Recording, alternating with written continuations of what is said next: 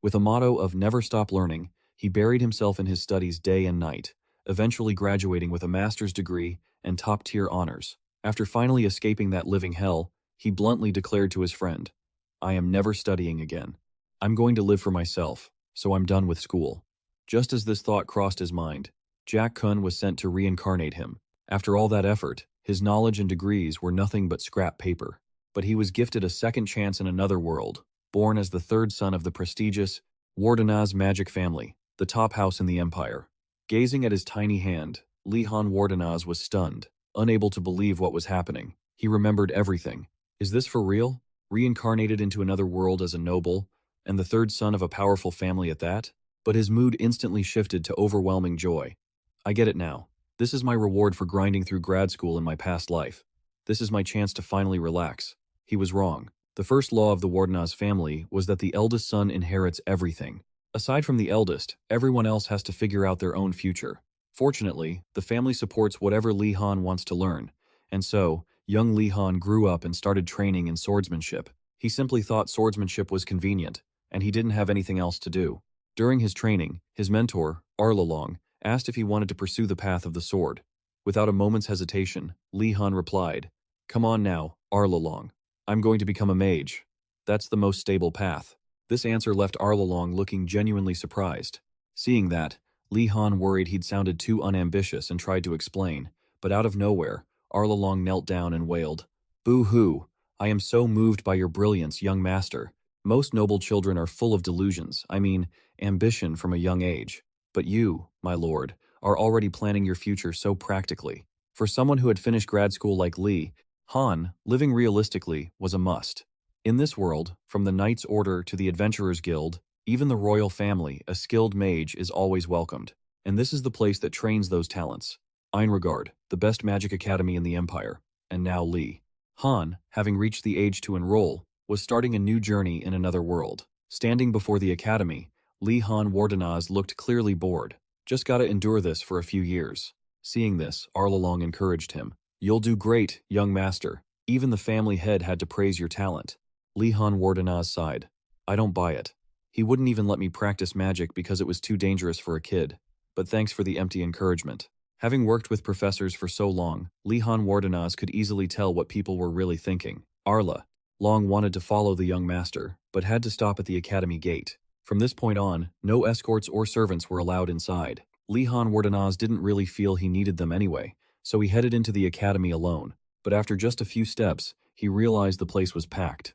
Not just with students, but with servants following the nobles. Isn't Einregard supposed to be a place where you have to do everything yourself? Questions filled Li Han Wardenaz's mind. This place was nothing like what he'd heard. Just then, a young man standing next to him started trembling. "Everything's wrong." "Ugh, I. Li Han Wardenaz thought the guy was sick and asked, "What's wrong? Are you okay?" The guy gritted his teeth. "I can't sleep without my servants. Servants are like my hands and feet. Taking them away is like cutting off my limbs. Don't you agree?" While waving his arms around, he shoved his face close to Li Han Wardenaz.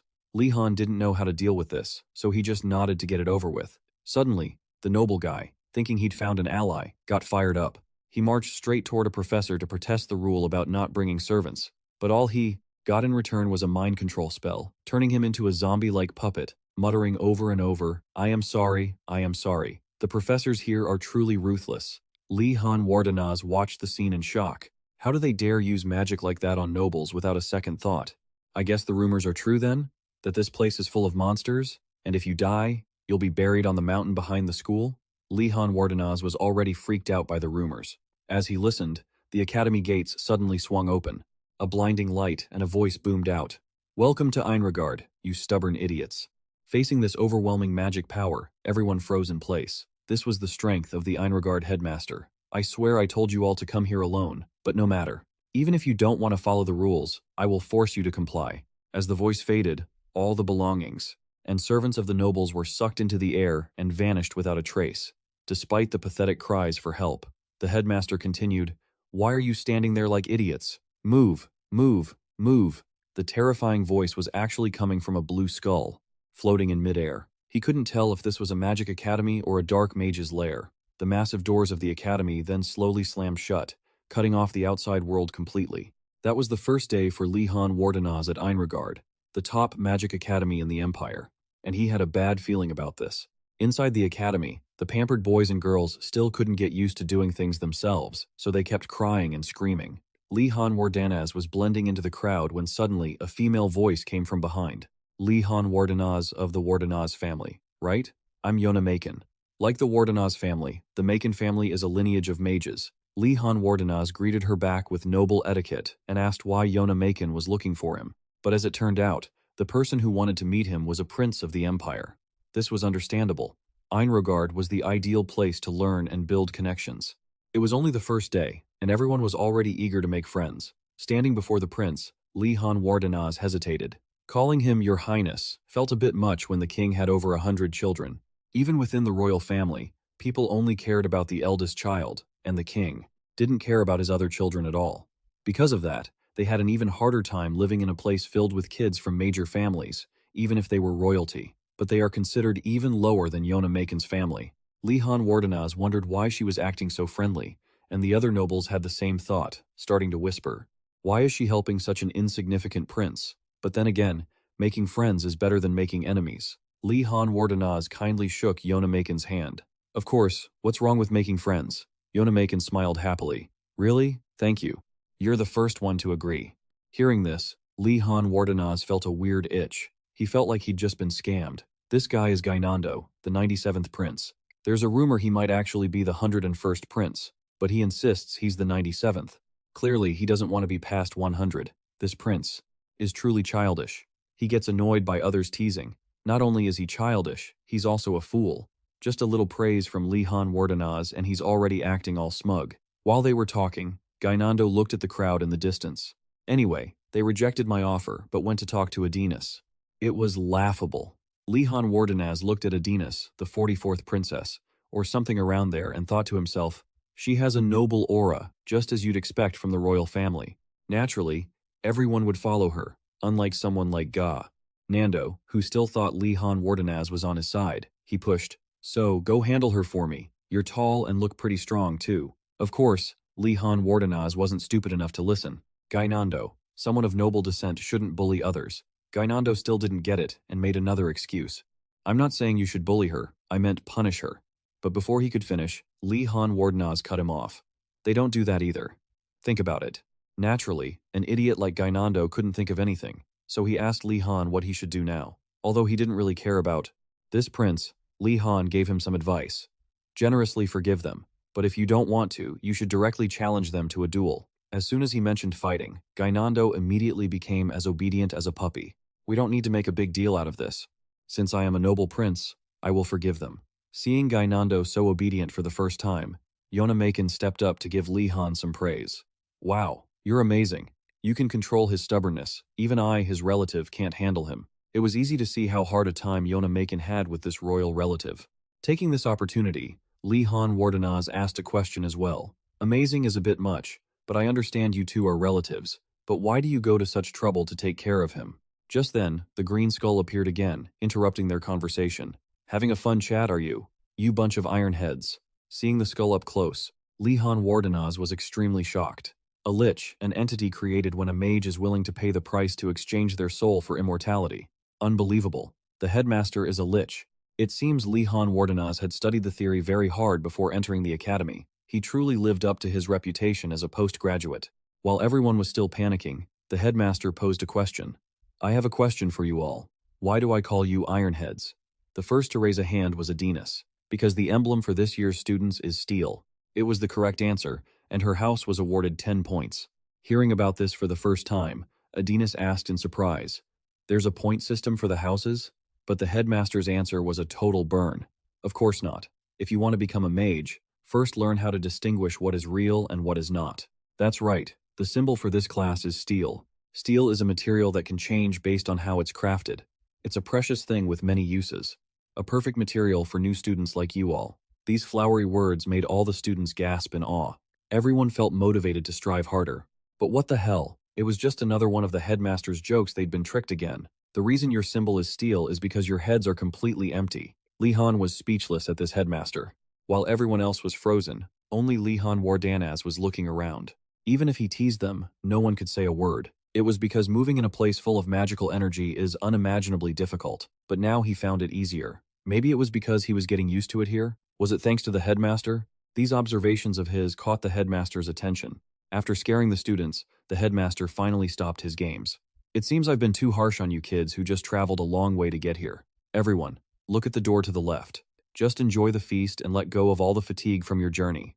In front of the students appeared a room filled with delicious, beautiful food. Slices of white bread spread with butter and cheese, delicious chicken marinated in butter, oil, spices, and flour, cooked with wine to create a top-tier chicken dish. Pastries topped with sauce, and fresh fish grilled over. Charcoal, European style. Even someone of royal blood like Gainando was drooling. But what the hell? As soon as everyone put their knives down, all the food disappeared. At this moment, the headmaster's familiar laughter rang out again. You fools, you've been tricked again, ha ha ha. When will you kids ever get a little smarter? Li Han Wardenaz was speechless at this headmaster. I heard that when you turn into a lich, you have to trade away a few things. I'm certain that the skeleton of this headmaster is missing quite a lot. After having his fun with the new students, the headmaster conjured up a pile of items. This academy is the place that births mages. And the biggest motivation behind a mage growing stronger is craving. These are your uniforms and your food. For someone who eats delicacies all day like Gainando, rice balls and bread were truly trash. But as soon as he complained, the headmaster leaned his face in close. Exactly, that's the reaction I wanted to see. The food tastes bad, right? Study magic and find your own delicious food. Don't you think the clothes and wands are pathetic? Learn magic and go find better things for yourselves. This is the rule of this academy. After hearing the headmaster speak, one student had the idea to go outside and grab more food. Upon hearing this, the headmaster's eyes lit up. Exactly. Great question. No one is allowed to leave here. Asking the seniors for help is also not allowed. That's all now. Dismiss.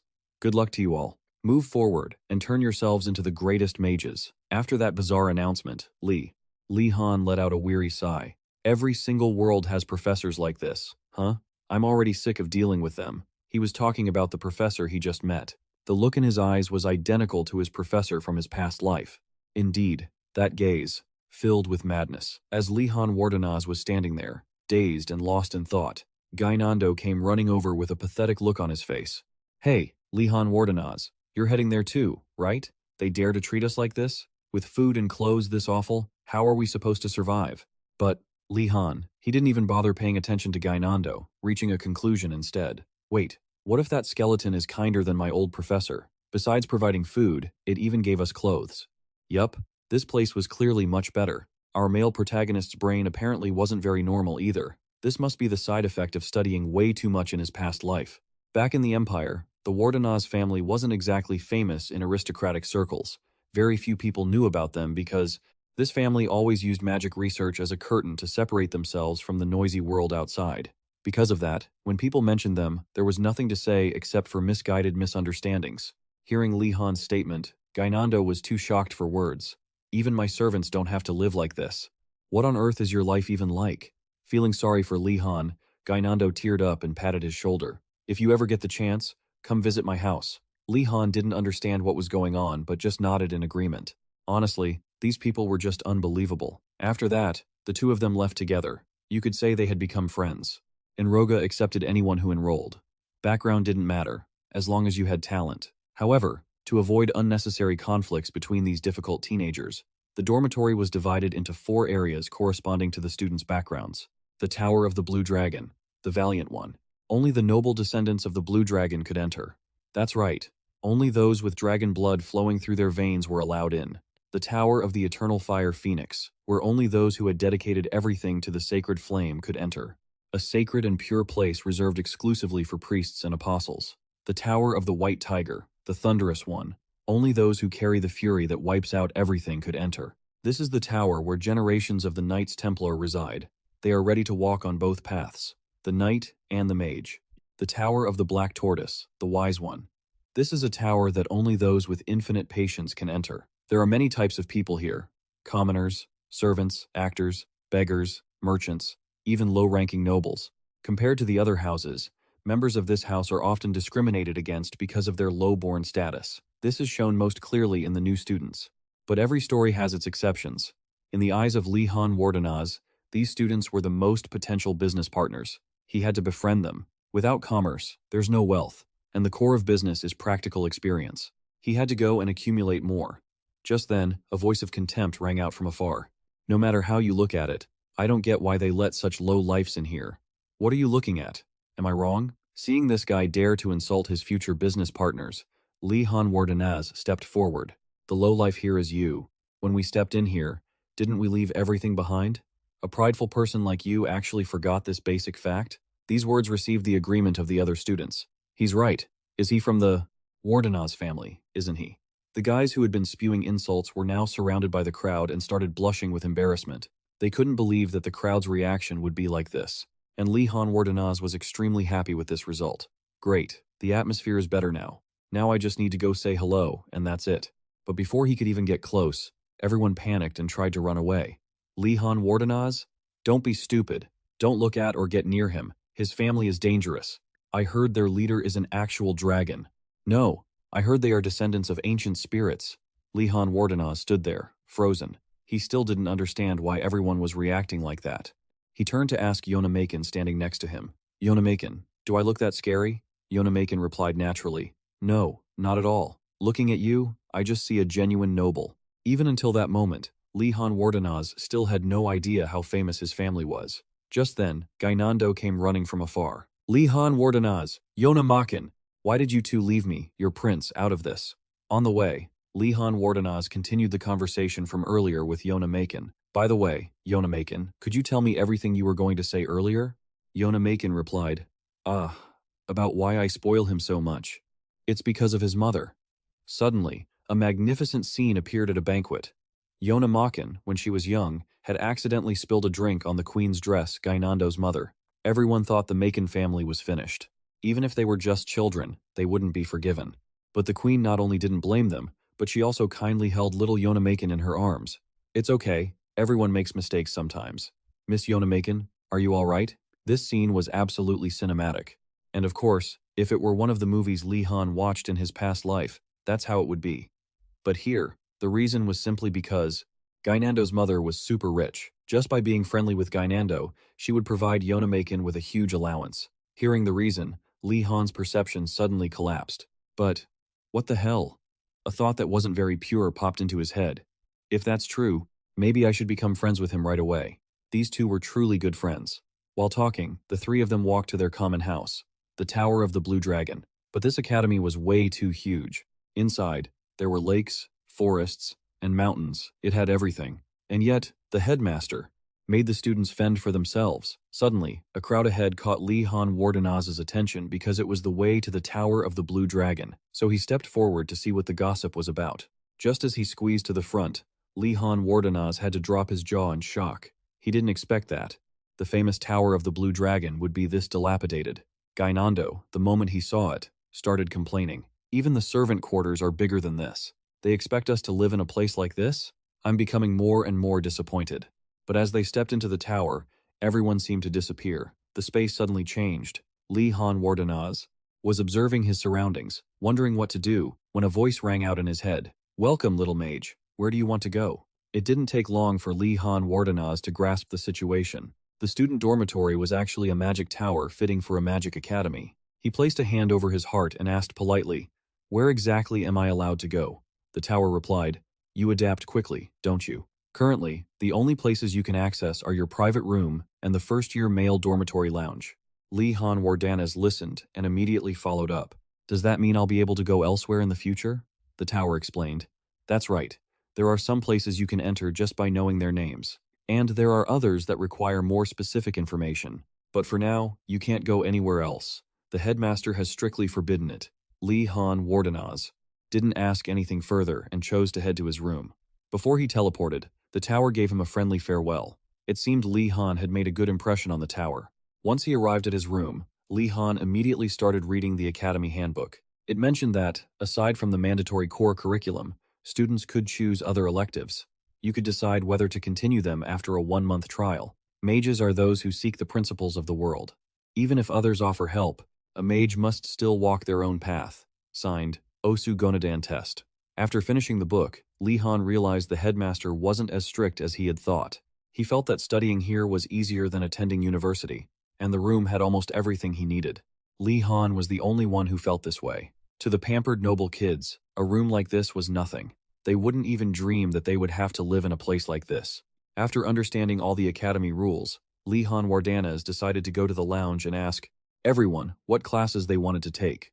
When asked, Yona Macon excitedly shared, "I want to study alchemy. I've always been interested in it. My dream is to set up my own workshop and supply goods to the royal family. Want to do it together?" At the mention of business, Yona Macon's eyes sparkled. He didn't expect someone from a noble background to be so obsessed with money. Lee Han Wardanas was a bit taken aback. "Alchemy isn't an easy job, you know. Let me think about it more. The Empire's alchemy industry is incredibly competitive, ranging from spreading malicious rumors about rivals to monopolizing medicine ingredients and market guilds fighting for profits. It's better to choose something more stable." That was what Lee Han Wardanas was thinking. When Yona Macon asked him back, Lee Han Wardanas suddenly hesitated. In his mind, he was thinking about subjects with less competition and easier ways to get high grades. He prioritized becoming an imperial official.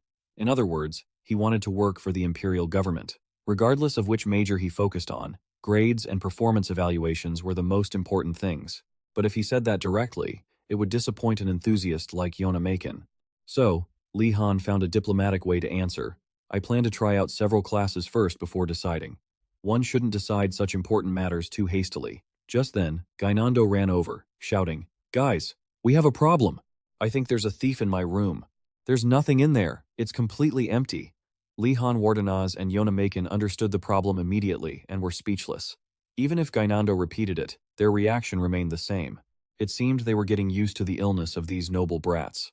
The next day, Lee Han Wardanas walked along while intently reading a book on basic magic theory. This was one of the core subjects for first-year students, and each dorm had a separate class hour. Contrary to Lee Han Wardanas's eagerness, everyone else looked like zombies. When asked, the whole group began to whine, "We're starving to death, and the beds are so uncomfortable that no one can sleep, not to mention the scratchy uniforms that are driving us crazy." Hearing this, Lee Han Wardanas remembered his past life, when lunch wasn't even on his schedule, and the only meal for the whole day was a chocolate bar he received from a senior after struggling to finish all his work. He had been excited about a grand feast coming up, but what the hell? He got cup noodles and a piece of kimbap. Compared to that life, the situation here was much better, and Lee Han Wardanas was extremely satisfied. After walking and complaining for a while, the group finally reached the lecture hall for the subject. But the moment they opened the door, the students who arrived first screamed, "Ah, what is this? This is definitely our lecture hall, I swear, but there's a Naga inside." Ignoring the Naga lady politely introducing herself as an academy professor, the noble kids only had questions in their heads. Nagas were monsters, brutal, and dangerous to the nobility, even if they had been well protected. Yet, there was a properly dressed Naga standing in their lecture hall. After calming down, the students took their seats. The professor also started introducing herself. "Nice to meet you all. My name is Garcia Kim, and I am a half Naga. I understand why you are afraid, but don't worry. I won't eat anyone." Saying this, she licked her lips, and her face became scary. "Unless I'm really hungry." As soon as the words left her lips, the students were terrified. Gainando, in particular, frothed at the mouth and fainted on the spot. Is there anyone normal in this academy? After the professor's introduction, Garcia started her lecture. I regret making that joke now. Anyway, let's start studying, shall we? Most of the students here have never used magic. That is because magic is extremely dangerous, so only adults are permitted to use it. But you all here are the seeds of future mages who have achieved iron rank. This lesson will teach you what magic is and help you see which types of magic you have an aptitude for. The journey to becoming a mage is arduous, and I hope to be your compass. Hearing these words, the students breathed a sigh of relief. So, not all professors here are like the headmaster. It seemed the headmaster had left an unforgettable impression on the students, and this impression wasn't exactly favorable. Starting the lecture, Professor Garcia posed the most basic question: what is magic?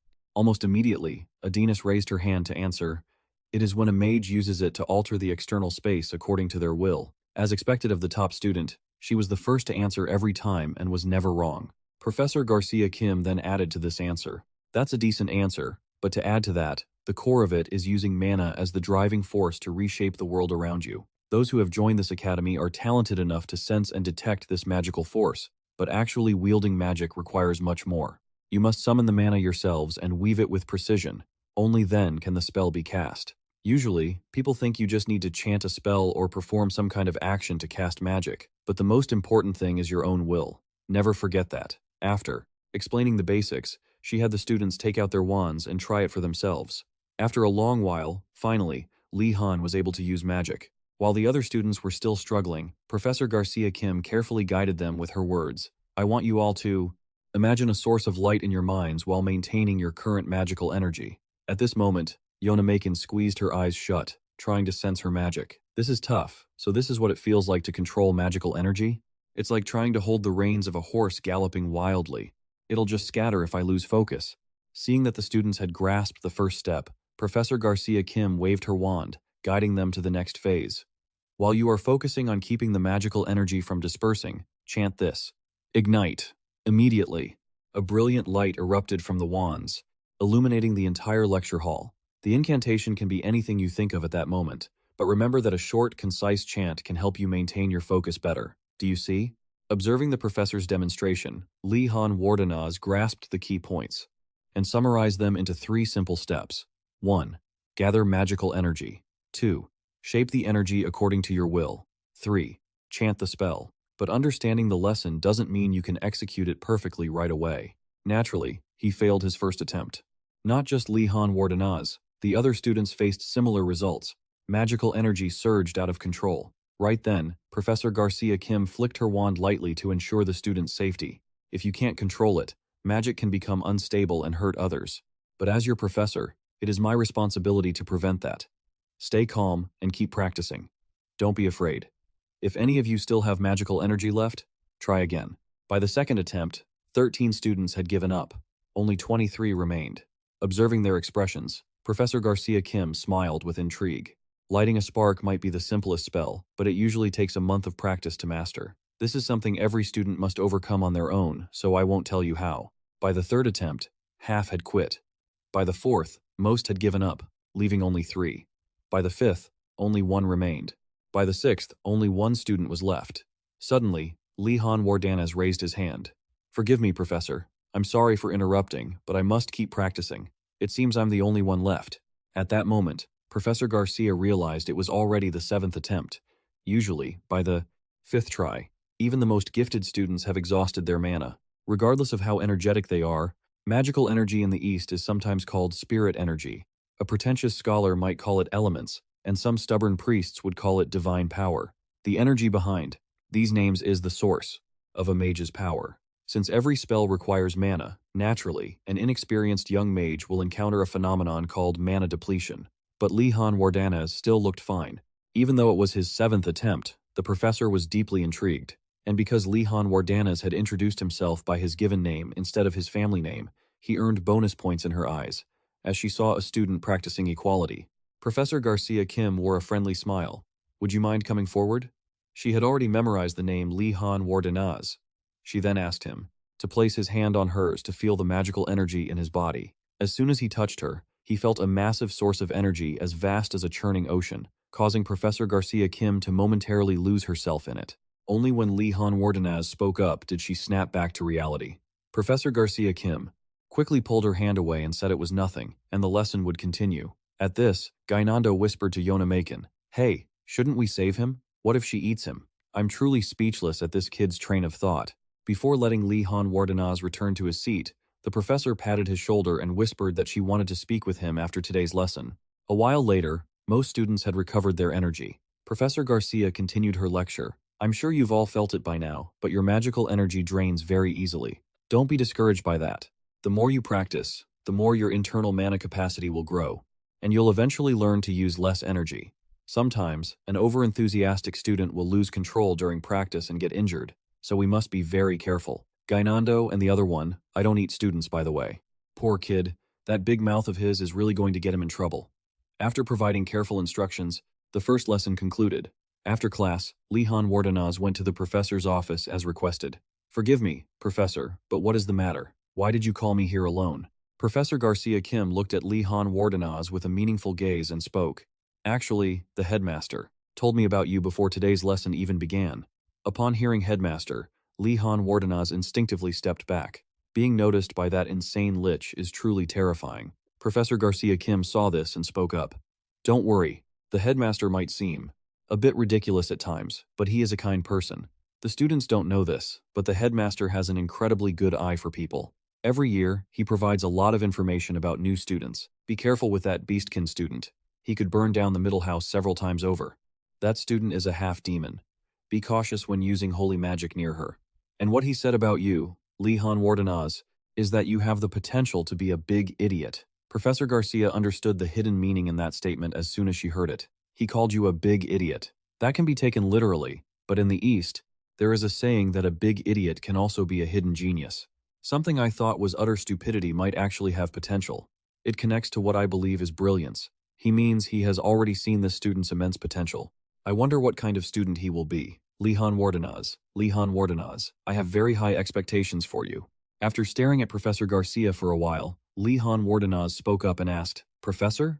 Of course, Professor Garcia couldn't just say what was on his mind, so he found another way to phrase it. The reason I called you here is because you have way too much magical energy. Lihan Wardenaz scratched his head upon hearing this. He wasn't really surprised. That's good news, but is that the reason the professor needed to see me alone? I actually thought practicing would make my magical energy increase. Professor Garcia Kim continued, It's not just a little bit more either. I can't even fathom its limits. This statement left Lihan Wardenaz completely stunned. A mage's magical energy is one of the deciding factors. If you lack magical energy, you'll have to use methods to squeeze out more power. That means the more magical energy you possess, the less you'll run into those limitations. In other words, it represents someone with great talent. Lihan Wardenaz's mood quickly shifted to joy.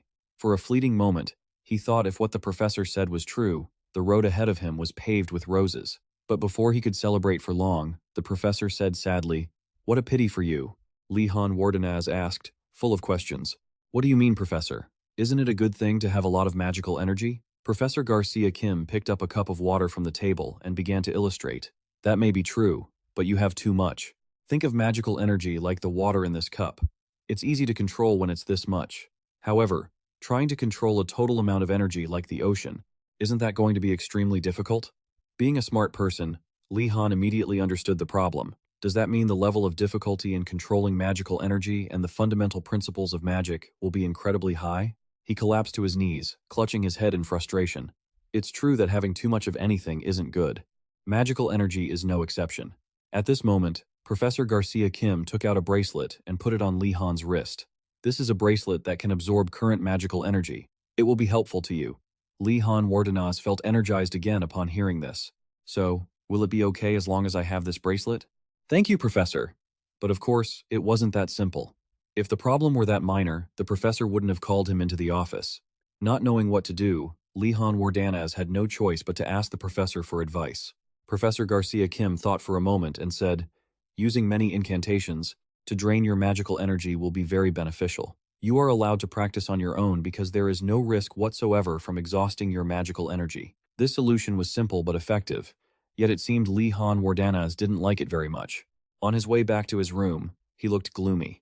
Man, the future looks so bleak. From now on, I have to make sure I get high marks no matter what. Should I take classes that don't use magic? Thinking about this problem, he turned to his two friends and asked, Are you two thinking of signing up for any classes? Yonamakin happily replied, I'm definitely still taking alchemy. Anyway, hey, do you two want to study together? Before Lihan Wardenaz could say anything, Gainando blurted out, What are you talking about? Alchemy is for servants. What principles are there to learn? Yonamakin, you're so naive. Yonamakin clenched her fist upon hearing this. Lihan Wardenaz, could you move aside for a second? Lihan Wardenaz sensed the murderous aura and hurriedly stepped away. Gainando didn't realize the danger and took a heavy, devastating punch from Yonamakin. Gainando, if you end up in the infirmary, don't ever ask for any potions. Lihan Wardenaz knew a little something about fighting, thanks to the lessons Arla Long taught, and in his eyes, that punch was a 10 out of 10, nothing to criticize. Afterward, Lihan Wardenaz and Yonamakin headed together to the basic alchemy class. On the way, Lihan Wardenaz was quite worried about the recent incident, but Yonamakin said that all you have to do is apologize. Judging by her casual attitude, this probably wasn't the first time Gainando had been punched. Along the way, the two noticed that many students from other towers were on the same path. Most of them were students from the Xuanwu Tower. Lihan Wardenaz didn't really care that they were there, but their gazes made him apprehensive. Commoners usually react in one of two ways when meeting nobles. Either they fear them, or they don't want to be involved with them at all. or they might even despise them. Hearing the strange gossip about himself, Li Han Wardenaz could only sigh helplessly. He knew well that if he tried too hard to be friendly, it could easily backfire.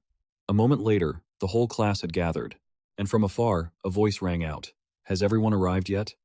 Once again, the students were amazed by their professor. With a crazy lich headmaster and a weird Professor Garcia, another eccentric professor wasn't much of a surprise, but it turned out this professor was just a normal dwarf. Not as mischievous as the headmaster or Professor Garcia, this professor was serious and got straight to the point.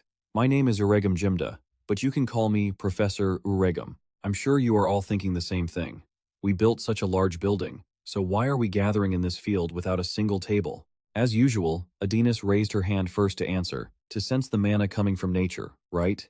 She understood the powers useful to alchemists that exist in nature, but this time, her answer was wrong. On the other side, when asked by Yonamakin what he thought about this question, Li Han answered vaguely, could it be to forage for ingredients? I didn't expect this answer would be correct, and he received praise from Professor Uregum Jimda. You are also quite a sharp guy. I mean, you are a fairly intelligent student. Adinas looked toward him upon hearing this. Suddenly receiving the attention, Li Han Wardanis felt a bit nervous. Forget the guesswork, but that's right. Don't feel like you have to compete with me over this. Following that, Professor Uregum Jimda began the lesson. The real reason we have to gather out here is for me to teach you the most important condition in alchemy. I'm sure you think alchemy requires someone to be exceptionally intelligent and to control magical energy with extreme precision, but that is far from reality. The most important ability of an alchemist is foraging for ingredients. Yonamakin was carefully taking notes on the lecture, and she was stunned to the point of being speechless. The thing the professor just said was far from what she had previously thought. At this point, Adinas raised her hand and said, Professor, I can grow more ingredients myself or request them from others, can't I? So foraging for ingredients is just a minor skill. The other students also began to whisper, His Highness is right. Why do we have to hunt for ingredients? It's getting a bit strange. This is driving Professor Uregum crazy, the stubborn old man. You don't know a single thing about the real world. You can't even harvest 10% of the ingredients you need on your own. Plus, the ones you buy are completely useless. And do you know why? We're traveling with these adventurers because they're digging up the herbs. They're just half-assing the collection of these valuable plants. Half-assing. Realizing he was overreacting, Professor Uregum quickly lowered his tone. An alchemist should know how to harvest their own ingredients. If you can't gather the ingredients yourself, you won't become a great alchemist. That's enough explanation. Now, get to work. Everyone, bring those ingredients back to me. Each student was then given a picture of the herb they needed to find. Enrogat. With all his reputation and those nasty rumors like the one about someone dying while studying magic, it was clear magic is dangerous, and accidents can happen. But this was pure lack of preparation. Why would they bring students to a place like this? That's what Li Han thought as he looked at the forest behind him. He figured it would be too dangerous with just 2 people. Yonamakin agreed, and wondered if anyone else from the tower could join them. Li Han Wardanaz immediately thought of Princess Adinas, who excelled in other subjects, but it seemed Yonamakin didn't like her.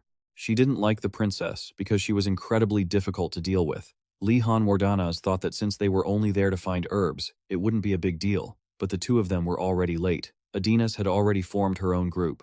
Seeing people from the Blue Dragon Tower who had avoided him earlier in her group, Li Han Wardanaz was jealous enough to cry. Yonamakin noticed and explained, Well, His Highness was famous even before enrolling. She's famous even among the members of the royal family. With her intelligence and remarkable talent, she's like a star that the public adores. That's why people watch her every move. In contrast, Gainando, nobody even cares about him. It's honestly sad. After a while, all the students had found their groups, leaving only a few from the White Tiger Tower. Li Han Wardanaz carefully considered what to do. It would be too dangerous if his group only had 2 people. They needed someone to cover their team's weaknesses. Just then, he noticed a girl, Nilia, from the White Tiger Tower. She was a Dark Knight elf and a member of the Night Watch. The Night Watch was a patrol force in the north. They were a group of skilled hunters and scouts who operated there and knew the mountain terrain like the back of their hands. As soon as she saw the picture Professor Uregum gave her, even though she hadn't heard of this herb before, she was extremely confident. This mountain is my playground.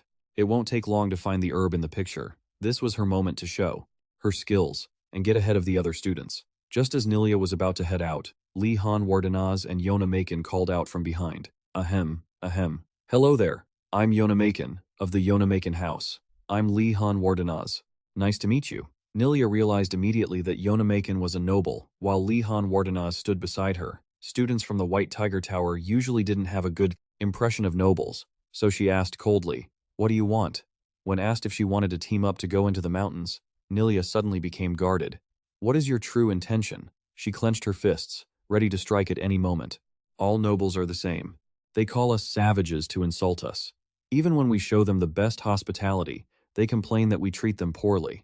How could these people be any different?" At this point, Li Han Wardenaz gently suggested, "It's dangerous to go alone. What will you do if a monster appears?" But Nilia still turned away and refused the offer. Li Han, seeing this, speculated, "Can you tell me the reason? Don't tell me you think we'll use you as bait or dump you." Caught off guard by his bluntness, Nilia blushed bright red. She tried to make an excuse about wanting to go alone, but Li Han interrupted her. "Even so, you're going into the forest by yourself?" "Huh, I'm sure that's not the reason. Not only do you not know what will happen in the forest, but you also have to harvest the ingredients and carry them. I'm sure you're not stupid enough to think you can do it alone." The more he spoke, the more embarrassed Nilia felt. To shut Li Han up, she was forced to agree to join the group, and thus, Li Han's goal was a complete success. Yonamakin, standing nearby, was a bit flustered by his methods. She wondered what the Li Han Wardenaz family had even taught him, and so, the group of three headed into the deep forest to find herbs for Professor Uragum Jimda. Because she was so used to the mountain forest terrain, Nilia jumped through the trees and forged ahead with ease.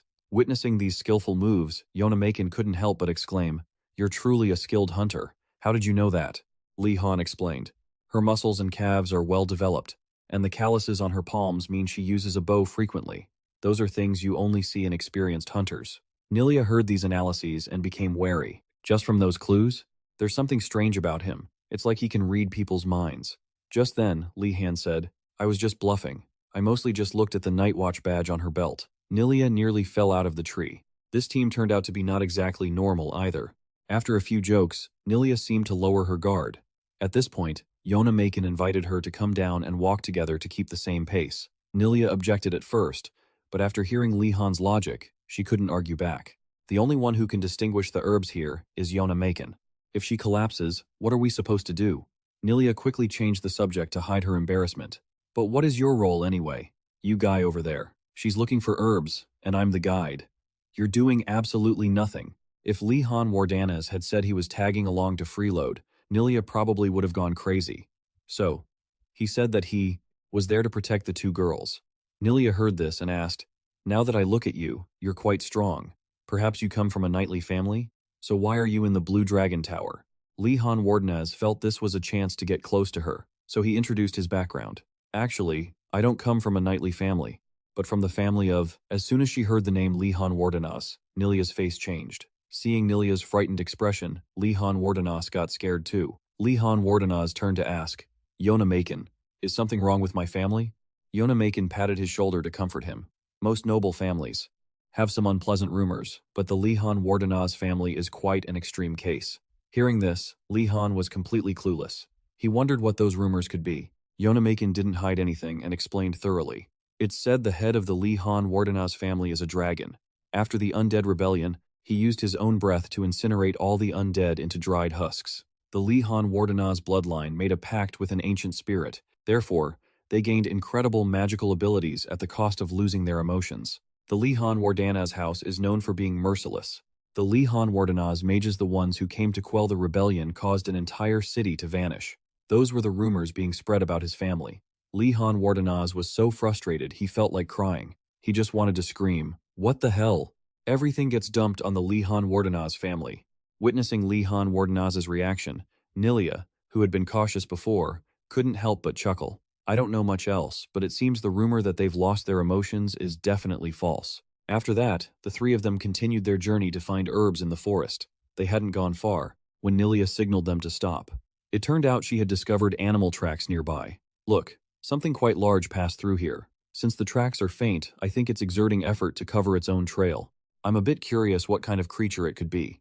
At this moment, Yonamakin's face showed clear disinterest, making Nilia extremely embarrassed. I'm showing off again. I need to get used to this. Outside of the villagers, nobody is interested in these things." Suddenly, Li Han Wardanaz appeared with a look of genuine interest. "Wow, that's interesting. What can you tell from these tracks? It was the first time someone had shown interest in her hobby, and Nilia couldn't believe it. She asked, "You think this is interesting?" Li Han was stunned. "Isn't it interesting to you?" Nilia was blushing bright red, rambling, not knowing how to respond. She stood up and shouted, "Anyway, whenever you find any trails like this, it's best to be careful. It's not just about those huge claw marks, but guessing what kind of creature this is pretty difficult. I've heard of some monsters lurking around the Magic Academy's area, because Einregard is a land rich in magical energy. It affects the land and rocks, and many types of monsters appear. Of course, there are also monsters created from experiments and types of monsters formed from discarded potions, shaped like special slimes." The more he heard, the more Li Han felt that this academy lacked any sense of safety. From the moment he stepped in, he hadn't encountered anything normal. Because of this new discovery, the group decided to follow the tracks on the ground. This way, they would be less likely to be ambushed. Before moving on, Li Han suddenly expressed his desire to learn how to track. From Nilia. Nilia said it wouldn't be easy and was sure Li Han would give up soon, but Li Han persisted in convincing her. "As long as you teach me, I'll do my best to learn." She had expected Nilia to flatly refuse, but unexpectedly, she smiled brightly. "Fine, let's see how you handle it then." It seemed the journey so far had caused Nilia to slowly open up, moving past her initial wariness. After following the tracks for a while, Yona Makin discovered the herb they needed, the Hoi herb. "A bit unlucky, since we only found 2, but I think we can find the rest quite quickly. Since I don't see any more nearby, let's keep going." Because she was so focused on the herbs, Yona Makin didn't notice the silent atmosphere around them. When she turned her head, she saw a giant wild boar rushing straight toward the 3 of them. Li Han Wardenaz could feel the magical energy, so this was definitely no ordinary wild boar. Based on Nilia's experience, this was definitely a monster. The monster didn't seem to have any intention of letting the 3 of them go. It slowly stepped forward. The magical energy radiating from it increased. At this moment, Li Han Wardenaz pulled his wand from his pocket. "It'll be dangerous if we keep this up, since we have no weapons. I'll use my wand." Since the size of the wand could change based on his will, Li Han Wardenaz turned it into a large staff. Nilia suddenly realized, "Right, I forgot. Li Han comes from a family of mages. Speaking of which, that's the Empire's family of great mages, the Li Han Wardenaz house. He must have learned a few spells before enrolling, right?" But when asked if he was confident, Li Han wasn't so sure. Seeing this, Nilia carefully advised, "If you fail, grab that red-headed one and run. I'll distract it and lead it away." The atmosphere suddenly became incredibly touching. All 3 looked at each other and blushed. They were speechless with these 3 people. At this moment, the monster, annoyed at being ignored, charged toward Li Han. Nilia was tense, sweating buckets, intently watching Li Han. Exactly what kind of magic did he plan to use to defeat that wild boar? But contrary to her expectations, Li Han Wardenaz didn't know a damn thing about magic. He squeezed the wand in his hand, remembering what he was taught at 10 years old. The sword may be the king of all weapons, but you must not rely on it. You need to learn how to use other weapons to prepare for every possible situation. Only those who understand this process can push mana into their weapons. That is called the aura state. That was what Arlalong had imparted to Li Han while teaching him swordsmanship, although he said that only a small number of chosen ones could reach this aura state. Arlalong didn't say that out loud for fear of making his young master sad. As for Li Han Wardenaz, his goal was to be a mage and work in an office, so he didn't know if it was necessary to put in this much effort just for aura. But misunderstanding his intentions, Arlalong had conducted a brutal, demonic training regimen. Now, everything he had learned back then would finally be put to use. Despite the monster rushing forward, Li Han Wardenaz stood perfectly still, his eyes sharp, locked onto the target. When the distance was close enough, he gripped the staff and rammed it straight into the monster's mouth. The monster hadn't expected this. It fell in pain to the ground and kicked the bucket right there. Was this the legendary physical mage, or what? Witnessing this unbelievable sight, Nilia screamed, "You just stabbed it with a wand. What about the magic?" Einregard's wands are very sturdy. It can even be used as a club. Anyway, using magic to take down a wild boar monster is no small feat. The only reason it was even possible was because Li Han Wardenaz used his mana. Even though he acted unconsciously and was still nowhere near the aura state, he had started to adapt enough to survive on his own. After a quick check, Nilia confirmed. The monster was down. She pulled out her wand and handed it back to Li Han Wardenaz. Yona Makin finally let out a sigh of relief. Does the curriculum really have to be this brutal? I can't believe they'd throw a first year into a place like this. But before she could finish complaining, The roar of another monster echoed from afar. Even someone as passionate about alchemy as Yona Makin wanted to quit. Thankfully, Nilia encouraged the group, so they continued their journey. All three followed the sound to a cliff edge, where a wild boar was attacking Adinas's group. Seeing how many people were in Adinas's group, Li Han suggested they just watch. They should be fine. Just like Li Han earlier, a boy in the group had enlarged his wand and stood ready to face the monster. At a glance, Yona Makin recognized him as Asan from the Dankan family. The Dankan family was famous for their excellence and precision. For generations, the Li Han Wardanaz family had served the emperor as advisors, while the Dankan family served as judges and financial officers. Though he said they would just watch, Li Han carefully observed the situation in case things went sideways. If it was a Dankan, he might be trustworthy. The way he stood suggested he had studied swordsmanship. Over on that side, Asan pushed up his glasses with a dangerous look and aggressively declared, "I can predict 100% of your movements, you pig. You'll never escape my calculations." Right after that, he moved like lightning toward the side of the monster and swung his staff hard. But the amount of damage dealt was inversely proportional to his big mouth. At this point, it was only enough to make the monster furious. It just flicked its hind leg, and Asan was out of the game. Now, it was targeting the others. As the team leader, Adinas bravely stood at the front to shield her classmates. Observing that the situation was dire, Yona Makin asked Li Han Wardanaz what they should do. Throughout the journey so far, Li Han Wardanaz had been unconsciously treated as the leader, yet he remained silent. Back on Adinas's side, she was extremely tense as the monster slowly closed in. It has to be perfect, just like I always do. If I analyze how it moves and attacks, she was still busy thinking when the monster suddenly shrieked in pain and collapsed. It turned out Li Han Wardanaz's group had silently approached and struck from behind. Thanks to the expertise of the veteran hunter Nilia, the plan succeeded. After being saved, Adinas quickly gathered her senses and stepped forward. Thank you, Adinas," Li Han Wardanaz replied formally. "It's nothing, Your Highness." Seeing this, Nilia turned, puzzled. "Why are you two so stiff? Isn't there a rule that classmates should just let go of that stuff?" Yona Makin shrugged, signaling that she had no idea either. To show her gratitude, Adinas promised to remember this and repay him. Without hesitation, Li Han asked for a favor right then and there. Adinas was extremely tense hearing that. She had no idea what Li Han would ask of a princess, but Li Han's request was surprisingly simple.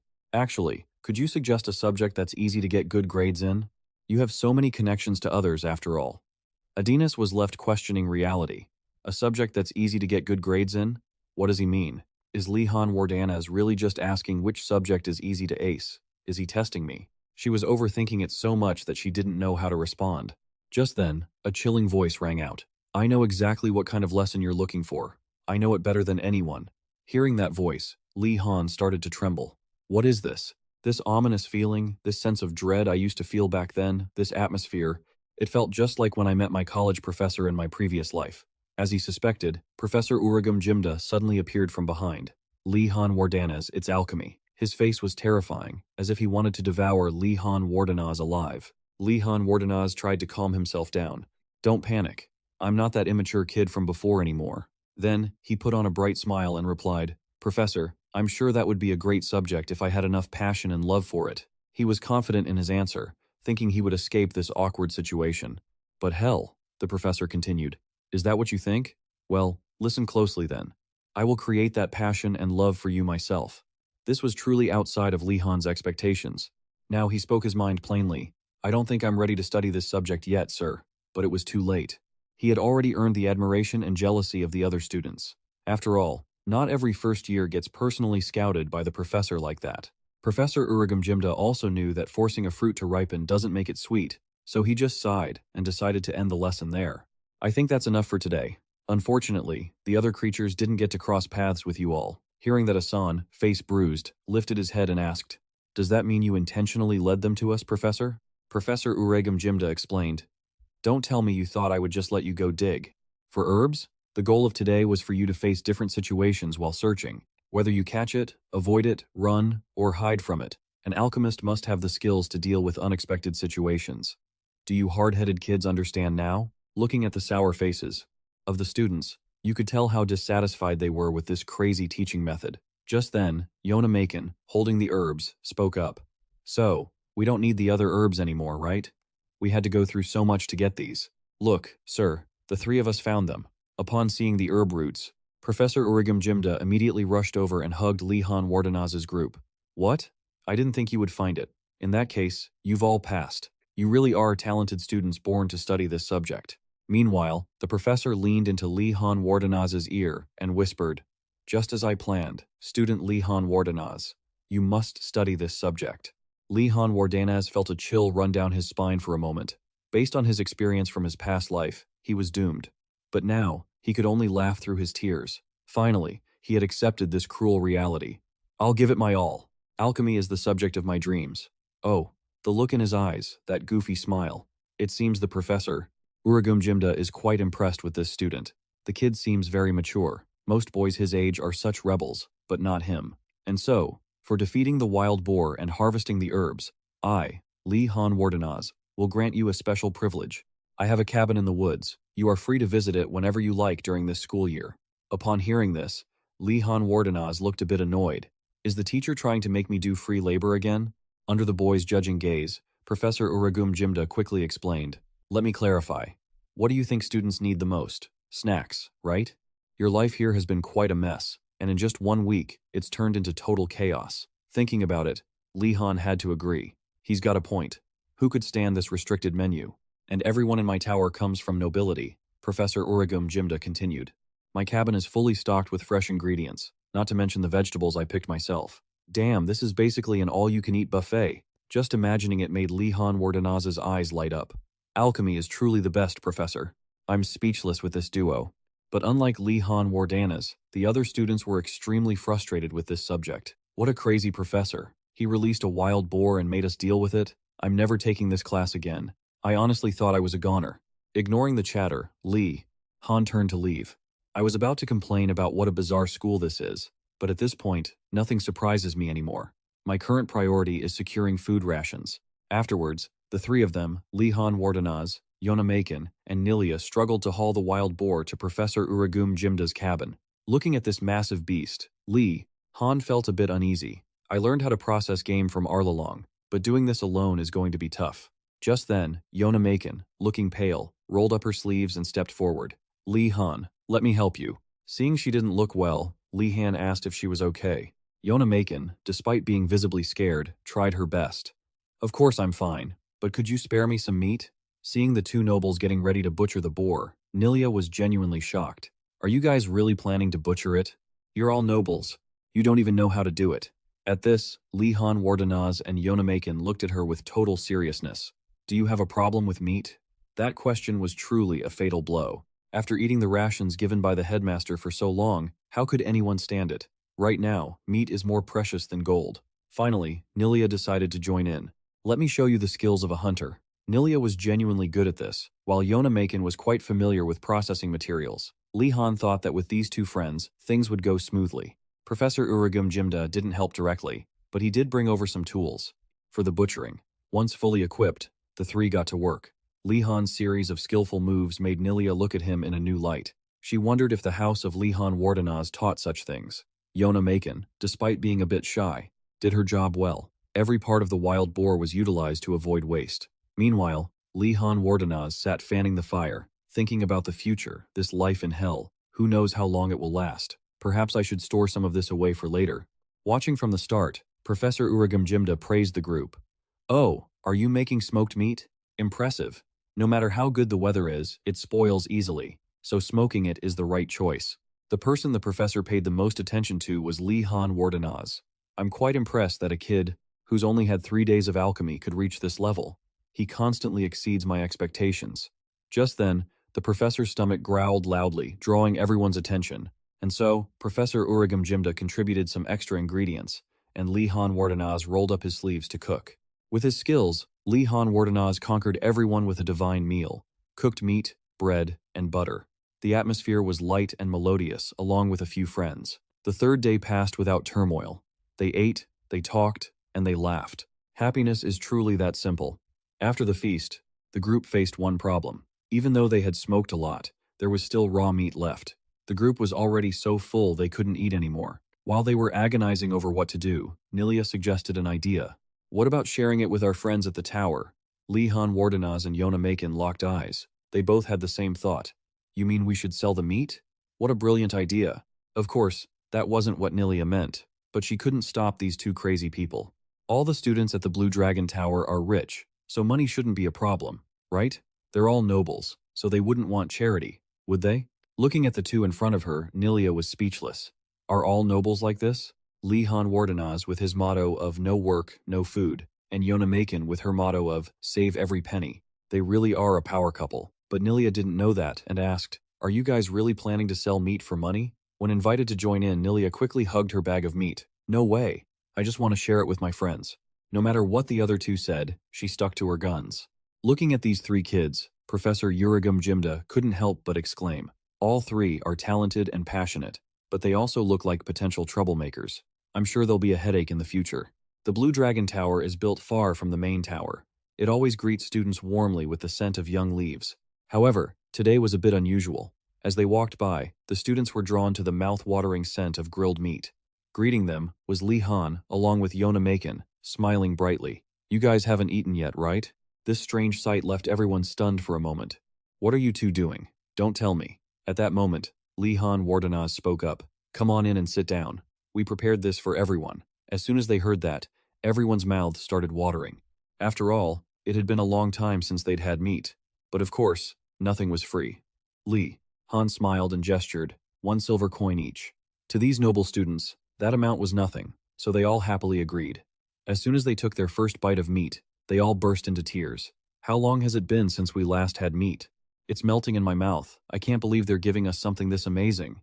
Everyone was so overjoyed they raised their hands to the sky while eating. Then they started cheering like cultists. Honestly, I'm speechless. Meanwhile, Li Han Wardanaz and Yona Macon were incredibly happy with the results. I didn't think our business would go this well. We're selling it for triple the price outside the academy, but nobody else can get meat here. It's a fair trade. Look, these are definitely capitalists. There's no doubt about it. Just then, a haggard-looking Gainando stumbled out of the tower. Ugh, why is it so noisy out here? I'm starving to death. Seeing the pile of meat before him, he gaped in amazement, unable to believe his eyes. Li Han Wardenaz saw him and greeted him enthusiastically.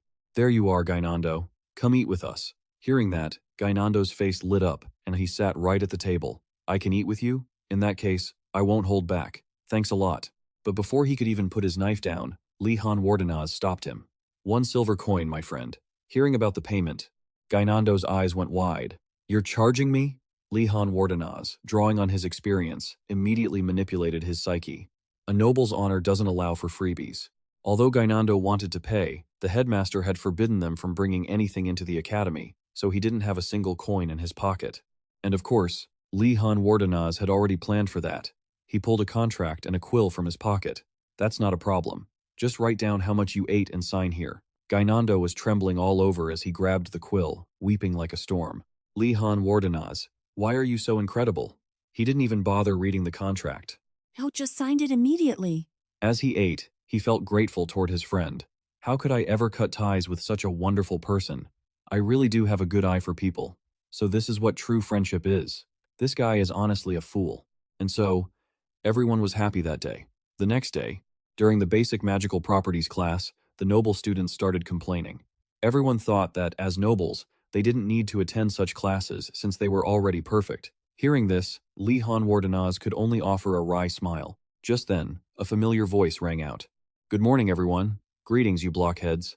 All the students were shocked by the headmaster's sudden appearance. No one expected him to teach a basic subject like this. After looking over the class, the headmaster noticed the students' healthy, rosy complexions. Oh ho? You all look like you've been eating well. I thought it would take you a month to find any food. The student who was noticed spoke up. You mean we were actually supposed to survive and find our own food? Why should we listen to you? Before he could finish his sentence, the headmaster cut him off. With magic. Enough of that nonsense. I'm pleased that you blockheads learned so quickly. The headmaster watched the students and thought to himself. Among the new students every year, those from the Azure Tower are always the slowest. The best are from the Black Tortoise Tower. Following them are the White Tiger students. Compared to them, the Azure Tower is full of nobles who have never done anything difficult in their lives, so they are always the slowest to adapt. But for them to reach this level is quite impressive. And clearly, the center of it is this kid. I knew he was different the moment I met him. It's unbelievable that someone so free-spirited could come from that rigid family. The headmaster believed a free mind was the core of a great mage, and pushing his students to their limits was for that very reason. He also enjoyed the process. While the headmaster was lost in thought, a student asked, "Headmaster, could you tell us what the most important thing in this class is?" The headmaster didn't answer right away but asked back, "A good question. What do you think it is?" The student glanced at his classmates and replied that he wasn't sure. Only then did the headmaster respond, "It's that when you graduate and cause trouble outside the academy, the bastard emperor will blame me for it." This answer left everyone wide-eyed with shock. He didn't stop there. The headmaster continued, irritated. "Do you know how much trouble your predecessors caused? This lesson is my excuse for whenever a messenger comes and says that your predecessors turned into human garbage, so I won't get punished for it. Do you understand, you blockheads?" Threatening that student wasn't enough. The headmaster's voice grew louder. "Mages are people who cause trouble. Don't you dare argue that you aren't one of them, because doing so just makes me more annoyed. Open your books and read the first page." What the heck? The entire thick book only had one sentence written over and over. "I will not cause trouble with magic." Throughout the entire session, the students were forced to repeat that sentence over and over again. This really is a nightmare. Does this method actually work? After being tortured for a long time, the headmaster finally set the class free. I hope today's lecture has solidified your kind hearts. Also, I need 2 volunteers for the next lecture. Upon hearing this, everyone looked away. After experiencing the headmaster's eccentric temper, no one wanted to see him again. Seeing this, the headmaster smiled sinisterly. "If no one volunteers, it'll be much harder, you know." Just then, Li Han Wardanaz became the class savior. "I will!" He thought that if he volunteered, he might receive some kind of reward. But what the heck? The headmaster got right in his face. "Oh, you quite like standing out, don't you?" Li Han Wardanaz, though a bit rattled, still smiled. "I just thought it would be an honor to support the professor I respect." Of course, those flattery words didn't work on the headmaster. I'm all too familiar with such empty talk. But fine.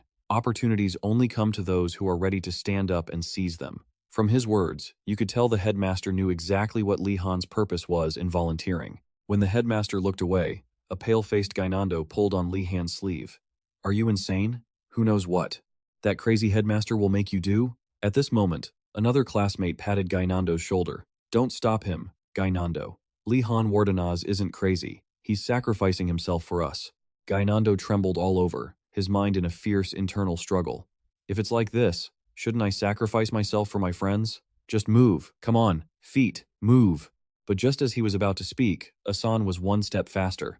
"I'd like to volunteer, Principal." The principal turned toward him. "Asan, you're the stubborn one from the Dankin house, aren't you? Your family is always so efficient with paperwork." This action caught Li Han's attention. Li Han thought Asan was gunning for the reward like he was, but Asan looked at him and said, "I'm just returning the favor for your help earlier." Even though Li Han said there was no need to go that far, Asan wouldn't budge. For the Donkan family, treating everyone fairly had become a way of life. Just then, the principal appeared out of nowhere and cut in. "It's wonderful to see you all getting along so well, but we have work to do. For the next lesson, look at these safety rules and copy them out by hand. One for every student here? Damn it, what kind of ridiculous request is this?" Before they even started, the 2 young men who raised their hands already felt immense regret. By late evening, the 2 still hadn't finished the assigned task. Asan was writing, but his mouth was busy cursing.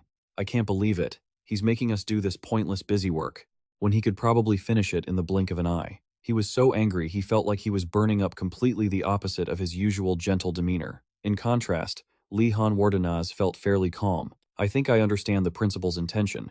He probably thinks that relying on magic too much makes us lazy. He wouldn't even let them use the most basic light spell. So what was writing compared to that? He's a dedicated educator, so I'm sure there's a deeper meaning here." Thinking of this, Li Han put his pen down and climbed onto the podium. When Asan asked what he was doing, Li Han Wardanaz revealed his guess. "I'm looking for a hint to solve this situation. Maybe there's something useful here." Asan was quite worried about this move because it felt like stealing, but Li Han Wardanaz didn't see it that way. "There's no rule saying we can't. Besides, this is the principal's lecture hall." Upon hearing this, Asan had an epiphany. "Oh, I guess a little petty theft now and then isn't a big deal." They split up to search, but no matter how hard they looked, they couldn't find any notes. With no other choice, they had to try looking from other possible angles. Just then, Li Han Wardanaz detected magical traces in a drawer, so he called Asan over. When they opened the drawer, an illusion of the principal's head flew out. It seemed to be a stored magical projection. "The fact that you opened this drawer means you've decided to stop doing meaningless work and start using your brains. I had hoped it would happen faster. You look so pathetic. Working on that for so long. Haha. Asan was fuming now. If the real principal had been there, he would have lunged at him. The illusion continued. This is the first inner circle spell, called Basic Manipulation. You'd better learn it quickly. Good luck. As soon as he said that, the illusion vanished without any further explanation. Asan was trembling all over, finally unable to take it anymore, his anger exploding. So the principal really had an agenda. What kind of stupid method is this? I don't understand any of this. Why teach us like this? Let's protest together. If we go together, even the principal will. He turned to Lihan Wardanaz, hoping for an ally, but what the hell, he was disappointed to be stared at like a traitor. Lihan Wardanaz was startled. Oh, sorry, I couldn't help it. But think about it, what do you think complaining is going to do to that crazy principal? After thinking it over, Asan guessed there was a 95% chance of failure, while Lihan Wardanaz thought there was 0 chance of success. With no other choice, the two had to follow the principal's orders and learn basic magic control on paper. But no matter how hard they tried, until they were physically exhausted, they couldn't even lift a feather pen with magic. Asan was so desperate he was practically sobbing. Meanwhile, Lihan Wardanaz was holding up better due to his massive mana reserves. Magic really isn't easy. It looks like a simple gesture, but the magic energy gathers differently every time. It feels like this. He thought of it like his last chance. Like the deadline was inches away, straight as an arrow, but light as a feather. With this movement, Lihan successfully managed to make the feather pen fly. Next, he needed to slowly move the pen to the paper, but suddenly, the pen shot off like an arrow, smashed through the window, and flew outside. A little closer and Lihan Wardanaz's head would have shared the fate of that apple. After carefully reading it once more, Lihan realized that this magic has 2 difficult points. After casting the spell, you need to continuously focus and control the object. However, even after mastering the extremely difficult incantation, the control part was just as hard. Lihan sighed and decided to try again, but just as he picked up the pen, the principal suddenly burst through the door. Have you two done it yet? He asked cheerfully. Then I'll write the rest with my magic. I hope you realize my kindness. Startled, Lihan Wardanaz lost control of the feather pen, sending it flying erratically until it stabbed straight toward the principal's head. Witnessing this scene, Asan's jaw dropped in shock. A student dared to snipe directly at the principal? You are so cool. That guy had clearly lost his mind. But that was just Asan's imagination. In reality, the pen didn't even touch the principal. It slammed into a defensive barrier and deformed instantly. Instead of getting angry, the principal actually seemed quite amused. Ho ho, it seems you grasped this spell faster than I thought. I have to admit, you're a bit better than that stubborn exterior of yours. Seeing the principal in a good mood, Lihan Wardanaz pressed his luck. Respected principal, could you please give me some tips on how to control it better? The principal asked back. You managed the incantation, yet you couldn't control it? That's already very good, so you don't need to push yourself too hard. Lihan Wardanaz finally dared to breathe a sigh of relief. He thought there was a problem with his magical energy, but the principal suddenly laughed out loud. Ha ha ha, I was joking about that. The incantation is the hard part, while the control just takes a little practice. But you are truly unusual to be able to fire it off like an arrow. But what to do? Only you can find the way. Damn it. Saying it like that, Lihan Wardanaz was furious, but couldn't do a thing. I understand. Thank you for your guidance, sir. The principal was not at all amused by Lihan's serious expression, so he decided to shift the topic to annoy him about magic. The more you use it, the more you'll master it, so there's nothing to worry about. Now, off to lunch. With a single snap of his fingers, Han was instantly teleported to the cafeteria, while Asan was sent to the infirmary to recover his energy since he had missed lunchtime. The cafeteria was completely empty, with absolutely no one there. The menu was the same as always, just hard bread and rice balls. Fortunately, Lihan Wardanaz still had the bacon he'd kept earlier, so he didn't need to worry. But just as he was about to eat, Adinas suddenly appeared behind him. So, this is where you are, Lihan Wardanaz. Lihan Wardanaz immediately stood up and asked, Princess, is there something you need from me?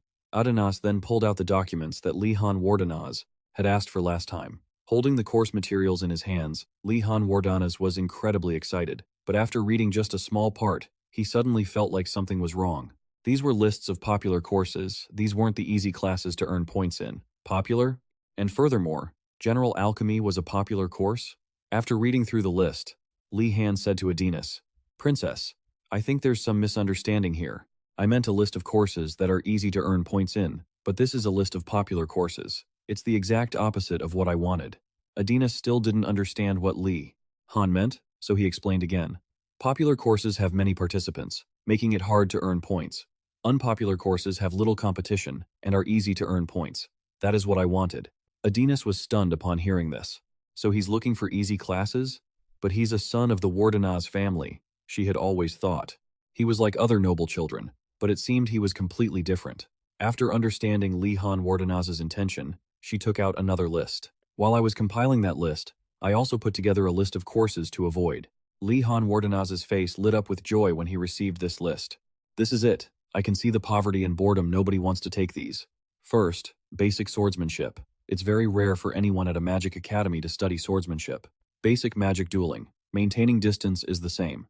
Students at a prestigious magic academy rarely fight, but Li Han Wardanaz didn't care about that. He just needed high grades to be satisfied. Seeing Li Han Wardanaz's weird behavior, Adonis quickly snuck away, afraid of catching his craziness. The next morning, Adonis went to the classes on the list alone. He had invited his friends the day before, but everyone thought he had gone crazy and was wasting his time on such trash subjects. But Li Han Wardanaz remained incredibly optimistic. Well, I'm pretty sure they don't know what's coming for them. Basically, no matter which school it is, the concept of checking on students doesn't exist. They definitely know students are attending their classes. But the people who attend are those who don't really care. So to focus on the subjects they actually like, they need other courses, subjects where you don't have to do extra work. That's a reasonable choice and a redistribution of focus. But after walking a short distance, Li Han Wardanaz already felt something was off. Why is basic magic dueling, maintaining distance, being held in the basement like this? The stairs look simple, but why do they feel like a bad omen? When he was young, Li Han Wardanaz had been told a story by Arla Long. There was a saying that every citizen should know: you must never think about entering a mage's tower. Even if it looks normal on the outside, there are stories of people getting trapped in those towers forever. Little Li Han, when reading this story, asked Arla Long if it was a bit exaggerated. Using his vast knowledge, Arla Long slowly explained. It is a bit exaggerated, young master. Those who get trapped in the tower can't escape because, in reality, they will die. Li Han Wardanaz was terrified when he heard that. Now, standing in front of the stairs leading to the basement, he suddenly remembered that story. Enregat Tower is a prime example of a magic tower, so most students rarely dare to explore the academy's towers.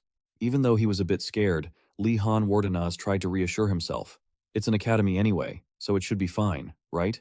Nothing happened to me on the first floor of the tower or in the dormitory, so, just then, the principal suddenly appeared behind him.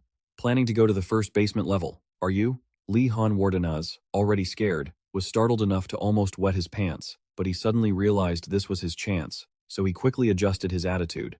Oh dear principal, it's so nice to see you. I was just about to head to the first basement. Could you perhaps share a little bit of a lecture with me? This respectful attitude made the principal want to troll him. Oh, what I'm about to teach you is nothing. I'll bring you a flower if you show your face tomorrow. Li Han Wardanaz was red with rage, but there was nothing he could do.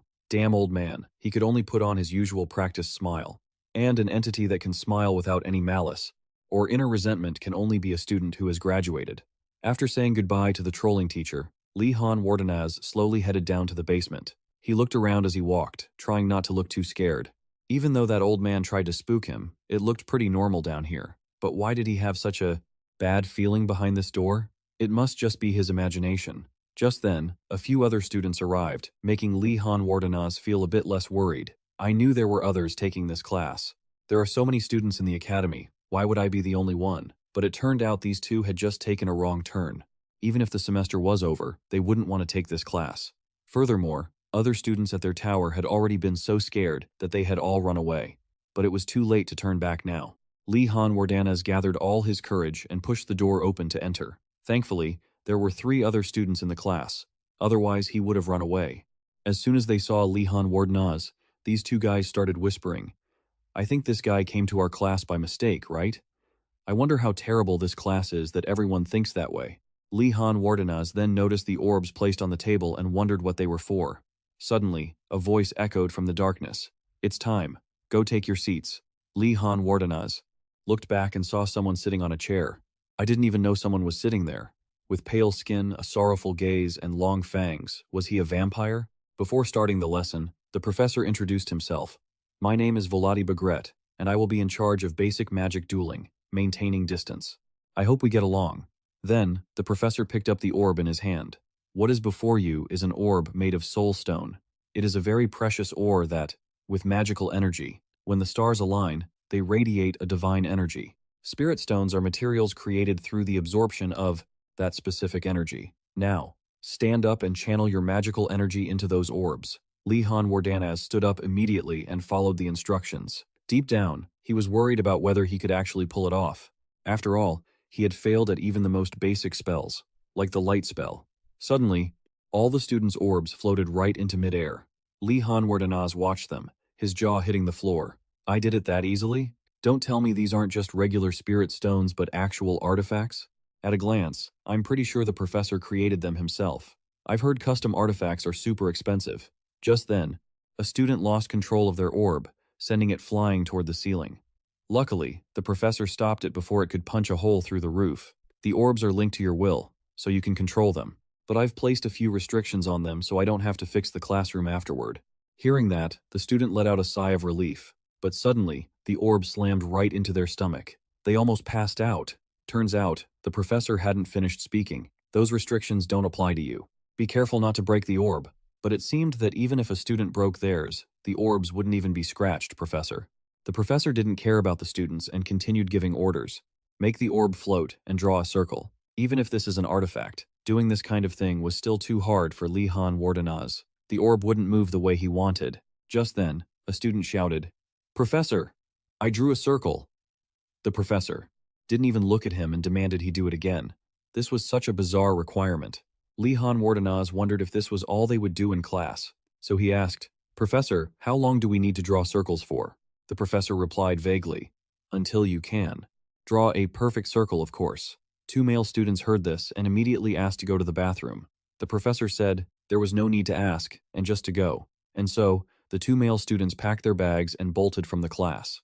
It seemed they had been scared off by the professor. A female student nearby was so terrified she wanted to run away too, but suddenly, her eyes rolled back and she collapsed. Lee Han saw this and tipped his imaginary hat in respect. Is she really going that far with her acting? That's pretty good. But after a while, she still hadn't woken up. Lee Han went over to check and realized it wasn't an act. He quickly helped her up and asked for permission. "Professor, it seems she fainted because she used up all her magical energy." The professor still didn't care and just said, "When she recovers, have her continue drawing circles." Damn it! What kind of class is this? At this rate, I'll be the only one left. After taking his classmate to the infirmary, Lihan Wardanaz didn't run away. He returned to the room and kept drawing circles. While drawing, he tried to strike up a conversation. "Professor, how is this class graded?" The professor looked unapproachable, but he always answered students' questions. Follow the rules. Grades are based on rank, starting from the highest position depending on the number of students in the class. Hearing that answer, Lihan Wardanaz wore a look of pure satisfaction. This class is a jackpot. With this assignment, as long as I'm the last one standing, I'm guaranteed a high grade. This really is the ideal class I've been looking for. Repetitive work? I'm more than happy to do it. While Lihan was focused on drawing circles, the professor was quietly observing him. Every year, the number of students joining this class surges like a wave, but they recede just as quickly. Last year, there were 0 students who chose this subject. However, Professor Vladi Bagret didn't mind at all. After all, his contract with the headmaster was to deliver annual lectures, not to recruit a ton of students. In fact, sitting in this empty classroom by himself every day and leaving automatically when class ended was something Professor Vladi was used to. But suddenly, a student who was different appeared and broke that routine. A mature, bright kid based on his manners and tone, it was clear he came from a prestigious family. Professor Vladi Bagret didn't know anything about Lihan Wardanaz's magical talent, but it wasn't hard to tell that he was special. Just then, a spark of hope appeared in the professor's heart. If he stays, that would be wonderful. Then this would be the first time I've been able to teach the next chapter. After class ended, at the lounge, Lihan Wardanaz excitedly bragged to his friends. "Listen, this is super important information. That's a lecture you guys shouldn't miss. Just by sitting there, you get a high grade." When Gainando asked for details about the subject, Lihan described it. "You just let your mana flow into the spirit stone the professor provides and keep drawing circles." Gainando asked if there was anything else, but it turned out there was absolutely nothing else to do. That was all there was to it, and that was exactly why Lihan Wardanaz was so excited. Not having to do much, yet still getting a high grade. Li Han Wardanaz was naturally thrilled, but Gainando and Yona Maken just stared blankly, looking confused. Is he a scammer or something? Li Han Wardanaz didn't care at all, and retorted, why does that even matter? What's important is that my grade is high, and that's that. This pragmatic reaction left Yona Maken with her jaw dropped in shock. Li Han Wardanaz, he really is different. I know I have no right to say this, but he really is someone who will stop at nothing for his own benefit. Seeing that his two friends didn't believe him, Li Han decided to ignore it and prepared to head to the next class. Feeling like something was wrong, the two asked him what the class was. His answer, basic swordsmanship, once again caused Gainando and Yona Maken to drop their jaws in shock. Taking a swordsmanship class at a magic academy was truly insane. A while later, Li Han Wardanaz arrived at the courtyard of the southern main building, where the basic swordsmanship class was held. Unlike the previous class, this one had quite a few students, mostly from the White Tiger Tower. The students of the White Tiger Tower mainly came from knight families, meaning they were skilled in swordsmanship and trained very seriously. Li Han Wardanaz observed for a moment, then pondered, if that's the case, then magical combat is my advantage. That's fine. Meanwhile, his appearance caused the other students to whisper, isn't that the guy from the Blue Dragon Tower? Also, I happen to know he belongs to the Li Han Wardanaz family. Does that mean he's here because he learned a little bit of sword culture from his tutors? He's looking down on swordsmanship way too much. Li Han Wardanaz heard every word. He knew they were proud of their swordsmanship, but he didn't expect them to be this aggressive. But none of that mattered.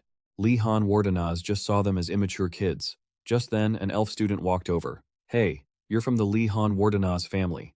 From the Blue Dragon Tower, right? Li Han Wardanaz wasn't scared in the slightest and asked back with a cocky attitude. So what? The elf student started shouting. I think you're in the wrong place. This is a serious swordsmanship class. This isn't a beginner's class where you'll be handheld from the start, you know? Li Han Wardanaz didn't seem to care at all. Got it. Thanks for letting me know. This only infuriated the elf student even more. You still don't get it, do you? This isn't just about swinging swords around like you spoiled nobles usually do. You could actually get hurt in a match here. The students won't go easy on you. Feeling annoyed, Li Han Wardanaz gestured with his hand. Fine. If I'm sparring with you, I'll be careful not to hurt you too badly. This comment completely pushed the elf student over the edge. Just as he was about to lunge forward, the professor arrived. All right, everyone, gather round. Let me introduce myself. I'm Professor Ingarel, and I'll be teaching your swordsmanship course this semester. A professor who's actually an elf? After the introduction, the professor started the lecture. I'm sure you've all studied swordsmanship before, and you're just here to hone your skills or keep them from getting rusty. So, I'm here to help you refine your existing technique instead of teaching you the basics. Giselle slowly approached and gently patted Li Han Wardanaz on the shoulder. He turned around, surprised, to see Giselle Maradi smiling at him. Giselle Maradi spoke up first. Li Han Wardanaz of the Wardanaz family, right? I was wondering why someone from a family famous for magic is taking a swordsmanship class. Li Han Wardanaz replied naturally, isn't it obvious? Since fewer people take it, it's easier to get a good grade. Giselle didn't know what to say after hearing that. Li Han Wardanaz smiled to himself. It was better to avoid misunderstandings. Saying it was just for the grades would be easier for both of them. Giselle then offered his hand to introduce himself. Just call me Maradi. Li Han was surprised, as the boy's hands were already calloused despite his young age. He shook it and replied, sure, nice to meet you, Maradi. The two shook hands, officially getting acquainted. Li Han Wardanaz thought to himself, so, the Maradi family, they're the guardians of the Northern Territory, known for their harsh rules and doing whatever it takes to achieve their goals. Li Han Wardanaz looked at the person in front of him. Unexpected. At least, that's what he thought. He looked completely different from the reputation of his family. I guess rumors aren't always true. Who knows, maybe we'll get close later. The Black Rock Blade, a technique learned from Arlalong, the Black Rock Dragon. Just like its name, the Black Rock Blade was incredibly rigid. Even though practicing it was grueling, Li Han Wardanaz had endured the process. Why? Because he had no other choice. Ingarel walked over, curious. You can use the Black Rock Blade? You've got talent. Which family are you from? As he asked, he was secretly making guesses in his head. However, Li Han's answer surprised him. I'm from the Wardanaz family, Ingarel. Couldn't believe someone with such solid foundation came from that family. He humbly asked, may I ask why you're studying swordsmanship? He replied smoothly, I believe it's a necessary skill for a noble. Ingarel's expression seemed disappointed. Just as I thought. His face fell, as if he had no more words. Li Han Wardanaz sensed that if he said the wrong thing, his grade would plummet. The answer the professor really wanted was, I thought the same at first, Professor, but the more I learn, the more I understand the profound nature of the blade. Lihan Wardenaz's eyes burned with determination. I couldn't stop myself from coming here. Ingerell's eyes lit up, and he gave him a thumbs up, shouting, "Full marks!" But then he realized he'd slipped up. He had accidentally said his thoughts out loud. Ingerell praised him. "You're very serious. You're performing much better than some of those white tiger students who just come here to act like trophies." His voice was soft, but his hand gripped the sword hilt tightly. "Thanks to you, I've learned something. A sharp blade needs to leave the sheath." Ingerell declared, "I'm going to get serious with you." His words made Lihan Wardenaz go pale. "Now, pick up your sword." Then, the sound of clashing swords rang out repeatedly. Lihan Wardenaz's backside unexpectedly made intimate contact with the ground. He didn't care about his image and lay flat on the floor, exhausted. Ingerell looked down at him majestically. The Blackrock blade is a technique as unyielding as stone. It never wavers, no matter who is there or what happens. That is the essence of the Blackrock blade. He reached out to pull Lihan Wardenaz up. "Engrave that in your heart. That's enough for today." Then, full of energy, he called out, "Now, who's the next student?" Lihan Wardenaz rubbed his aching shoulder, feeling as if his body had been crushed. He trembled, recalling what had just happened. "He's so good at hitting me when I'm off guard. I kept getting hit over and over." Ingerell was still calling for the next student, but the others just shied away like weak chickens. Lihan Wardenaz had to admit, "You really can't mess around here. The students from the White Tiger Tower are all future knights, but he handles them so easily. If the swordsman Arlalong is like an unshakable rock, then Ingerell is like flowing water, even though his limbs were artificial." Lihan leaned against the wall, his gaze drifting away as he remembered something, thinking back to Ingerell's advice. The dual sword style is difficult but flexible. Think first, then swing your blade. The Moon Mountain sword style you use needs to be faster and sharper. Throw yourself forward with everything you've got. Lihan Wardenaz figured he was truly an excellent professor.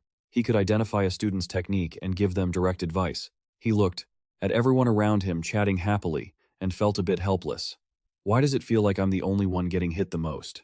Ingerell looked up at the distant sky with a thoughtful expression. "It's about time." Then he called out, "Get up, Lihan Wardenaz of the Warren family." Lihan Wardenaz stood up and walked over in confusion. At the same time, Ingerell called someone else. "Daru of the Choi family, come here." His eyes widened. He felt a surge of surprise as he looked ahead. Daru Choi approached. He looked like a green giant with a muscular frame. Lihan realized this was the person who had messed with him earlier. So his name was Daru Choi. The two stood facing each other with intense, surging energy. Ingerell stepped in to referee the match. "Now, the two of you will spar." The surrounding students were shocked, all buzzing as they looked at the three of them. Whispers echoed all around. "Why those two? Is this even fair?" Daru let out a low grunt, the corner of his mouth curling up in a smug, triumphant look. His eyes showed a hint of disdain as he signaled his agreement. Daru was already full of fighting spirit. Ingerell didn't seem to care much. He handed wooden swords to both of them. Lihan Wardenaz gripped his sword. The opponent looked very happy that it was him. Now, things had really escalated. I wasn't about to back down now. I could have spent all that time just messing around, but I didn't. I chose to focus on my swordsmanship. It was all for moments like this. The duel between Lihan Wardenaz and Daru Choi was about to begin. Professor Ingerell chose them simply because they were the two most outstanding students. Swordsmanship isn't just about theory. It's about hundreds of practice sessions and thousands of real-life skirmishes. Only by going through all that can one truly master the blade. For instance, take a strike aimed straight at an opponent's neck. If you only know how to attack, victory is still a long way off. You must use theory as your foundation. Then, you add fluidity and adaptability. That is how you understand what true swordsmanship is. These two students don't just understand those principles clearly, they also have the ability to enhance their swordsmanship with magic. They both possess a natural talent to become great knights. Ingerell ordered Lihan and Daru Choi to take their positions. He watched Lihan's back with a pensive look. His swordsmanship, even though he doesn't come from a noble knightly lineage, the pressure he must feel from his family must be immense. Yet, he still presses on with such determination. Ingerell's hand never left his sword. A student worth praising. "Very well. Let me guide you to the pinnacle of swordsmanship." Ingerell raised his hand and declared, "Begin." He felt quite satisfied. With a hint of anticipation, this match would be worth watching. The Crescent Moon sword style of the Choi family relies on speed and attack rhythm. On the other hand, the Bluestone sword style focuses on the power behind every strike. Ingerell smiled to himself. Two completely opposing schools. They will certainly learn a lot from each other today.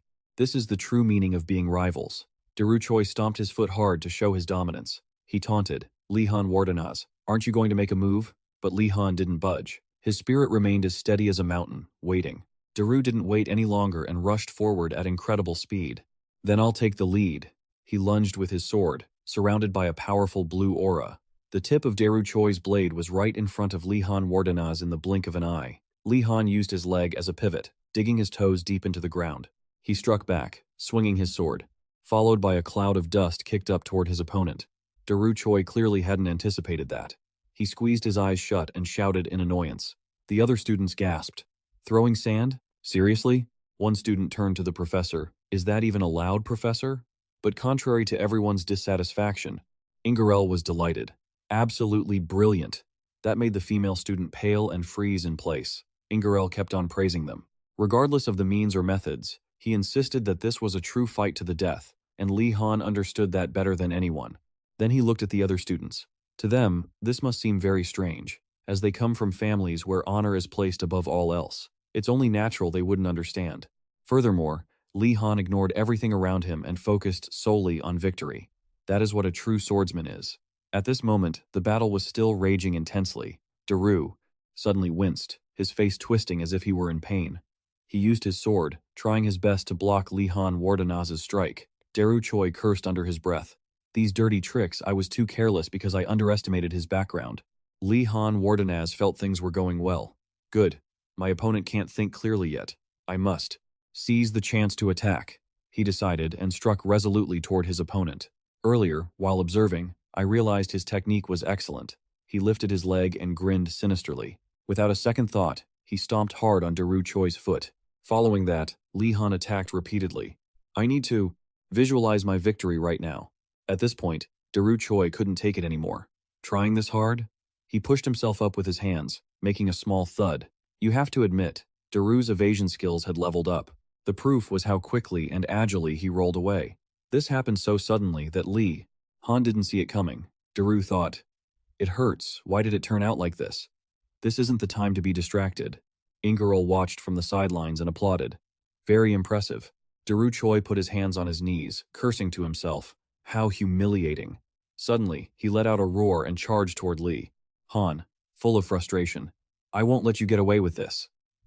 Lee Han was a bit startled, but still managed to dodge the strike nimbly. Lee Han Wardenaz held his sword in a defensive stance, ready to continue the unfinished fight. He raised his blade to counterattack. The blue sword light was breathtaking. Ingerel, watching, was in awe. "They are better than I thought. I knew they both had great skills, but I never expected them to use the crescent moon sword style to this extent. But the more they attacked, the more stamina they burned." Conversely, Lee Han Wardenaz remained very calm, trying to react to each of his opponent's moves. Lee Han Wardenaz watched the trajectory of Daru Choi's attacks closely. Then he exclaimed in surprise, "He's lost his cool!" Lee Han Wardenaz struck like lightning, blocking the attack in an instant. Daru Choi froze. He couldn't believe what had just happened. What is this pressure? At that moment, Lee Han suddenly realized something. He didn't stop reminding himself to stay focused. "Don't waver, Lee Han." Finally, Lee Han saw an opening. He told himself, "This is the time to seize the opportunity and win." Looking at Daru Choi's movements, Lee calculated. The judgment based on his experience had been clouded by the surprise situation, and because of that, he made a bunch of wasted movements. He observed the mana on the sword of Daru and realized his strength was almost exhausted, whereas Lee Han wasn't tired at all while using mana. He thought to himself, "Now, it's just a matter of time." After a series of attacks, Daru kept cursing in his heart. He wondered, "Am I not putting in enough power?" Seeing him looking so tireless, Daru wondered, why isn't he losing any steam at all? He just wasn't showing his emotions. He felt like he was throwing eggs at a rock. It seemed like Daru Choi was already completely in the palm of Lee Han Wardenaz's hand. He was gradually running out of energy, his face turning pale and his breathing growing shallow. But Lee Han Wardenaz remained full of fighting spirit. Immediately after, he knocked Daru's sword away. The sword flew a long distance and stuck firmly into the ground. In that moment, his sword was decisively placed against his neck. Daru broke into a cold sweat, staring in shock at the sword against his throat. At this moment, both were silent, breathing heavily. Especially Daru Choi. He no longer had the strength to fight back. Ingerel stepped forward and told them both to stop because the winner had been decided. Lee Han Wardenaz sheathed his sword. Both followed his orders and stepped forward. Inguro looked at Daru Choi, who was panting, and sighed with regret. He analyzed. If only he had been calmer, the result might have been different. But he panicked when faced with that murderous intent. At such a young age, it's hard for him. Inguro glanced at Li Han, thinking to himself, while Li Han had paused for a moment. Then, he delivered a judgment that made everyone look at the boy in a different light. Ingurel didn't forget to praise the two of them. Both of you performed very well today. Winning or losing isn't everything, he continued seriously.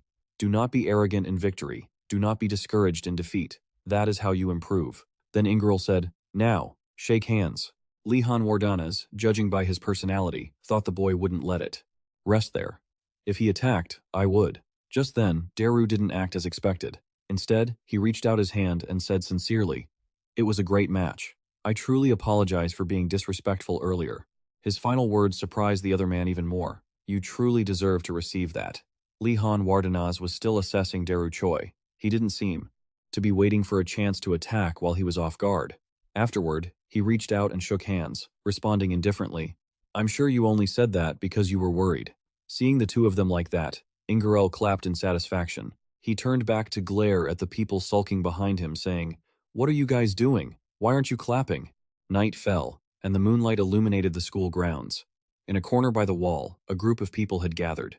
Suddenly, from afar, a voice called out, Daru of the Choi family. As a student of the White Tiger Tower, I am certain Giselle appeared in front of everyone at those words. He acted as if it were obvious, telling Daru, you aren't going to let that guy get away with it after being mocked like that, are you? The boy was silent for a moment, then replied, I lost because I am still inexperienced. Hearing this, everyone chimed in.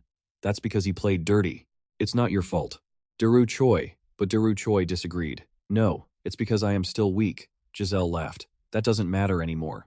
He then put on an act, saying, the important thing is that the honor and pride of our tower have been trampled on by him. A cold glint flickered in Giselle's eyes. Take responsibility, Daru Choi, of the Choi family. Daru Choi thought to himself, the Marathi house is the center of the engineering houses. He spoke up, asking, how do you want me to take responsibility? He snapped his fingers and said, simple. Then two lackeys stepped forward, throwing their arms around Daru Choi. Giselle continued, if the quality is poor, just make up for it with quantity. Hearing that, the boy shot back. As an engineer, aren't you ashamed? Giselle sneered. That's just the excuse of a loser. Everyone whispered among themselves. I've never heard of this before. Why do we have to go this far? Giselle heard these words. He smiled and said, it seems like a few people don't agree. Why don't you say it to my face? Once he finished speaking, everyone dispersed. They left. Conversely, Daru walked past Giselle Marathi and said bluntly, I oppose this. I will not seek revenge. Seeing him leave, he laughed mockingly. The coward has already run away. It seems like I need to find a replacement for Daru. Hearing that, someone stepped forward to volunteer. Give me a chance, Marathi. After that, the rest of them left. Daru Choi stood there, telling himself, even if I trust in Lihan Wardanaz's skills, 3 against 1 is still too much. 30h 3 against 1. Not to mention they are students of the night houses who train daily. Thinking of this, he felt uncomfortable and clenched his fists. I can't just sit still like this. This isn't how a knight should act, no matter how my decision affects the future. Finally, Daru made up his mind. He would stand with Li Han Wardanaz. In the sky, the moon gradually rose higher. Daru's heavy footsteps were imprinted on the ground as he hurried to run at top speed. As he neared the spot, Daru Choi shouted, Li Han Wardanaz. Just then, a stone whistled past his ear and landed near his feet. He looked at the person lying flat on the ground, confused. In front of him, 2 people were holding staffs, cursing fearfully. You bastard! How dare you! Lihan Wardanaz pointed his wand at the ground and growled. Following his movement, countless stones flew up. They floated around him. Lihan Wardanaz warned, if you want to die, come closer. Daru Choi was so terrified by the scene that he broke into a sweat, standing there frozen. He completely didn't understand what was happening. A moment ago, someone had been slamming a staff on the ground, calling for Lihan Wardanaz. Lihan Wardanaz had been surrounded by 3 people with staffs. The guy continued, do you think we'll let this slide just because you won? We'll make sure you can't attend a single class ever again. Hearing that, he thought to himself, they're doing this because of the class? How annoying. I'll just chase them away. So, Lihan Wardanaz turned around and spoke up. Do you know which family I come from? They angrily retorted. That kind of threat is cowardly. Do you think we're afraid just because of that? But they still looked at each other, hoping everything would be fine. He assessed them. It seemed like they had someone backing them. Li Han Wardenaz seemed to have guessed who it was. He sighed, thinking, if they had thought it through, they wouldn't have acted like this from the start. Li Han Wardenaz asked them directly, who told you to do this? Was it someone from a major family that you couldn't refuse? Unrago shouted, shut your mouth, don't let him trick you. Then he ordered, surround him, don't let him escape. He calculated to himself, 3 against 1 is a bit tight. Li Han remembered advice Arlalong had given him. In situations like this, just run. Surrounded, he hesitated, thinking, but if the path is blocked, how am I supposed to run? Suddenly, Li Han heard something and looked back, alert. He saw the stones at his feet glowing with blue light. If I have these. He didn't dwell on the magic he had used, making a quick judgment. They aren't too big, and the sizes aren't too different either. Thinking that, Li Han Wardanaz immediately cast a movement spell. Seeing the stones fly up, all 3 people were in disbelief, saying, he can use this kind of magic already? Could it be that the Li Han Wardanaz family is truly different from us? He breathed a sigh of relief, feeling lucky. At least it worked. This should be enough to scare them off, right? Just keep doing this and run. Afterward, Li Han Wardanaz threw a stone. Get lost! Otherwise, but it seemed he hadn't controlled his power. The stone flew straight and hit Anrago in the head. The other 2 stared in shock as he fell. Li Han Wardanaz was startled by the situation too.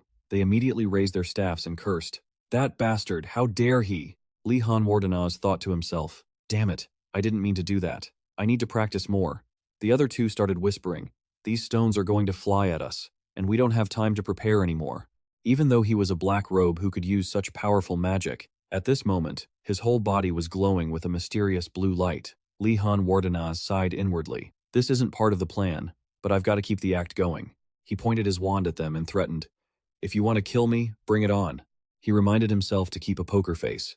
They were terrified and scrambled away, but not before issuing a warning to Li Han. Han, you annoying brat. You won't get away with this. Daru Choi watched the situation unfold, wondering what on earth he had just witnessed. Suddenly, he spoke up. Are you here to fight me too? He was startled and denied it. The silvery moon shone across the night sky. Once he heard Daru Choi explain the situation, Li Han cursed. That bastard Giselle Maradi is pulling this kind of threat? He helplessly corrected him. It's not Giselle Maradi. It's Giselle Maradi. He understood and said, ah, right, Giselle Maradi. Anyway, he said that? Li Han thought of a few other faces. The atmosphere in the White Tiger Tower is quite different, isn't it? Everyone in my tower is happy and close to one another, he thought. But then considered, the White Tiger Tower had its own order. Daru Choi drew a face on the ground and asked, he looks like this. He didn't recognize who it was, so he looked suspicious. Li Han Wardanaz suddenly remembered the person he met the other day. He muttered, I thought he was a good person. His actions didn't match his appearance at all. Daru Choi countered, what does being mean have to do with appearances? But Li Han was still lost in his own world. So he's fulfilling his role, turns out that's why he's famous. Seeing he wasn't reacting, he called out, hey, are you listening? Daru Choi added, he's famous, you know. Don't tell me you thought Giselle was just an average guy? Only then did he realize, so that means he had a reason to approach me? Li Han, confused, said, the fact that they came to hit me was already strange. He replied, there are a few reasons for that. Then, Daru Choi analyzed it. First, you come from the Li Han Wardanaz family. He presented the first scenario. If he defeated someone from a famous family, especially a first-year student, Giselle would have much more influence. He asked in confusion, so, you mean I'm a sacrifice for his power? How annoying. Daru Choi sighed. I'm worried that might be the case. He continued, in the future, you will keep showing a positive attitude, and the students in my tower will continue to harbor hatred. Giselle knows how to exploit those emotions. By the campfire, Daru Choi kindly warned, if you keep taking swordsmanship classes, I want you to be careful. After the conversation, Li Han returned to his tower. He remembered Daru Choi's advice, which he considered quite good. Try to avoid classes with students from the White Tiger Tower. That way, Giselle wouldn't be able to do anything. Li Han stepped into the tower, thinking to himself, but he couldn't follow that. He analyzed it. First, finding a good class is very difficult. Second, why would they dare to drag him into that political mess? This was a matter of honor. In the common room, a voice suddenly called out to everyone. Li Han Wardanaz appeared covered in wounds, painfully stating that he had just been attacked by students from the White Tiger Tower. He pretended to cry, saying, just because I'm a member of the Azure Dragon Tower, then silently watched everyone's reaction. As expected, everyone was shocked. Immediately after, angry shouts and roars rang out. filled with fury. Someone stepped up to take charge. This is no time for chaos. We need to call everyone from the floors above. They didn't dare mess with Gainando, but they dared to touch someone like Li Han Wardenaz. Hearing that, Gainando GT poked his head out and stammered, "Why me?" Li Han Wardenaz thought tentatively. They seem more excited than I thought. At that moment, the group shouted and gathered to find weapons. Seeing this, he hurriedly stopped them. Everyone turned back to protest. "We still owe you." They movingly recounted the things Li Han Wardenaz had done for them. At this moment, he felt overwhelmed by guilt. All around, it was still buzzing with noise. Everyone gathered very quickly. The silver-haired one gave instructions. "Attention everyone. Form 2 lines." The whole group shouted in unison, "Let's go smash the White Tiger Tower." Before they could do that, Li Han helplessly thought, "I've ruined everything." He hadn't realized the Azure Dragon Tower hated the White Tiger Tower that much. He concluded, "We always hate those who are most like us." Everyone was still running around, shouting. They grabbed anything they could use as a weapon and shouted, "Let's go, to the White Tiger Tower." Just then, a loud voice suddenly rang out, telling everyone to wait. Asa suddenly appeared from behind the crowd. He seriously suggested, "Before you go, listen to me." Asa began to analyze. "We shouldn't rush into action. That tower is for those from families of knights. If we act recklessly, we will lose." Li Han Wardanaz was secretly happy. Just as expected, Asa was so rational. He hurriedly said, "That's right, everyone." But then, he continued, "So, let's stop for a moment." Then, Asa shouted, "We'll stay and wait, then strike." Hearing this, everyone got excited again. As expected of the Asa Dankin family, "We trust you." Everyone was ready. Li Han Wardanaz helplessly held his forehead, thinking I was so stupid to expect anything. Then, he spoke up to stop them. "Slow down. Wait. I don't want you guys to seek revenge for me." Li Han Wardanaz pointed at himself decisively and said, "This is my honor at stake, so I will handle it myself." Someone retorted, "But, black flowers are very cunning. I mean, they are despicable, so those dirty bastards won't be easy to deal with." He was surprised by those words, thinking, he insulted them without even catching his breath. Li Han felt helpless and sighed. He seriously said, "We are children from honorable families. Isn't it shameful to act just like them?" This successfully made everyone reconsider. Li Han Wardanaz was secretly pleased. "Great, it's settled. Let's get to the point." He suddenly spoke up, cutting off their discussion. After a pause, he continued, "If they choose to fight us, let's retaliate together. They will likely attack us in packs like cowards." Everyone seemed to have been enlightened and enthusiastically supported. "That's right. Li Han Wardanaz, let's stick together and be ready." So, Li Han Wardanaz had solved the issue. The families became chaotic, and after everyone reached a consensus, they quickly dispersed. While walking, they were chatting. "Now that I think about it, don't we have class with those bastards next? That's great. Let's make them taste some trouble." That friend said confidently, "Seeing us as masters of the illumination spell, I'm sure none of them have this, right?"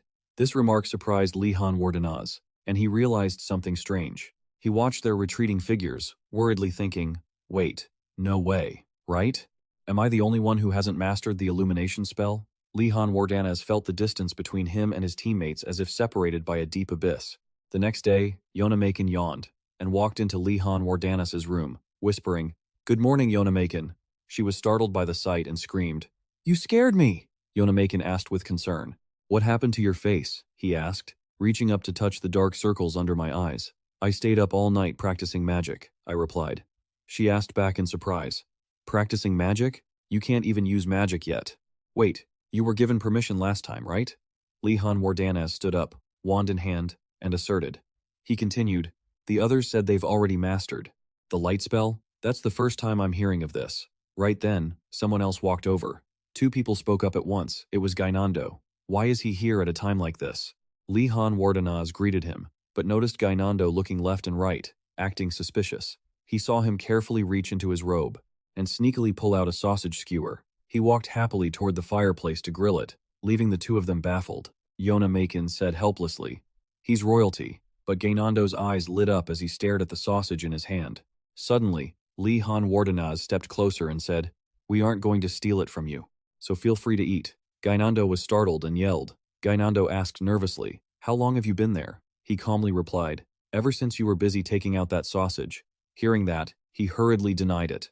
Li Han Wardanaz reminded him, "It's about to burn, take it off." Gainando hurriedly pulled the sizzling skewer away. He turned back, hesitating, and commented as he looked at everyone still exhausted and hungry. Everyone looks terrible. Yona Macon replied sadly. Everyone is starving. They'd be in an even worse state if you hadn't sold them food.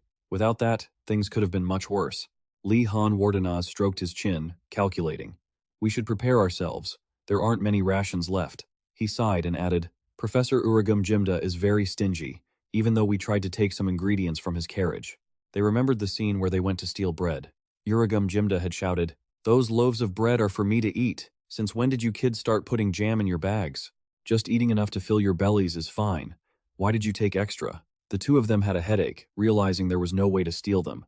Is there any other chance? It was time for the basic magic class. Each student bowed respectfully to Garcia Kim. She was known as the Magic Professor Garcia Kim.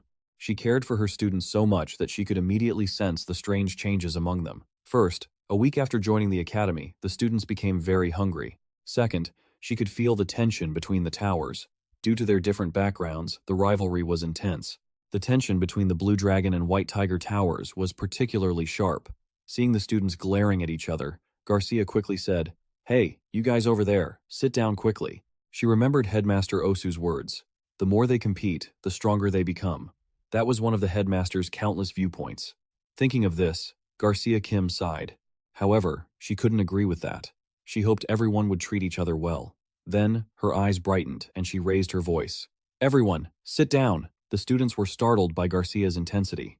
She asked, Last time we studied the light spell. Has anyone successfully performed it? Lee Han Wardenaz yawned, but didn't forget to raise his hand. He thought to himself, I only just managed to do it after staying up all night. Even though I'm exhausted, I can't fall behind. Suddenly, Lee Han Wardenaz realized that besides him, no one else had raised their hand. He was extremely bewildered, and everyone looked on in awe. Lee Han Wardenaz couldn't help but ask the person sitting in front of him, Didn't you say you could do it? The guy laughed and replied, Oh, that? I only grasped the method, but I haven't successfully performed it yet. He smiled and said, I'll be able to do it soon, right? Because we're all aristocrats, after all. Hearing that, he cursed angrily in his heart. I've been fooled. These arrogant noble jerks, Lee Han Wardenaz thought painfully. I've been working hard for nothing. Just then, Garcia praised someone else. There were two students from the Blue Dragon Tower. It turned out Adinas had also raised her hand. He turned around happily, calculating that, as a princess, this was another chance to get closer to her. But that thought was blocked by her murderous glare. Lee Han Wardenaz felt confused. Did I do something wrong? Suddenly, Asa reached out and poked his head. She whispered, Lee Han Wardenaz, it seems the princess believes those strange rumors about you. He asked back, Strange rumors? Asa suddenly became angry and replied, It's a malicious rumor that insults you. She continued, annoyed. They say you only care about getting high grades, instead of actual knowledge. Unbelievable. Hearing that, Lee Han was stunned, wondering, isn't that accurate? Before Asa's indignation on his behalf, Lee Han casually shrugged and looked away. After all, it wasn't wrong, so he had nothing to say. Thinking that, Lee Han turned his head back to look at Asa, who was burning with anger. She clenched her trembling hands. I am truly disappointed in the princess. Someone spreading rumors is one thing, but I didn't expect Her Highness the Princess to believe such an absurd rumor. He rested his chin on his hand, confused. But whether she believes it or not, is her right, isn't it? These words instantly shocked Asa, leaving her mouth agape. She trembled and clenched her fists. In Asa's heart at this moment, Lee Han's image was like a god, with a vast and generous heart, moving her to tears. There were many descendants, from great families in this tower, but no one was as perfect a nobleman as him. Finally, Asa understood the reason her parents sent her to this place was to meet someone like him. I apologize for badmouthing you, father. After a moment of self-dramatizing and being moved by herself, she wiped her tears, praising Lee Han Wardenaz as a truly wonderful person, which left him confused and awkward. A moment later, Lee Han shouted, Light! And created a brilliant beam of light with his wand. Adenis was not to be outdone, and created a blue ball of light. The two lights collided high up, making everyone around them marvel. Garcia clapped in satisfaction, praising them. Well done. It's rare for students to successfully perform this spell in the first week. I am glad to have luckily met such talented students. Other students below heard this and bowed their heads in shame. Seeing their spirits dampened, she immediately felt awkward and tried to smooth things over. However, the rest of you, don't be discouraged. The light spell is the most basic magic, and it's also the first step for you to feel magic. There's no need to be so depressed. Lee Han Wardenaz smiled awkwardly, watching Garcia trying to comfort them. He glanced to the side. I don't think anyone is listening to the professor at all. How could they be listening when they're acting like this? Over there, the students were holding their wands and competing fiercely with each other. Garcia gently extinguished their blazing intensity. Please, control yourselves and go back to your seats. As soon as she finished, they immediately scattered to both sides, still acting like they didn't care much for the light spell. Garcia looked helplessly at the students who were still muttering in frustration. She spoke up to comfort them. We will start learning elemental magic this term. The students immediately whipped their heads around, excited. The little girls couldn't hold back their excitement and cheered joyfully. Garcia began to explain after they had learned about luminescence. Once you've learned that, you'll naturally understand the process of studying elemental magic, including basic elements like water, fire, earth, wind, and darkness. It also includes more complex attributes, such as gravity magic. Elemental magic has long been the foundation for other types of magic, such as summoning spirits or imbuing artifacts with their characteristic attributes. For example, it's just like learning the 4 basic arithmetic operations to apply them to advanced calculus. Moreover, even if you only learn basic elemental magic, you will be treated like a very important person wherever you go. Lihan Wardanaz slowly sat down next to Asa, looking forward to the lesson. Garcia picked up her staff and tapped his hand a few times. Now, everyone, we are going to test your compatibility with each basic element. This is because every student will have one element that suits them best. The students below chatted excitedly about the test. Saying that, Garcia Kim tapped her staff on the ground to get everyone's attention. A candle with a flickering flame appeared in front of Li Han, taking him by surprise. Daru Choi couldn't help but want to reach out and touch it. Asa just let out an "oh," not particularly surprised. Garcia's voice rang out. The technique from our previous lesson can also be applied here. However, what you want to create is fire, not light, she reminded them. Be careful, because fire can burn you. Hearing this, an image flashed in Gainando's mind of himself and fire, then a vision of himself being burned black, making him shrink back in fear. Garcia told them to chant a spell in their minds. Around the hand holding her staff, mysterious streams of light swirled. Garcia raised her staff and shouted, "Ignite!" Instantly, several streams of fire appeared around the tip of the staff. A second later, she had created a strong, swirling pillar of fire, just like the one on the podium. The students were instantly in awe. Lihan Wardanaz also offered a forced smile, trying to stay calm because he didn't want to overreact like a kid. But honestly, Lihan Wardanaz looked at Garcia's hand amidst the fire, watching her hold the flames in her palm, and couldn't help but mutter to himself, "Man, this magic is insanely cool." A moment later, Garcia retracted the fire and told everyone to give it a try. The students excitedly agreed. They tried to chant the spell, but the candles remained as they were. Lihan Wardanaz rested his chin on his hand, thoughtfully staring at the candle before him. He reached out with both hands to cup the candle. There must be a reason why the professor gave us these candles, he thought. Lihan Wardanaz closed his eyes and focused. If what I'm trying to manifest is closer, it will be easier to visualize. He then raised his wand, deciding to give it a go. Suddenly, Garcia walked by and noticed something. She used magic to dissipate the candle in front of Lihan, making him startled and amazed. Garcia walked up and announced that he would be banned from casting fire magic for a while, which made Lihan exclaim in surprise. He asked her for the reason, bewildered. "That's the path to me doing some awesome magic." She seriously raised her index finger. "Because it's very dangerous." Hearing that, Lihan was even more shocked and confused. Now, he recalled that time the light emitted was a bit too blinding, causing his eyes to hurt. Lihan Wardanaz rubbed his chin, deep in thought. If I can't control light, it'll just blind me temporarily. But if fire explodes, thinking of that explosive scene, he frantically stopped his train of thought. Garcia held a bowl of water in her hand and manipulated the water inside. "We will try fire magic again when your senses have become more refined. Until then, try practicing water magic first, since it isn't that dangerous." Lihan Wardanaz stared blankly at the bowl of water she placed in front of him. Hearing Garcia say that water and fire were the same, he impulsively wanted to refute that it wasn't cool. But in the end, Lihan Wardanaz shyly covered his mouth, not daring to say it out loud. Fire and lightning elements are better for offense, while earth and metal magic are better for defense. But the use of water is quite vague. He used his index finger to stir the water in the bowl. Is its only use that I can drink water anywhere? He imagined the scene of himself drinking water from a magic wand. But what else can I do? It's all about safety, isn't it? Lihan Wardanaz sighed in boredom. Asa blushed, looking at him with admiration. I feel so jealous that you're getting special guidance from the professor. Lihan Wardanaz tightly gripped the wand in his hand, wanting to tell him to shut up. Lihan Wardanaz hesitated, looking at the bowl of water in front of him with concern. He pointed his wand at the bowl and read the command. Rise! Lihan Wardenaz closed his eyes and chanted the spell louder. Giselle Marathi. The frustration of not being able to learn fire magic infused the first command of the wand, and instantly, streams of light surrounded the water in the bowl, which immediately swirled up like a tiny tornado. Asa gasped in astonishment, raising his hand to adjust his glasses to get a better look. The water in the bowl flew into the air, looking like a soft silk ribbon. Lihan Wardenaz looked at the water he was manipulating and was also stunned in disbelief. The two of them stood there dazed, watching the splashing water moving around. Shouts of astonishment rang out in the academy. He did it in just 3 tries? A moment later, Garcia Kim happily praised him. It seems like you are very compatible with the water element. No sooner had she finished speaking, she turned to announce it to the rest of the students, making everyone gasp in amazement. Typical of the Lihan Wardenaz lineage, they whispered. Amidst the praise, there were a few people from the White Tiger Tower looking away, annoyed. Seeing this, Garcia, embarrassed, consoled them. Those who haven't succeeded yet shouldn't lose patience. Just like Lihan Wardenaz, everyone has different compatibility with the elements. Students who grow up in families that work in blacksmithing have compatibility with fire. Students who grow up in fishing families are compatible with water, while those who grow up on vast grasslands are compatible with wind. Garcia placed her hand on her chest. The more contact you have with an element, the easier it will be for you to manifest that element. Lihan Wardenaz looked confusedly at the water orb before his eyes. What compatibility do I have with water?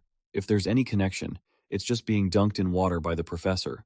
While he was caught up in his thoughts, Adina above glanced over at Lihan Wardenaz. He realized her gaze and couldn't help but wonder, what is Adina glaring at? Just as Lihan stood up, she turned away instantly.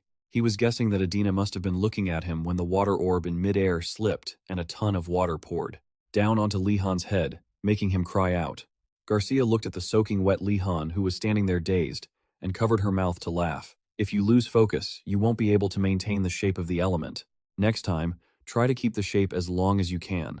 Having said that, she waved her wand, and Garcia Kim's magic made his body dry again instantly.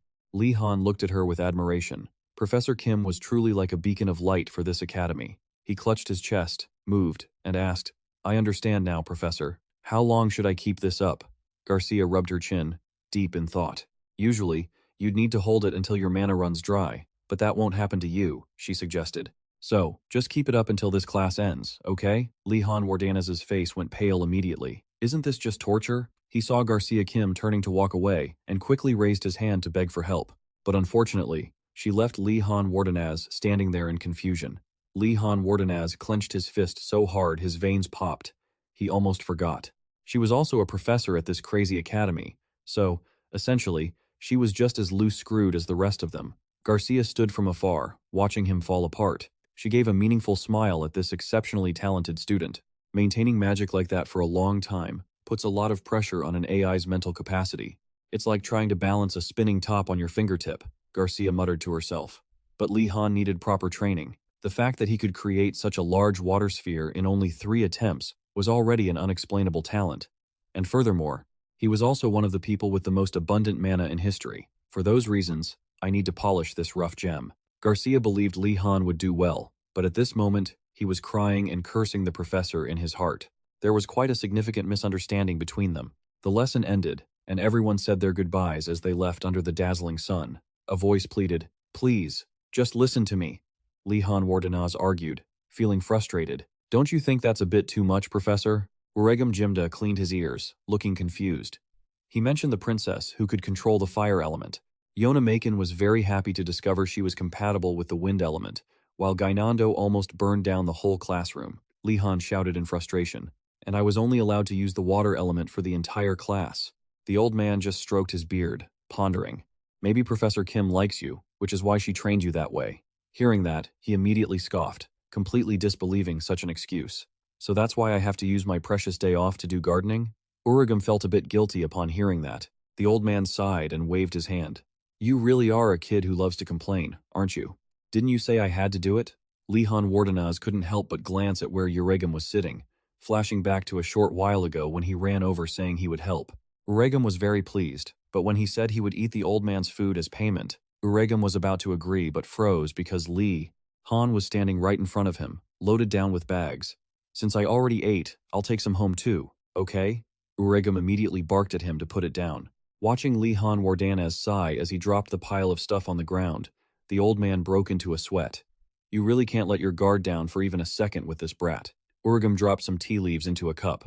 As he poured hot water into the cup, he watched him. How could someone like him exist?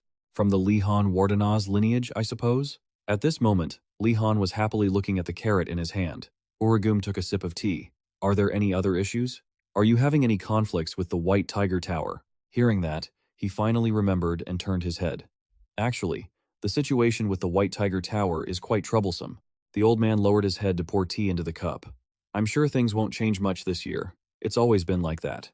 Li Han breathed a sigh of relief. He used his strength to grab the carrot and pull it up. I guess different towers tend to have relationships like that, but it's not.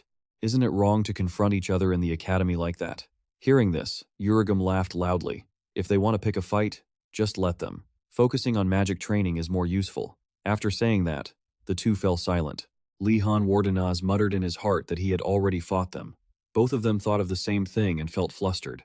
Li Han Wardanez shyly pouted at Uragam. Don't look at me like that.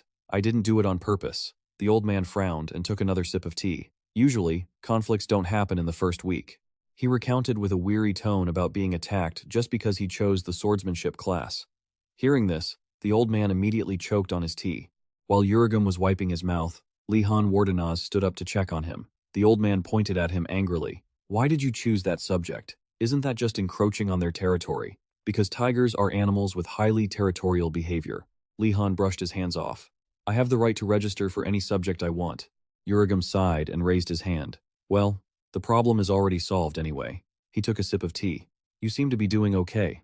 I'm not sure. I don't know about their magic, but their swordsmanship skills are decent. Hearing that, he immediately smiled and agreed. Back then, it was 3 against 1, so I had a tough time. Uragam was shocked again and spit out his tea once more. Seeing the old man stand up, Li Han immediately asked where he was going. Hearing that the old man was going to make something for him to eat, he hugged the basket of carrots and got excited. Uragam confirmed it, then picked up a carrot. I should treat the kid well. The old man imagined Li Han becoming the greatest swordsman in the empire, and coming back to take revenge, and he turned pale. A while later, he sat at the dining table, waiting for Uragam to bring the food. Li Han ate contentedly while the old man wiped away sweat. He breathed a sigh of relief. While Uragam was pumping water to wash the dishes, waiting for him to bring the plates, Li Han remembered something. Before I came, did you manage all of this by yourself? The old man scrubbed the dishes while grumbling. It's because those other kids are so lazy and have no talent, so they all ran away. These are just the basics that an alchemist needs to know. Hearing that, he thought about all the work he had to do today and was speechless. Uragam winked and reached out his hand, asking Li Han if he didn't think so. He hurriedly handed over the plates, nodding along. After the time at school, things like this should usually be done by the students. But it wasn't right at all. Things couldn't stay like this forever. Li Han quietly shed tears in his thoughts, then pointed toward a vacant space on the field. He asked if he could plant a few things there. The old man immediately agreed happily and asked what Li Han Wardanez wanted to plant. He was hesitant about whether to plant things like cabbage or leeks. Uragam nodded in agreement. Suddenly, he asked if Li Han Wardanez intended to grow them to sell, which made him freeze for a moment. Li Han Wardanez blushed in embarrassment and asked, How did you know? Do the upperclassmen do that too? Seeing the old man slap his forehead in helplessness, he stood there, confused. Uragam's voice rang out clearly across the mountains and forests. You're the first one to do that, kid. Ending the sentence, the old man clicked his tongue again, then told Li Han Wardanez to do whatever he wanted. Then, Uragam walked away, thinking to himself that he really was a strange kid. Li Han Wardanez was wiping the table when he noticed a corner of the room. Looking at the cabbage and leeks on the ground, he thought about what dishes he could make from them. Thinking about it, Li Han Wardanez asked the old man if Napa cabbage and leeks could be used for anything else. When Uragam Jimda said he could make kimchi, Li Han felt a flutter in his heart. Li Han Wardanez could imagine the delicious kimchi in his mind. The empire is vast, with countless culinary cultures depending on the region. If a family in the West, Li Han Wardanez knows the specialties are bread and cheese, while the East is famous for rice, noodles, kilipaste, and soybean paste. Those are iconic Korean dishes. He squatted down and asked the old man if he liked them. Uragam Jimda was washing dishes as he replied that he liked them, but he didn't get to eat them often. Having said that, the old man fell into a pensive state, and Li Han Wardanez looked at him in surprise. Uragam Jimda slowly said it was an Eastern dish, and there were some teachers there who didn't like it. As he spoke, the old man reminisced about certain people. Li Han was drying plates and asked curiously what was going on.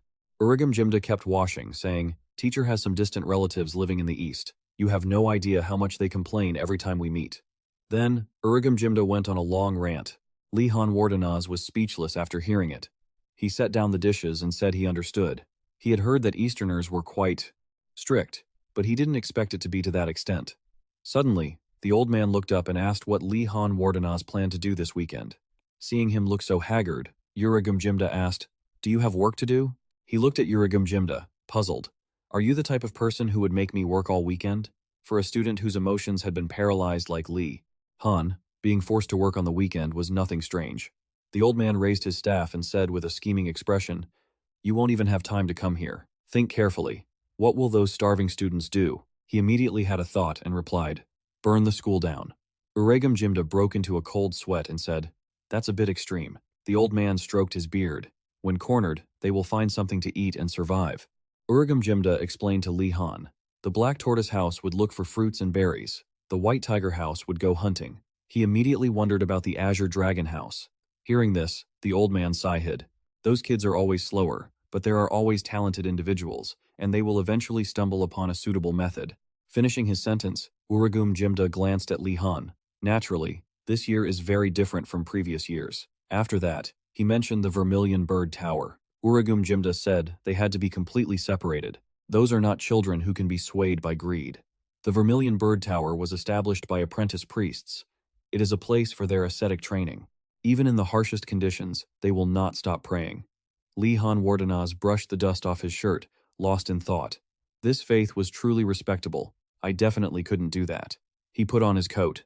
"So, this weekend I will go hunting with my friends. And if they mess with me again, this time I will show them what a festival is like." Li Han Wardenaz gave a thumbs up, making Jimda break into a cold sweat after hearing his bold declaration. Jimda held a broom, sweeping across the ground. "Perhaps you can't avoid it, but at least don't be the one to provoke them. It's also possible they will choose another way." Li Han wondered what other way. The old man paused, head held high in thought. Then, Jimda turned to look at him and said two words, "Escape the academy." Magic is a steel wall surrounded by enchantments, but even so, every year, there are students who escape. Li Han Wardanaz rubbed his chin, calculating. It means if you think about what you could get after escaping, obviously people would try it. It could be new clothes and shoes, or bread and butter jam, or cheese, or a dozen other daily necessities. He suddenly realized there were a ton of reasons to escape. Jimda immediately grew angry and pointed a finger. "Drop that look, will you? You're planning something stupid again, aren't you? Forget it. The reason the tiger cubs are always the first to try is because their brains are very simple." Suddenly, Li Han Wardanaz turned his head and asked, "Has anyone succeeded?" Causing the old man to be startled and feel guilty. Jimda hung his head, frowning, troubled. "I'd like to think so, but everything gets messed up. It won't listen to me." Thinking that, the old man turned away, waving his hand in resignation. "If you want to, try it. The best time to overcome adversity is while you are young." He immediately placed a hand on his chest and swore he would never do such a thing, but his sparkling eyes betrayed everything. Jimda roared angrily.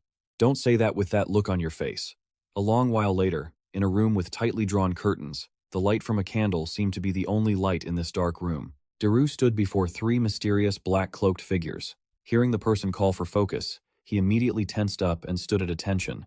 The other person gave a ghostly laugh and pointed at Daru, threatening that if he wanted to return in one piece, he had better obey their orders. Daru was speechless, glancing at them. Is it really necessary to go that far? He called out the name Li Han Wardanaz. He was one of the people wearing the black cloak. Suddenly, Li Han Wardanaz smiled bitterly and took off his hood. "So it wasn't effective, huh?" Gainando, next to him, was shocked. He shouted indignantly, "You know him? Why did you say we had to scare him?" Daru turned away, disdainful. "A squirrel like you can scare me?" Gainando immediately shouted angrily. "Who are you calling a squirrel?" Li Han Wardanaz calmed him down and grabbed the rope. He pulled it, and the curtains were immediately swept to both sides, making the whole room burst with light. The three people were blinded by the sunlight, forcing them to raise their hands to shield their faces. Suddenly, Yona Macon wondered, "Why do we need to go that far?" Li Han Wardanaz stood before the window, silent, then turned to look at her. "Because the other tigers will misunderstand if he is friendly with us. Daru Choi has already been treated like an outcast." Hearing that, he immediately understood. Daru blushed, moved. "You thought that much for me?" He touched his nose. confirming, perhaps they already misunderstood. Saying thanks to him, Lihan Wardanaz stepped forward and politely said, "It's nothing," happily patting Daru's shoulder, "especially for someone who will become my mole." He immediately frowned, confused, grabbing Lihan Wardanaz's wrist. "What do you mean, mole? What kind of insulting nickname is that?" Gainando lazily crossed his arms, watching them discuss the name mole. He tilted his head in wonder. Isn't mole just perfect? Immediately, Daru Choi's murderous gaze made Gainando break into a cold sweat and retract his previous words. Lihan Wardanaz sighed. "Well, for the sake of honor and justice, that name is indeed inappropriate." Hearing the words honor and justice, Yona also went speechless, while Gainando curled his lip. Suddenly, he called Daru's name and pointed at him. "From this moment on, you will be the piper. That is the role of facing injustice, alone." Daru Choi immediately blushed with embarrassment. A role facing injustice alone? A piper? He thought it sounded cooler, so he sighed and accepted it. Watching the two of them shake hands in agreement, Yona Maken was confused, not knowing what Li Han had learned from his family. A moment later, he brought up the main issue. "The reason we gathered early this weekend is the three people watched Lihan Wardanaz intently. I only saw him mysteriously covering his eyes, plotting an escape from the academy." While the other two enthusiastically agreed, only Daru Choi looked shocked and amazed. He anxiously asked, "Lihan, are you actually serious?" Lihan had anticipated that Daru Choi would react this way, so he had already prepared 10 ways to persuade him. Lihan began to speak calmly. Suddenly, Daru Choi interrupted, "That's so unexpected." He looked surprised that Lihan was also thinking about escaping just like him. This time, it was Lihan's turn to be stunned. Even though they come from the Night House, nobles are still nobles.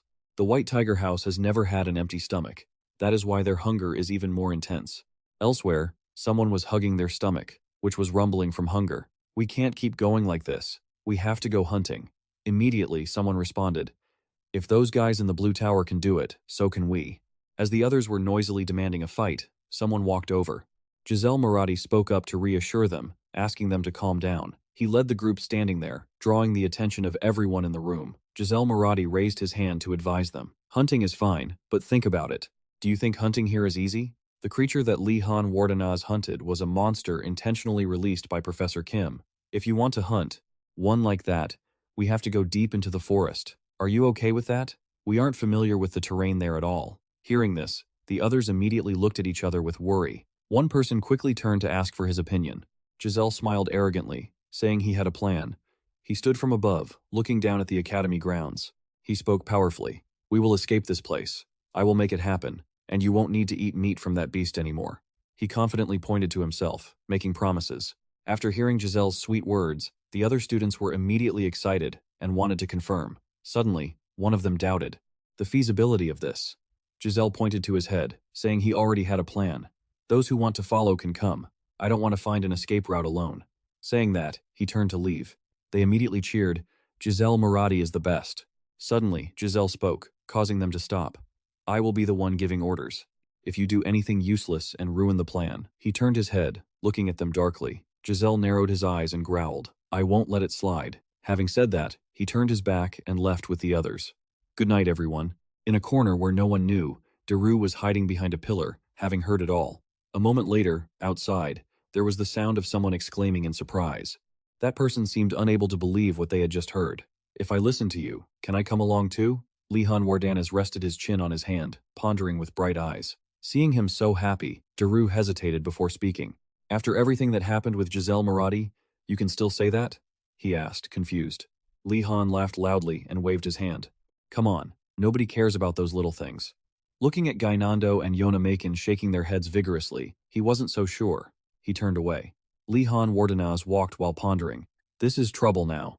Initially, he had planned to take his time exploring the exit because, clearly, based on the professor's personalities, escaping would be very difficult. But Marathi had aggressively declared that he had a way out. Lihan Wardanaz turned his head to look at the person sitting in the chair. He didn't look as naive as Gainando. He was smart and cold enough to take advantage of students within the same tower. From the start of the semester, he definitely had a reason to be confident about escaping. Everyone in the room was watching him. Suddenly, Lihan Wardanaz became silent and said, "Nothing else for it. You will follow him and find out what that method is." He pointed his finger and gave the order. Daru immediately jumped up and exclaimed, "Are you serious?" He broke into a sweat. Lihan Wardanaz asked back, "Do you have a better idea?" Daru immediately wilted. Don't you think that's a bit cowardly? Lihan Wardenaz told him not to worry about that, which made Yona, Maken, and Gainando look up at him, hands on their waists. Currently, we are facing off against each other. Daru Choi confirmed immediately. Lihan Wardenaz closed his eyes and said slowly, there is a very famous saying, know yourself and know your enemy, and you will win 100 battles. Saying that, he patted his shoulder firmly. So this is just our strategy, Lihan said seriously. Daru Choi broke into a sweat. Was it because of his expression? He looked confused at that sparkling, radiant face. And for some reason, it also seemed quite reasonable. A moment later, Daru Choi was also convinced. I guess this could also be considered a strategy. Lihan Wardenaz grabbed his shoulders and turned him around. All right, from now on, you will monitor Marathi. Meet me when you find out his escape plan. He pushed Daru Choi straight towards the door. You are truly an excellent warrior and a proud spy. After finishing, Lihan Wardenaz opened the door and pushed him outside, while Daru Choi was still bewildered. He closed the two doors and announced, mission started. Lihan Wardenaz looked at him with sparkling eyes. You'll do a good job, right? Daru instinctively nodded slightly. He raised his hand, showing he would try his best. Just leave it to me. After closing the door, Lihan Wardenaz let out a sigh. Daru's part is done. I still need to rethink the escape plan. Seeing Yona Maken and Gainando clinging to each other, Lihan Wardenaz was surprised and exclaimed, since when have you two been so close? The two of them looked at him, hesitant and speechless. Yona Maken asked, you studied brainwashing magic before entering the academy, right? Lihan Wardenaz was immediately stunned and denied it.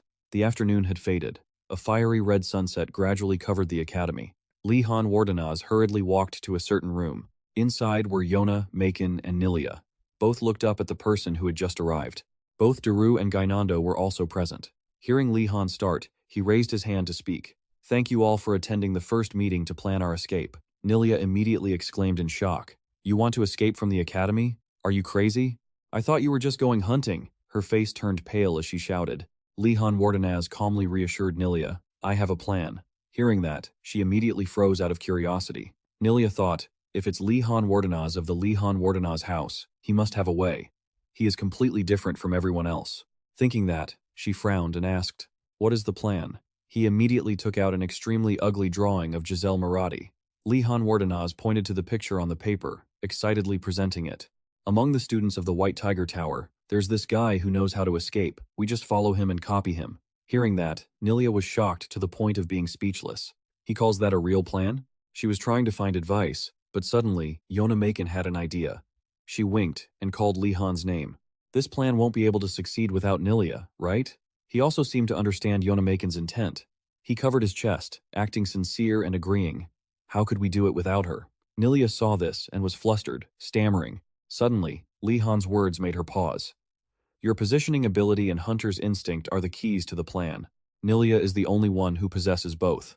Hearing that, she immediately blushed in embarrassment. Yona Maken and Lihan Wardenaz played off each other, acting sad and disappointed, which made Nilia become flustered. She crossed her arms and let out a huff, accepting that if she were the only one who could do it, then there was no other way. Nilia tried not to look too happy, as the moonlight illuminated the quiet forest at night. Giselle stood on a large rock, his eyes glowing. He looked at the group behind him and shouted, my honorable comrades, my knights who swear to follow my commands. Giselle gazed at the silent forest and whispered his resolve. Tonight, we are escaping this academy. The group below cheered happily. We're with you. We will escape this hell, he muttered with a smirk, giving orders. Giselle pulled out a map from his robes, feeling triumphant. As long as I have this map, we will never fail. Back in the luxurious room, a voice of interrogation rang out. Introduction to Magic for Beginners. Inrogue in Magic. He waved his hand, his voice filled with irritation. Is this really all there is? The servants trembled in fear. We are sorry. This person was Giselle Marathi, of the Marathi house. Giselle, furious, kicked away the books on the floor. I told you to bring me something useful. And yet, what is this garbage? The two of them were terrified and turned to run. We are sorry. Just then, he seemed to discover something. Giselle Marathi leaned down and picked up a scrap of paper from the pile of books, puzzled. What is this? After unfolding the paper, his face showed great surprise. That paper was a map for escaping the academy. He looked at the map, secretly glad. I thought only losers would use this, but I'm glad I bought it. Everyone reaches their limit eventually. Giselle frowned in anger. So this is how a map like this is created. Inside the forest behind the academy, Lights slowly appeared. Giselle's group headed deeper into the woods. Li-Han Wardanaz observed them and whispered to his team, "Everyone, it's time to move." He signaled everyone to stand up and quickly informed them, "They're going into the mountains. I don't think they're taking the normal path. Everyone ready?" Hearing this, the group was horrified and shouted, "What? Why are they going into the mountains? Climbing is so hard." Gainando was full of fear. "There's a gate near the castle entrance." Li-Han replied, "Daru Choi, handle it." This surprised Gainando. "Handle what?" He suddenly explained. "With Nilia's ability, scouting the mountains is a given. Daru Choi and I have good endurance, and Yonamakin has gone herb hunting before, so the terrain isn't a problem for him." Gainando was completely confused as Li-Han hesitated. After a while, he finally understood. "Give me some water." Li-Han Wardanaz smiled helplessly. "You're not used to this, huh, Gainando?" His face looked tired, and he sighed softly. "But it is hard to track them on these strange mountain paths." He looked at Nilia, thinking to himself, "If Nilia weren't here, I wouldn't be able to track them anymore." Li-Han Wardanaz felt defeated and took out the paper. "I can't do anything at all." He gave a bitter laugh and started his habit of taking notes on what was happening. Suddenly, Nilia looked ahead, startled. Immediately, she turned around in a panic to report, leaving them confused. "Everyone, stop!" She pointed at Giselle's group. "They're acting strangely." "Why did they stop all of a sudden?" Gainando asked nonchalantly. "They're here, right? Easier than I thought, huh?" Li-Han Wardanaz was skeptical. "They're here? Is it really that simple?" Suddenly, a strong gust of wind blew, making the treetops shake violently. A silhouette flashed past, shocking him. Li-Han Wardanaz looked in the direction of the shadow, stunned. He looked up at the night sky, shivering with fear, and whispered, "What is this chilling sensation?" To Li-Han Wardanaz's question about a monster, Nilia quickly denied it. "No, I've checked for monsters in the area." He heard this and couldn't help but suspect something. Just then, Li-Han thought of something and was terrified. A figure began to form in the darkness. A loud, terrifying laugh echoed out, striking fear into everyone. Giselle's group looked around, terrified, not understanding what was happening. A large circle formed, covering his group. In the sky, a figure gradually took shape. OSU appeared, grinning happily as he looked down at them. "Trapped? Aren't you? And it's only the first week." They were all shocked and cried out in unison. "It's the headmaster!" He looked excitedly at Giselle Marati. "Looks like you bought the fake map that I leaked, huh?" Giselle was furious and defiant. "I bought this map before I even enrolled." Immediately after, he looked at the paper in surprise. It vanished from his hand. He looked at the headmaster in horror as he collapsed. The headmaster reminded them, "Today, all of you have learned a valuable lesson." OSU was excited. Never trust maps from unknown sources, because you never know if it's a treasure map or a trap set by a wicked priest. He looked down at the terrified face of Giselle and burst out laughing. The Li-Han group watched from within, speechless. Li-Han Wardanaz darkened his expression and whispered, "What kind of crazy guy is this? A lesson, my foot. He's just toying with the students in the palm of his hand." OSU looked at Giselle Marati's group and began to announce, "Listen closely. Now, we will begin the return trip." His voice sounded deep and raspy. "The rules are very simple." Immediately after, he created fierce pursuers. "Go back while avoiding these chasers. You can use any method, even defeating them." Then, he looked up and took a deep breath. "If you are caught, you will be considered guilty." OSU then exhaled a long breath. His face was full of excitement as he added, "Otherwise, you'll be considered innocent." They were terrified and scrambled away in a panic. The group of pursuers stood there calmly, watching them. Nilia was terrified when she saw the scene ahead. She turned to run, not forgetting to urge Li-Han Wardanaz. "What are you still doing? Run!" He quickly grabbed her hand to hold her back. Immediately after, Han raised his hand to calm her down. "Stay calm, Nilia." She was trembling, looking at the other side, and shouted, "How can I be calm? We could die if we get caught." Li-Han Wardanaz began to explain. "It'll be okay. I don't think they've discovered us yet, and if we are discovered, at most, we'll just be locked in a room and given physical punishment." Nilia was panicked at the thought. Physical punishment? She immediately voiced her wild imagination. Like those rooms with torture devices? There's no way to escape, even in your dreams. Li-Han Wardanaz hid behind a tree and observed the situation ahead. He looked at the group surrounding, the area in front, and sighed to himself. How are we going to get out of here now? Suddenly, a voice rang out, catching his attention. "Form up. We'll take them down if we're chased." Giselle Marati's group was furious and shouted, "Running forever won't get us anywhere. Let's face them." They looked determined. "Honor, spirit of martial arts." While he was deep in thought, a voice called out, Why do they keep shouting about honor and martial arts? Daru patted his shoulder and said, "Speak your mind. I see only one way out. His method is for us to put aside our family differences and cooperate if we want to escape." Upon hearing this, Han spoke up, praising the excellent logic. Daru Choi's face lit up as he turned sharply to the others. "We are going to cooperate with these guys by running away while they stall for time." Everyone except for Daru, Choi, and Ra cheered in agreement. Li Han Wardenaz observed the situation from the outside. "We'll have to carve a path through the point with the fewest troops. At least they're actually stalling." He looked at the OSU formation, deeply confused. Why aren't there any gaps? He immediately realized something and looked up at OSU. Wait, don't tell me. Li Han Wardenaz stared in shock. He was still summoning more minions. Why? Thinking this, Li Han Wardenaz couldn't help but feel disdain. He said we were free to go, so I thought he was just testing the students. But he never intended to let us go from the start. He immediately felt helpless and furious. Is this supposed to be a fair trial for us? Seeing everyone getting captured, he couldn't help but groan internally. Should we just surrender? Just look at those guys running around and getting caught. Suddenly, Li Han Wardanaz noticed something and his eyes widened. Something's wrong. Wrong. He watched the minions walk past without noticing them. Confused, he realized. The soldiers aren't paying any attention to this direction at all. But why? He looked toward OSU, perplexed. Does he not know we're here? Headmaster Enroget. He immediately dismissed the thought. Wait, but that's the only explanation. Li Han Wardenaz stared at the figure of OSU in the sky, recalling his previous appearance. He seemed to have reached a conclusion. If that's just a clone or an illusion of the headmaster, we just need to run in the opposite direction of the White Tigers. Li Han Wardenaz turned to the others and announced, "Guys, I think I've found a way to escape." Everyone was surprised and overjoyed. Li Han Wardanaz turned and said, "Let's just keep moving. Let's go." He led the group forward. 30 minutes later, his group entered a cave inside Nilia Forest. Nilia checked the surroundings and reported, "I've checked it. It's safe. No monsters detected." He immediately used his wand to summon light, illuminating the cave. Yona Macon was terrified and worried, so she was comforted by Nilia. "Those skeletons couldn't possibly have tracked us all the way here, right? It'll be fine. I don't see any signs of them hunting us." Daru, beside them, looked quite worried. "The problem is, how long do they stay summoned?" he said anxiously. "Maybe I should have just broken through them." Li Han Wardenaz, hearing this, calmly explained, "How could we have gotten past that huge mob? That's clearly an impossible problem." He laughed cheerfully and took out food, making Gainando very excited. "But for now, let's just eat." Nilia suddenly spoke up. "Shoot, I'm out of water."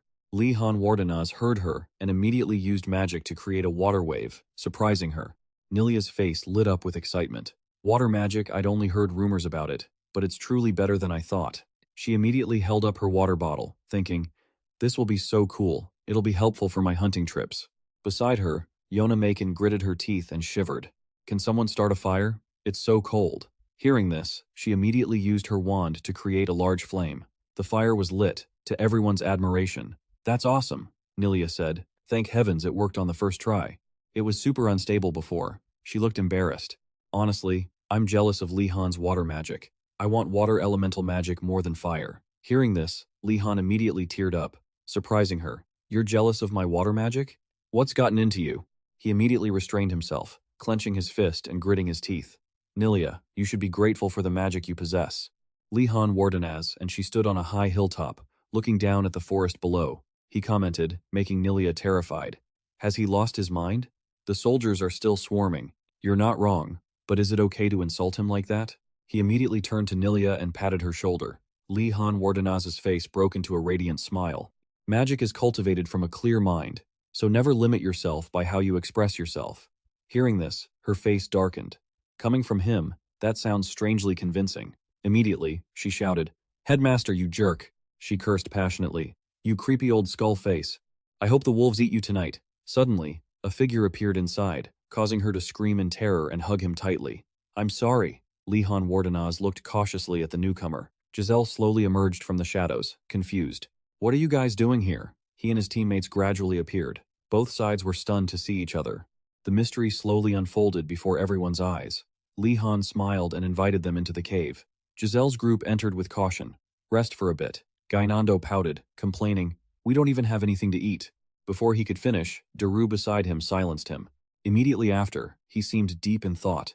Li Han Wardenaz had the right to ignore them because of what they had done to him. Daru Choi looked at him and sighed in admiration. Instead, he treats them kindly like this. He looked at him with shining eyes. Truly admirable. Lee Han Wardenaz is a person who really respects honor. Daru Choi was moved by his own thoughts, leaving everyone else very confused. Giselle observed everyone, puzzled. Why are those bastards from the Blue Dragon here? Don't tell me. His imagination ran wild, but he didn't think they could have followed them. They found the map too, huh? Afterward, Giselle immediately became dejected. What do we do now? We're even receiving help like this. As he became increasingly confused, he suddenly remembered something. What should I do? Don't forget, Giselle. Giselle remembered his childhood, being next to his father. The motto of the Moray house was, never forget any grudge. But there was a hidden meaning. He tried to recall his father's expression.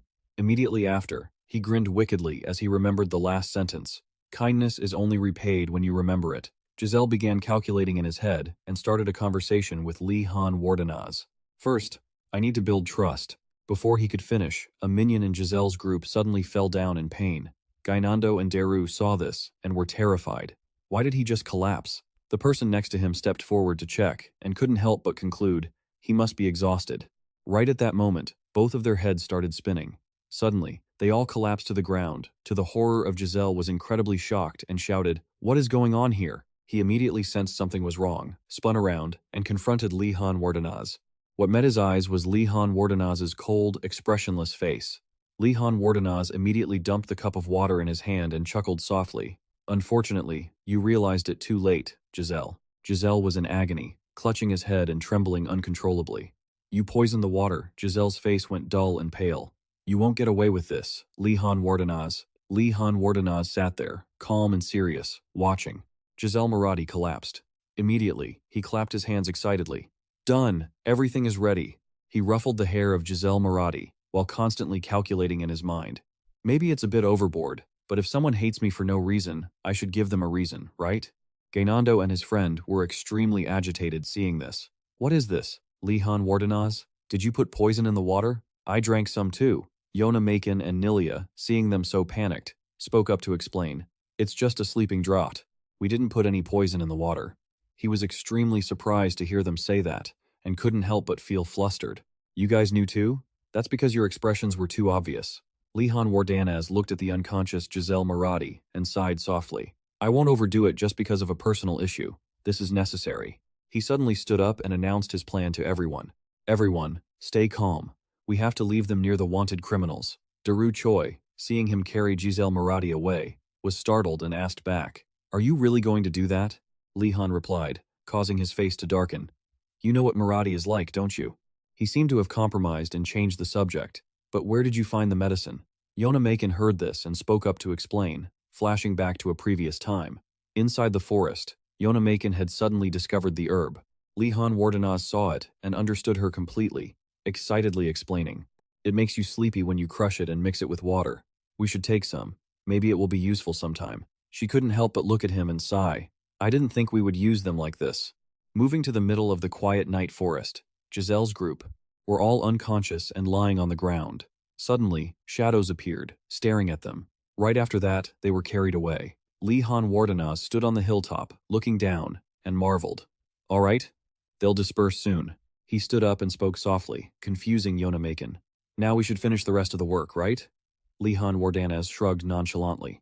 Scout the surrounding area. We can't turn back now that we've come this far. His face was serious, looking ahead and calculating. We need to check how far the academy's wall extends. If there really is a way to escape, at any cost. His group immediately regained their spirit. Start heading deep into the forest. Let's go together. Lee Han Wardenaz and the others gradually went deep into the forest, guided by Nilia. Suddenly, Gainando tripped over a rock. He immediately fell down, making Yona Macon extremely terrified. Lee Han Wardenaz stepped closer to check on him, and he immediately yelled, Are you okay? I'm so hungry, and it hurts. Immediately, he looked at the person next to him with concern. Daru Choi, you seem tired too. Nilia spoke up to remind him. Lee Han Wardenaz, light something up. I guess since we've come this far without being caught, we're safe. She immediately announced that everyone seemed to be losing energy faster than usual in the dark. Hearing that, he immediately took out his wand. Lee Han used magic to make the wand emit light for the whole area. Everyone saw the light and started to feel more comfortable. Suddenly, a strong gust of wind blew, making the leaves rustle. A deep, hoarse voice spoke up, startling him. "Turn off the light, student. It makes us hard to sleep." Hearing that, Li Han Wardenaz spun around, confused and shouting. Everyone was terrified, observing their surroundings. The voice continued, demanding silence. In front of him was a large, ancient tree, and the sound came from it. "I am the one asking the questions." The voice continued, making them amazed. "If you answer correctly, you will be my guests. If you answer wrongly, you are uninvited intruders." Li. Han's face was anxious as he listened to him speak. "I'll read it now." The question echoed. "A dwarf lights 5 candles late at night, but 2 of them are blown out by a strong, angry wind. The dwarf stands up and closes all the windows in the room. So, how many candles are still burning?" Hearing this, he couldn't help but chuckle inwardly. This was a trick question. Immediately after, Li Han Wardenaz immediately analyzed it. The listener would think there are 3 candles left burning. However, the flame would gradually go out as time passed. He smiled slightly, silently calculating the result in his heart. "So, when it's morning, the number of candles still burning will be suddenly," Gainando blurted out. "The answer is 2. Li Han Wardenaz spun around in shock, but before he could do anything, he heard the mysterious person's correct answer. He was dumbfounded and confused hearing that. Li Han Wardenaz looked at him, who was looking smug, and was puzzled. "Wait, isn't the flame supposed to be extinguished when the candles burn out?" Immediately after, he heard the explanation, which frustrated him even more. "Isn't it common sense that when you use enchanted candles, they won't burn out?" "In riddles like this," the voice continued, "from now on, you are my guests. However, ending it like this would be a pity." It gave another request, accompanied by a fruit, making him extremely excited. "How about one more riddle? The one who answers correctly will get my fruit." "Fruit? We're ready." Everyone was looking forward to this second riddle. The riddle started. "There is a giant man in the morning. By noon, he shrinks. In the afternoon, he becomes large again, and he disappears completely at night. Who is that man?" Everyone was confused, thinking of the answer. Li Han Wardenaz seemed to have the answer and spoke up. He pointed to himself and gave the answer. "It's a shadow, isn't it?" The answer he gave was completely accepted by that person, leaving everyone behind him very confused. Li Han Wardenaz immediately remembered his past life. He had heard that riddle many times in his past life. He remembered the legend behind this question. This was the answer that Oedipus, king of Thebes, had answered correctly. Even stranger, every time this story is told, a few details are changed. However, the answer that humans give to the Sphinx is always kept the same. While Li Han Wardenaz was deep in thought, that voice spoke again. What a bright student. He suddenly discovered something had changed and was shocked. The surrounding landscape suddenly shook, then slowly disappeared along with the voice, "I welcome you all." Everyone was transported to a lush, beautiful space.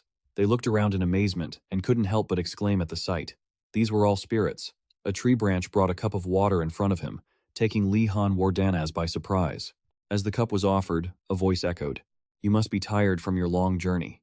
Drink up." He picked up the cup to thank them, but couldn't help but notice it smelled just like vegetable juice. One sip made his eyes widen in shock. His emotions began to soar. It felt as though all the fatigue in his body had just washed away. It was like drinking a glass of ice-cold water. After a long day of running in the summer heat, while he was basking in the relief, the others beside him grew incredibly anxious and terrified. A voice explained, leaving him feeling quite thrilled. "It's a drink extracted from the local plants. Do you like it? It's absolutely delicious. May I have another?" As Li Han Wardenaz reached out to take the cup, the branch quickly pulled back. The voice inside asked for his identity first. "I need to know who you are. I don't even know your name yet." Upon hearing this, he bowed respectfully and introduced himself. "I am Li Han Wardenaz." Hearing that, it couldn't help but curiously ask further, "What is your family name?" As soon as he mentioned his family name, it was completely shocked. Seeing his wry smile, it quickly apologized. "I am sorry. It's just because of the rumors about your family." A canopy branch dropped onto his head, leaving him very surprised. Li Han Wardenaz chuckled softly, looking up as it continued. "But, given the way you stated your name first, instead of your family, you will become a great mage." Its next question caused him and the others to panic. "But why exactly are you all here so late at night?"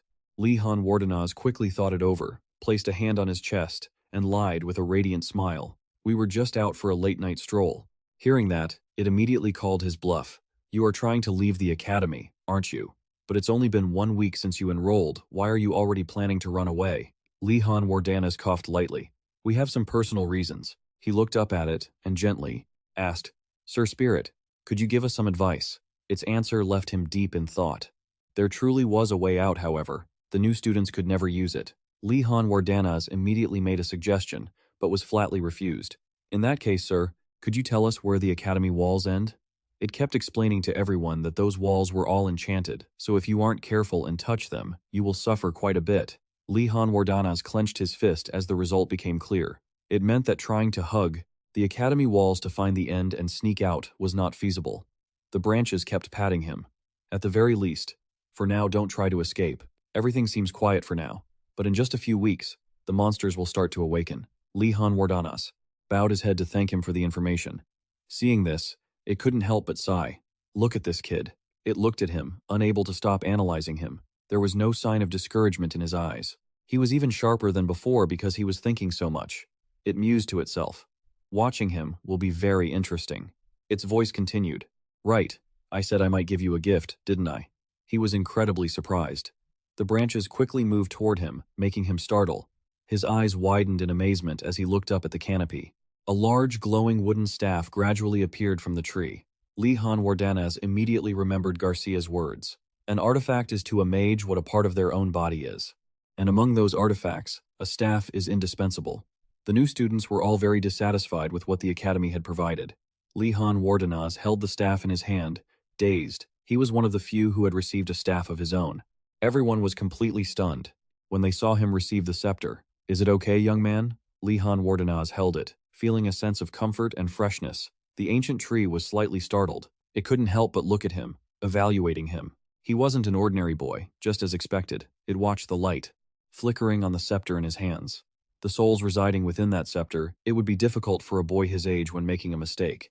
It suddenly spoke up, leaving him very surprised. You will learn more from the powers residing in that scepter as you use it more. Can't you instruct me now? Its answer made Li Han pout slightly. Unnecessary. You will learn it naturally over time.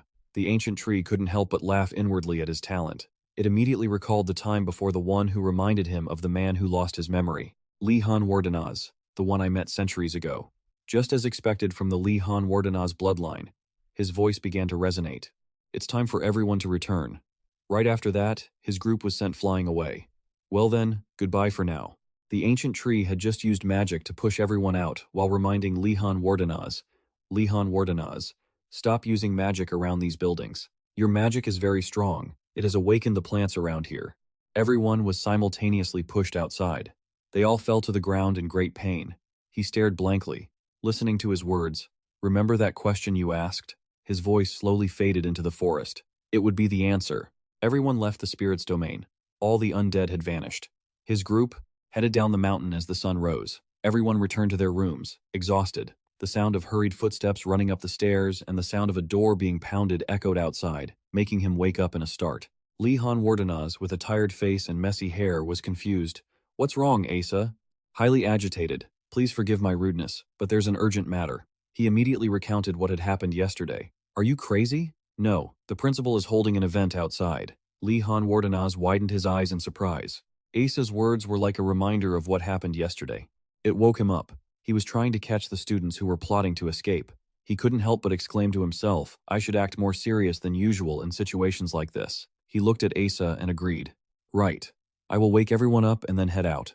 At the school's vast stadium, decorated magnificently, everyone gathered together, very happy. The prices were designed to appeal to the buyers, and they couldn't help but exclaim, Is this a festival? This doesn't look like an attempt to hunt down after the escape attempt.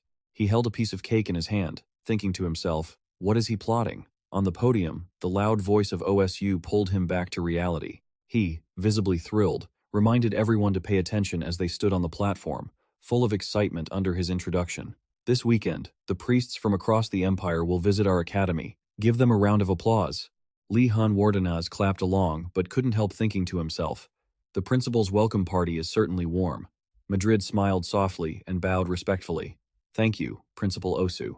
Osu replied, Thank you for taking the time to join us, even though I'm sure you are quite busy teaching the young students here. Osu laughed excitedly. It makes me so happy. I've come to adore these priests. It was truly an awkward situation. His eyes began to shine intensely. In that case, could you pass this message to His Majesty? We need a bit of fun to help us uncover ancient magic. She looked utterly confused. That is beyond our authority. Li Han, as if realizing something, thought. So, it's just like back then. I see, no matter what, everyone acts that way when trying to secure a budget. Madrid turned, offering a forced smile to everyone. Regardless, it is a great honor to meet all the students. She immediately introduced them. We are just humble servants representing different churches. We are very happy to have the opportunity to introduce our faiths. Li Han Wardenaz listened and was deeply puzzled. These aren't ordinary priests. All of them possess a massive amount of mana.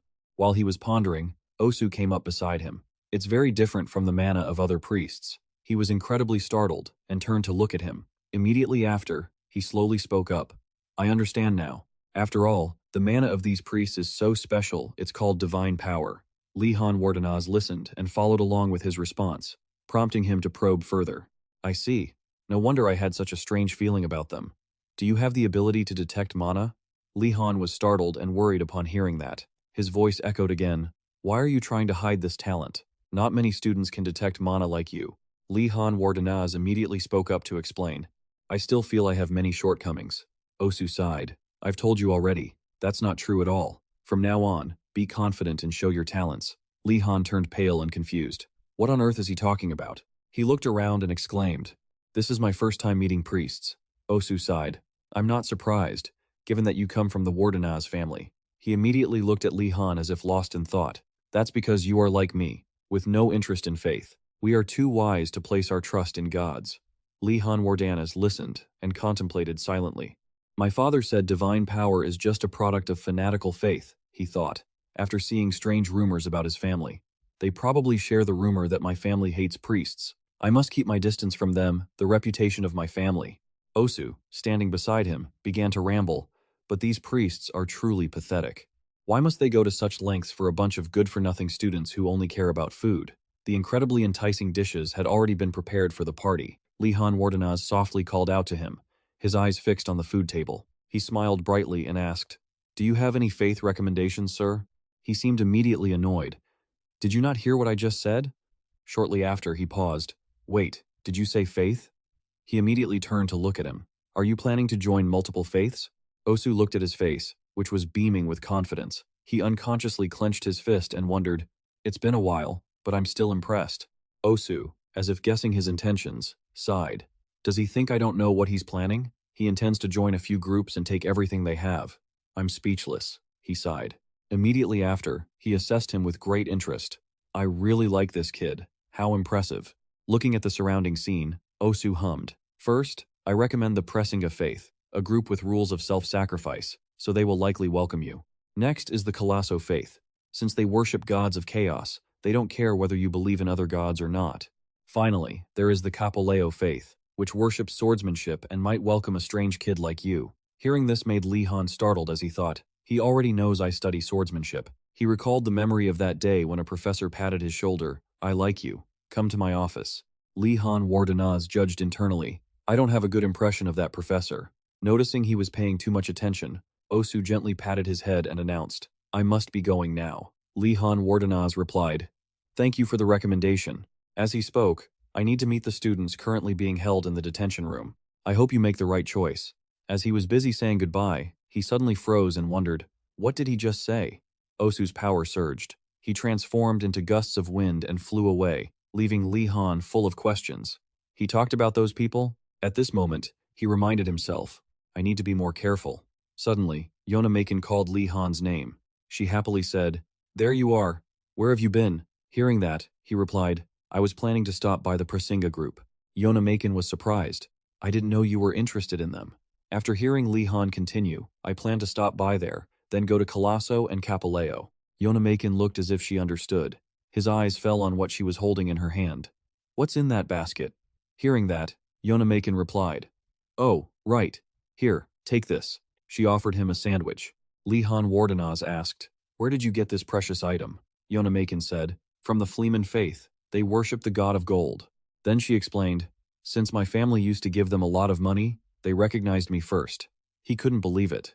What did she just say? Is that even possible? Li Han Wardenaz then thought regretfully, Why didn't my family support any faith? Yona Maken wondered in her head, What's wrong with him? Then, the two said their goodbyes. He told Yona Maken to go ahead. I'm quite busy today. she agreed to meet later. Watching the two believers discussing in front of him, Li Han Wardenaz interrupted them with an apology. Then, with a radiant smile, he stepped forward.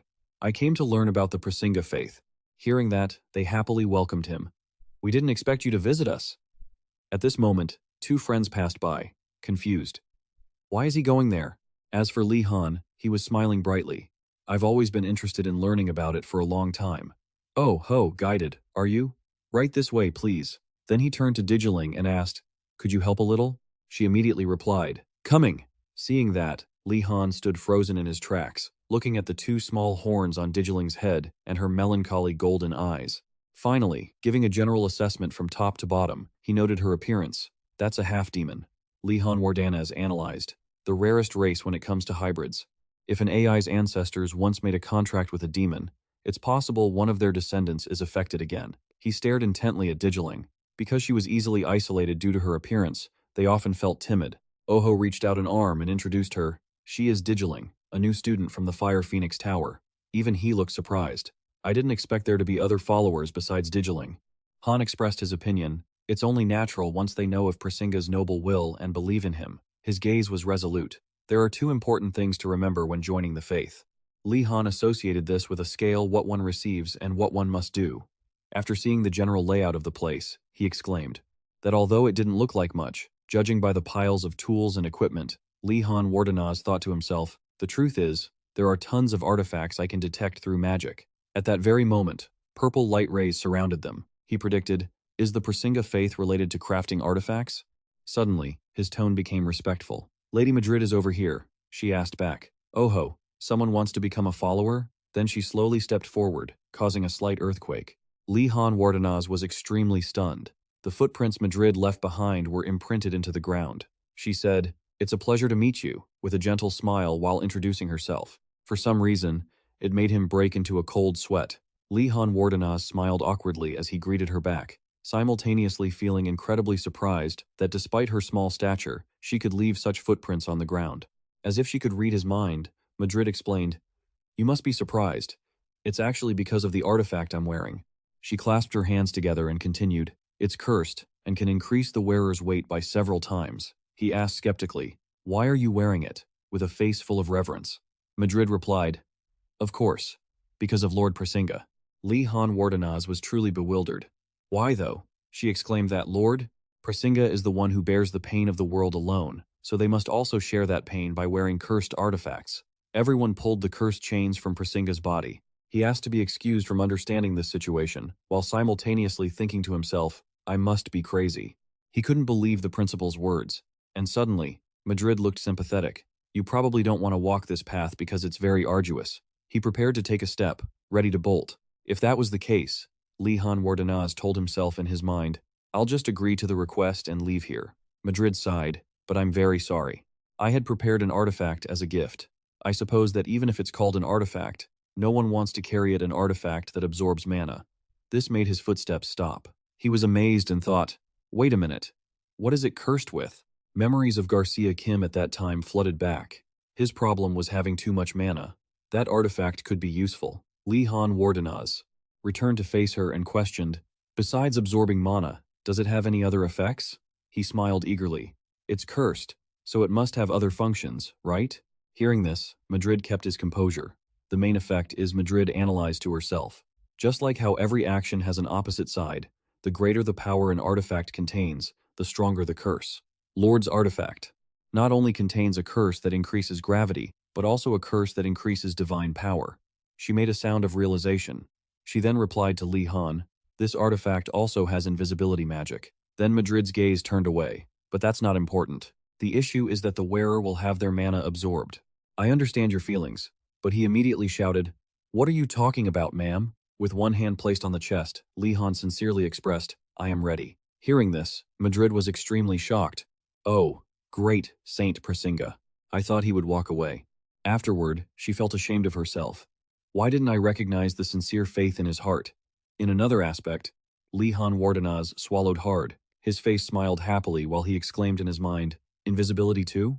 This is truly a piece of cake falling from the sky. Madrid wiped away a slight tear of emotion. Then take it and welcome, young man, to our sect. Looking at the belt she presented, she said, "This is a demonstration of reverence for Saint Prasinga." At the same time, Li Han Wardenaz quietly examined it in his head. This is a belt that hides the ability to be invisible? He took the chest holding it, suddenly noticing the two brothers there were extremely wary of him. Oho and the friend standing opposite him used telepathy. New followers always have to endure the side effects of artifacts. This case is probably the same. Let's be careful above all else. On his side, Li Han gradually put the belt on. All right then. He fastened the belt and asked, "So, how do I activate the invisibility magic?" Oho was surprised. "No way." The guy next to him continued. "Don't you feel anything at all?" Seeing everyone's expression, Li Han hesitated. "Is there a problem?" Madrid shook her head. "It's nothing. The incantation is written in the instruction manual." At the same time, she commented to herself, "Saint Prasinga has given us a truly excellent disciple." He opened the instruction paper. "Oh, it's this one." And just like the instruction sheet, Li Han Wardenaz chanted, "Let me hide in the shadows." Seeing the scene unfolding before their eyes, everyone discussed. He disappeared. So it really has that power. His feet touched the ground as he exclaimed to himself, "It really works." Seeing that he wasn't in the mirror either, Li Han Wardenaz judged, "It's not half-baked, it's completely invisible." It truly lived up to the expectations of a powerful curse. Then he chanted, "Let me appear in broad daylight." From behind them, he reappeared. Oho was startled. He appeared again. Li Han Wardenaz held the instruction paper firmly and wondered, "But is this thing really cursed?" His mind just made a decision. "If I can't feel any cursed effects, then I need to equip more artifacts." Monlin said, "Please, Sir Madrid, let me share the burden with Prasinga." Hearing that made her tear up with emotion, truly commendable. Oho and the guy next to him refused to understand the scene before their eyes. Madrid cared, "Don't push yourself too hard, it's still early." Li Han Wardenaz immediately disagreed.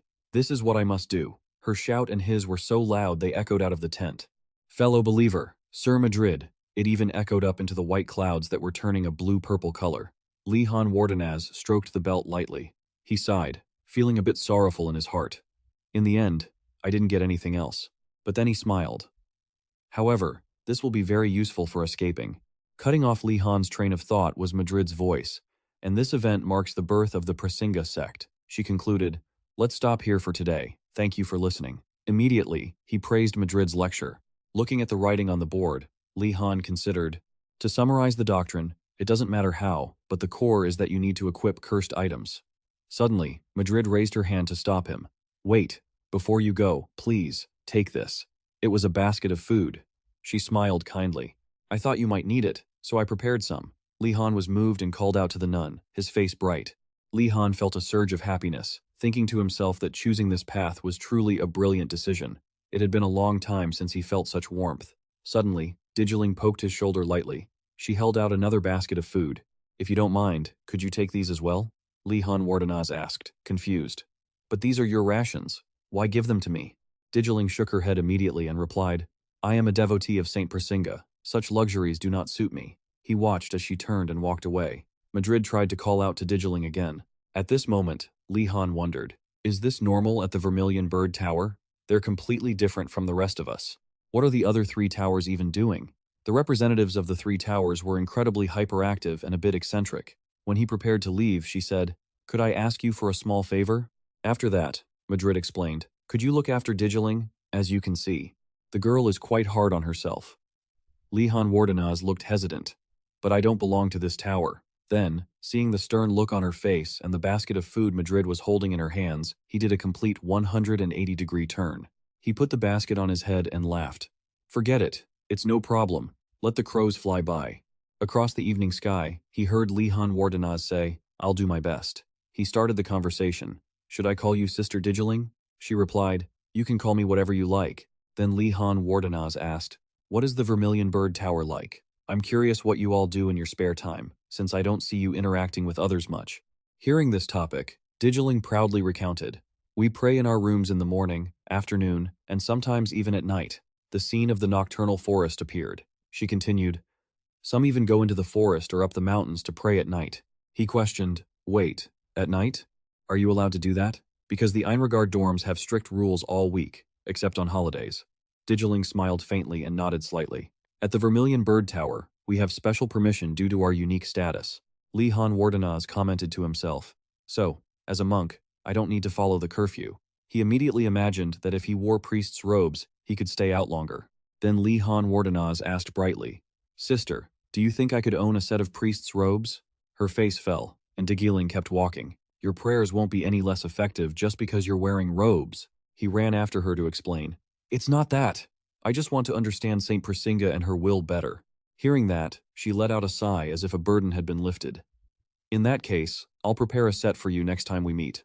Li Han Wardanaz laughed loudly and thanked Digiling, while thinking to himself, "All right, the first step of the escape plan is gradually coming together." In his imagination, he gripped the robe tightly in front of the castle. Han asked worriedly, "Han, is the food tasty? Are you full?" Digiling replied immediately, "I'm quite satisfied with everything." She heard him call out, "But the nun is really worried about you." It startled her. Li Han Wardanaz recounted, "She told me to take good care of you." Digiling whispered a name for the nun, then he continued, "What do we do now? Will you eat with me? That way, the nun won't worry as much."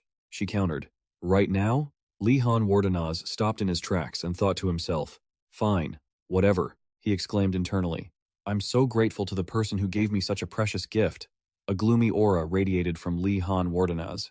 "As long as you eat with me once, I'll become the grandmother figure you meet during the holidays and give you plenty of food." Behind him, Digiling was confused, not understanding what was happening. At a building in the professor's lounge, Uregum took a sip of tea, then let out a sigh of satisfaction. "The tea seems to taste better ever since that kid arrived." Then Uregum Jimda questioned, "But why are we having this meeting today?" Garcia continued, "I think it's because of the basic horse riding training." She asked everyone, "Have the professors assigned the curriculum yet?" Hearing that, Uregum wondered, "Isn't Professor Venderon supposed to teach it?" Garcia was surprised. "Oh, I didn't know that." Then she recounted, "Professor Venderon failed to find a horned horse. There's almost no news about him." Suddenly, Osu interrupted. "Don't worry," he pointed out. "I already have a backup plan." Everyone in the office was amazed. "Really?" Garcia said that in such a short time, and Ingurel continued. "During times like these." After that, the two of them laughed brightly. "To conclude, we understand why you are the headmaster now." Then Uregum questioned, "Who is the new professor? We need someone truly skilled to be able to take on the task." Osu replied, "Don't worry, here is a mysterious person appeared. Zeta." Immediately, Garcia clapped in approval. "I'm sure she will do a great job." While Uregum was silent, Ingirl presented what she knew. She is a famous explorer. She has explored most of the wilderness in the Empire. Suddenly, the old man slammed the table. Uregum shouted, "Why does it have to be her?" Then he collapsed onto the table, stuttering, calling someone Uregum's face was completely helpless. "She's my aunt." Remembering the sound of Zeta, a long explosion of ancient fossils, he remarked, "She nags all the time, always butting in, always asking me if I hate the dwarves from the east." Osu didn't care about that and declared, "I just want to hire the best teacher to teach, no matter who they are." That concludes today's meeting. Now, dismissed. The next morning at the building, a small bird perched on Zeta's finger. She smiled faintly and said, "All right." Then Zeta's eyes flashed with a dangerous glint. "Class time." The students gathered in the schoolyard. The boy stretched. "Finally, the last class." Behind him, the girl said, "I've been following you for so long, yet I still haven't come up with any ideas." Then the two of them shouted, "Basic horse riding training." The boy and girl discussed excitedly. "Horse riding is a basic skill for royalty." "That's right." Behind them, Li Han Wardanas exclaimed, "Everyone seems quite interested." Then he concluded, "There surely won't be any problems. This content is too familiar. Students, this lesson needs to increase in difficulty." Suddenly, a large bird swooped down. It screeched loudly. The crowd panicked. "What sound is that? Look up in the sky." The students were buzzing with shouting. "What is that? It's coming. Everyone, hurry and get out of the way." The giant bird gradually landed. Below, Gainando was paralyzed with fear. The monster's mouth opened wide. He ran away screaming. However, he was still snatched away. It flew in a straight line. Gainando yelled, "Save me!" The friends were worried. "Gainando, he's been grabbed." Immediately, Li Han Wardanas took command. "Everyone, stay calm and get down. Don't move. We'll be in danger if we draw its attention." The students immediately crouched down, but he remained standing, thinking to himself, "Damn it." But these things weren't enough to make him panic. A giant bird swooped down, its wings casting a shadow. He wondered, where did that bird even come from? Suddenly, a student screamed, "My lord!" "Where's the headmaster?" She pointed ahead. "Isn't this a top-tier academy? What on earth is going on with the security?" Tears welled up in the girl's eyes. "Let me go." This is a massive failure on the part of this idiotic academy. The boy beside her tried to stop her, saying, "This isn't the time." Before he could finish, the giant bird dove in front of them. The girl shrieked, "Wait! I'm sorry. Please help me." The bird snatched the boy next to her away, leaving him completely stunned. Li Han Wardenaz, standing below, silently evaluated the situation. "That's exactly why I told you not to move." He glanced over at the girl, thinking, "But this is strange. Why did it ignore that loud screamer?" A theory flashed through Li Han Wardenaz's mind. He looked up at the sky. Could it be targeting this side? Guy Nando was passed out, with tears and snot running down his face. The white-haired boy was in the same state. Li Han Wardenaz guessed it had to do with their hair color. He covered his head with his hands and warned everyone, "Quick, use your cloaks to cover your hair." The bird's targets were those with light-colored hair. Just as Li Han Wardenaz was about to remind everyone, a voice spoke up from behind him. "You're truly incredible, Li Han Wardenaz. Your ability to make decisions and give commands in the blink of an eye is highly admirable." He turned around, surprised, and asked who had spoken. The two of them instinctively crouched low to avoid the giant bird's attention. Rowena was about to introduce herself when a shout cut her off.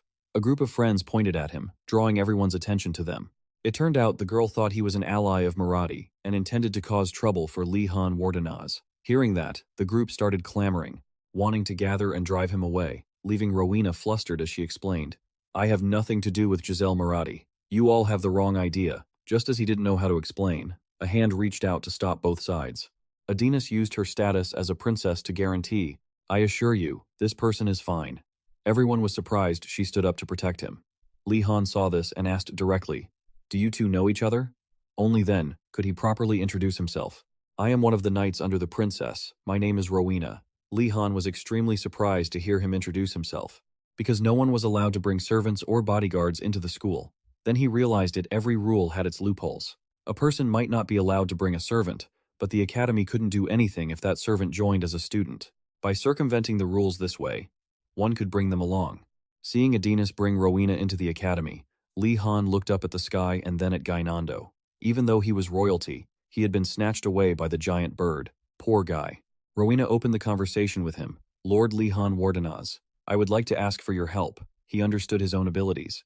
Even though the bird seemed to have slowed down, they couldn't possibly know when it might act strangely again. Rowena's expression was highly serious as she reached her conclusion. She wanted Li Han to lead the students and stop that bird. Li Han Wardenaz looked surprised and questioned. "Lead? Lead what?" He didn't want to be the leader. He even openly detested it.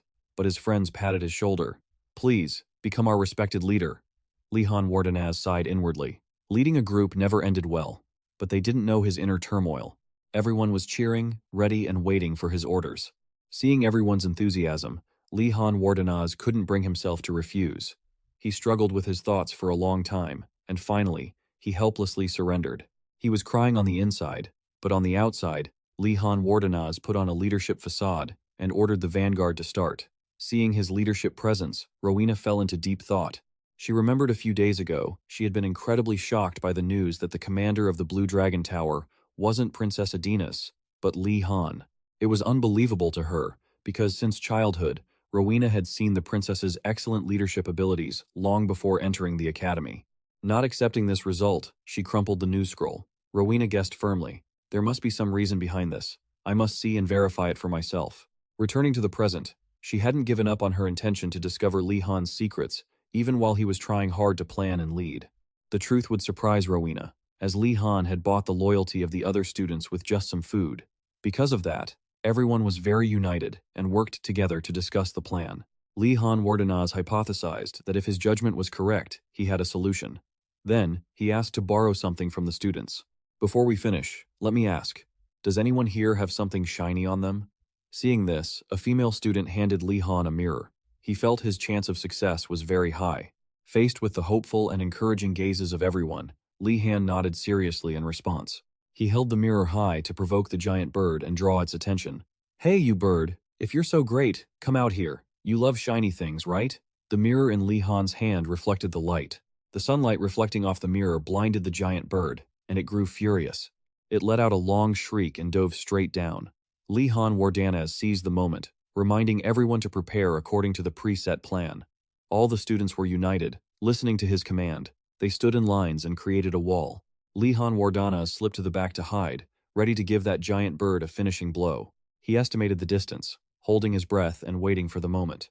As the distance closed just enough, when the bird lunged near, Li Han Wardenaz seized the precise opportunity. He rushed forward immediately. He used his wand and chanted a spell to summon the power of light to attack. A powerful blast of light was aimed straight at the giant bird. It was blinded and in pain from the light-based attack, causing it to screech wildly before immediately flying away. Li Han Wardenaz made sure it was gone before lowering his wand. He knew well that if it was just an oversized bird, the best way to handle it was to scare it off. Behind his back, sounds of admiring praise rang out from the other students. Each person offered a word of praise for Li Han's wit, courage, and brilliant leadership.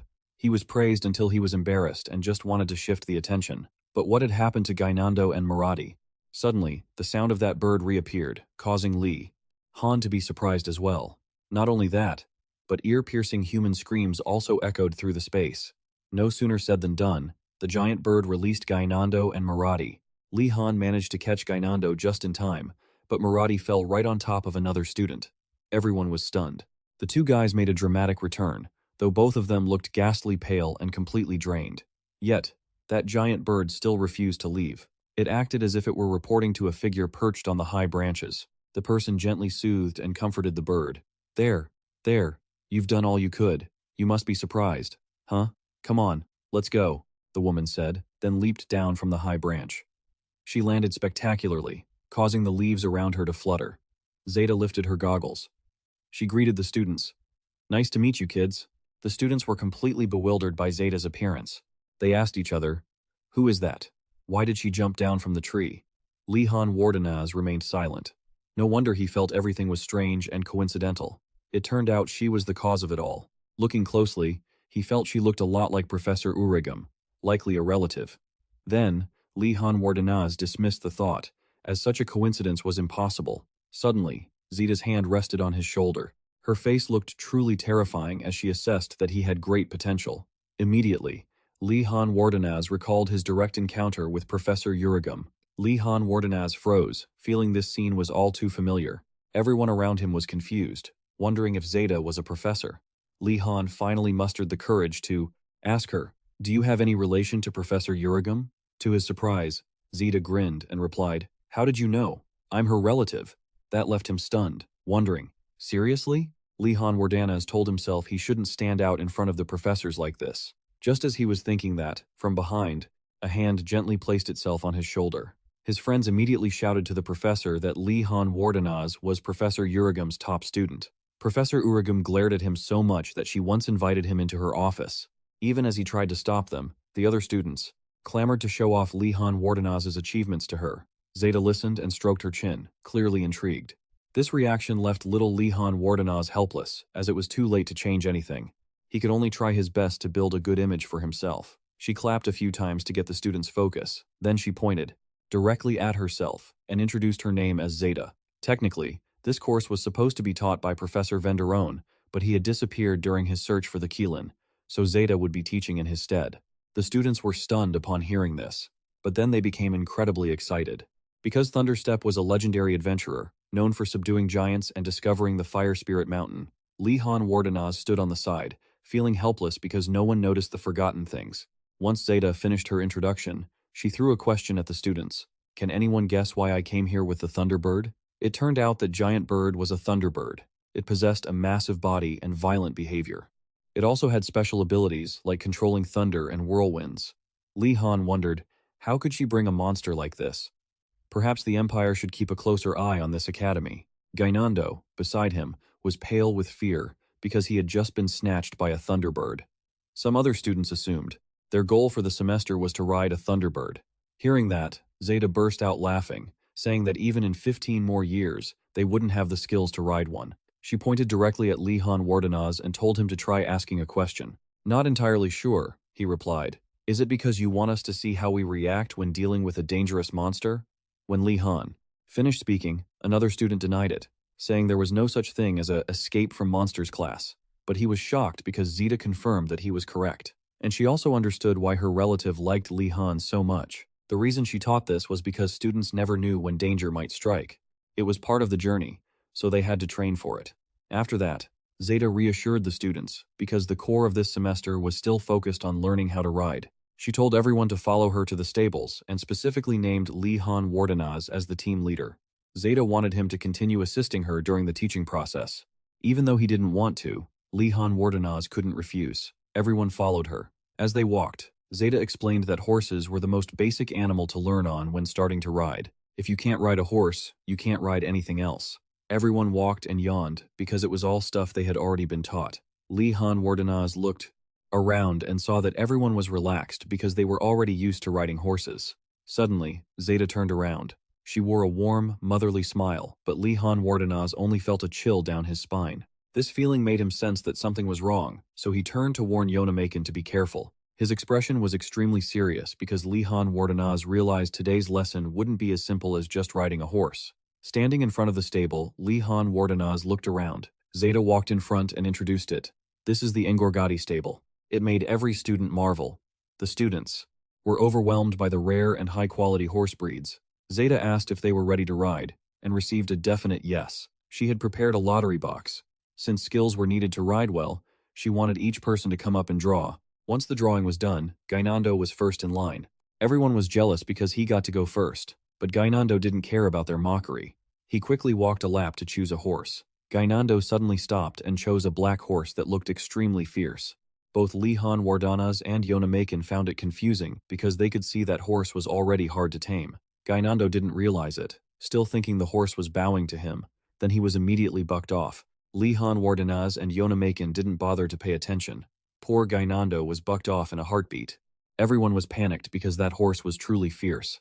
Everyone kindly checked on Gainando. He looked truly pitiful with his swollen face, but other students took the chance to mock him, saying that was the price for picking a fierce horse. He put on a brave face and chose a horse that looked gentler.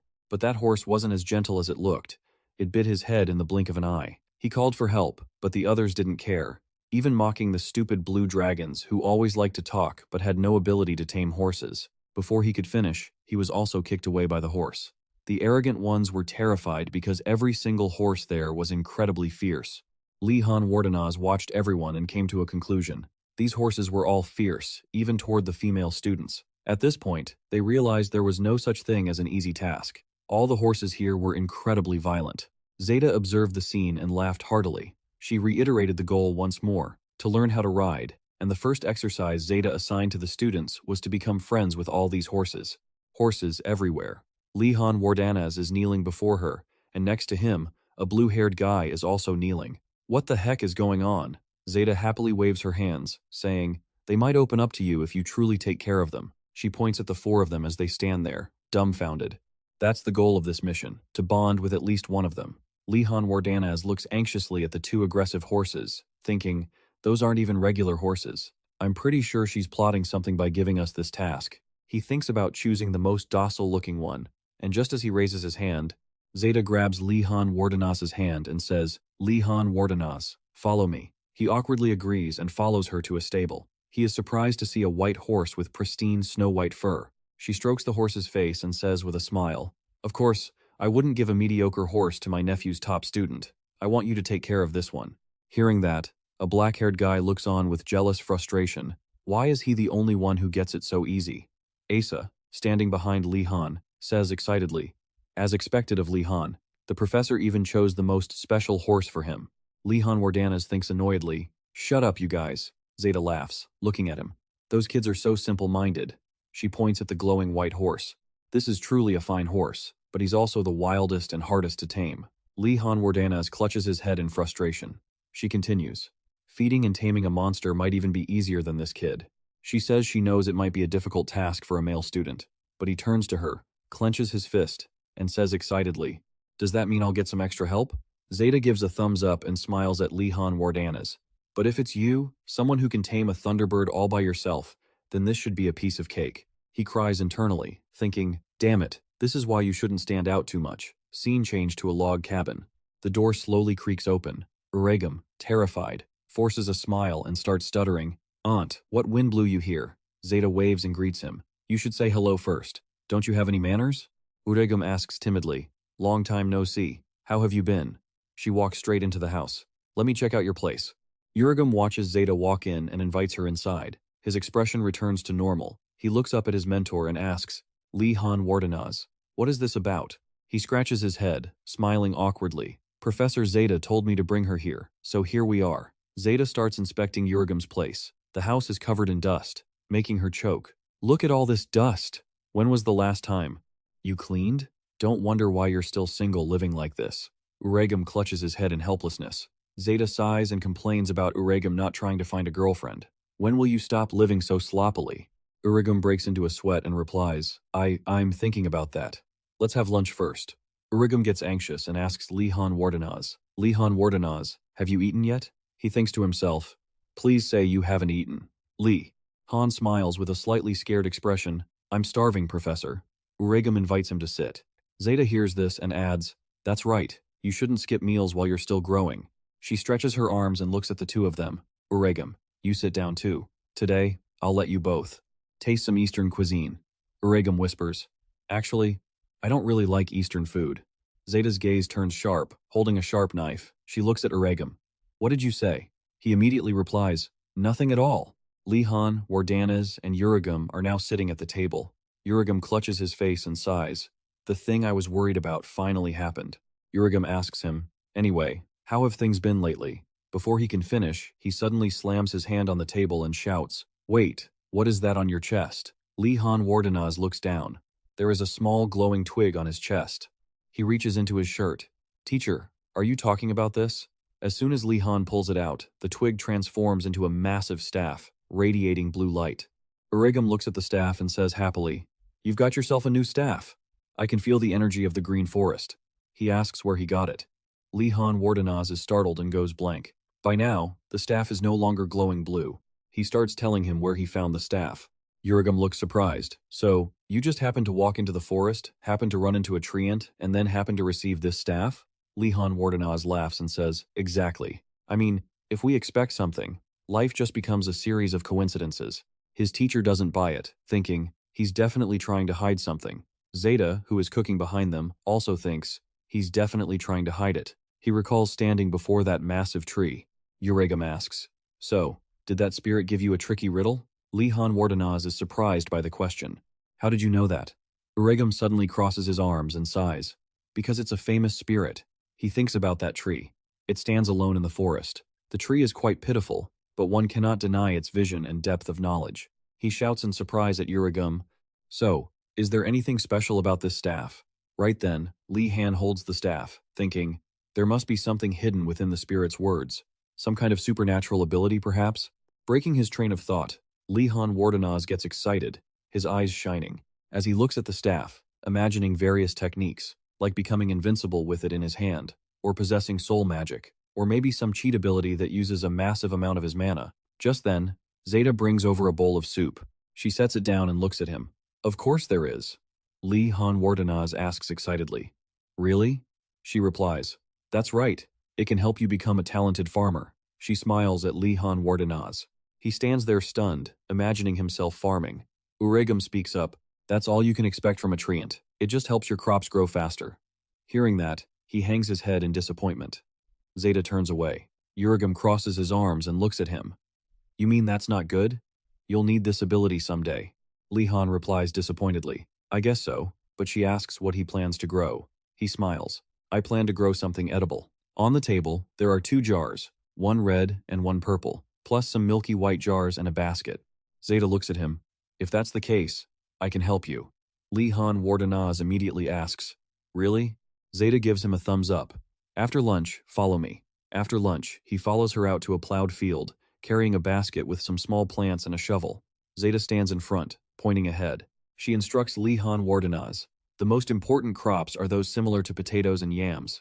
Zeta stood at the front, pointing ahead, as she gave Lee Han Wardenaz instructions on the most crucial crops, ones similar to potatoes and yams.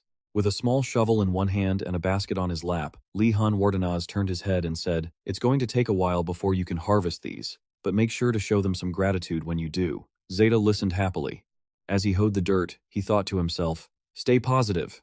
Once he finished, Lee Han Wardenaz planted a sapling, covered it with soil, and mused. They said this would help me with farming. Just as he finished, he heard her call out, Lee Han Wardenaz, come here. He replied, coming, Professor. As he stood up, the plant suddenly began to glow. A golden light radiated from it. The magic tower was bathed in bright, refreshing sunlight. Though the people inside didn't look quite as bright, everyone looked haggard. They were so thin and famished that their eyes were glazed over, and they kept groaning, "I'm so hungry." Right then, a golden light flashed from the door, grabbing everyone's attention. Li-Han Wardenaz walked in, beaming and waving his hand. "Everyone, I'm back!" He was carrying a basket full of incredibly tempting food. The people in the room instantly bolted upright. They looked at him like he was their savior. "Welcome back. Is that food? Is that a thank you gift from Professor Lay?" Faced with such delicious food, their eyes were glued to the basket, and they started drooling. They began to shower him with flattery.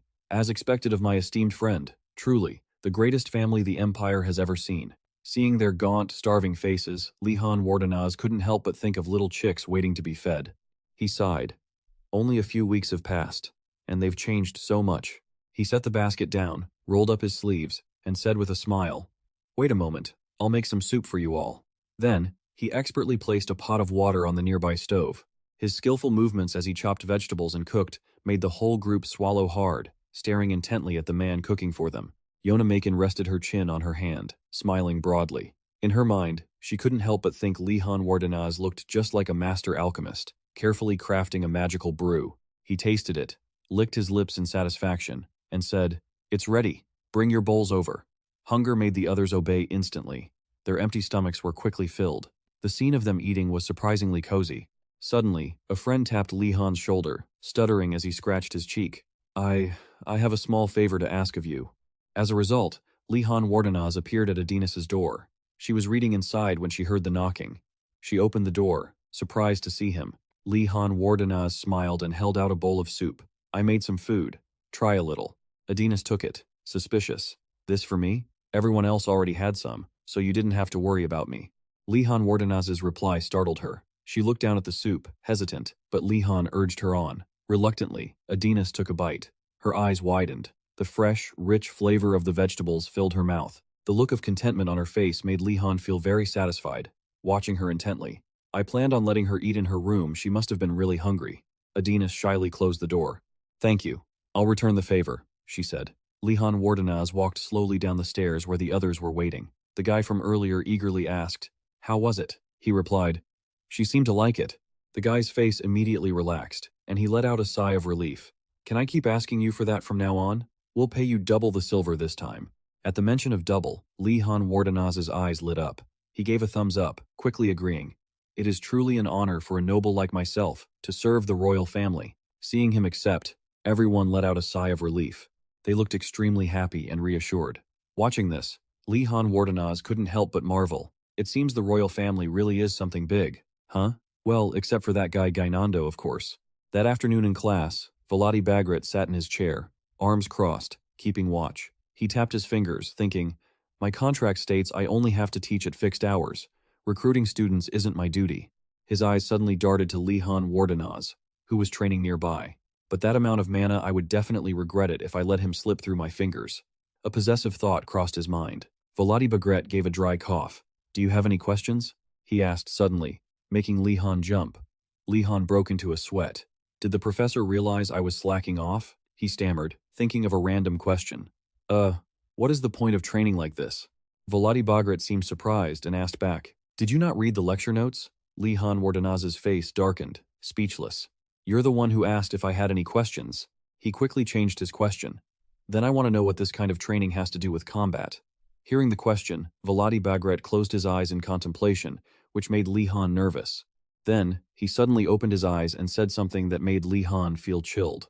"I don't even know how to answer this question, because it's just so obvious." He stood up and waved his hand. "Let me give you an example." He picked up a brush, radiating killing intent. "I could kill you with just this brush." His murky gaze made Li-Han shiver involuntarily. "This example is a bit scary, Professor." Volody Bagrat turned away and explained. "Higher circle magic isn't the most important thing in combat. All you need is a weapon you can use to kill your opponent." He wrote on the board. "When you rotate the mana stone, you are actually training to enhance your ability to focus power for long-range spells." In an instant, 2 human figures appeared on the board, casting spells. Volody Bagrat continued, "Even if it's just a first circle magic missile, the power it releases depends on the user." To make it easier to understand, Volody Bagrat gave an example. A mage with holes in their magical foundation will find it difficult to optimize that skill in combat. On the fierce battlefield, the sounds and the intensity of the fight, combined with the blood-chilling atmosphere, create immense pressure. His voice suddenly dropped. However, for a mage with a solid magical foundation, the chalk in his hand flew out. It whizzed past Li Han Wardenaz's ear, hitting the walls and beams. The immense pressure forced him to brace himself. The chalk stopped. Dust drifted through the room, but everything remained perfectly intact. Li Han looked around the room. The professor must have created 2 explosions with 2 spells. Volati Bagret suddenly appeared behind him and tapped him lightly on the shoulder. You will be able to do things like this too, that you can use to kill your opponent. He lifted his hand to write on the board. As you rotate the spirit gemstone, you are actually practicing enhancing your ability to focus mana for long-range spells in an instant. The board showed 2 figures casting spells. Volati Bagret continued.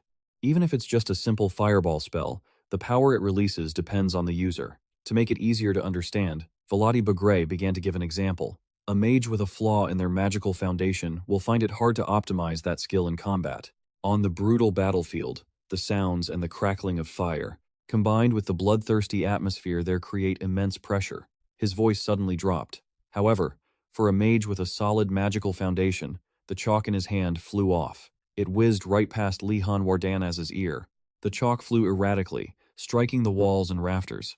The massive pressure forced him to brace himself. The chalk stopped. Dust drifted through the room, but everything remained intact, not broken in the slightest. He looked around the room. The professor had created 2 explosions with 2 spellcasts. Volati Bagret suddenly appeared behind him. The professor patted his shoulder. You will be able to do things like that. Li Han Wardanaz was stunned. How can he do magic like this without breaking a sweat? Volati Bagret lowered his eyes and said lazily, I thought I'd made that quite obvious. Does that answer suffice? Li Han Wardanaz managed a strained smile. Yes, thank you, sir. Volati Bagret turned away, and Li Han Wardanaz continued to watch him with a complex look in his eyes. He had gained a different perspective on the professor. He had thought the professor was just half-assing his teaching, but in reality, everything he had done had a deeper meaning. That meant he could learn something other than just grades from the professor. That thought flashed through his mind, and he quickly asked, Professor, may I ask you something else? Volati Bagret turned his head, and Li Han spoke slowly. Recently, I managed to activate basic control magic, but I still can't master it. The professor turned around. Your mana pool must be massive, he admitted. Ah, yes, I get told that often. Volati Bagret's assessment made him even more excited.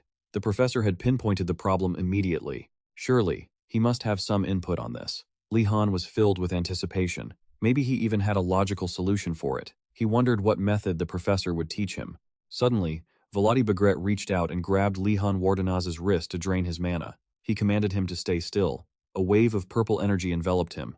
Li Han Wardanaz was startled and terrified. He knew that mana draining was a powerful and sinister spell. It could absorb the target's mana, yet Volati Bagret was using it on his own student. Li Han Wardanaz cried out in panic. Wait! Volati Bagret barked. Stay still. For a brief moment, he was visibly shocked. Before his eyes lay a vast, immense ocean of power. He stood frozen, his body tilting involuntarily before he collapsed. Li Han Wardanaz, terrified, hurried to check on him. Professor, are you all right? He raised a hand to stop him, his face pale, and whispered, I'm fine. Volati Bagret rubbed his forehead. I was trying to reduce your mana pool so it would be easier for you to control, but I failed. You possess much more mana than I thought. In fact, typically, when someone possesses more mana than they can handle, they lose control and faint, much like what happened to Professor Volati Bagret. But it would be absurd if Volati Bagret, a professor at Einregard, didn't know his own limits. Li Han Wardanaz looked down at his hands. If he truly had enough mana to make a professor faint, then exactly how much do I have? He gave a sheepish smile. He hadn't expected such extreme measures to be ineffective. I guess there's no way, Li Han said. But Volati Bagret cut him off. No, there is still one way. Hearing this, Li Han Wardanaz was overjoyed and beamed. But the next question made him stiffen. Has the object you used control magic on ever shot toward you? His expression darkened. Not yet, sir. Volati raised his index finger. The key is instinct. He pointed toward Li Han. Although it seems difficult to control, as long as the magician's will and the object are connected, we can control them by instinct. These new concepts gave Li Han Wardanaz some strange ideas. Wait a minute, does that mean the rock I threw at their heads was also my own will? Volati Bagret's voice rang out again, pulling him back to reality. Instinct is a very powerful thing. To use it You must practice controlling objects. Excitement welled up in him again. As expected of an expert, it was worth waiting for the professor's answer. If I gradually form formulas like this, Volody Bagret picked up a blue orb and asked, "Are you ready?" Li Han Wardenaz looked at the orb spinning in front of him, still confused. Volody Bagret gestured to his own chin. "I'm going to aim for your chin. Try your best to use basic control magic to protect yourself." Upon hearing that, Li Han Wardenaz stiffened and stammered. "Wait, Professor, this is ridiculous." But before he could finish his sentence, the blue orb flew straight at his face. He wanted to cry out, but in his panic, he couldn't help but curse under his breath, "Damn it, you bastard." And so, all afternoon in the classroom, screams kept echoing, "Stay away!" But the blue orb controlled by Volody remained hovering in the air, while Li Han Wardenaz collapsed, exhausted. Volody Bagret crossed his arms and praised him nonchalantly. "You did it. Now you can feel the ability to control it, right?" Although his limbs were aching, Li Han Wardenaz still tried to smile. Thank you for your training, Professor." But deep in his heart, he was sobbing a river. "I'm such a fool for trusting the professor of this school." Professor Volody Bagret reached out toward him. "No need to thank me. This is all the result of your own hard work." His voice sounded kind, but that was obvious, considering Li Han Wardenaz had almost died training. Still, he smiled and grabbed the professor's hand. "You're too kind, sir." He helped him up. He held another orb. "All right, this is an iron orb." Typically, he raised the orb. "Try moving it with basic control magic." Volody Bagret threw the orb at him, his face expressionless. Li Han Wardenaz, though confused, pulled out his wand. He pointed his wand and said, "Move." The iron orb stopped in midair. Professor Volody Bagret asked again, "Now try making it move as I say."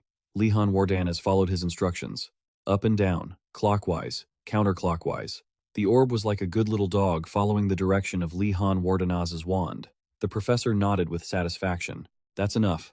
Volody Bagret shrugged and walked forward. "From now on, we'll study with the iron orb instead of the spirit stone." But Li Han Wardenaz asked, worried, "I still haven't been able to draw a magic circle with the spirit stone. Is it really okay, Professor?" Volody Bagret threw a remark at him. "Try doing the same thing with the spirit stone." Li Han Wardenaz pondered as he looked at the orb in his hand. It had been a while since he'd used it. He moved his hand, and the blue orb immediately flew up. It was much easier than before, which surprised him.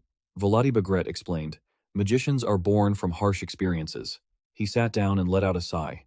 "The spirit stone is a tool for inexperienced magicians. You don't need to use it anymore." He glanced at Li Han and asked him to try drawing the circle with the iron orb again. "Once your skills progress further, I'll give you a test just like the one I just did," Volody Bagret said, while he was still stunned. But immediately after, Li Han's expression became extremely ugly. He startled and dropped the orb to the ground.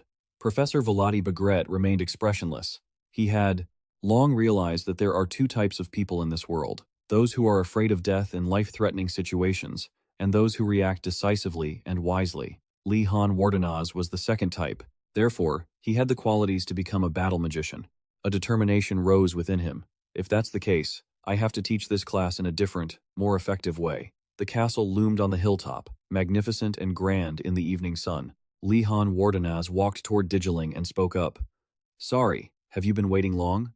Digiling shook her head, signaling that it wasn't a problem. She observed him and asked worriedly, "Besides, you don't look well. Is something wrong?" Li Han Wardenaz, with a haggard, withered face after undergoing Professor Volody's training, replied with a tremor, "Not at all, I'm fine, Digiling." Li Han handed the monk's robe to her, saying, "Here you go." She accepted it, thanking him profusely. Then, he offered her a pastry, wrapped neatly, golden brown and appetizing. He said sincerely, "Please, accept this as a token of my gratitude." Digiling raised a hand to stop him. "Don't be so formal," she said, placing a hand on her heart, expressing her reverence, and said softly, "Saint Prasinga is suffering. How could I possibly enjoy such a treat?" Li Han felt awkward, and in his mind, he pictured Madrid. He thought to himself, "A priest, huh? This won't be easy." Just then, Digiling gathered her things and continued, "It's all right. Give it to someone who truly needs it." As she spoke, she set down her teacup. "Drinking tea is enough for me." Like a light bulb going off, Li Han Wardenaz's face lit up, and he eagerly suggested, "May I brew some tea for you?" Digiling asked skeptically, "You want to brew tea for me?" Li Han Wardenaz, acting as if he feared she would refuse, replied quickly, "I'm actually quite fond of brewing tea." With that, he rolled up his sleeves to get started. He mused to himself, I've heard that monks prefer tea or unsweetened coffee. Lihan Wardanas glanced secretly at Digiling, who was sitting there thinking, Digiling probably thought he would make that kind of tea. But Lihan Wardanas, while watching the pot of boiling water, mischievously added some special ingredients. It's not going to be that simple. I'll open your eyes to a new flavor. Just then, Digiling seemed to notice something, jumped up in shock, and asked, What are you doing? Didn't you say you were going to brew tea? Lihan Wardanas replied calmly, Is there something wrong? He acted sweetly, coaxing her. This is a secret recipe handed down in my family. Do you think there's a problem with it? Digiling, caught off guard by his psychological ploy, stammered, No, it's not that. It's not that your family recipe has a problem. Digiling tried her best to recover, but added, It's just that adding sugar is a bit. Lihan Wardanaz kept playing the victim, tears welling up. What? You think my family's secret recipe is a waste? He wore such a wronged expression, as if to say, How could you say that? Digiling was swayed by his act, not knowing how to respond. With a weary face and a forced smile, Digiling gave up, unable to argue further, and resignedly returned to her seat to wait. Lihan Wardanaz poured the tea into a cup with satisfaction. That's it. He held the cup out to her. Here, this is my special milk tea. Try it. Digiling was both excited and curious, yet conflicted, afraid to change her palate. Finally, she agreed to try it, and immediately, her sense of taste was blown away. The delicious taste of the tea left her incredibly surprised and mesmerized. Her body and mind seemed enveloped in the flavor. Digiling felt. Hidden within the mild sweetness was a hint of herbs and a refreshing sensation. A mesmerizing flavor she had never tasted before was spreading in her mouth. Digiling was lost in the flavor in her mouth. Lihan observed her expression, feeling excited inside. Great, it worked, he continued thinking.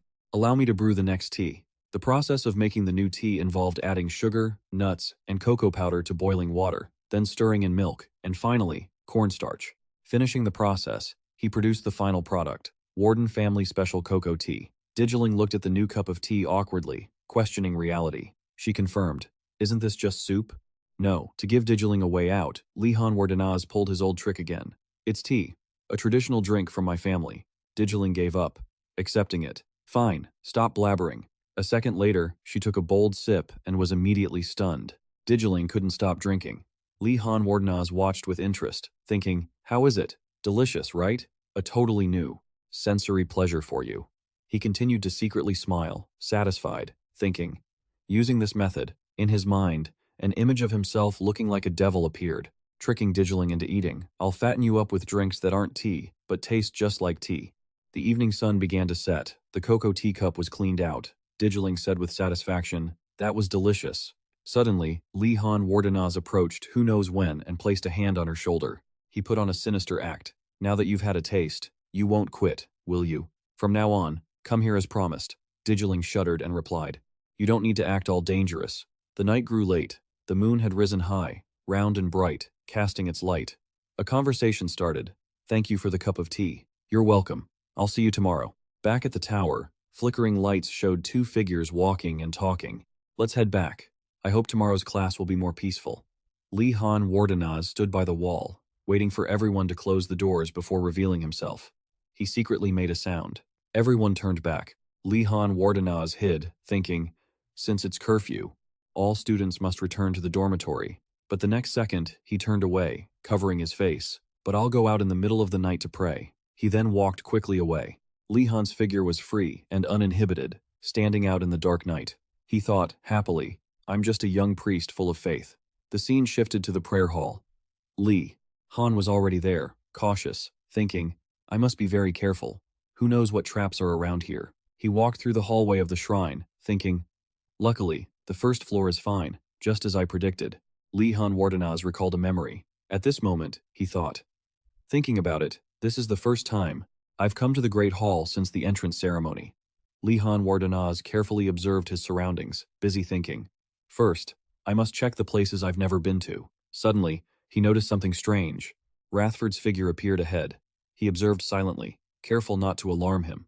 The boy was looking around, unaware of his presence. Lihan Wardanaz observed closely, thinking, Is that a professor? He pulled his hood up to get a better look, surprised, thinking, No, wait, that's a student from the Black Tortoise Tower. He followed and saw him move without making a sound. He observed his footsteps, convinced he had been trained.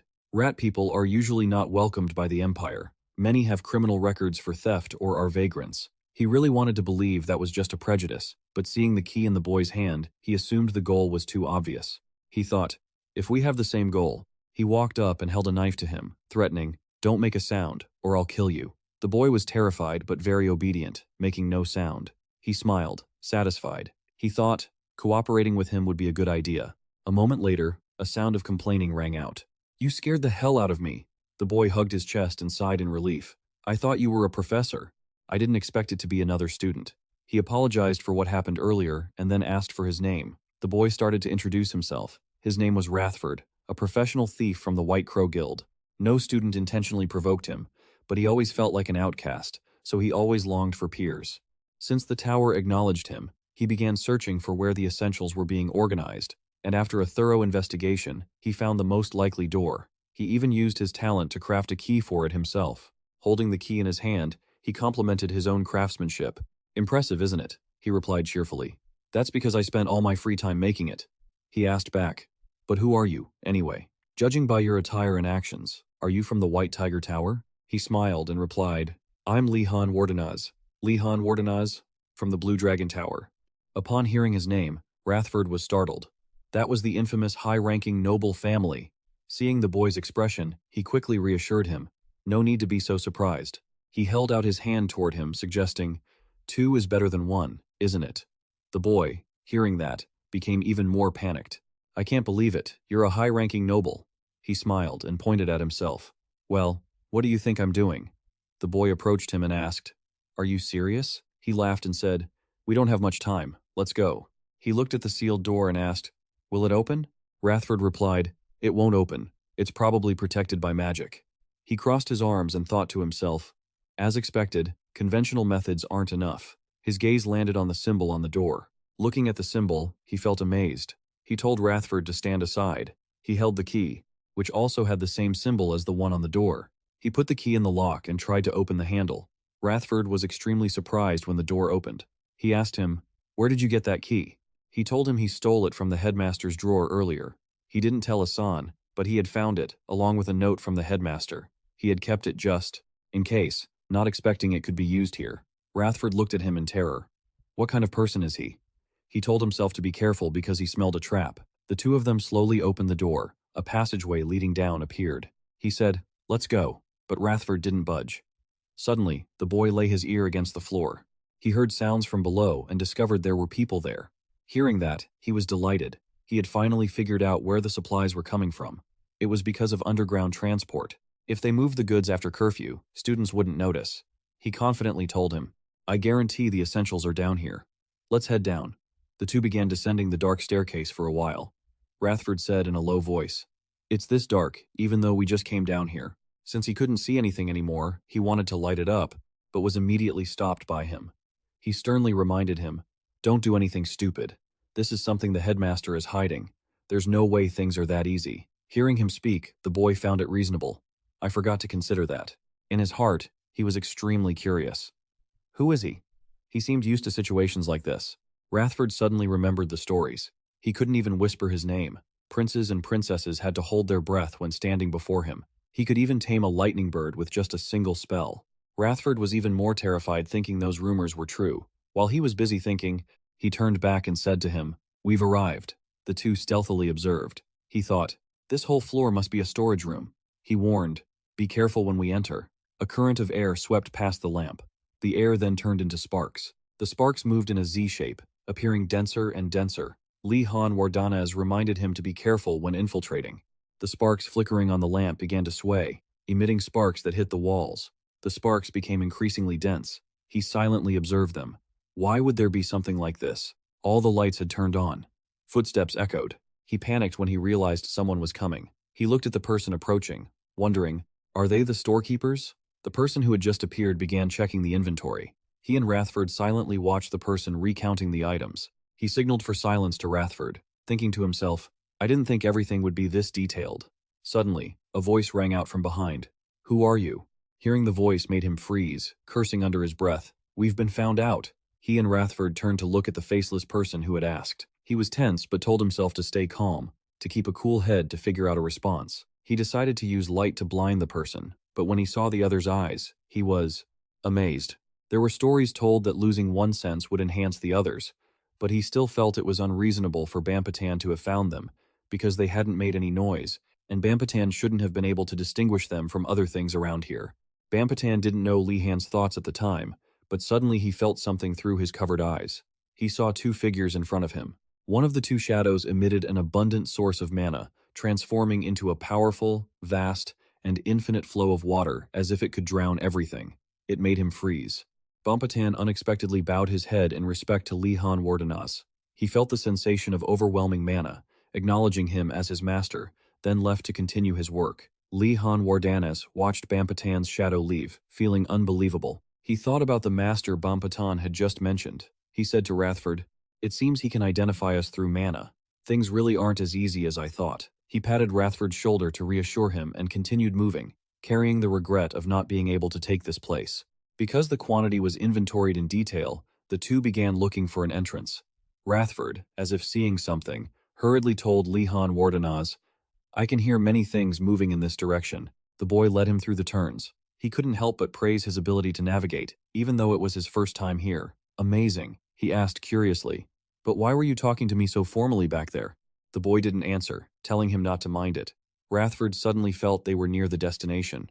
The footsteps suddenly stopped. In front of the two was a dead end. Rathford was extremely confused because he was certain there was something here. Lihan Wardanas silently observed. He looked toward the brick on the wall, thinking he had figured out the reason. Unlike Rathford, who had grown up in a town, small as a thief, Lihan had grown up with countless stories in the world, and thanks to those stories, he was richer in imagination. Even while being a thief, he placed his hand on the brick on the wall. The brick indented, and the dead end in front of the two became a door, slowly opening. Behind the door was a long and wide passageway. In Rathford's heart, he whispered, "Given the width and the light here, I'm sure this is the exit." He turned back to look at Lee. Lihan felt confused. How did Rathford know that Lihan Wardanas was being suspected as a member of the Lihan Wardanas family? At that moment, Lihan Wardanas laughed happily because he could finally escape. He felt that he had worked hard for this very moment. He was so happy he was moved to tears. "Tell me, Rathford," he said. Rathford replied enthusiastically, "Yes, sir, Lihan Wardanas."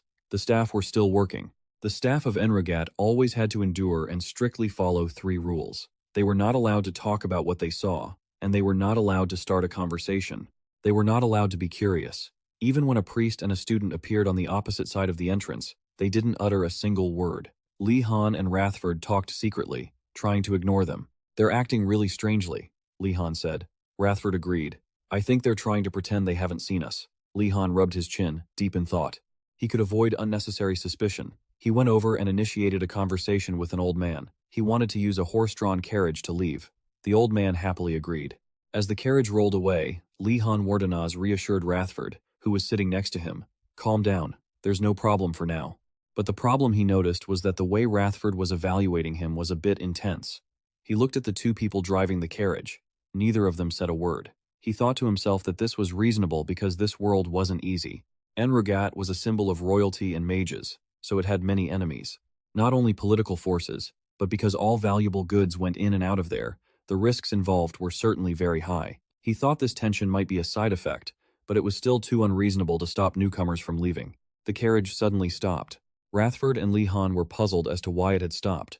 His eyes widened when he saw something, and he stammered, "How could this be?" Lihan Wardanas was startled when he saw her. He didn't understand why she was here. Garcia was standing next to the carriage, talking to someone beside her. It seemed like work was going quite well because she was smiling happily, but it was hard to understand why Professor Garcia was here with a box of fruit in her hand. He secretly worried. "Have I been caught? But it doesn't really look like it." Rathford, caught between laughing and crying, said to him, "There's a professor right out there." Lihan Wardanas quickly signaled him to be quiet and reassured him. "I don't think she knows we're here," he whispered. "Just quietly observe the situation." After saying that, he still couldn't help but feel nervous, constantly wondering why she had come here. As soon as Garcia opened the bag in her hand, a faint light emerged, and a notification appeared. "The Imperial officials must be waiting outside the academy. Please give them this." She sighed, complaining to herself that it was so troublesome to always have to hand over artifacts to them. Moreover, those 2 guys were always trembling, even though she was just smiling. They kept acting so scared. Suddenly, the rabbit-eared staff member heard some commotion, then immediately drew his sword in preparation. He turned to the brown-haired boy next to him, reminding him to take up his weapon. Garcia saw this and couldn't help but wonder. What? You're taking up weapons just because I smiled? The rabbit-eared boy loudly explained. That's not it, Professor. I heard a warning sound from the vanguard. This is an emergency. Faced with this urgency, she was a bit surprised. Before she could understand, a threatening voice echoed through the quiet forest at night. This is your final warning. The captain of the vanguard, standing in front of the two hooded figures, pointed his finger and shouted, State your identities immediately. The guy named Garrick intentionally hid his face. He said, What are you talking about? We're just passing merchants. Hearing this, the captain became even more annoyed. He repeated the word merchants mockingly. The captain continued to scold them. You're clearly lying. Do you think we don't know you're hiding weapons behind your backs? Being exposed, the guy had no choice but to take off his outer cloak. Garrick gripped the weapons in his hands, glaring at him. This academy, even the staff, are quite extraordinary, aren't they? Are you soldiers or mercenaries? The captain didn't care about his words. He loudly ordered everyone into formation. Everyone took their positions. Draw your crossbows. Prepare to fire. Immediately after the captain's command, everyone aimed at the guy in front and fired. However, Garcia was not surprised, as if he knew this would happen. The guy had created a protective shield, neutralizing all the incoming arrows. Garrick laughed mockingly. How stupid. Do you think we came here without any preparation? The vanguard side became panicked. They're not just regular bandits. Who are you? Garrick sneered at them. He roared, threatening them. You are now helping those mages lead this empire to the brink of collapse. Put down your weapons and surrender. We will rescue this empire from destruction. A member of the vanguard screamed in surprise. Oh my God, ancestors. They are the anti-magic group. They are the ones who always reject magic and bring chaos. Garrick gripped his weapon tightly, sneering. I've finished my warning. As they rushed forward, they threatened, We will execute you under the glory of the dawn of twilight. Just then, a wand appeared just in time to save everyone. A magic barrier was quickly created, blocking them off. All the anti-magic members were blocked outside the protective circle. They cheered happily. The professor is truly incredibly strong. While Garcia was focusing on protecting everyone, she was a bit worried deep down. Even though she had blocked them with a magic shield, the situation still wasn't very stable. Our opponents are those who came from the dawn of twilight. They have killed many mages before. It's very difficult for anyone to fight them for a long time, unless they are a battle mage. The only thing she could do now was to use her abilities to the fullest. Garcia created thousands of messenger birds. She thought about alerting the others and trying to hold out for as long as possible, trying until the headmaster arrived. Outside, they had made other moves. They took out another, larger, magic orb. It was emitting a strange kind of power. The power from the orb was spreading more and more, and it quickly covered the entire area of Professor Garcia and the Vanguard team. She was surprised to see the protective shield fading away. Now, Garcia's mana was gradually dissipating, which she couldn't understand. The people of the Vanguard couldn't understand it either. She said slowly, Magic is not omnipotent. Because there are many ways to destroy magic, but it is rare to see an artifact that can absorb mana on such a large scale. The more they looked at the orb that was crazily absorbing mana, the more confused they became. Garcia thought it might be an artifact, which made the Vanguard team even more surprised. He is very confused. She says it's an extremely rare treasure from ancient ruins and dungeons. But why? Why do these people have it? Garcia Kim is in a state of turmoil. It's absorbing every bit of mana she tries to gather. She can't maintain her magic anymore. What should she do? Just then, a figure leaps out from behind the bushes, charging at Garcia from behind. He screams, Evil mage, it's time to punish you. She is attacked suddenly. She didn't even notice when he got that close. But suddenly, he freezes, likely hit by a surprise attack from behind, and collapses to the ground. The attacker is down. The situation unfolds so quickly that they haven't had time to process it. Seeing him lying unconscious on the ground, Garcia Kim and her team are even more surprised. 10 minutes ago, Lee Han was standing nearby when he heard the shouts of the Dawn of Sunset team. He sighs, This isn't a trap set by the captain, is it? Meanwhile, Rathford nervously grips his arm.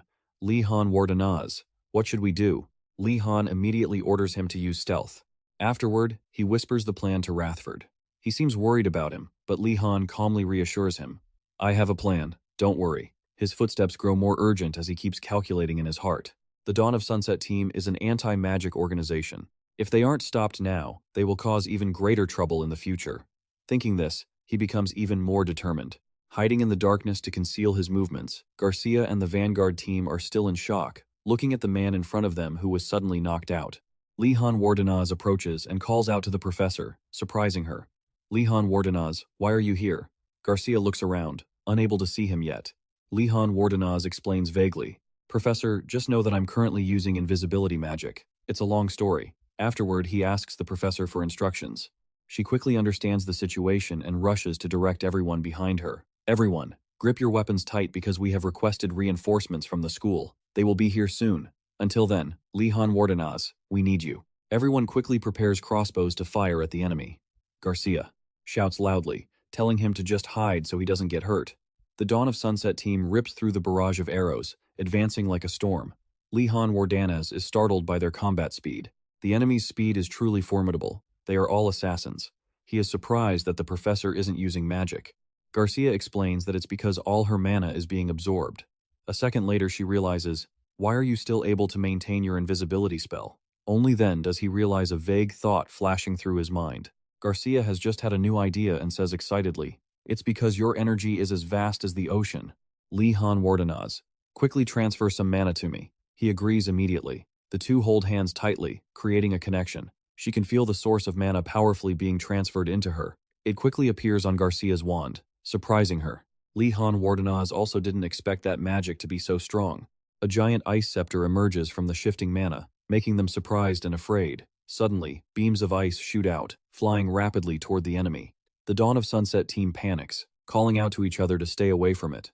However, it only targets the glowing holy relic. The moment the ice beams touch the holy relic, it creates a shocking explosion. The orb cracks due to the immense pressure on its surface. Just seconds later, it explodes as if releasing all the mana it had absorbed. Garcia exclaims excitedly, we did it! My mana is returning. She takes responsibility for handling other areas so he can focus on the main target, the source of mana. On her wand glows again. Garcia immediately summons lightning wolves. Several of them are terrified and run away. Lihan Wardanaz happens to notice something. He feels that even though it's very faint, it seems the master's mana is still flowing elsewhere. The holy relic, although cracked, seems to still be moving. He just glanced, and saw a strange light radiating from around it. Lihan Wardanaz quickly warns her, Professor, the holy relic is still active.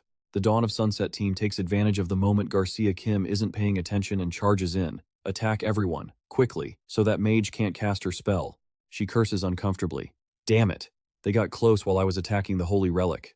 Lihan Wardanaz rushes to support the professor. One swing of his staff knocks a man down. They look at their comrade, who fell unexpectedly in a confusing way. He fell down even though there was nothing around him. One quick-witted man realizes, everyone calm down. Someone around here is definitely using invisibility magic. Afterward, Lihan Wardanaz takes a hard hit. He secretly wonders how can they react so quickly to an enemy they can't see. Furthermore, the person in front of him isn't simple. Han can feel the source of magic energy radiating from that guy, which is different from the rest. Seeing Garcia Kim struggling to fight against that guy's teammates, he tells himself he can't let him get close to the professor. Lihan Wardanaz pulls his cloak hood up to cover his face, then uses a light manifestation spell. Garak looks at him and sneers. I didn't expect. The one causing all these tricks to be just a kid. We will teach you a lesson for daring to stand in our way. Lihan shows no sign of fear and says, do you think I'm an idiot? The very next second, he dashes past them, running toward the holy relic. Lihan doesn't need to fight them. A few members of the Dawn of Sunset team realize his intention and shout, he's heading toward the holy relic. Catch him, don't let him get it. Currently, he thinks that fighting them head-on would be very dangerous, so he continues to use invisibility. Garak shouts orders, I'll handle him. You guys go over there and attack that mage. While they haven't acted yet, he calmly finds a solution, then pulls an orb from his chest. Lihan Wardanaz just waves his hand, and the orb shoots forward, duplicating into countless other orbs. An enemy is hit by his move. They warn each other. Be careful, he's using hidden weapons. He has combat skills. Don't let your guard down just because he's a kid. Lihan Wardanaz starts to feel a bit uncomfortable. This is completely different from his classes. It feels like his brain is on fire, but he must stay focused. If he relaxes for even a second, his life will be in danger. I will shoot out iron orbs, retrieve them, and repeat. In his mind, he keeps repeating that thought, making his head suddenly ache like a hammer. Blood suddenly dripped onto the ground. Lihan Wardanaz was pushing himself too hard, and his nose started bleeding. Wait, just as he realized he was bleeding. His face darkened. The group behind him was tailing him closely, and trailing right behind them were round, spherical objects. Lee Han Wardenaz kept running while pinching his nose, thinking, I'm having a nosebleed? Don't tell me I've hit my limit. Before he could even finish his thought, he suddenly realized something and immediately started second-guessing himself. A flash of purple light wrapped around his waist. Lee Han Wardanaz turned his head to look at the group behind him. Did I focus too hard? He continued running forward. His gaze remained steady. No matter what, I can't keep this up any longer. A light emitted from the spheres behind them. The group shouted in a panic. The ancient relic has been activated again. Lee Han Wardanaz turned back and shouted at the group. First, I need to limit their movement. A fully cloaked figure, weapon in hand, lunged rapidly toward the relic. It was Garrick. Lee Han Wardanaz turned around in a panic to look at him. Moving quickly to deal with the sphere, Garrick slashed it in half with one stroke. Suddenly, the man caught the scent of blood and realized something. Garrick shouted out orders. Follow the scent of blood and head to the artifact. The subordinates obeyed, quickly giving chase. Suddenly, the sphere on the ground activated. This is dangerous. He immediately picked up a sword from the ground. Feeling that something was wrong, he gripped the sword tightly and swung it straight at the person in front of him. I'll strike them first. With a precise slash at the man, blood splattered everywhere. Garrick saw his subordinate fall and thought to himself, these wounds, were they caused by a blade? How? Did they change weapons? He quickly barked orders to his subordinates. Where is he? Throw some luminous powder around the artifact. The man heard the command and immediately threw the powder toward Lee Han Wardanaz. Reacting on instinct, he quickly backed away. His blood mixed with the luminous powder, and he thought in surprise, I can see the blood coated in luminous powder. Looking at the people in front of him, Lee Han Wardanaz cursed under his breath. Do I have to give up on destroying the artifact? He suddenly thought of something. If it was that. One of the men shouted, Captain, I see blood. That must be his blood. Garrick calmly directed his men, but suddenly, he realized something. If we follow the scent of blood, he screamed. The scents are all mixed up, he cursed in frustration. Don't let him distract you. He must still be. Before he could finish his sentence, he realized something was wrong and immediately turned around. Garrick stared in shock at his subordinates, who had been taken down by someone. He took them out? How annoying. Well, so that's how it is. Impressive. How decisive. Lee Han Wardanaz stood there silently. Garrick thought to himself, marveling at Lee Han Wardanaz. Even while we were cornered like that, you chose to hide among the wounded. Lee Han Wardanaz stood behind him, sword in hand. Garrick pulled his mask down, a smirk forming on his face. It's been a long time since I've met someone like you. He bent down, picked up a sword from the ground, and held it out in front of him. Introducing himself, Garrick shouted his challenge. From now on, we're going to play for real. He lunged forward, while loudly taunting him. Now that you've hidden your scent, I bet you think you've hidden yourself perfectly with that ridiculous spell. The two immediately lunged forward. Gripping the sword in his hand, Lee Han Wardanaz exerted all his strength, but he was pushed back. He gritted his teeth, thinking, how is he? Seeing this, Garrick spoke up, full of disdain. You're still just a novice. I can clearly hear your trembling breath. He roared as he lunged toward him. Do you think only the scent of blood gives you away? How stupid. And thanks to you reducing the number of people, I can hear you even more clearly. His eyes sharpened as he coldly said, let's end this. Something like blades appeared. Garrick's face turned menacing, and those things formed a circle around him. They shot toward him rapidly. Lee Han immediately dodged, retreating a bit to keep a safe distance, but they continued to attack him repeatedly. Lee Han couldn't counterattack and could only dodge. Looking at the puddles under his feet, he thought to himself, if I'm one step slower, I'm in big trouble. Lee Han Wardanaz looked at him and marveled. His swordsmanship is far beyond mine. He struggled to block every blow. It was unbelievable. Against an opponent he couldn't see, all he could do was deflect the attacks. Garrick's gaze was hollow as he lunged rapidly at him. A surge of energy crept around the sword. It wrapped around the blade, and Garrick attacked incessantly, making it difficult for him to defend. Lee Han clicked his tongue in annoyance, and Garrick knocked him backward. His face turned pale. He glanced at his trembling arm and mocked himself. Am I really in this much danger? He stood there looking at him, thinking, is he in the aura state that Arlalong once mentioned? Garrick then spoke up, with a voice full of contempt. Your breath has betrayed your fear. Garrick pointed the sharp tip of his sword at him. Garrick kept rambling. It makes me a little curious. What your terrified face looks like right now. His gaze was determined, telling himself that he couldn't die like this. Memories from before suddenly rushed into his brain. I heard that swordsmen who have undergone training can channel mana into their swords. Lee Han Wardanaz gripped the sword tightly. If it's someone who practices magic, like me. Suddenly, Something like blue fire appeared, surprising Garrick. He suddenly snapped up and slashed the sword hard at him. Garrick calmly raised his sword to block the attack. Veins popped on Garrick's face. He yelled, "What the hell is this?" He seemed to realize something. He panted, his mouth muttering. It worked! A surge of power wrapped around Li Han's entire body. He stood up abruptly. "Anyway, I have more mana than I could ever use." He smirked. "Just pour it all into the sword then." Garak was sent flying away by Li Han Wardenaz quite effortlessly. A cry of agony echoed through the dark night sky. He was hit so hard he spat out blood. He cried out in pain. Garak thought in horror. "I've been injured this badly just from the sword touching me?" Li Han Wardenaz's entire body was wrapped in a source of light. He stared at the scene before him, stunned. "What the hell? Did that brat do this?" He shakily tried to hold himself up and stand. "I can't collapse here," his brain warned him. "Must kill Li Han right now." He gasped for breath, his body drenched in sweat. His face darkened as he realized something horrifying. "Why can't my body move?" Li Han Wardanaz looked at his trembling hands. "Is it because I tried to transfer mana?" Seeing Garrick plant his sword on the ground to steady himself, he thought to himself. He started to stand up, but Garrick's legs quickly carried him toward him. Garrick lunged forward, pointed his sword at him, and screamed, "Die!" He yelled loudly as he lunged with pure determination. His face was hideous. Li Han clutched his chest, his whole body shaking. He cursed to himself. Suddenly, Garrick spat out a large mouthful of blood, his eyes rolling back. He had been by Li. Li Han struck Garrick down, sending him sprawling to the ground. Exhausted, Li Han dropped to one knee, gasping for air. Seeing Garrick collapsed and unconscious, Li Han looked down at him cautiously. Garrick lay in a pool of his own vomit. Li Han thought to himself, "He threw up blood and passed out. My mana-infused attack actually worked." Li Han Wardenaz then collapsed onto the grass. As the tension finally faded, his face suddenly turned pale. But just then, a loud voice called out, "Li Han Wardenaz." Cutting through his thoughts, it turned out to be Garcia. She rushed over, calling his name repeatedly, and began questioning him with genuine concern.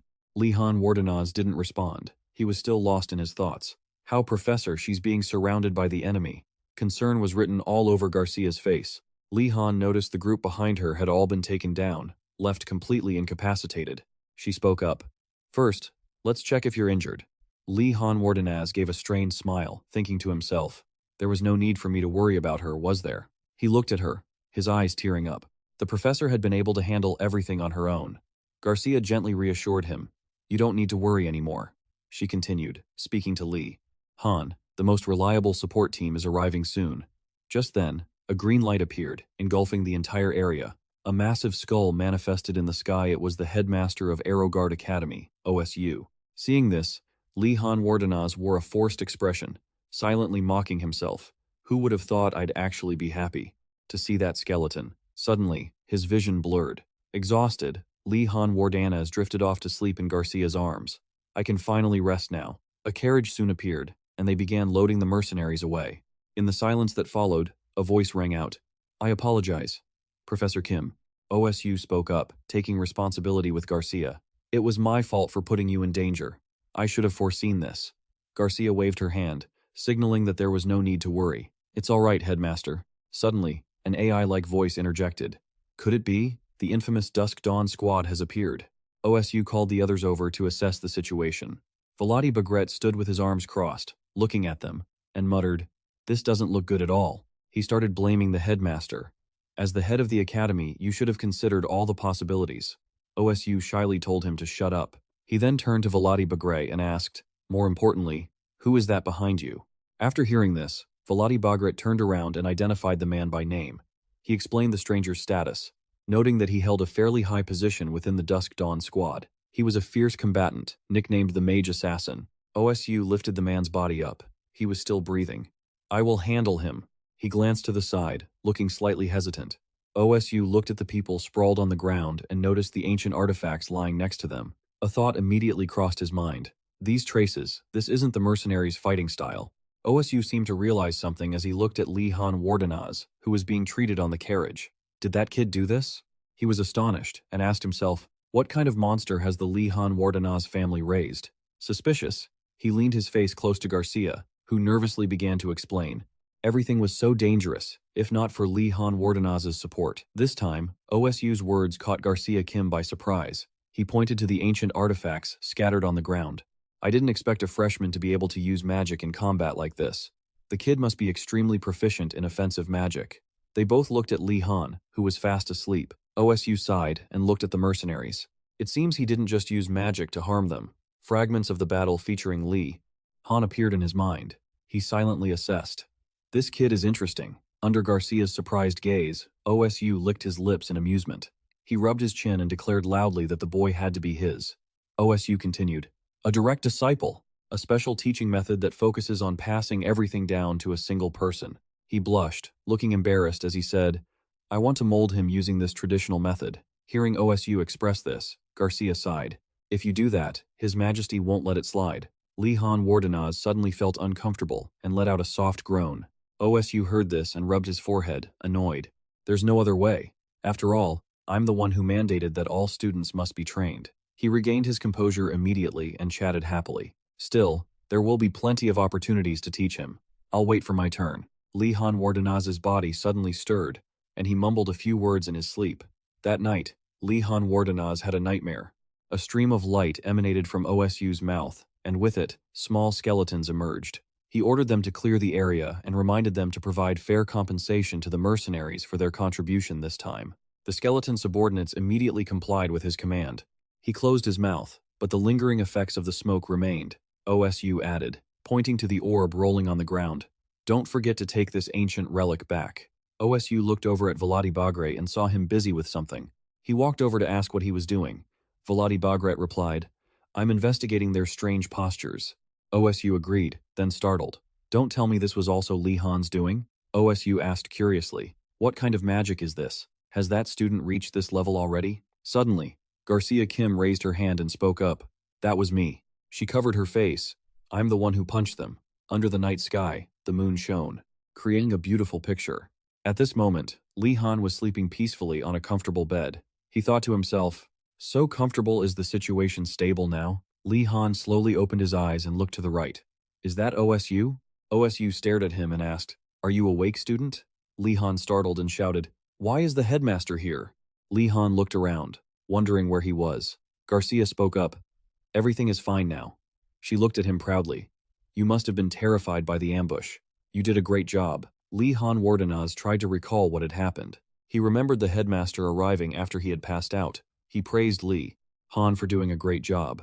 Li Han felt bashful. He excitedly thought to himself, maybe everything will turn out all right like this. I did help the headmaster after all. Garcia continued to praise him, then added, Of course, I still can't overlook the fact that you tried to run away from school. Li Han inwardly winced. Damn it, I knew it! Li Han Wardenaz covered his face in misery. If it wasn't for them, seeing him like that, she felt guilty for making him help her, so she apologized to Li Han Wardenaz. The headmaster asked, By the way, how were you able to pass through the underground vault? OSU wondered. Perhaps you were able to pick up the keys I left scattered around? Hearing this, Li Han turned pale with fear, thinking to himself, I knew it was a trap. OSU looked at the boy. It seemed almost impossible. To shake off the jailer, Li Han Wardenaz quickly tried to cover it up. I have no idea what you're talking about, Professor. OSU immediately retorted. Playing dumb, huh? I get it. It's a shame, really, because you won't be able to use that route again. His heart aching, he gripped his hand tight and wept. Damn it. Looking out the window, OSU sank into deep thought. OSU spoke up. Listen closely. Li Han Wardenaz of House Li Han Wardenaz. He paid close attention. The professor sincerely thanked Li Han Wardenaz for bravely facing the Twilight Dawn squad to protect everyone, as well as the professors. His hand glowed to show his gratitude. OSU then gifted him a famous sword called Morning Star. It landed in Li Han Wardenaz's hands. He stared at it intently. He then thanked him. Li Han Wardenaz suddenly realized something and blurted out, Wait, isn't this sword theirs? OSU advised Li Han Wardenaz to keep his voice down. He felt, more importantly, he gave this to a student? That wasn't all. He then handed Li Han something else. He was curious what it was. OSU told Li Han to take it. It flew right to him. Li Han realized it was a permit to leave the premises. His hands trembled as he reached out to catch it. Li Han turned pale as he held it. Visions of his happy future appeared while everyone else was suffering. He asked himself, Li Han Wardenaz, where are you going? He could proudly say he was heading outside. Another scene flickered into his mind, Li Han Wardenaz confidently holding that permit in front of the guard, telling him, Please step aside. I have authorization to leave. He imagined Lee Han Wardanaz standing outside, breathing in the fresh air. Just thinking about it made his eyes sparkle. Lee Han Wardanaz knelt and bowed to thank the professor. I swear I will be loyal to you. He replied. All right. OSU asked about his injuries. Lee Han Wardanaz replied, I'm fine now. While happily cherishing and stroking the permit, the professor smiled. That means it's time for your punishment. He went from happy to worried. What's going to happen next? OSU said sadly, Don't look at me like that. I didn't want this either. Regardless, you aren't being punished for trying to escape without permission. Lee Han wondered, Then why are you still punishing me? OSU said it was because Lee Han was caught in the act. He was furious, thinking, So you're saying I should have just sat there and watched everything go down? Lee Han Wardanaz cursed him under his breath. The guard kept apologizing to him. OSU looked out the door and said, It's already dawn. Until this time tomorrow, stay in the punishment area. Think of a different way to escape. Lee Han Wardanaz gripped the doorknob, thinking, I'm actually being locked up. He's so weird. He looked back with a suspicious expression. Lee Han Wardanaz scanned the room. So this is the punishment room? It's no different from the dormitory. He lay down on the bed and breathed a sigh of relief. It's not too bad. This is better than back when I graduated. At that moment, a skeleton approached. It called out to Lee Han Wardanaz, and he jumped up. The skeleton handed Lee Han Wardanaz a basket of food. He was surprised to see such a sparkling basket. Lee Han Wardanaz couldn't believe his eyes, and wondered what this was. Why is the food in the punishment room so good? The skeleton pulled the magnificent basket back and asked, Are you dreaming? It told him it was a gift from Garcia as an apology. Lee Han Wardanaz asked the skeleton to convey his thanks to her. It said, Still more to come, and then dozens of dishes flew toward Lee Han. He stood there, stunned and motionless. A while later, Lee Han Wardanaz sipped some tea, relaxing in that room, remembering how tense that battle had been. Lee Han Wardanaz had survived by sheer luck. He hadn't attended a single combat class. Lee Han didn't want to think about it anymore. He reached his hand out and excitedly formed a magic circle. He could now create a perfect magic circle. Lee Han realized he was stronger than before.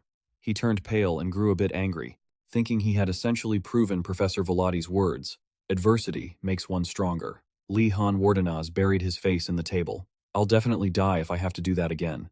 Lee Han Wardanaz wept, promising that from now on, he wouldn't use mana so recklessly. My luck won't hold out forever. I don't want to die like that in the newspapers. Lee Han Wardanaz sighed. Enough wallowing. He wondered what to do now, then noticed Lee Han Wardanaz looking at the book on the table. It radiated a mysterious, slightly scary aura. He thought, this is even worse than being locked in this room. Before leaving, OSU had given Lee Han that book. He was a bit hesitant to touch it. The professor had told Lee Han Wardanaz to read the book in his spare time. He was skeptical. Lee Han Wardanaz wondered if it was a carrot or a stick of evil. His inner mind spoke up. It's a gift. The headmaster is the one who feels guilty too, you know. The angel inside Lee Han Wardanaz blocked that thought. It's a trap. There's no way he feels guilty. He continued. Besides, he's not even human. He's an immortal being, for goodness sake. After a moment of internal struggle, Lee Han Wardanaz concluded that it was definitely a trap, and he wouldn't read that book. Suddenly, it opened on its own and kept flipping to the next page. The book stopped at a specific page. Lee Han Wardanaz was astonished that it could open by itself. Before he could calm down, the words on the book jumped right off the pages. He was startled, unable to believe his eyes. Those words swirled around Lee Han Wardanaz's head. Knowledge flowed into his mind. Lee Han Wardanaz wondered, what is this? What is OSU trying to teach me? The professor suddenly appeared in front of Lee Han Wardanaz. He was shocked to find himself in a strange space, meeting OSU. The professor told Lee Han Wardanaz to speak. He wondered what OSU wanted him to say. He then told Lee Han Wardanaz to say the name of the spell he was thinking of. Lee Han Wardanaz was extremely confused because he had never known what the spell was, nor had he ever learned or heard of it. However, a phrase naturally popped into Lee Han Wardanaz's head. He blurted out, the majestic strides of Osu Ganadin test. OSU smiled. Correct, you fool. Lee Han Wardanaz returned to that room. He accidentally knocked over the chair. The book returned to its original position. Lee Han Wardanaz was dazed, his legs failing him, and he sank to the floor. He was utterly confused. Lee Han Wardanaz stared at the book. What the hell? What just happened? Did he cast a spell on the book? He lay sprawled on the floor, sighing. Lee Han Wardanaz chuckled to himself, thinking, I can't guess anything at all. However, the knowledge of the majestic strides of Osu Ganadin test was flooding his brain. He reached for the fruit basket, even though he didn't think he'd use it. Surprisingly, magic could be taught like this. Li Han Wardenaz took a bite of the apple, just as the skull had predicted. He looked up at the lamp above him. There's no special reason for this, right? But Li Han Wardenaz didn't know that the headmaster had wanted to teach him directly, but had been opposed by the other professors. Li Han Wardenaz jumped in surprise when he heard a noise. He quickly sat up. Li Han Wardenaz looked around, wondering if he was just imagining things. He looked behind him and realized someone in the next cell was banging on the wall. Li Han Wardenaz stared nervously toward the other side. A rapid rhythmic knocking continued, and the person on the other side asked, "Which grade are you in?" He didn't expect the guy to get straight to the point like that. He replied, "I'm a first year." The guy immediately praised Li Han Wardenaz for being hardworking and introduced himself as Gold, a nickname for the fourth years. Li Han thought to himself, "That means he's older than me." Li Han Wardenaz greeted him back, but then thought, "Wait, why is there a fourth year in here? I'm forbidden from going out because I'm a first year." Anxiety washed over Li Han Wardenaz, but he realized this rule shouldn't apply to fourth years. He scratched his head, confused. Then again, I'm in no position to judge since I was caught trying to sneak out. Li Han Wardenaz pulled his chair over and asked, "How did you end up in here?" Li Han explained that he was caught trying to sneak out of the academy. The senior laughed heartily. "This year's freshmen are quite the troublemakers, huh?" Li Han Wardenaz was curious about why the senior was there. The senior told him to speak naturally, saying they would all be mages after graduation anyway. Li Han Wardenaz replied, "In that case, I won't stand on ceremony. Why were you caught and brought in here?" The guy on the other side thought to himself, "I told him to be casual, but I wonder what kind of kid he is." He answered, "I'm in here because I failed a test." He was startled. Li Han Wardenaz asked, "You were locked up just for failing a test? Isn't that a bit harsh?" The guy pulled his chair over and answered, "Don't be so surprised. It happens all the time." He sat down and told him that there were necessary ingredients for the magic test. "I couldn't prepare them in time, so I snuck into the headmaster's secret storage room, stole some reagents, and got caught in a trap." Li Han Wardenaz realized, so, the guy was caught for stealing. Li Han cried internally, "Don't focus on the trivial details. If you want to survive in this academy, you've got to leave your brain at the door." Li Han Wardenaz fell silent. He looked at the door keeping him locked up and thought, "The important thing is, I don't want to come back here ever again." Li Han Wardenaz asked quietly, "Hey, senior, it seems like it'll be hard to use the underground tunnels from now on. Do you know of any other ways out?" The person on the other side fell silent, then said, "You're asking a bit too much, aren't you? Why should I tell you?" Li Han Wardenaz sighed.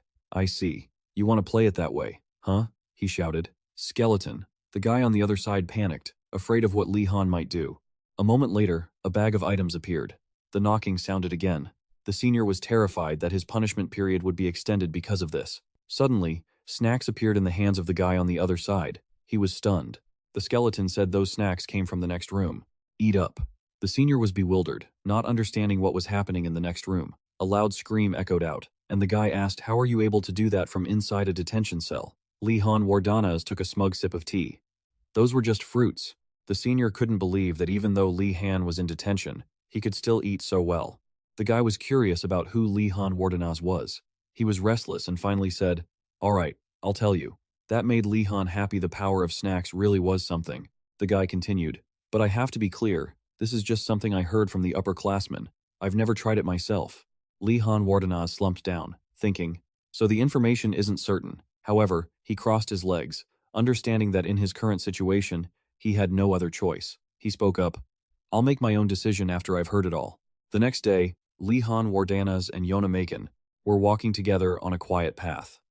She had come to explain the lesson again. Yona Maken looked at him with a bit of apprehension, thinking, "I can't believe he's still worried about his homework after going through such a big incident.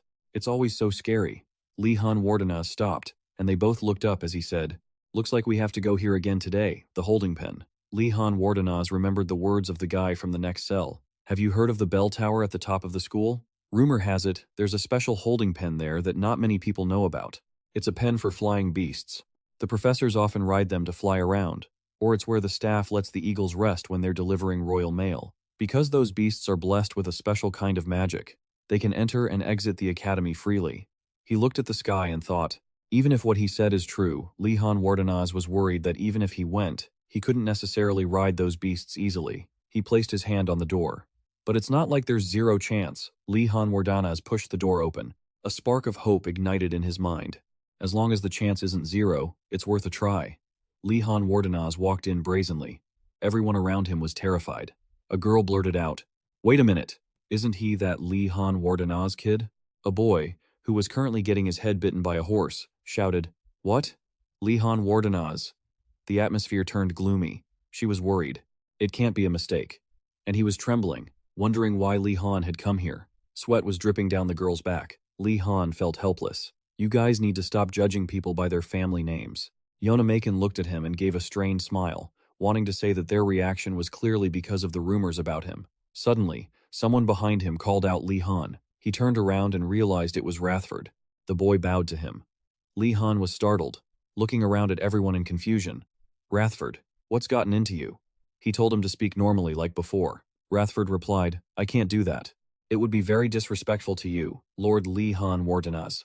I'm very comfortable speaking respectfully to you." Everyone whispered and gossiped, looking at Li Han Wardenaz with alienated eyes. He felt miserable, gripping his hands.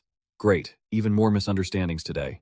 Li Han Wardenaz said, "I'm listening, so you don't need to bow anymore. You have something you want to tell me, right?" The boy happily replied, "Yes, my lord. Last time when he was escaping, Rathford had observed everything. Not long after, when the headmaster and the professors came to rescue them, he had searched through the chests in the carriage while the merchants weren't paying attention. Rathford pulled out a chest and opened it, revealing countless glittering items. "I found these things that looked useful," Rathford explained. "Since I had to hide them in my clothes, I only managed to take these small ones." Li Han observed the vials. These potions looked very expensive. He couldn't believe he had managed to get them all. In that situation, he put his hand on the boy's shoulder. Li Han didn't hesitate to give him praise. "Rathford, you're amazing. You really are the king of thieves." He hesitated after hearing that, but still thanked her. Li Han Wardenaz was puzzled. "What kind of medicinal vials are these?" Yona Macon speculated. "They smell like alcohol. Maybe it's liquor." He shouted in panic. "What?"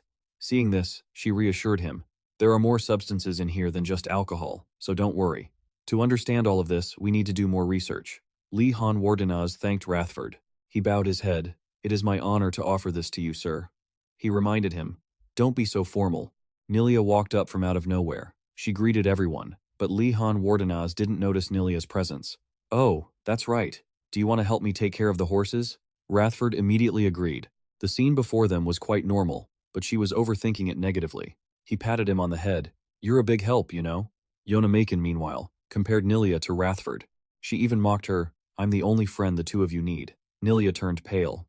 Li Han Wardenaz finally noticed her presence. He was confused. "Nilia? How long have you been here? Why are you huddled on the ground like that?" Nilia trembled. "It seems you found a new friend. If that's the case, perhaps you don't need me anymore."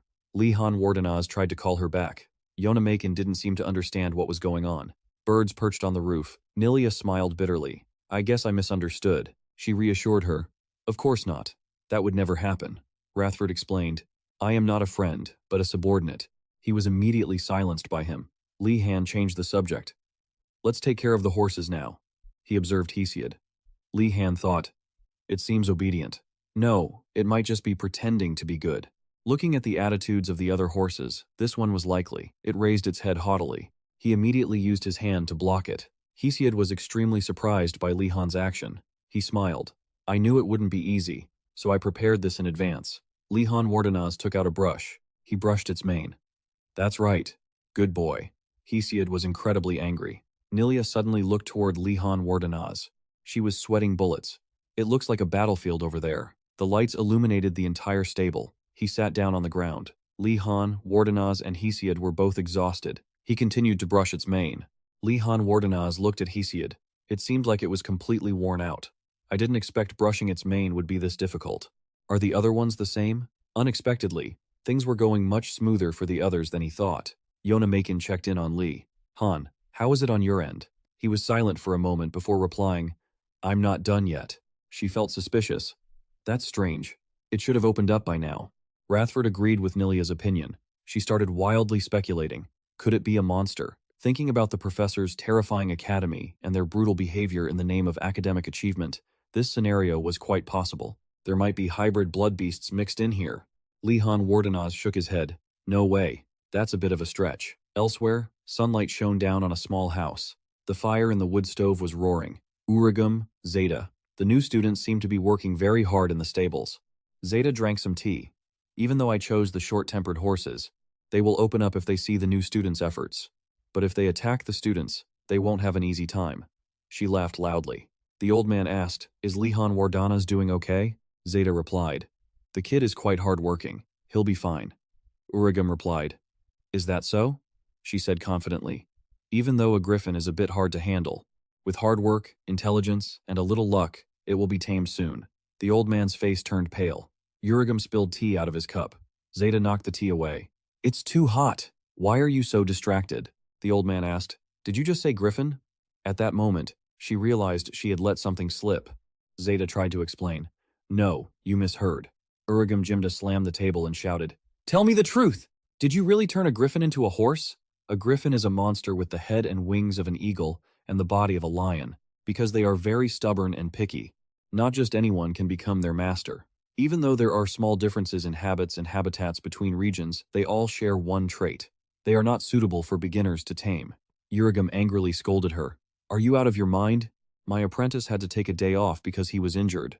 Why would you make him do such a crazy thing?" Zeta came up with an excuse. "Are you crazy? This cousin of mine?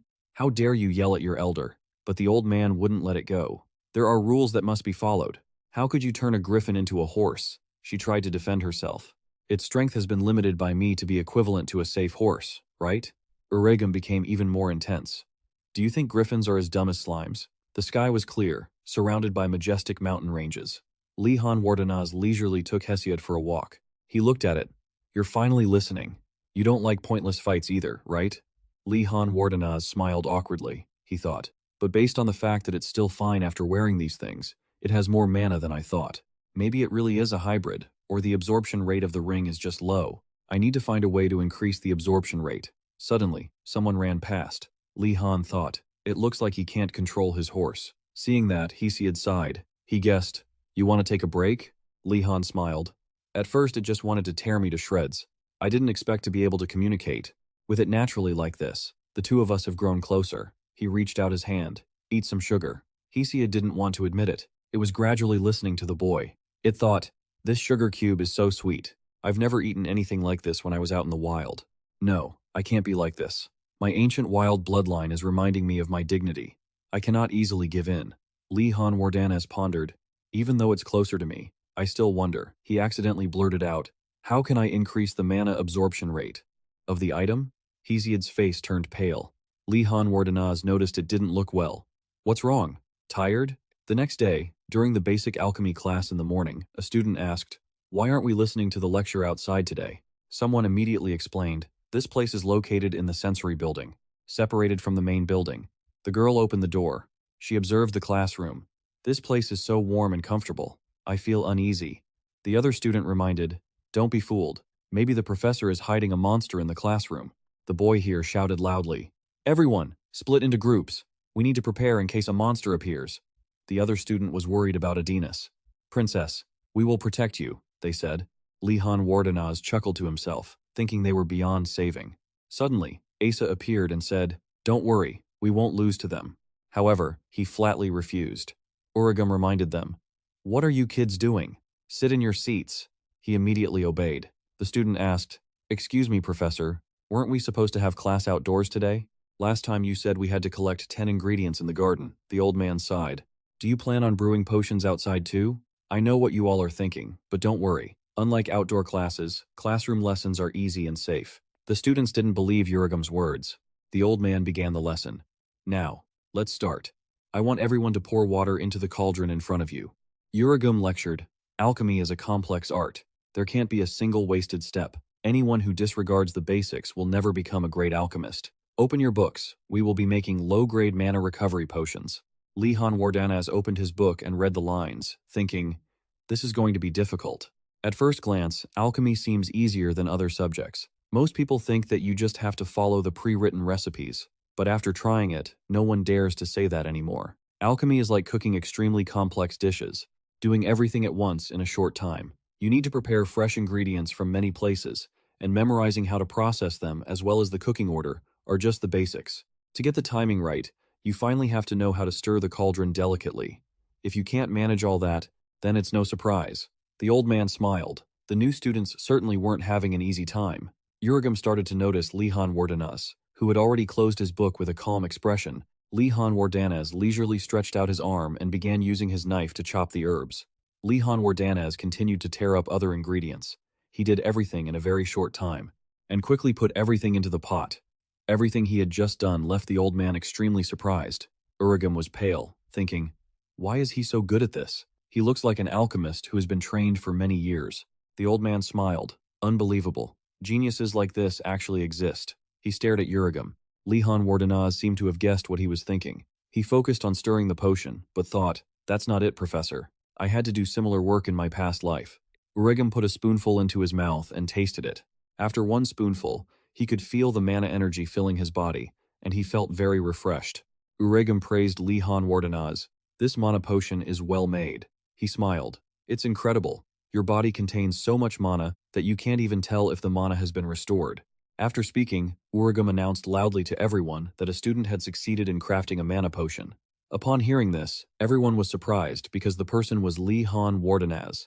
Everyone kept praising him. A classmate admired Lihan Wardanaz. He really is a genius. Asa spoke up. Sienna from the Phoenix Tower also made a mana potion, but she can't compare to you. He pointed his hand towards Sienna, who was standing on this side. Sienna was still calmly brewing the mana potion. Sienna belongs to the Snakefolk tribe and is also a member of the Freeman Shrine. Previously, Yona Macon had explained to Lihan Wardanaz that there was a religious sect that worshipped alchemy, the Freeman Shrine. Every member is very capable, so Sienna is also very talented. Suddenly, Sienna turned toward Lihan Wardanaz, surprising him, and then she approached him to start a conversation. She was cautious of him. From the Lihan Wardanaz family, right? Nice to meet you, my name is Sienna. Lihan Wardanaz also responded gently. Nice to meet you. I am Lihan Wardanaz. You don't need to use honorifics. In his mind, he thought, I brewed the mana potion better than her. After that, they both shook hands to become friends, but Lihan Wardanaz felt Sienna's hand was very cold, perhaps because she is snakefolk. Sienna did not expect to meet such a talented believer like him here, and she wondered if Lihan Wardanaz had been taught by his family. He stammered, not yet able to say anything before being reminded by Uragam to go back to his seat. Lihan Wardanaz obeyed, temporarily halting the conversation and returning to his seat. The old man stood in front of the class and shouted clearly, everyone, even though you all made the same type of mana potion, the results for each individual are different, but there's no need to make a big deal out of it. As he spoke, he clenched his fist firmly. This is just the beginning, because there are many more complex and strange things about alchemy waiting for you all. Lihan Wardanaz stood in a corner and wondered, why are these professors so good at killing students' desire to learn? Uragam picked up chalk and wrote on the board. Next week's assignment is to bring a bottle of mana potion for teamwork, and he didn't forget to instruct them to take the instruction sheet and basic ingredients from the cabinet. Nilia felt strange because she thought the professor would teach them the formula, but instead, they had to figure it out themselves. Seeing that, Yona Macon replied, he is a professor. Those things should still be taught. Yona Macon pulled the cabinet open to get the medicine, but suddenly froze, making Nilia worried. She turned to look at Nilia. My ingredients in the cabinet aren't enough to make the medicine. After checking, Nilia was also missing an ingredient. Yona Macon saw this and raised her hand to ask, Professor, where can we get spirit flower herb? Is it on the upper floor? Uragam said nonchalantly. What are you saying? You kids have to find it yourselves. Both Yona, Macon, and Nilia were disappointed after hearing that. Uragam added, the things in the cabinet are just basic ingredients. Spirit flower herb is out there. Saying that, he pointed toward the window and told them to go find it themselves. He was confident that everyone still remembered the lecture from the first lesson, and they felt discouraged when they had to go find the spirit flower herb themselves. Early in the morning, the sky was clear, and rays of golden sunlight shone down on the academy. Lihan, Wardanaz, and Digiling were sitting and talking to each other. Digiling picked up a cup of hot tea and took a sip. Lihan Wardanaz introduced it as a special tea recipe from the Lihan Wardanaz house, even though half of it was soup. Digiling felt the tea was a bit thick but very delicious. In the distance, a group of people headed toward where the two were sitting. A voice rang out, I can't believe we're meeting here, Lihan Wardanaz. Sienna, with a happy expression, said, I was looking for you. Lihan Wardanaz was surprised, wondering what Sienna wanted with him. Sienna replied, it's just about the alchemy assignment. Sienna then suggested wanting Lihan Wardanaz to join her group to collect the 10 ingredients, but there was still a rather shy person in their group. Lihan Wardanaz suddenly stood up, staring with the perspective of a student from the Phoenix Tower. Everyone in the group was afraid and hoped Li Han Wardanaz wouldn't look into their eyes. Li Han Wardanaz was secretly surprised. Students from other towers finally suggested forming a group with me, and a whole group at that. Li Han Wardanaz felt that was a great idea. Seeing that, Sienna suggested, "It would be great if you invited more students from the Thanglong Tower." Saying that, Sienna asked for permission to leave first. At that moment, the whole group breathed a sigh of relief, because they felt intimidated by Li Han Wardanaz's gaze. Returning to the table, Digiling asked, "Are you close with Sienna?" Li Han Wardanaz, "Honestly, we're in the same alchemy class." "Why?" At that, Digiling's expression turned a bit somber, and she paused to think. She finally replied, "It's nothing." Li Han suddenly leaned forward. "You shouldn't cut yourself off like that. It just makes me more curious." But Digiling felt that talking behind someone's back wasn't right, as she felt it was no different from badmouthing Sienna. Li Han was still a bit confused. At this moment, Li Han felt even more curious, but he knew Digiling wouldn't spill the beans easily. As she looked up, she saw Li Han pull out a statue and place it neatly on a rock. Li Han Wardanaz knelt on one knee, clasping his hands as if in prayer. Digiling didn't understand what he was trying to do. He clasped his hands and said loudly, "Badmouthing others behind their backs is wrong, but there's nothing wrong if we're doing it while praying." Digiling went to gently touch him, but Li Han Wardanaz didn't want to hear her because he was praying. Digiling shook her head in defeat, but Li Han Wardanaz felt that still wasn't enough to make her talk. Li Han Wardanaz continued to pray, "My lord, I once nearly died when ambushed by White Tiger Tower students. I barely survived." Hearing that, Digiling was startled. On his side, Li Han continued, "If Sienna also plots the same thing when our group enters the mountains, oh, I dare not even imagine it." And Li Han was sure the gods were still watching. He was praying, but Li Han didn't forget to keep an eye on Digiling. Suddenly, she also knelt to pray. "My lord Free Singer, I am not saying this to belittle or accuse anyone." Li Han smiled and thanked her, but Digiling frowned. "I can't hear you, I'm praying." Li Han quietly guessed. She's annoyed.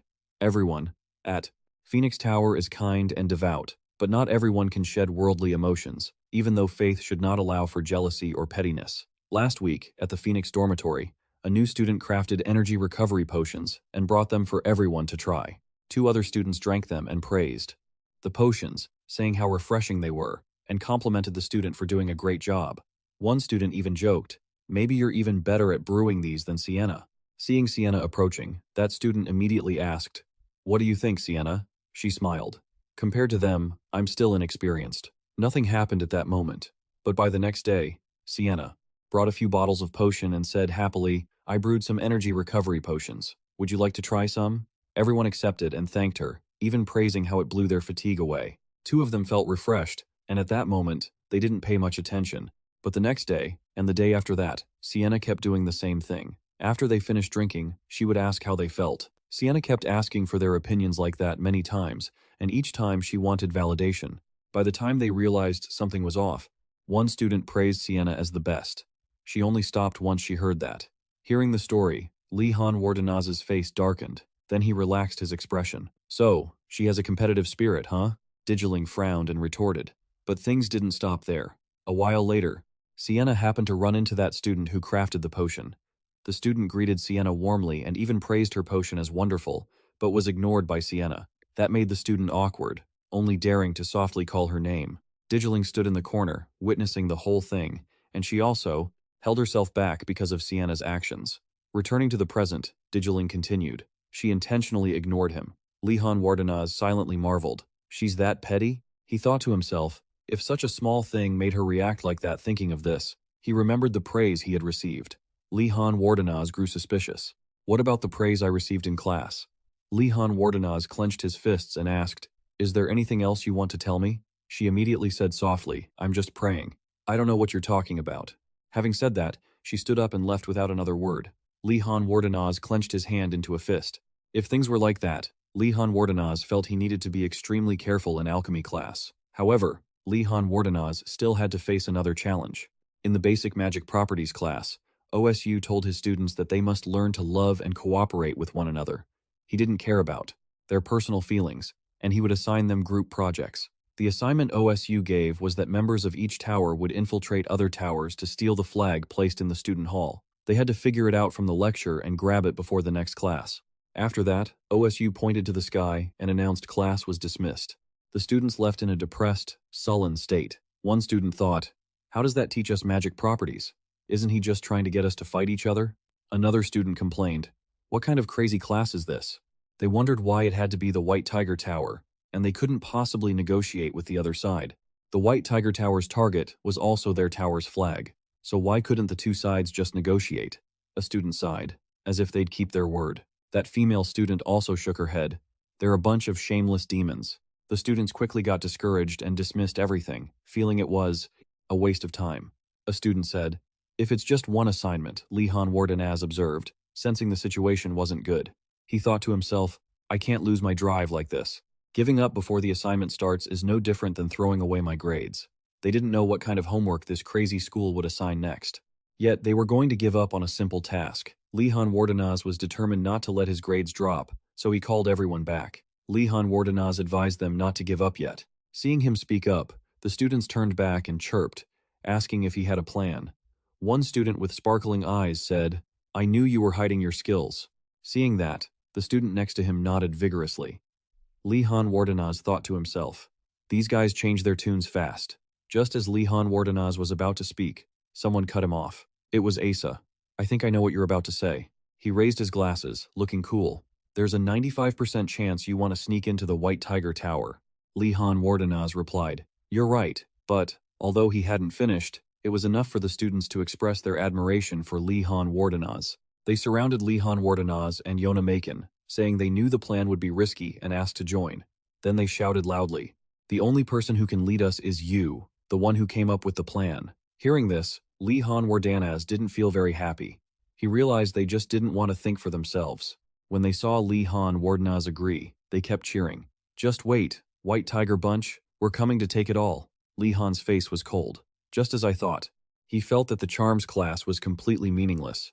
The next day, as the sun peeked over the mountains, Lehan walked along while yawning sleepily.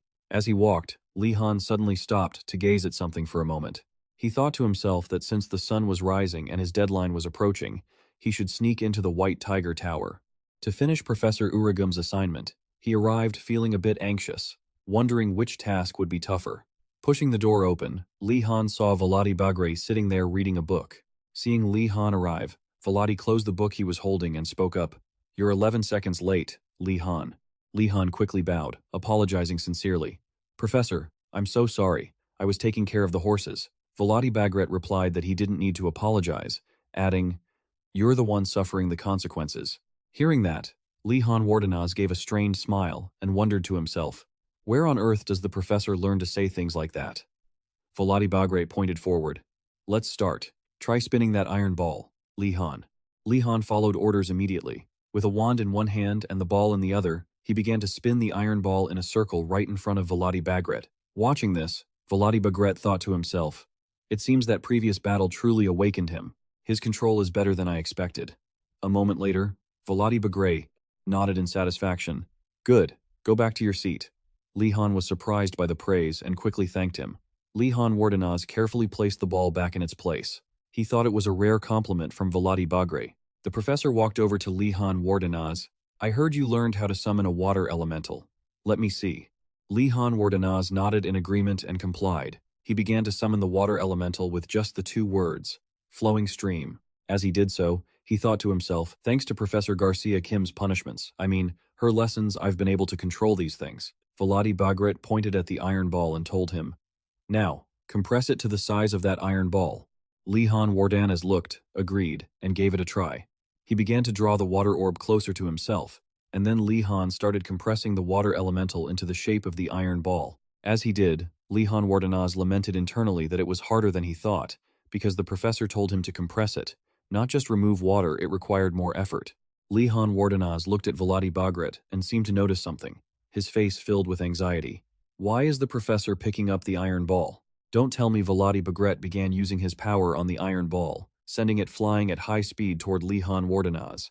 Seeing this, Lehan Wardenaz grimaced, thinking, this old professor. The water elemental in Lehan Wardenaz's hand became unstable. A moment later, it burst apart and splattered everywhere. The pieces of the iron ball and the water seemed to separate, existing side by side, before both the iron ball and the water crashed onto the floor.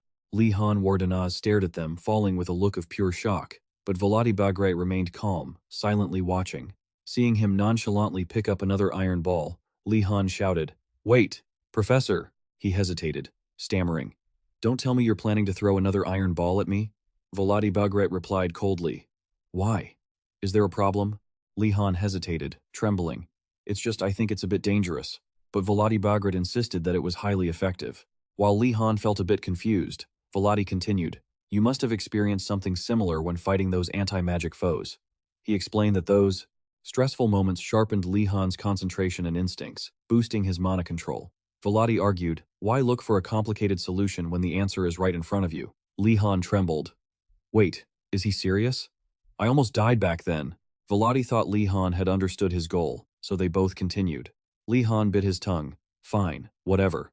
Arguing is a waste of time." He exhaled and started over. When Li Han Wardenaz summoned the water elemental, he thought, "Unlike stone or iron balls, water doesn't have a fixed shape. I have to focus even harder. Plus, I have to figure out how to compress it." While Li Han Wardenaz was working, Volody Bagrat stood silently watching, then suddenly grabbed an iron ball once again. Volody Bagrat manipulated the iron ball to fly straight toward Li Han's water elemental. By then, Li Han had already guessed it. He's attacking by surprise again. I knew it. From behind him, another iron ball was hovering, waiting to strike. Very quickly, the iron ball flew like lightning, hitting Li Han straight in the back. He was shocked that Volody Bagrat was attacking from behind as well. Volody Bagrat gently pulled the iron ball back to his hand, while Li Han clutched his back in pain. He reminded Li Han that he needed to focus even more. Li Han's face stung with pain, and he firmly concluded that a classroom with lots of homework was definitely better than this place. In the basic magic awareness class, a group of students was excitedly discussing collecting 10 herbs on the mountain. One student spoke up. This time, Professor Ingarel agreed to join the students from other towers. A female student panicked. "Wait, doesn't that mean—" All the students turned their eyes toward Li Han Wardenaz, thinking, "That professor is coming with Li Han Wardenaz." Seeing Li Han's expression and look, they all assumed he was just tired. The students encouraged each other that it would be fine. Li Han saw their attitude and thought they wanted to talk to him. Just then, there was a noise outside the classroom. Garcia walked in. "Good morning, everyone." The students quickly responded to her greeting. Garcia stepped onto the podium. "Today we will study something other than elemental magic, but I am not the one teaching. I have brought in a professor in this field." After hearing that, the class felt excited and cheered, then started buzzing with chatter. Some liked spiritology, some liked crafting talismans, and some even liked healing magic. Garcia invited the professor in. A mysterious hand pushed the door open. The professor entered the room with an incredibly gloomy and mysterious atmosphere. Some students were shivering because they felt a chill. The professor stepped in while stroking his beard. The bleak, eerie air covering the entire classroom had originated the moment this new professor stepped in. The professor cast a gloomy look at the students and said softly, "It is a pleasure to meet you all." Li Han Wardenaz directed his gaze toward the professor. The old man introduced himself as Modem. He said he taught dark magic. Modem began to explain more about the spells in his subject, such as summoning and cursing. Besides that, there were also dark elements, poisons, deathly auras, and other things. Most people didn't like dark magic. Taking an example of how people perceive dark magic, at night in a deserted forest, Jonah and Gainando were trembling with fear. Li Han Wardanaz reached out and grabbed Yona Makin's shoulder, stammering, "What are we going to do? We're lost. I'm so scared." A strange hand rested on Gainando's shoulder and whispered. Yona Makin and Gainando were trembling with fear as they clung to Yona Makin's shoulders. Stuttering, they cried, "What should we do? We're lost. I'm so scared." Suddenly, a strange hand placed itself on Gainando's shoulder, and a voice whispered. Both of them jumped and shrieked in terror. It was just Li Han Wardenaz, holding a glowing wand. "Are you two lost?" Li Han asked. Gainando wondered. "A light spell? Are you a mage?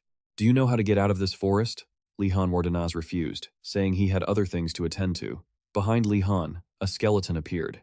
It looked horrifying. He told them to follow his friend. When Yona Makin saw the skeleton, her eyes widened in fear, and then both Yona Makin and Gainando fainted right there on the ground. Both the skeleton and Li Han felt embarrassed for scaring them unconscious. This was just how people perceived dark magic. The new students all had the same thought. Why did they even come to this prestigious academy to study magic? What would people on the outside think of them? Seeing the students' intense reaction, Garcia quickly explained, "I understand why you are reacting this way, but dark magic is a field full of mysteries and hides many truths." As for Mortem, he He just stood there silently watching. Garcia explained that dark magic is just a gem that hasn't been polished yet, so they must take control of their own choices instead of hesitating due to prejudice. She hoped to see in her students the spirit of a mage who is always dedicated to exploring the essence of truth. Hearing those words, Yona Macon felt a bit moved. Then, Garcia Kim smiled brightly and asked, "Is there any student who wants to be a teaching assistant for today's dark magic class?" No one responded to Garcia Kim's question. There was a terrifying silence. Li Han Wardenaz thought about it for a moment and intended to raise his hand. Seeing that, Gainando hurriedly pushed Li Han Wardenaz's face down onto the desk and whispered, "Li Han Wardenaz, what are you thinking? You're saying such threatening things. If you hang around with a dark mage, you might end up as one of his immortal soldiers." Li Han Wardenaz remained calm. "Are you really a mage?" Li Han Wardenaz felt that dark magic was a hidden gem and also an easy way to get high marks, since there was so little competition. Hearing that, Gainando's face went pale, his voice trembling. "Are you planning to become a dark mage?" Li Han thought his reaction was a bit over the top. Li Han stood up and said, "Besides, becoming a dark mage isn't such an unpopular field. It might even ensure a long life." In the end, Li Han Wardanaz volunteered to be the teaching assistant. Seeing Li Han Wardanaz like a savior, Garcia couldn't help but feel happy and moved. Li Han Wardanaz also understood her feelings at that moment. Li Han Wardanaz recalled her expression. It looked exactly like a professor he knew before, when, during a classroom observation, not a single student raised their hand to speak. That was why teaching assistants always had to prepare in advance for situations and get students to read the answers to questions beforehand. Mordem thanked Li Han and invited him to the podium. As he walked, Li Han thought to himself, "I've been wondering why my back felt cold in this classroom." Li Han Wardenaz had silently guessed that this very professor was emitting a huge amount of negative energy. Natural mana doesn't contain elements, but it changes based on the element the mage uses. This cold, gloomy type of mana is the hallmark of a dark mage. Li Han Wardenaz thought to himself, "If they all radiate this kind of energy, I can see why it's not popular." Mordem looked at Li Han Wardenaz with surprise. The old man seemed to sense something special about him. He exclaimed, "You have a lot of mana." Li Han Wardenaz politely thanked him. Mordem held out his hand to give a demonstration. From around Mordem's body, a stream of purple light and black smoke erupted, and then he commanded, "Rise, skeletal slaves." As soon as he finished speaking, a bunch of undead rose up from everywhere. Those undead walked freely around the classroom and approached the students, making them jump and scream in fear. "Undead! It's them!" A student fearfully begged them not to push him. Suddenly, the undead grabbed each other's hands. Then, the undead held hands and spun in a circle, leaving the students confused. Witnessing the scene, Mordem calmly asked for Li Han Wardenaz's opinion. He added shyly, "I prepared this performance for the students." Li Han Wardenaz gave a forced smile and praised it as good. In the distance, Garcia was also happy, silently thanking Li Han Wardenaz. A moment later, Mordem raised his hand to the sky. "That's enough of this fancy magic," he said, then slammed his hand hard into the air. In an instant, the undead vanished. A student blurted out, "They vanished. Thank God." Li Han Wardanaz felt that Mordem cast spells very quickly and cleanly. He stared at the old man, thinking, "But is the professor showing me these things because he wants me to do the same?" Mordem had guessed what Li Han was thinking. He quickly shook his head. "Don't worry, you don't need to learn this spell. It's too difficult for beginners." Only then did Li Han breathe a sigh of relief and wish that Professor Vladi Bagret could hear this. He continued, "First, you can try transforming mana into negative energy." Li Han Wardanaz heard this and followed along. He quickly took his wand out of his robe and prepared to try. Behind him, Garcia was also silently watching him. She smiled. Even for Li Han Wardanaz, this won't be easy. Mages have to experiment and make countless mistakes before they can conceptualize negative energy, because it's a very vague and macro concept. If a person thinks about coldness, it becomes the ice element. If a person thinks about darkness, it becomes the dark element. Because the topic of negative energy is too vague, it's very difficult to grasp. Garcia looked around while Li Han was trying, checking on other students. Suddenly, she felt negative mana. Garcia was extremely shocked and turned to look. Li Han watched the mana radiating from his body. She felt it was unbelievable. Li Han Wardanaz's mouth was still mumbling the incantation. Immediately after, a flow of negative mana erupted from the wand. Garcia was astonished, thinking, "He did it." The other students were also surprised. He thought, "I just need to think about complex mathematical concepts like hyperbolic geometry or complex numbers, right?" The strength of Li Han Wardenaz, who had experienced two worlds, was his diverse imagination. Professor Mortem was so amazed that he exclaimed, walking over to praise him, "You're quite good. Can you do it again?" He softly replied, "I'll try." Li Han Wardenaz tried again. The negative mana radiated even more strongly. Garcia speculated, "Oh no, he's too good. Having this much talent is not very stable." She felt worried again. What if he changes his mind and becomes interested in dark magic? I can't let that happen. This was the instinct of a professor worried about her gifted student being snatched away by another colleague. But right after that, Garcia denied her own thoughts. I shouldn't doubt him. At this moment, she discovered the amount of negative mana radiating from Li Han was becoming increasingly dense. He politely asked, "Professor, when should I start?" Waiting a while and seeing no response, Li Han Wardenaz suspiciously turned back to call, "Professor?" Now, Mortem's expression had changed, looking dreamy. His eyes were blood red. He said in a deep voice, "How much is your capacity? Keep going. Keep summoning until you're exhausted." Seeing Mortem like that, Li Han Wardenaz thought to himself, "This professor is crazy." Behind him, Garcia Kim's eyes sparkled, covering her mouth as she thought, "I didn't expect Professor Mortem to be this happy." The students in the classroom started to get restless and act strangely. She made a guess, but she thought to herself, "I should probably tell him to stop. There's too much negative mana. The other students are starting to be affected." Garcia hesitated and asked, "Professor Mortem, what's the next step?" He replied indifferently, "Instead of moving on, why don't we see how many more he can summon? Wouldn't that be more interesting?" She shyly said, "We can check that later," but Mortem wasn't willing to turn back. He said hesitantly, but Garcia's expression shifted, and she said in a firm voice, "Let's move on to the next step." Li Han Wardenaz asked, "Professor Mortem, what should I do with this much mana?" The old man raised his wand to guide him. He waved his wand and recited the incantation. Then, Mortem recited the paralysis spell, a low-level curse that induces a mild paralytic state. It's like when your calf goes numb. It's a simple dark spell. He hesitated and asked, "Who should I cast this on?" Hearing that, everyone looked away, afraid they might be chosen. Curses aren't like other types of magic. They need a target. But Mortem pointed at himself. He said as if it were obvious, "Naturally, it's me." Li Han Wardenaz asked back in surprise, and the other students breathed a sigh of relief, feeling lucky. He thought to himself, looking at him, a strong breeze might knock him over. I always wanted to try using magic on a professor, but Li Han Wardenaz asked cautiously, "Are you sure I should do this, sir?" Mortem replied immediately, "Of course, hurry up." He imagined a chick trying to peck a phoenix. He sighed inwardly. Why is a freshman worrying about a professor? Afterward, Li Han Wardenaz obeyed and began to cast the spell. The old man stood in front of him, ready to receive it. Mortem thought, "The paralysis magic of a freshman is nothing to me. Once the kid sees that I can block it easily, he'll understand how profound dark magic really is." He even imagined Li Han Wardenaz looking at him with admiring eyes, kneeling down to beg for lessons. Maybe everything will go just like that, Mortem wondered. I wonder if he'll come looking for me after class. Meanwhile, he told himself he would gather it all up. Li Han Wardenaz focused on casting the spell, a large amount of mana, spreading out and turning the area purple. Garcia felt worried. Wait, he's concentrating too much mana. Then he shouted the paralysis spell. Mortem was hit by the curse, his whole body glowing. His body gradually changed, and his vision slowly blurred.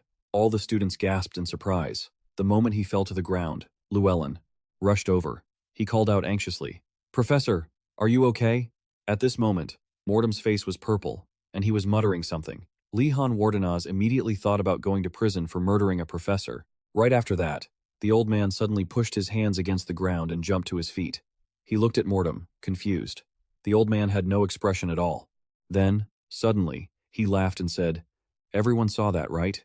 This is the low-level paralysis spell." Mortem didn't forget to praise him. "Well done." Li Han Wardenaz said thank you, feeling relieved inside. So, the professor was just pretending to liven up the class. Garcia stood from afar, observing. She felt something was very strange. Garcia analyzed the massive amount of mana that had hit Professor Mortem. Even though he is a professor being hit by that spell without preparing for it, she asked hesitantly, "Professor Mortem, are you okay after falling just now?" He immediately turned away and stammered, "Of course I am." But Garcia spotted Mortem's hand behind his back, shaking continuously. She was stunned as she realized, I see, he wasn't pretending to fall. Garcia concluded that he had actually collapsed under the curse of a freshman. Mortem praised him. "You have a talent for dark magic, kid." Llewellyn. Wardenaz replied in surprise. "Is that so? Thank you, Professor." the old man repeated. You have real talent. Hearing that, he felt confused. Why are you repeating that? Usually, people only say that when they're being sarcastic. Li Han Wardanas couldn't help but wonder, was I really that bad? But then he clicked his tongue, thinking, if I were good from the start, I wouldn't need to be in the first year. At this moment, Garcia Kim raised her voice to announce, all right, class, dark magic is much more diverse than this. The students were all listening to her. Learning low-level curses isn't hard, and they have many benefits, Garcia continued. So, if you study hard, they will surely be very useful for you. They aren't just for threatening others, they are also for self-defense. Just as she was introducing it to everyone, Mortem told him to go back to his seat. Garcia said loudly, the best way to know how to deal with a type of magic is to learn that magic itself. Shouldn't we thoroughly study a variety of magic? The students replied in unison. Yes, Professor. Li Han Wardanas had returned to his spot. Garcia picked up her staff. She spoke while glancing at Mortem. So, now? The old man nodded in agreement. Seeing that, Garcia began to cast magic. Mass teleportation. A magic circle appeared, surrounding the classroom. The students were blinded by the green light. He also covered his face, glancing slightly. The space gradually shifted. Afterward, Li Han Wardanas found himself sitting on the ground. He looked around in astonishment. The other students were also dazed. They didn't know what had happened. After seeing the situation clearly, everyone started whispering, is this the training ground? Huh? What happened just now? Was that teleportation? Right at this moment, a voice came from right behind them. You must be very surprised. Garcia and Mortem walked over together. She said happily, because you need to practice with each other, I've moved the whole class to a more spacious place. So, find a comfortable spot and start practicing. Hearing that, the students were excited. Giselle Murati cheered, Yay! Yes, Professor! This is great. Let's start right away. Li Han Wardanas turned back and saw everyone moving to find a place to practice. He evaluated the situation to himself. The atmosphere became more lively, and the students were more proactive than at the start of the class. Li Han Wardanas felt that Professor Garcia Kim was amazing. Right then, she clapped her hands to announce, all right, everyone, it's time to pair up. A moment later, two staves collided loudly. He and Gainando politely said, I look forward to working with you. The rules were very simple. The two of them stood facing each other, ready to fight. We attack in turns. Gainando attacks first, then it's Li Han Wardanas's turn. The goal isn't just to attack, but to allow us to experience being hit by a curse. He closed his eyes to focus, muttering, first, convert mana into negative energy. Immediately after, negative mana erupted from the staff in Gainando's hand. Seeing that, he thought in surprise. He did it? That was fast. Recalling that he had always struggled with other elements previously, Llewellyn wondered, does he have a talent for dark magic? He thought of another possibility. Or maybe it's because this magic is simple, but he dismissed that thought immediately. Gainando's successful execution surprised Mortem. The old man muttered. Even that student Gainando was still focusing on channeling his mana. After feeling it was enough, Gainando shouted, Paralyze! The stream of mana. A dense mana wave immediately struck toward Li Han Wardanas. He was startled. So that's what it feels like. Gainando cheered. Giselle Murati, it worked. Li Han Wardanas immediately congratulated him. After a moment, Gainando asked curiously, but where are you paralyzed? You look normal to me. He rubbed his body and said, I'm not sure. I don't feel numb anywhere. Seeing this, he questioned, maybe my incantation had an issue? Li Han Wardanas offered his opinion. Perhaps it's the way you chant. He shared his speculation. I think maybe you were too hesitant when chanting. Try exaggerating the incantation and see. Gainando asked doubtfully. Really? Then he prepared to try again. I get it. Be paralyzed, you idiot. Hearing that, Garcia quickly stepped in to stop him. Wait. She walked over, patted his shoulder, and explained. You didn't fail earlier. It's just that Li Han Wardanas has too much mana, so it didn't have an effect. You did well. Receiving the compliment, Gainando said happily, Really? Thank you, Professor. He muttered, I didn't expect it to have no effect at all. Maybe I'm not suited for dark magic. Gainando laughed and said, It doesn't matter. I didn't intend to learn it anyway. All right. It's your turn. Li Han Wardanas said excitedly, Come here. He closed his eyes and thought to himself, I need to focus on controlling it, no need to use too much mana. Mana began to radiate from the staff. Immediately after, Li Han Wardanas whispered the paralysis spell. Seeing this, Mortem was extremely surprised. He recited the incantation so concisely. Seeing him still easily perform the magic, he thought. When drawing out the incantation, mages find it easier to cast spells. Casting it that quickly is not easy. Even if this is just a low-level curse, I can't believe he can do it even though he just learned it. Lihan Wardanaz cast the curse directly at Gainando. He was ready to receive it, but that massive amount of mana, Gainando turned pale with fear.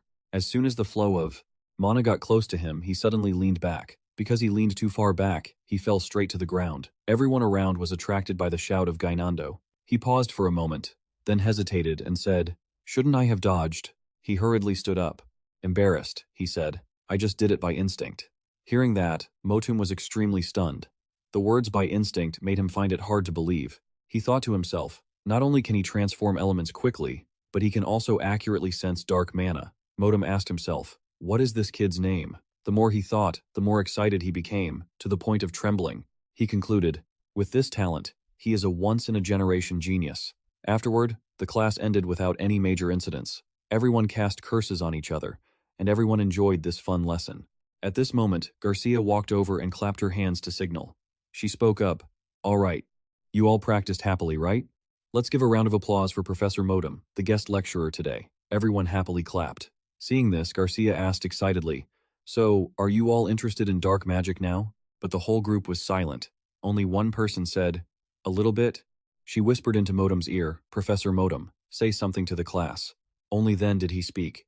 "Everyone, I believe you have seen the appeal of dark magic."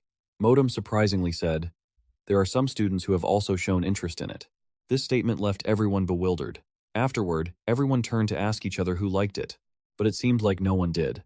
Gainando laughed and said, "This professor is really funny. Who would be interested in dark magic?" While he was laughing and teasing the professor, "Your jokes are so dry," Motum suddenly said, "especially that student over there. I'd be happy to invite you to my office." Gainando turned pale with fear upon hearing that. He asked confusedly, "Why me? What did I do wrong?" The other students saw this and said, "Have a good time, Gainando." Just as he was waving everyone off, telling them to stop talking, Tum spoke up again, and then he pointed straight at Lihan Wardanaz, saying, "That student over there too." He thought to himself, if it's just to earn points, dark magic isn't a bad choice. So he nodded and replied, "Yes, Professor." At this moment, someone suddenly came over to call Gainando. Then everyone gathered around to grab him, blaming Lihan Wardanaz for being dragged into it. "You go tell the professor you'll go meet him alone," he shouted indignantly. "Friends? More like enemies. I'll definitely drag you with me."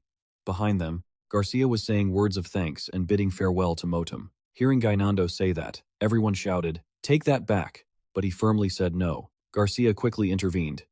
"Don't argue with each other." Afterward, the two of them left together. The office of a dark mage is like a research lab.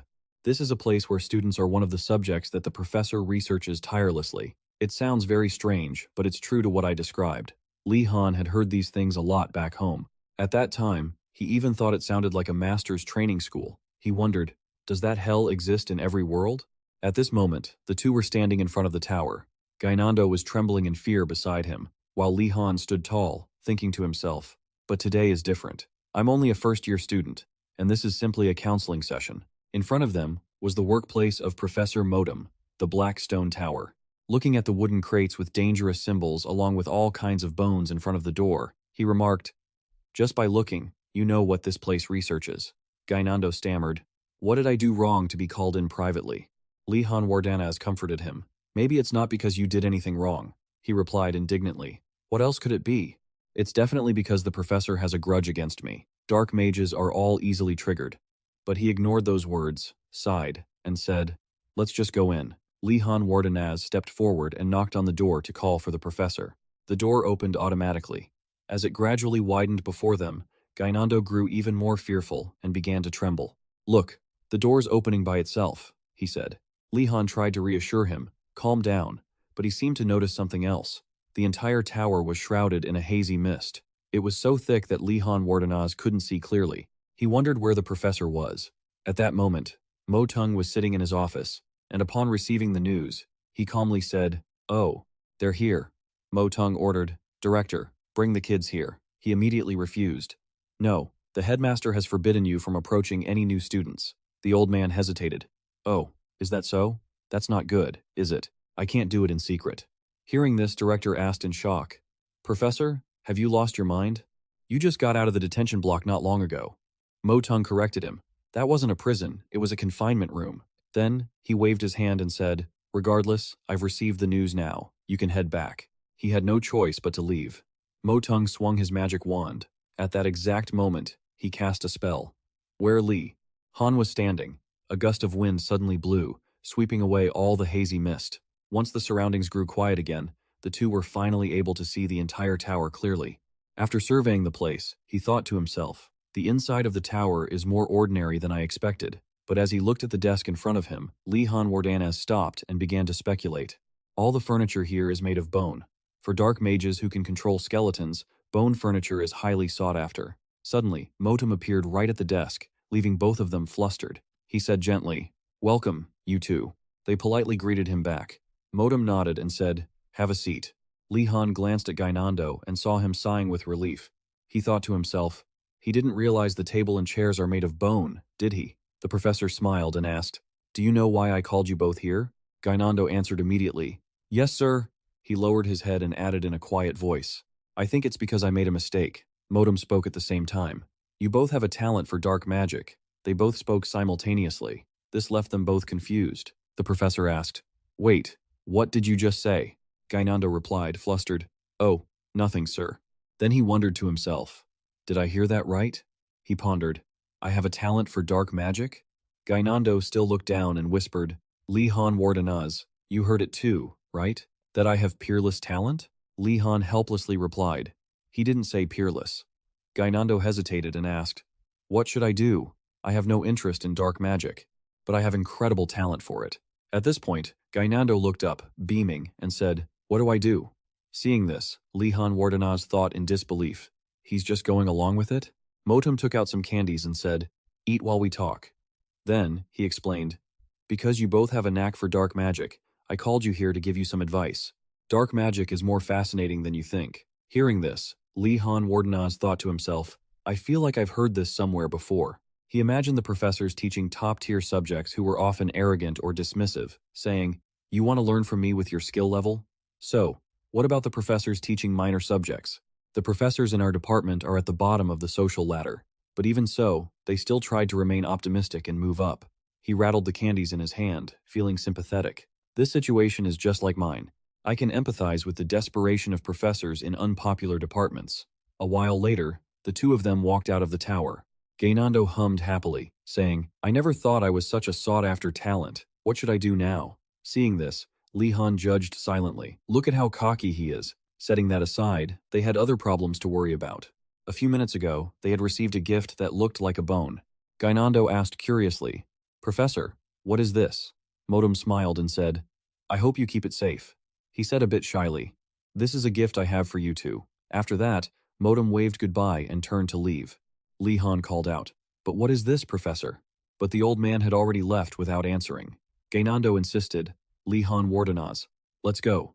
He looked at the bone in his hand, thinking, the professor isn't into this sort of thing, is he? What is this? Li Han Wardanaz wondered. Is it some creature's bone? He remembered something, or is it similar to the headmaster's book? Li Han Wardanaz made an incredible guess. Does he want to befriend us by giving us ancient artifacts, like a surprise gift between lovers? Afterward, he was scared by his own thoughts. What kind of weird comparison am I using? While he was lost in thought, Gainando suddenly called out, "Li Han Wardanaz." He quietly scratched his head for a moment, then whispered, "Don't say anything to Yona Macon, okay?" Li Han Wardanaz thought silently. He suddenly remembered that Gainando had once said in front of everyone, "Alchemy is only for servants. What's the point of learning it?" Yona Macon, he really seemed worried that people would tease him for what he said earlier. Li Han naturally agreed. "Of course. You keep it a secret too, okay? We're friends." Hearing that, Gainando breathed a sigh of relief. But deep down, Li Han thought, Yona Macon is also a friend. I'll tell her right away. On another day, everyone was running and gasping for air. Everyone had sweat on their faces. Ingarel followed the students and shouted, "Keep running, everyone, don't stop." He also reminded them, "Don't forget to feel the mana through your breathing." Li Han Wardanaz and Daru Choi ran side by side. Both were listening to Ingarel's instructions. Your goal is to raise your physical fitness to the highest level through mana regulation. There are countless ways to utilize mana. One of them is circulating mana throughout the body to strengthen it and increase stamina.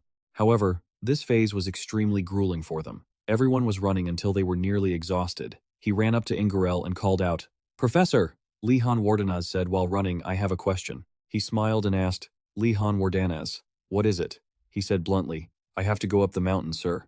Can you give me some advice? Hearing that, Ingerol looked at him, pondering for a moment. Then he turned back and said, It's best if you give up that idea. I'm being serious. Lihan Wardenaz asked curiously, Is it that dangerous? Ingerol didn't hide anything and said, Not only are there many dangerous monsters on the mountain range behind the school, there are other dangers that are always lurking. Even the professors don't fully understand that place. Then he suddenly lowered his voice. Wandering in there on your own is not a smart choice. Only fools would throw themselves into the jaws of death. At this moment, Lihan Wardenaz said dejectedly, It's not that I want to go in, sir. Our homework is to go up the mountain to collect 10 ingredients. Ingerol frowned, thinking, That's homework from another professor. He changed his tone and said, If that's the case, then it's different. He asked confusedly, Why is it different all of a sudden? Meanwhile, the students were still trying to keep running. Ingerol didn't answer Lihan's question, but asked back, By the way, you don't look very tired. Have you succeeded in regulating your mana? He felt the mana in his body and replied, Not exactly, sir, Lihan said uncertainly. It's more like I'm releasing mana. He was surprised by that answer. To be able to release mana from the core and circulate it through every corner of the body, the most important factor is precise control. But Lihan used a different method. He pushed the excess mana in all directions instead of circulating it. He simply released it. Ingerol stroked his chin, pondering. He thought to himself, I heard he did something similar when he fought against the Dawn team. Ingerol analyzed the situation at that time. Usually, after that, he would have to faint from mana exhaustion because that method is no different from burning through all his mana. He suddenly thought of something. He considered an incredible possibility. If he possesses an infinite source of mana, then this will be an effective method for him. After thinking it through, Ingerol spoke up. I won't forbid you from using that method. He added, However, in this class I want you to focus on mana circulation. Seeing this, Lihan Wardenaz guessed that perhaps there were still dangers he hadn't anticipated. Then Ingerol hesitated and said, And if you have that much mana, you'll need to try even harder to complete the circulation loop. Hearing this, he asked himself, Wait, Professor, what are you trying to imply? It seemed like he had something in mind. He paused, and by now, everyone was too exhausted to keep running, lying on the ground panting, unable to lift a finger. Han had been waiting a long time for the answer, just as he suspected. The professor said, I'll increase your training. Then Ingerol smiled and added, Run another 10 laps. Hearing that, Lihan felt as if he'd been struck by lightning. Lihan Wardenaz clenched his fists, trembling, and wondered why were these professors all like this? Lihan bowed his head as if he were about to collapse, but still replied politely, Professor, I love this idea. Ingerol then spoke up, catching Lihan's attention. He stood with his hands on his hips, happily telling him, I'll go with you into the mountains to gather 10 ingredients. Lihan heard this and immediately objected. Teacher, you just said if it's an assignment, that's fine? But Ingerol smiled, his eyes squinting, and replied softly, That's true. It's just that I feel like going for a walk. He was a bit surprised, but accepted it. As the professor walked beside him, Lihan Wardenaz thought to himself, If it were just an assignment, nothing would happen. Ingerol still seemed uneasy. It was a very dangerous place. There was a house glowing, with lights in the middle of the desolate mountain forest. Someone was holding a note. The note read, I have some business. I have to go out temporarily. Do not steal many of them. Signed, Uragum. Yonamakin read it, speechless for a moment. She turned to the person next to her and smiled gently. So that's why you brought me here, Yonamakin whispered, revealing, Because this place has a lot of alchemy equipment. Lihan Wardenaz admitted. He opened a wooden chest filled with all sorts of bottles. I also want to test the effectiveness of the potions we got earlier. Lihan Wardenaz looked at her modestly, praising her. I don't know as much about alchemy as you do. Yonamakin smiled brightly. I'm curious about their effects too. She seemed to notice something, and her smile faded. Yonamakin hurried to the window, asking in surprise, Wait, what is that? A field. Lihan Wardenaz replied calmly, You noticed, didn't you? Yonamakin turned to look at him, asking suspiciously, Don't tell me you're planning to grow those too, right? Lihan Wardenaz immediately admitted, That's right, but that takes a long time. I heard it takes several months. She pointed ahead, But I see big trees already. Lihan Wardenaz asked her back, puzzled. He was startled, staring in shock at the scene before him. Lihan Wardenaz hurried to the window, unable to believe his eyes, and shouted. He recalled the moment the tree was first planted. That definitely has to be the tree I planted. Lihan Wardenaz was lost in thought, ignoring Yonamakin's confusion. When did they grow to this size? He seemed to remember something and exclaimed, It must be that watering can. Lihan Wardenaz laughed off the situation. It seemed the professor had used growth formula or something similar, but it was a misunderstanding. It was just an ordinary watering can. A series of old images flashed by. The trees grew fast because of Li Han's staff, but he didn't realize it, so they had blamed it on Uragum. He happily and quickly asked Yonamakin, "If that's the case, let's harvest them today. What do you think?" She winked at him and said, "Leave it to me." Yonamakin reached up to grab something from the shelf while he busied himself below with the necessary items. Both of them carried a lot of things as they left the house, not forgetting to leave a thank you note. It was the next day for Uragum. Li Han Wardanaz and Yonamakin were staying in a tower, both dazed, looking exhausted and sleep-deprived. Li Han Wardanaz asked her, "Is this the mermaid's panacea?" Yonamakin replied weakly, confirming it. At Li Han Wardanaz's feet, items were scattered everywhere. They hadn't expected to pull an all-nighter just to test the herbs. Li Han stared at the wooden box, lost in thought. Beside him, Yonamakin kept yawning. The colorful potion bottles were neatly arranged in the chest, mermaid's panacea, western liquor, and several others. He suddenly imagined himself turning into a mermaid and chuckled awkwardly. Yonamakin, sitting opposite him, sadly apologized. "I'm sorry. I could only identify those 2 bottles." Li Han Wardanaz saw this and hurried to comfort her. Footsteps approached, cutting off their conversation. It turned out to be someone else. He greeted them. Asa asked Li Han Wardanaz and Yonamakin, "Are you 2 ready to go, gather the 10 ingredients?" Li Han Wardanaz replied to Asa softly. He thought to himself that he had planned for this weekend. On Saturday, he and his friends would return from the forest, and on Sunday, he took a card out from his jacket. "I'll use the pass to leave the academy." He tucked it back into his jacket, warily wondering what kind of traps might be waiting. Asa, standing nearby, seemed to remember something and asked him. His words made Li Han Wardanaz pause. "Do you want to stroll through the black market before we head into the forest?" He thought he had misheard, and asked again. All 3 were standing in the market, which was very crowded. Li Han Wardanaz couldn't help but look at the scene, puzzled. "They have things like this here? What kind of academy has a black market?" He glanced elsewhere, feeling something wasn't quite right. Looking at the stalls set up everywhere, it looked more like a farmer's market than a black market. All 3 ventured deeper into the market. Li Han Wardanaz suddenly noticed a spot surrounded by a crowd. "Trade a loaf of bread, just need to find the king card." A person who looked like a rat was Rathford. He sat in the middle of the crowd, holding out 3 cards. Rathford explained the rules to them. "All you have to do is find the king card among these 3. If you guess correctly, you get to walk away with 2 loaves of bread instead of 1. This statement made the people excited. Rathford noticed Li Han Wardanaz. He jumped up and shouted, calling out to him. As soon as the words left his mouth, the place became chaotic, and people immediately ran away. Seeing this, he thought to himself, "Don't avoid me like I'm the plague." He cleared his throat and asked Rathford, who was nearby, "What are you doing?" The boy answered him very honestly. "I'm collecting 10 loaves of bread, Li Han." Li Han asked, confused. Rathford, seeing his confusion, explained, "That's right, bread is used as currency here. 5 loaves of bread can be exchanged for a fountain pen, and if you collect 10 fountain pens, you can trade them for a sugar cube the size of a matchbox." Li Han Wardanaz appeared, sitting on a boat with a dragon, while underneath, other animals were swimming. The academy from the Thanglong Tower managed to get food thanks to Li Han Wardanaz, but other towers weren't as lucky.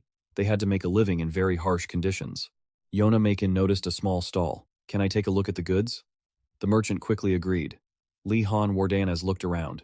"I should look around a bit, right?" He looked at the items displayed haphazardly. He didn't expect there to be so many useful things, but there was very little food.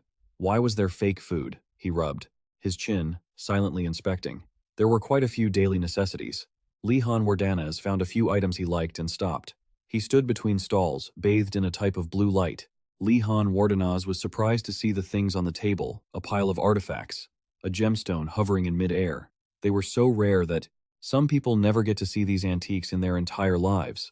Li Han Wardanaz silently judged them, but this was Inragat.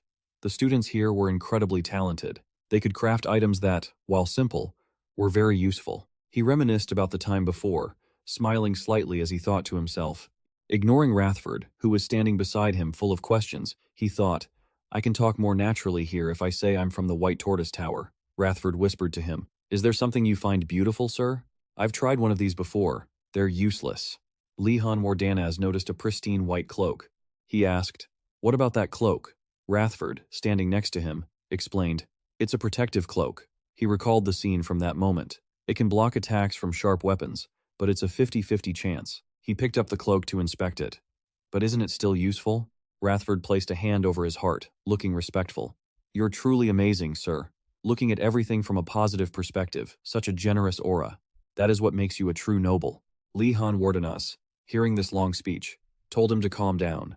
He glanced elsewhere, lost in thought. Even so, no wonder Rathford said they were useless. Li Han Wardenas looked at the products displayed behind him, unable to identify the purpose of most items. Based on the mana they radiated, some were already expired. By comparison, this cloak seemed quite good. He said he would buy it, which made the shopkeeper excited as he placed the cloak in his hands. Li Han Wardenas said he wanted to pay with a credit card, but the shopkeeper's eyes darkened, showing a look of refusal. He didn't speak. He just gently bent down and pulled back the cloth covering something. Inside the basket was a pile of vegetables and eggs. I brought a few things because I heard I could come here to trade, but the glowing vegetables stunned these people. How could anyone bring items worth trading for these? He didn't bring any canned goods. He was about to carry his things elsewhere when he was suddenly called back. They rushed over, surrounding him, shouting and asking if there was anything he wanted. Please visit our shop. I'll give you something extra. These people were pushing and shoving, talking over each other, making Li Han Wardenas a bit startled. Everyone brought items from their own stalls to entice him. He saw a hoe that looked like it was made by an expert. How about this? First, let me pay him back with 2 potatoes. Thank you, sir. A young man, holding 2 potatoes in his hand, mocked the rest of the group. Those idiots, that's why. He stared greedily at the 2 potatoes in his hand. You need to have an eye for items like I do. Hearing him say that, the others got angry and scolded him. Shut up. You were just lucky to pick up that cloak, that's all. A girl following that boy begged him to sell her his items, but she failed. He turned around to light a fire. The girl still wouldn't give up. He skewered a potato and put it over the fire to roast, making everyone around him swallow their saliva. The skin peeled back, revealing the golden, piping hot inside. I think it's done. Help yourselves. They were ravenous, their eyes bright. Li Han Wardenas found this scene hard to describe. The boy enjoyed the potato with gusto. He watched this with a surprised expression. Were they so hungry that they went crazy over a few potatoes? Li Han Wardenas turned back to look at the people surrounding him. Now that he thought about it, all of them were thin and haggard, as if they had been starving for days, their mouths never stopping as they advertised their products. He walked over to Yona Macon to get her attention. Yona Macon, can you help me with something? He bent down toward the pile of vegetables and said in a low voice, Everyone, spread out. He generously told them, I will give some to everyone, all right? It's all free, but only this once. The 3 of them heard this and were shocked, turning their heads sharply to look at the crowd in front of them, even more excited, asking for more. Are you going to cook? You mean we'll actually get to eat food? Li Han nodded in agreement. He turned to look at Yona Macon and called out to her. Li Han explained his thoughts. I think they've been hungry for a long time. Yona Macon agreed with him, and both quickly started preparing the food. Li Han Wardenas worked like a real chef, from chopping food to stir-frying vegetables. Looking at the appetizing food in front of them, they couldn't control their drooling. Li Han Wardenas cooked a dish of broth that was glistening and delicious. He ladled it into bowls for them tomato soup made by his own hands. The 2 of them held the bowls of soup, craving it so much, and hurriedly brought it to their mouths to try. This soup. Everyone enjoyed the soup with gusto. Yona Macon sat with her chin in her hands, watching them, exclaiming, They eat so well. Li Han Wardenas, beside her, let out a soft sigh. They must have been very hungry. He closed his eyes and looked up at the sky. I did a good job, even though I feel a bit guilty for using them. Li Han Wardenas wanted to build a good image so that when they went into the forest, they wouldn't be afraid of him. But it was all to prepare for the worst-case scenario ahead. The group would have to work together on the mountain, so improving the relationship with the students who were always afraid of him was very important. He smiled to himself. If I can buy their favor this way, it's worth it. Li Han Wardenas put on that cloak, carrying a big pile of stuff on his back. Seeing the huge bundle he was carrying made Yona Macon and Rathford feel surprised. As for him, he felt like he might have brought a bit too much. All the items in that bundle were things the White Tortoise students had given him. He looked at the bag in his hand and thought to himself, but I also received a few things beyond my expectations, from paper to powder, and even bracelets with various uses. He was smug. I got these antiques, Rathford. London ran over, wanting to help, but failed. Li Han Wardenas silently reasoned, but the current problem is, I know these were all made by the upperclassmen. He furrowed his brow, puzzled, and asked himself, but why would they create these antiques? Just then, a rustling sound came from the bag. They all have uses for stealing items or sneaking around. If they created these things when they were permitted to leave the academy, Then that means he hadn't finished his sentence when the sound interrupted him, drawing the attention of all three. Li Han Wardenaz, as if realizing something wasn't right, spoke up. I feel like something is moving inside the bag. A skeletal foot clawed at the bag on Li Han Wardenaz's back, making him panic and turn his head to look. Seeing this scene, his face turned pale, his head full of questions. Everyone was panicked by something that looked like a bone crawling up. Rathford shouted, "Don't tell me those guys are returning evil for good."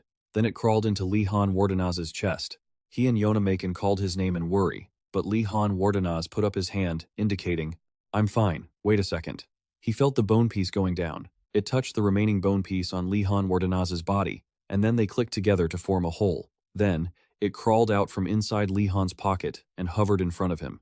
Yona was utterly confused. "Another bone? What on earth do you always carry around?" Li Han replied. "It's what Professor Morton gave me." Suddenly, the bone waved at him. He questioned, "Are you beckoning me?" Tsk. It retracted its claws. Li Han sensed that something wasn't right. Just as he predicted, it lunged at him, making him jump and gasp. "Huh?" The bone got closer. Then its claws dug into Li Han's hand, drawing blood and creating a sonic wave of magic. He seemed to realize something. Yona was terrified that it would attack Li Han. Immediately, Rathford followed up, "We are here to help you, sir." Suddenly, Li Han ordered everyone, "Wait!" Following the trail of blood, Li Han Wardenaz saw something. It turned out to be the shadow of a wolf behind the bone. He grabbed its leg bone. Li Han Wardenaz secretly marveled. This feeling, could it be? He ordered, "Sit, stand up." The bone immediately obeyed. Yona and Rathford were stunned at the sight before them. Li Han Wardenaz kept commanding the bone to spin and then clench its fist. It's like he and that thing are telepathically linked. That's dark magic skeleton summoning. He exhaled and then gave an awkward laugh. "The professor gave me such a strange thing. It stuck to me now." Yona called out to Li Han Wardenaz and said, "Maybe you should throw it away?" The bone was deeply shocked and immediately crawled back into his shirt, trembling. Yona quickly said, "Forget it. I take that back. I'm sorry." At this moment, Rathford advised Li Han Wardenaz, "In the world of mages, we are taught not to get involved with dark magic users. Your eyes look fixed on it." Then, Rathford asked, "Doesn't looking at that thing creep you out a bit?" Li Han Wardenaz began to think carefully about everything, and then he gave his answer. "Thanks, you two. I've thought it over." After their advice, seeing that it looked sad, Li Han Wardenaz continued, "Even though it's strange, I don't like to judge everything by its appearance." Thinking of Morton, Yona wondered, why would the professor give this as a reward? He agreed. And why did he even split it up and give it to me? Rathford offered his own theory. Maybe he wants you to find the remaining parts and put them together? Yona immediately denied it. That would be too stupid. After thinking it over, the three fell into a heavy silence. She shouted, "No way! That would be so weird." Meanwhile, Li Han commented to himself, "Even though it's absurd, it's very convincing." Thinking of Gainando saying that no one would want to collect dry bones, he analyzed the professor's way of thinking was different from a normal person's. Gainando was the representative of a normal person. He thought this was probably what the professor was thinking. Morton, with a gleeful face. The two of them must be happy to go bone hunting. Li Han Wardenaz hugged himself tightly. Just thinking about it made him shudder. Standing next to him, Yona guessed, "Is it because of the skeleton?" He immediately denied it, referring to the professor's way of thinking. Finally, Li Han Wardenaz concluded, "Forget about the bone for now. They're harmless anyway." The next class was starting.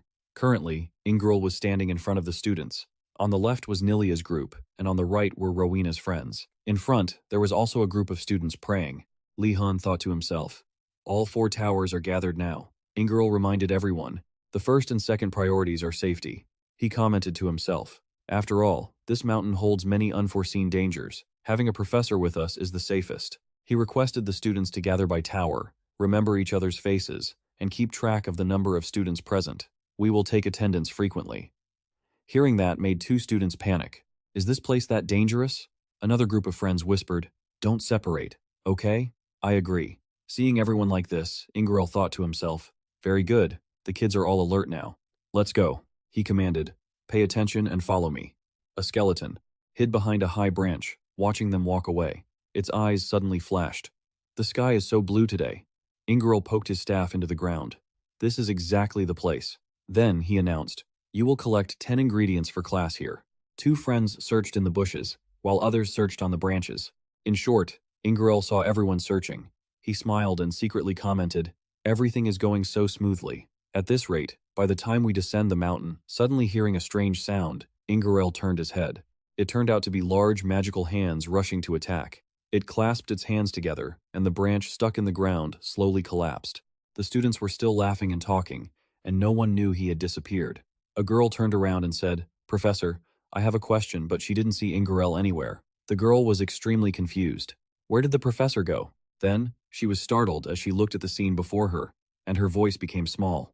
There were no footprints. Her face was panicked. "Don't tell me," and she screamed. "Everyone, the professor!" She pointed towards the collapsed branch. "The professor has disappeared." Hearing that, Li Han, Wardenaz, and Nilia were stunned. He gasped, "Huh?" The sky showed signs of turning gloomy. The students stood around the branch location to investigate. Li Han Wardenaz lamented to himself, "Finally, the thing I was most worried about has—" Suddenly, he was distracted by the panic of his two friends beside him. "What should we do? What do we do now?" Seeing that, Li Han Wardenaz immediately reassured them. "For now, everyone needs to calm down first." He offered a word of comfort. No need to panic. Maybe the professor just went somewhere for a moment. While they were trying to calm themselves down, thinking that Li Han was right and they had to calm down, he secretly commented to himself, "There's no way that's true, but I need to reassure them first." Li Han assessed the surroundings. There were no signs of monsters appearing. The group wasn't lost either. There was nothing to be afraid of, if they just walked back along the old path now. Suddenly, a raindrop fell from above. Immediately, a downpour poured down where he stood. Li Han Wardenaz was speechless and thought to himself, "Are you kidding me?" His hands held a cup of warm tea. Everyone was taking temporary shelter under a cliff. Li Han Wardenaz sighed and commented, "Good thing I brought supplies. I didn't expect Professor Ingerol to run into trouble." Suddenly, Rowena called Li Han, making him jump. She thanked him for the help. Hearing that, he replied, "Don't mention it." Then, Rowena asked about the legendary soup that you cooked for the black turtle. Is it true? Li Han was confused. "What legendary thing are you talking about?" Then, he turned away and called out nothing. "Wait for me a second." Tisk. A prediction flashed in his mind. It couldn't be that tomato soup from the other day being exaggerated into a legendary soup, could it? Rowena reported to Adinas, "Princess, it seems that was just a rumor." She showed she understood. If that was the case, she turned toward Li Han Wardenaz. "The princess also wants to help." Seeing that, he whispered, "Why didn't she come say it herself?" and replied, "That would be great." Seeing Yonamakin shivering while huddled beside him, Li Han Wardenaz suggested, "Can you make a fire?" Rowena replied, "I'll go ask." He relayed the message to Adinas. She brushed off her coat, held up her staff, and began chanting to summon elemental spirits and magical power.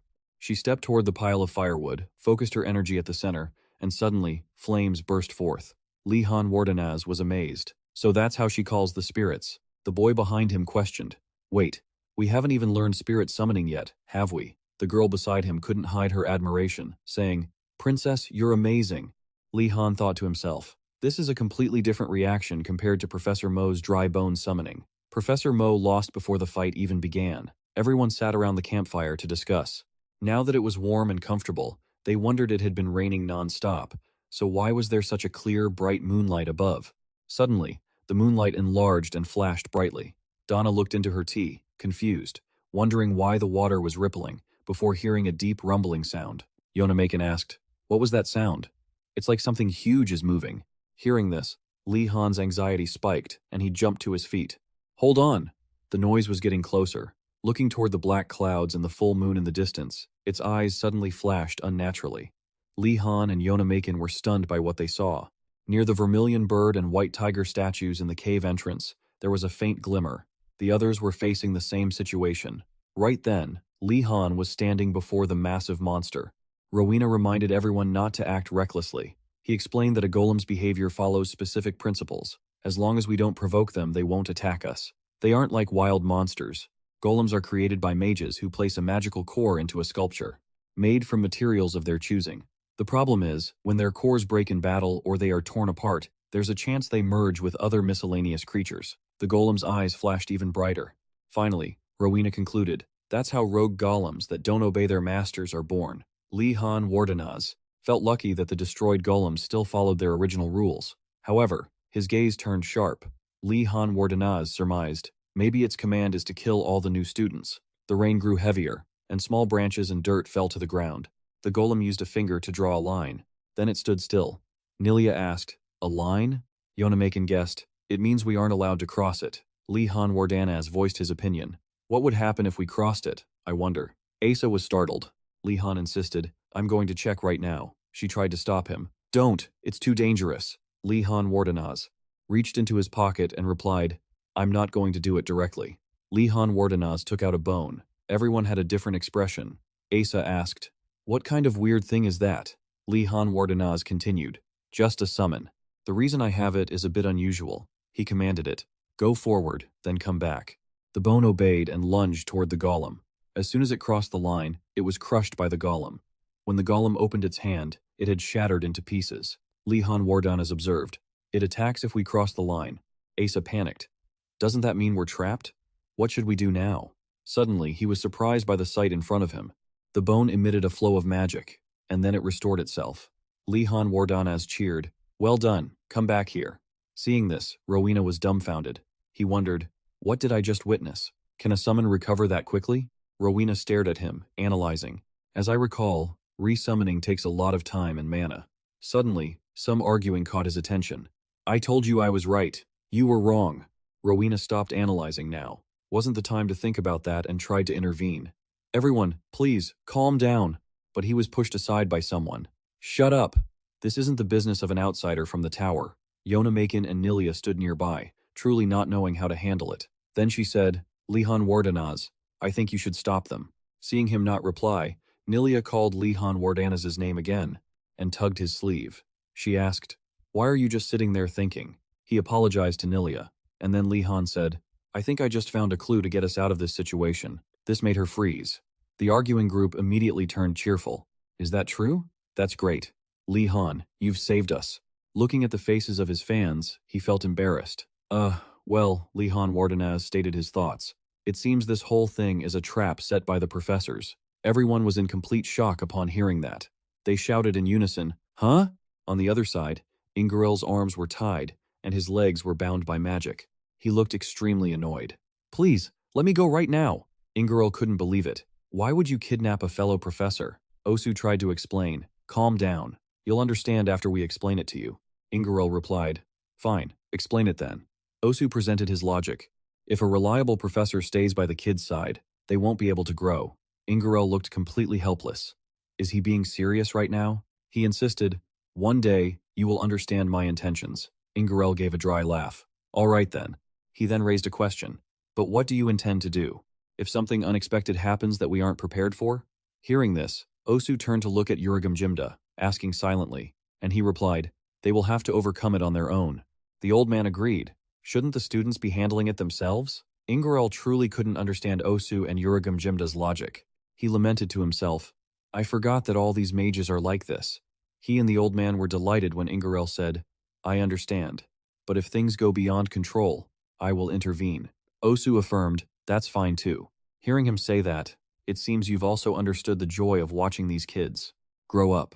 Ingeril tried to suppress his anger. Please, don't say another word. After that, he stretched his shoulders. So, what did you prepare for the kids in the forest? Uragam Jimda, while bringing tea, replied, nothing much. He laughed loudly. Just something stronger than a bull and enhanced with magical potions. That thing is harder to tame than a bull, but it won't cause any problems.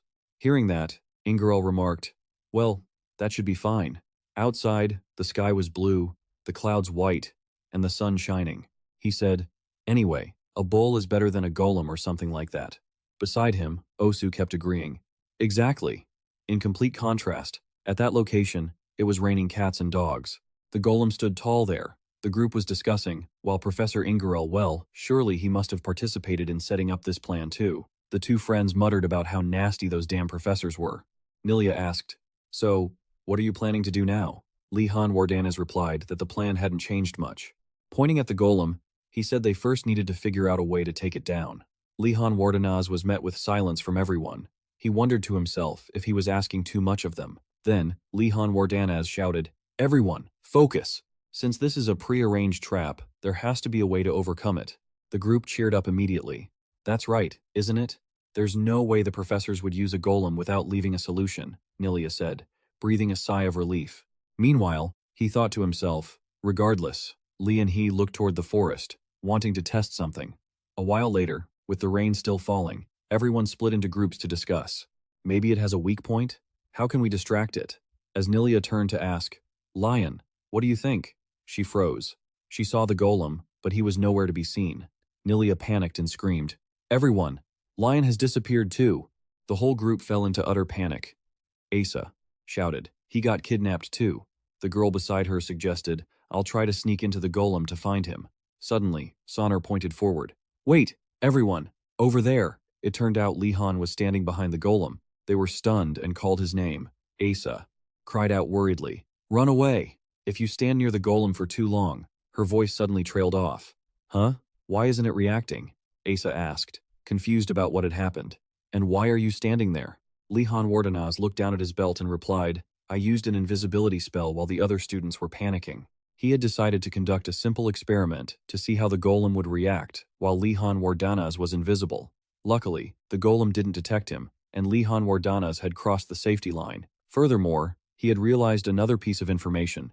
At this moment, Lihan had reappeared, but even when he crossed the line, it didn't pay any attention to him. Seeing this, Asa exclaimed, That's amazing! You were able to use an invisibility spell? Lihan replied that it was thanks to an artifact. Out of habit, she continued. You can create artifacts? But then, the smile on Asa's face, along with the boy next to her, froze when they heard him deny it. The Placinga Association gave it to me. The two of them trembled and backed away. The Placinga Association? Why are you involved with that group? Seeing this, Lihan Wardanaz felt a bit sad. You don't need to keep your distance like that. Suddenly, Yonamakin interrupted. That's not important. The Placinga artifact isn't easy for us to use anyway. Nilia asked, So, do we still have to find another way to escape? Immediately, Asa suggested, Can't Lihan Wardanaz go find a professor to help?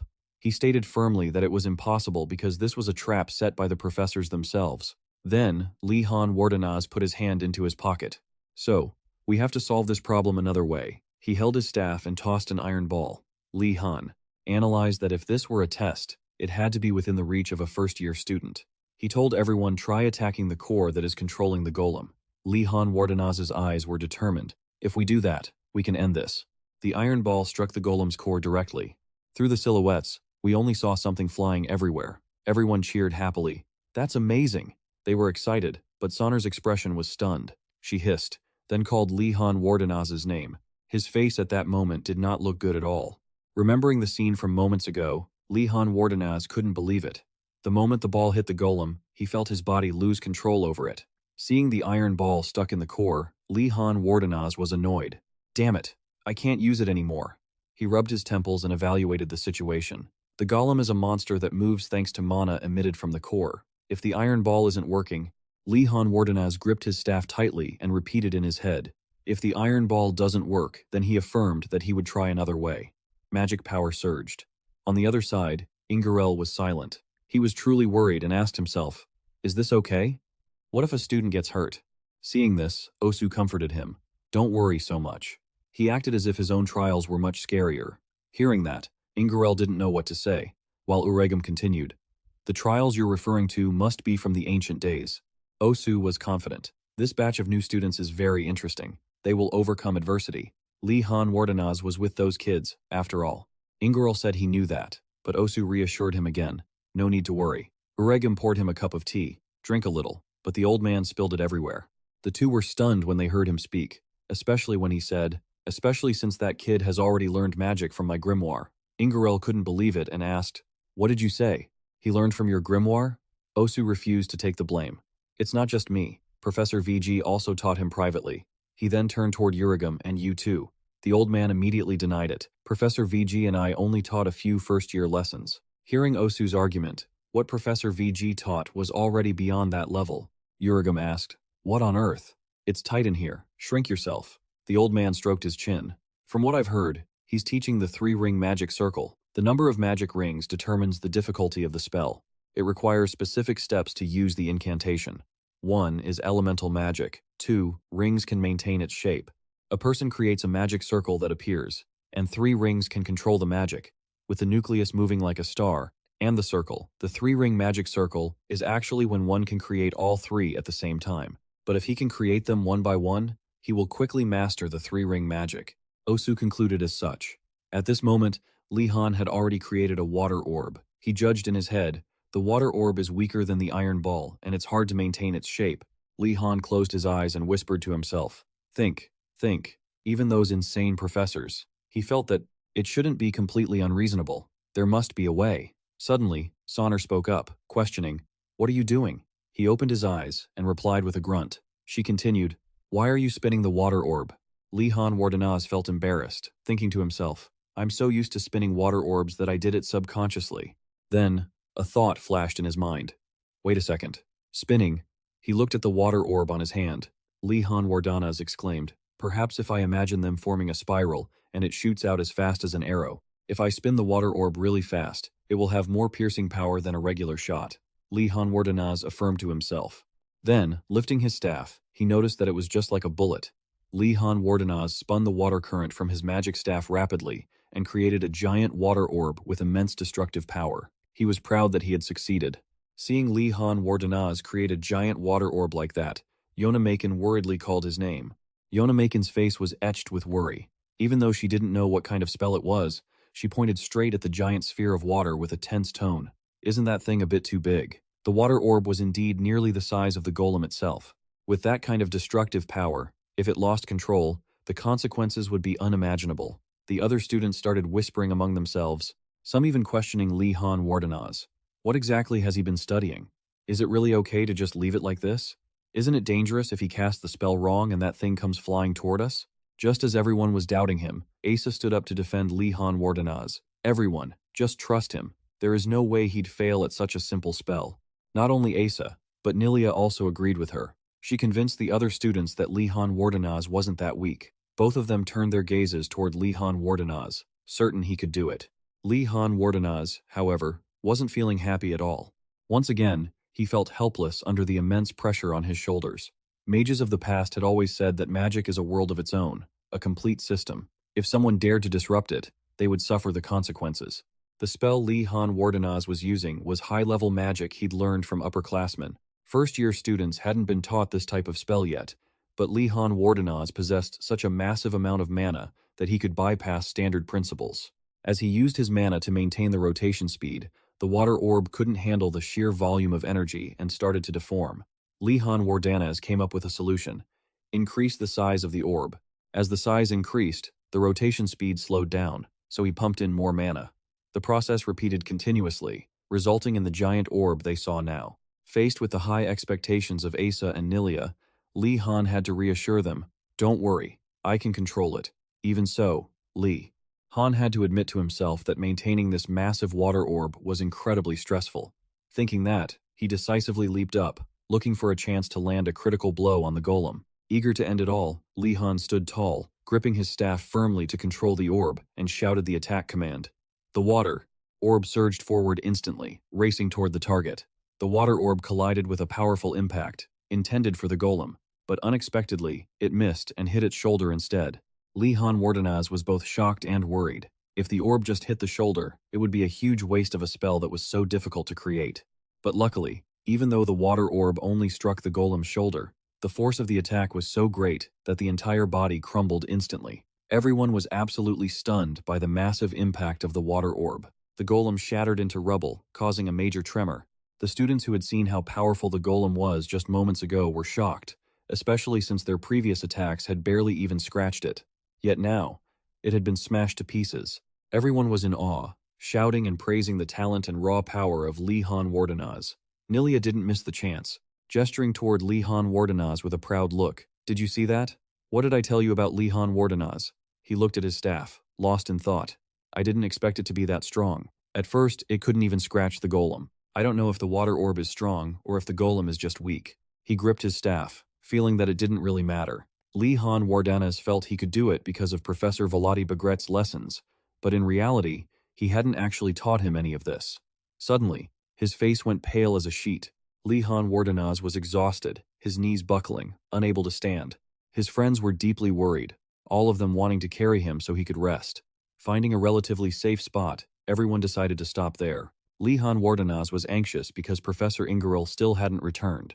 Suddenly, a skeletal hand reached out from inside his robe and patted him gently.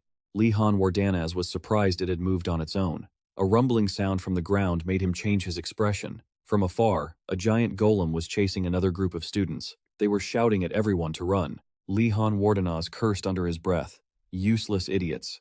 Nilia was the first to react. She immediately took charge, ordering everyone to split up quickly and distract the golem to buy more time. Everyone scattered in 4 directions. Suddenly, Rowena called out to Li Han, asking, "The spell you used earlier, was that the Thoan Lu Ballet of Eumidius? Can you use it again?" Li Han was quite surprised to learn that Eumidius was the name of a famous imperial mage who had named the spell after himself. Li Han Wardanaz understood what Rowena meant, and she quickly warned him, "The preparation time is too long, you need to leave here quickly." While everyone was running away from the golem, he stepped closer, using his shadow cloaking technique. Li Han Wardanaz pulled a few pieces of chalk from his small pouch, though he didn't want to use them at this moment. The situation was critical. He flung the chalk toward the golem. The pieces struck it, successfully drawing its attention. Meanwhile, Li Han Wardanaz immediately circled behind the golem, catching it off guard. He drew his sword, calculating the best spot to strike. Raising the sword in his hand, Li Han had already made up his mind. He would dash into the blind spot and attack its legs. With that thought, he landed a decisive slash on the golem's leg. A deep crack immediately appeared. The successful slash caused the golem's legs to wobble, about to snap. Li Han thought that since the golem was so huge, it would have trouble keeping its balance and would likely fall over. Li Han wanted to prove that the bigger they are, the harder they fall. Suddenly, a figure fell from the air and collided with him. This unexpected appearance left Li Han stunned. He quickly caught the person, but both the savior and the one saved were terrified. The guy who had just fallen was caught by Li Han Wardanaz, while still in invisibility mode, making the boy panic because he felt himself floating in mid-air. Li Han Wardanaz asked helplessly, "How long do you plan to lay there?" The boy was too shocked to react, stammering, "Where is that voice coming from?" Finally, he put his feet on the ground. He immediately guessed his savior was Li Han Wardanaz. The boy was surprised that he guessed correctly, even though Li Han was still invisible. He pointed to the slash on the golem's leg, firmly concluding that Li Han Wardanaz from the Blue Dragon Tower was the only one capable of such a feat. He was very grateful that Li Han had saved him, but the golem behind him had already moved, raising its massive stone arm to attack. Luckily, Li Han pulled him away just in the nick of time, avoiding the dangerous blow. The golem's giant hand left a deep crater in the ground. The tall golem looked left and right, searching for its target. Li Han Wardanaz took the chance to ask, "Why are you here? I thought the golem had blocked all the paths." The boy told him honestly that he had used a dissolving potion. Sienna mentioned she knew how to brew it, and Li Han Wardanaz was instantly fired up. He never expected she'd have something like that. If used correctly, they could neutralize this golem. When he hopefully asked for the potion, his hopes were crushed. They'd already used it all. Li Han Wardanaz closed his eyes in defeat, but he quickly realized something was off. Why wasn't the golem going berserk to seek revenge? It was actually steering clear of Li Han and heading in a different direction. Just as he was wondering why, he heard a cry for help. A student was injured and couldn't run away, so that was it. The golem was targeting the vulnerable. Li Han Wardanaz instinctively reached out to grab something. He had to stop it, no matter what. His mind raced for a solution. Li Han Wardanaz recalled his chat with Garcia, where she'd warned him against using too much mana. Garcia had explained that fire elementals pack a huge punch. Li Han Wardanaz gripped his staff, chanting the fire elemental spell. He didn't hesitate to unleash a scorching inferno. A wave of fire erupted, charging toward the golem and burning everything to ash. Yet, the smoke couldn't dim the fierce determination and commanding presence in his eyes. His fire attack struck the golem just as it was about to hit the injured student. In a split second, the beast was completely engulfed in flames. Under the intense heat, the clay and stone of the golem began to melt away. The heat shattered it into pieces. This sheer power left everyone in total shock. Li Han knew that while clay hardens in fire, that only happens with the right technique. Otherwise, it just cracks and falls apart. The student he just helped looked at him with awe. Was this his plan all along? That's so cool, he thought. No wonder the students from his own tower were so afraid of Li Han Wardanaz. Contrary to the cool, idol-like image the student had of him, Li Han was actually stunned by that massive power himself. Now he finally understood why Professor Garcia wouldn't let him use it in class. Seeing that the situation had stabilized, a group of excited students ran over from afar, all cheering for Li Han and the other student for taking down the golem. Seeing a new face, Li Han was a bit confused, and the other student was surprised to see his uniform as well. Faced with Li Han's confusion, the student who had been cheering was stunned to realize he was Li Han from the Blue Dragon Tower. The students from other towers were shocked by his sudden appearance. Seeing he was from another tower, their attitudes did a complete 180, assuming he must be plotting something and only killed the golem to show off. The student he had helped stepped up to defend Li Han, along with the injured girl who'd nearly been attacked. Both of them vouched for him, testifying that he had saved their lives. It turned out the guy Li Han helped was Bachik. The group checked on his leg, but Bachik just shrugged it off, saying it was just a sprain. "No need to make a fuss," he said. Li Han asked if he could handle things for everyone, and he received a firm, confident nod in response. The students from the various towers rested in one spot. They gathered around a campfire, some talking, others tending to wounds. Things seemed surprisingly harmonious. Once all the students had gathered, Li Han Wardenaz approached Yona Maken and asked her, "A lot of White Tiger Tower students are hurt. How is everything?" Yona Maken happily replied that the Vermilion Bird students were great at first aid, so everyone was fine. Specifically, she had become a fan of Sienna because she could even brew painkillers and ointments. In Li Han Wardenaz's mind, all he could picture was Sienna poisoning him just to take first place. He was worried that even though he'd solved one problem, many more remained, when suddenly Sienna appeared beside him and called his name. She brought a crate of potions for him. Sienna had heard Li Han fought the golem and wanted him to take some healing medicine.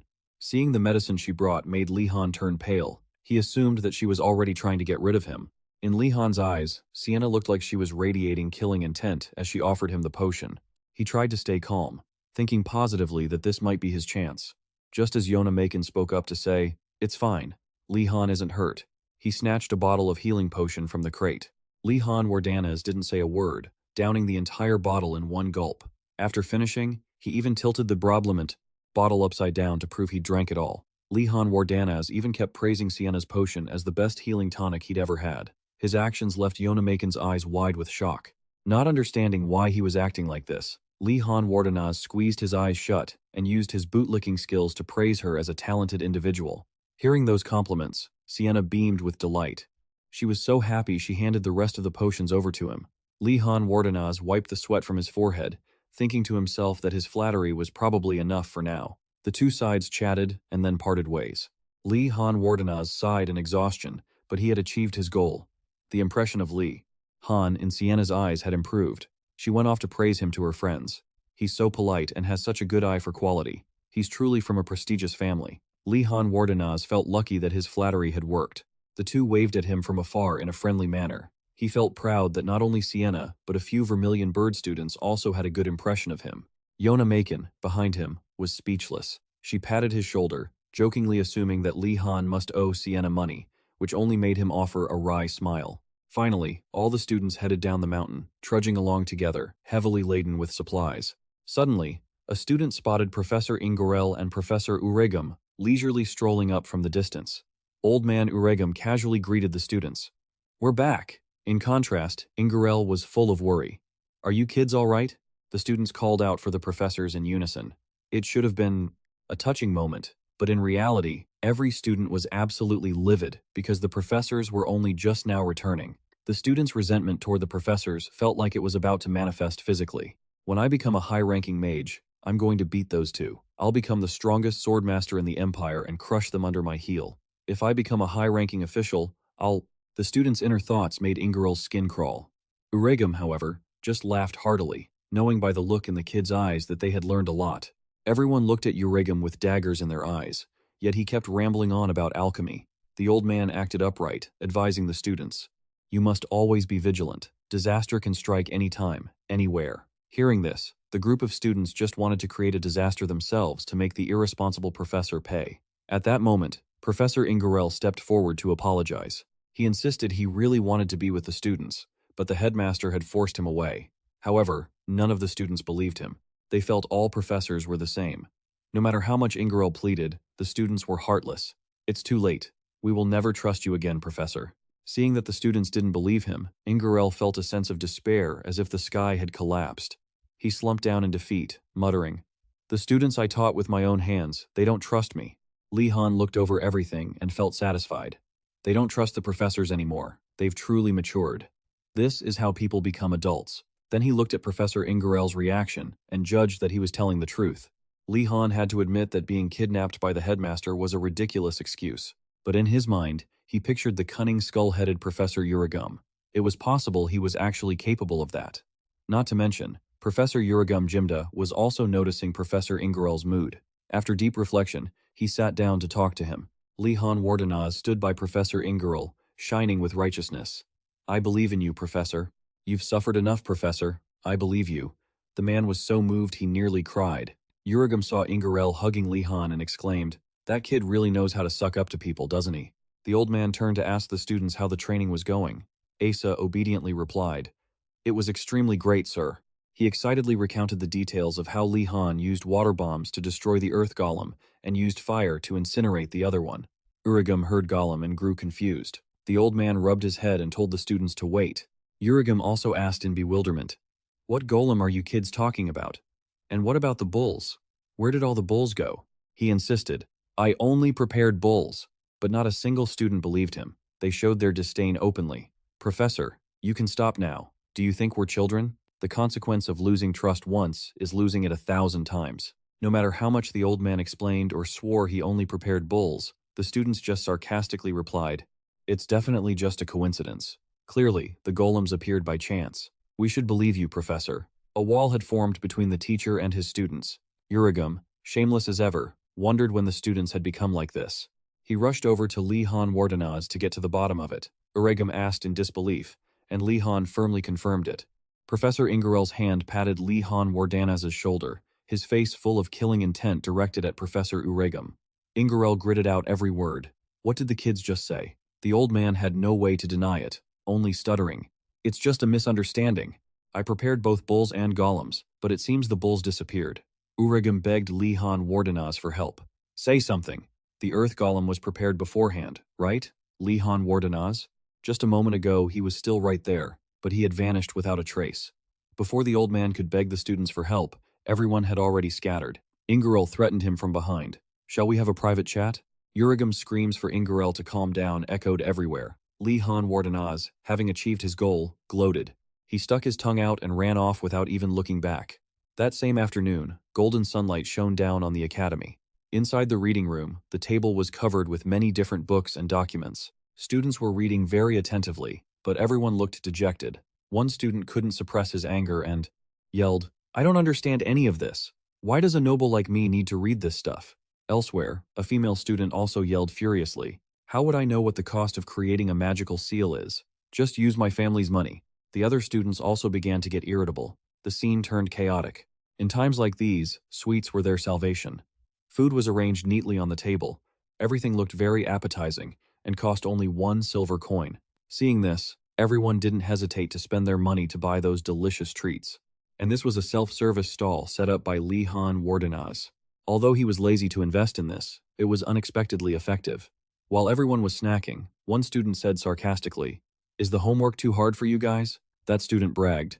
After the alchemy assignment, this is a piece of cake for me. Then, that student laughed and lied that he had met a giant golem in the forest.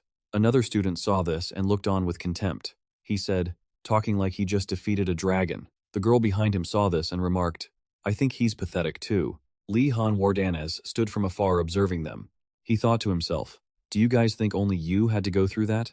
Yona Macon walked over and patted Lihan Wardanaz's shoulder hard. What are you looking at? Focus. Over in the potion room, a liquid was bubbling in a cauldron. This was the alchemy potion cauldron. Every student had one to do their homework. One student was adding ingredients while mumbling, bellflower, oros, and minced mushrooms. He added them in. A female student standing nearby covered her nose because the smell was terrible. The potion cauldron bubbled over, spilling a bit of creepy-looking green liquid.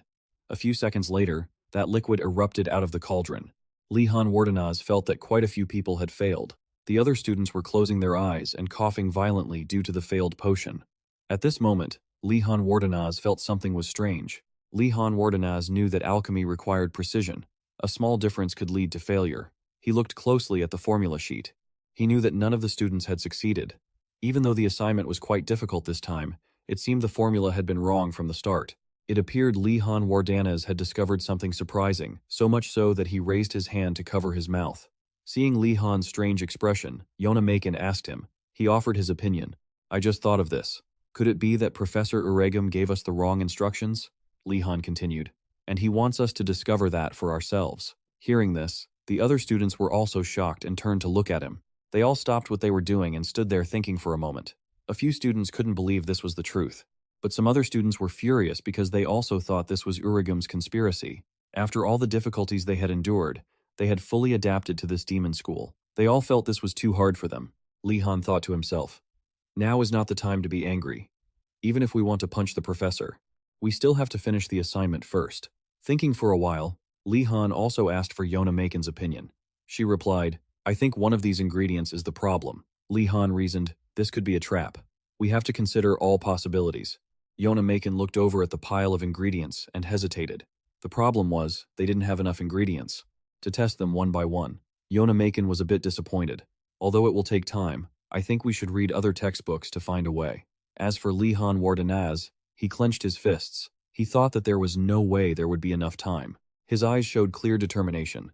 I need to ask for a pass to leave the school tomorrow. Suddenly, Li Han Wardenaz stomped hard on a chair. Then he yelled, everyone, stop what you're doing and listen to me for a second. Though they didn't understand what was going on, everyone followed his lead. Li Han Wardenaz said with a regretful face, we've been pranked by the professor once again. This time, everyone has to cooperate. Li Han Wardenaz declared, let's gather all the ingredients and find the correct formula. Li Han Wardenaz was also going to head to the remaining towers, and he didn't forget to remind everyone that they had to work together. Asa happily held the ingredients in his hands. The amount of ingredients we have left varies. We just need to share, and it'll be enough. Yona Makin also suggested, it would be great if students from other towers cooperated too. We could share our knowledge. After saying that, Li Han Wardenaz turned, waved goodbye to everyone, and promised to return later. As he walked away, he thought, I have to succeed, no matter what. Li Han Wardenaz was doing all of this just for his precious vacation. After that, everything happened quickly. Asa and Yona Makin successfully persuaded the members of the other towers. When Yona Makin mentioned the White Tiger Tower, Li Han Wardenaz refused. Yona Makin, along with Sienna and other students, looked for documents. After hours of calculating, they finally found thousands of different formulas. After countless tiring experiments, they combined many formulas together. A hand threw a piece of paper with a formula into the air. Finally, they had completed the formula. It's so good when everyone helps each other. Even though it was hard work, it was worth it, and luckily, they didn't finish too late.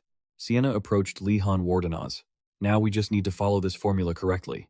Li Han Wardenaz also said, everyone has worked hard. A female student said happily, I didn't expect us to unite once again because of Professor Uragum Jimda's trap. Another student sitting next to her echoed, it's thanks to Li Han Wardenaz that we found the correct formula so quickly. Another student walking by chimed in, Li Han Wardenaz has to handle this fast because of tomorrow's plan. The two students were surprised and said in unison, tomorrow's plan? The other student chuckled, you guys are from a different tower, so you don't know. That student turned to look at Li Han Wardenaz. Tomorrow, Li Han Wardenaz is going to use his pass to go out, right? As soon as he finished speaking, a heavy silence blanketed the conversation. Then, they suddenly shouted in surprise when they realized Li Han was planning to go out. Everyone swarmed around Li Han and praised him. Not bad, Lord Blackflower. Some even wondered how Li Han managed to get a pass. All the students looked at him with admiring eyes, which made Li Han flustered.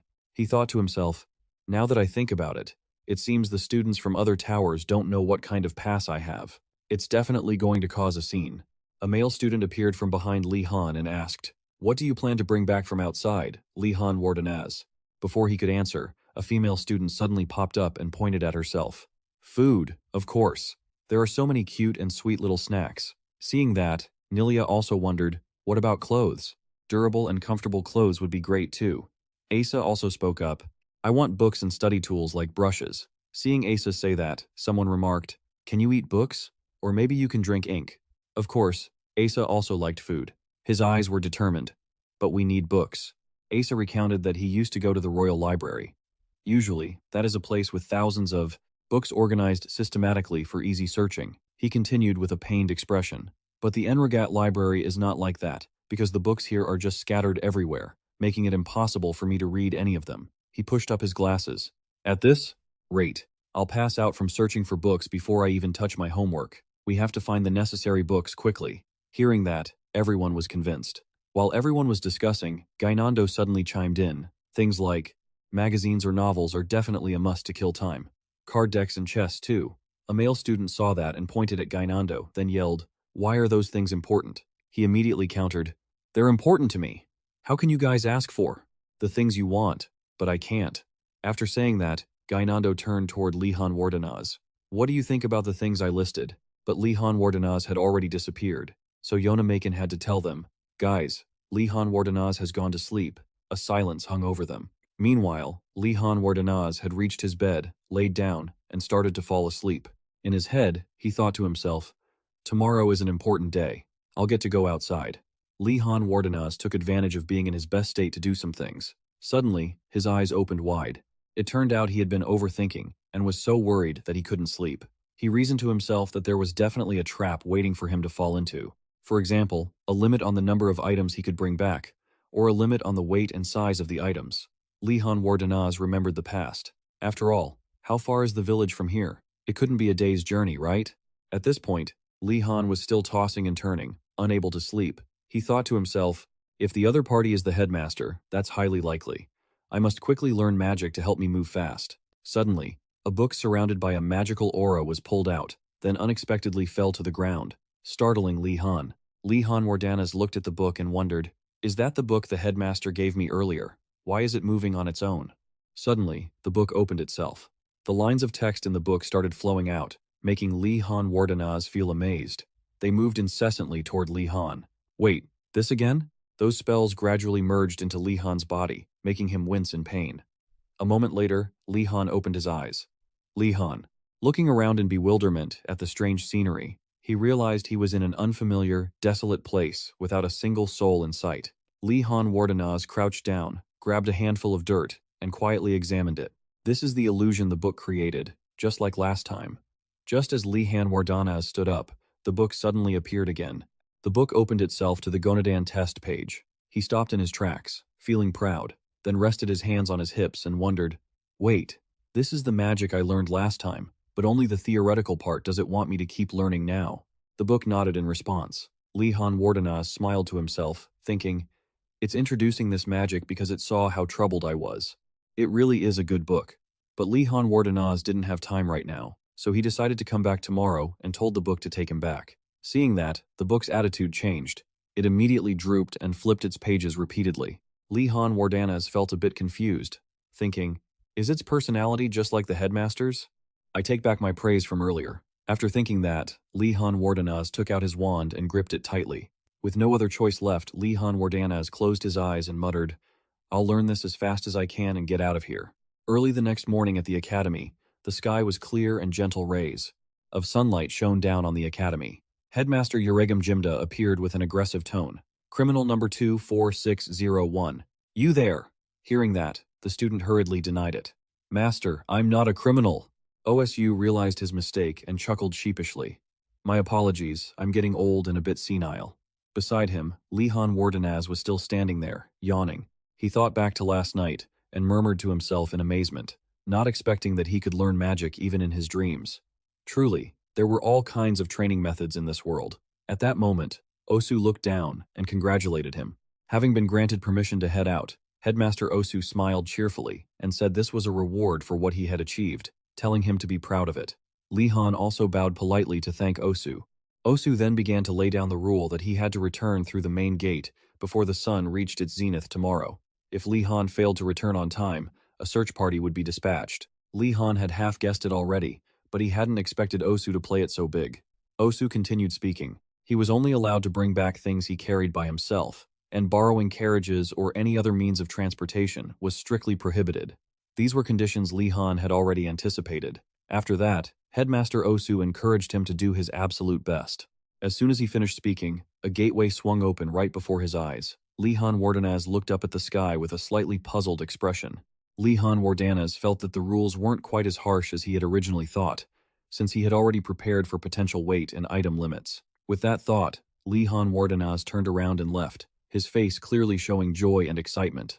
Finally, Lihan Wardanaz was able to step outside the academy. Excitedly, Lihan Wardanaz hurried off to carry out his mission. After walking for a while, Lihan Wardanaz arrived at Pilon, the village closest to the academy. Lihan Wardanaz met some local residents and inquired about the situation, learning that all the neighboring nobles had already evacuated their estates upon the academy's request, and the nearest manor was a few days' ride away. Hearing the villager chuckle and confirm what he had just heard, Li Han Wardenaz's face darkened instantly. He clenched his fists in anger and thought to himself, no wonder the rules were so simple. Right from the start, Osu had completely blocked off Li Han Wardenaz's path to making easy money, stripping him of any chance at quick cash and supplies. The most powerful nobles of the empire had no need to borrow money, because countless merchants were always ready to throw wealth at them just to build connections. Growing up in such an environment, they probably didn't even know what the concept of borrowing meant. But for Li Han Wardenaz, things were entirely different. He spoke every single word clearly and deliberately. Could you please lend me some money? Arian panicked, thinking to himself, isn't he supposed to be from the prestigious house of Wardenaz? Although Pilon wasn't a huge town, it was quite prosperous, and its trade was booming, all thanks to the Magic Academy, and not just because of the abundant natural mana in the region. The school also required massive amounts of raw materials for its experiments, offering generous rewards to hire adventurers, to gather materials so the mages could research to their heart's content. Between the school constantly hiring adventurers for supplies, the finance department threw a fit every single time they saw the bills. But apart from a few complaints, it was a win-win relationship for everyone involved. Fundamentally, that was just how this place operated. Therefore, luck seemed to be leaning in Li Han Wardenaz's favor, because as long as he had money, he could get anything. Right then, Li Han Wardenaz earnestly begged Arian for a loan. Arian was so stressed out that he was gripping his trousers tightly, quickly calculating in his mind. Lending him money could actually work to my advantage. Who would have thought I'd get a golden opportunity to build ties with such a powerful, major family?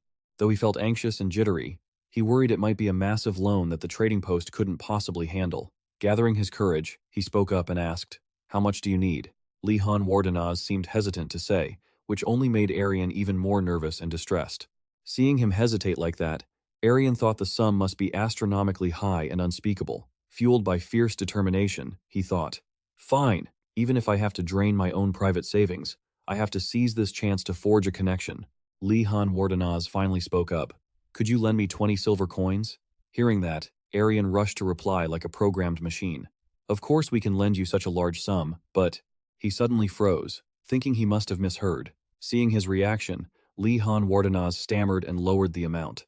If not, 15 silver coins would be fine too. Arian felt a bit foolish, guessing that the boy only needed a tiny bit of cash for some shopping. Fearing that even 15 was too much, Li Han Wardenaz tried to lower it further. How about 12 silver coins? Arian hurriedly spoke up. No, you don't need to lower it. I'll hand it over to you right now. Seizing the moment, Arian offered to guide him. You must need to buy a few things, right? If you'd like, I can show you around town.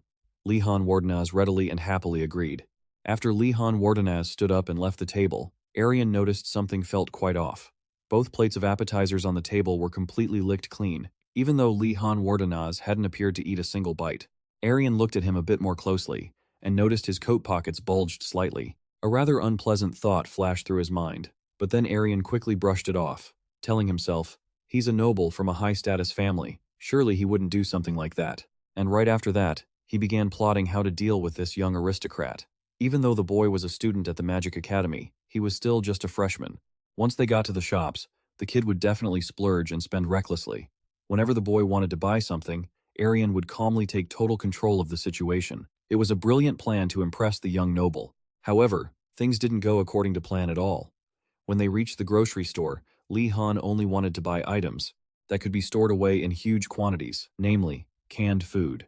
At the clothing store, he only looked for raw fabric instead of ready-made clothes. At the bookstore, he picked out cheap scrap paper in massive quantities. After shopping for a while, afternoon had already arrived. The end result was that the sheer volume of goods he bought required 2 separate people just to carry them. Arian was left utterly disappointed because his master plan had completely and utterly failed. At this rate, the kid is only going to remember me as a hired porter. Still, Arian couldn't help but inwardly admire him. He's amazing. He's a blue-blooded noble, yet his bargaining skills are no joke. He's so good at haggling that I almost wish I could hire him myself. Li Han Wardenaz looked down at the ledger in his hands and said, I think I've bought enough. Could you tell me where the horse stable is? Arian looked at him in total confusion. You aren't allowed to ride horses anywhere near the academy, though. Li Han Wardenaz shook his head, signaling Arian not to worry about that because the horses he needed were for a completely different purpose. The local stable housed everything from giant eagles to plenty of sturdy, muscular horses. The 3 of them arrived at the Manhwa horse stable.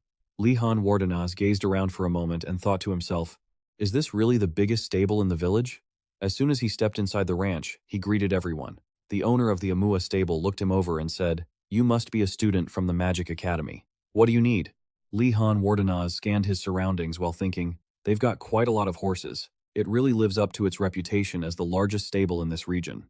After thinking it through carefully, he calmly replied, do your people handle direct shipments from here straight to the academy? The owner looked surprised and raised his voice, asking, how do you even know about that? He then briefly explained how the ranch worked, mentioning that several merchants and adventurers had signed official contracts with the academy, and even the king's envoys used their services. He invited Li Han to sit down and asked out of curiosity, why do you ask, though? Li Han Wardenaz grew tense before he could even speak out loud, his hands tightly gripping his trousers. Speaking very carefully, he said, I will pay you. Can you schedule a specific day to help me sneak out? Upon hearing that, the owner was utterly shocked. There was only one possible reason why Li Han Wardenaz had come here in the first place, to prepare a way to sneak out of school. The stable owner looked at him with a mix of awe and admiration, thinking, for just a freshman, he's got one hell of a lot of nerve. Even the tribes living in the harshest regions of the empire don't have many people as bold as you. You seem excited. I'd love to help you. It made him feel just as enthusiastic, but he hesitated, knowing this would be incredibly difficult. Li Han Wardenaz. Falling into deep thought again, the stable master recounted, I used to guide visitors to the academy, but their security is extremely tight. They are very strict with outsiders. Li Han Wardenaz frowned, muttering to himself, damn it, I knew things wouldn't be easy. Does the headmaster really have to go that far? But the man continued, however, it's not impossible. He stepped closer and patted his shoulder encouragingly. As long as you can find a mount within the academy. Li Han Wardenaz was surprised, not understanding what the stable master meant. He then offered some information. I only happen to know this by chance. Although the academy is strict with outsiders, they are quite lenient with those inside.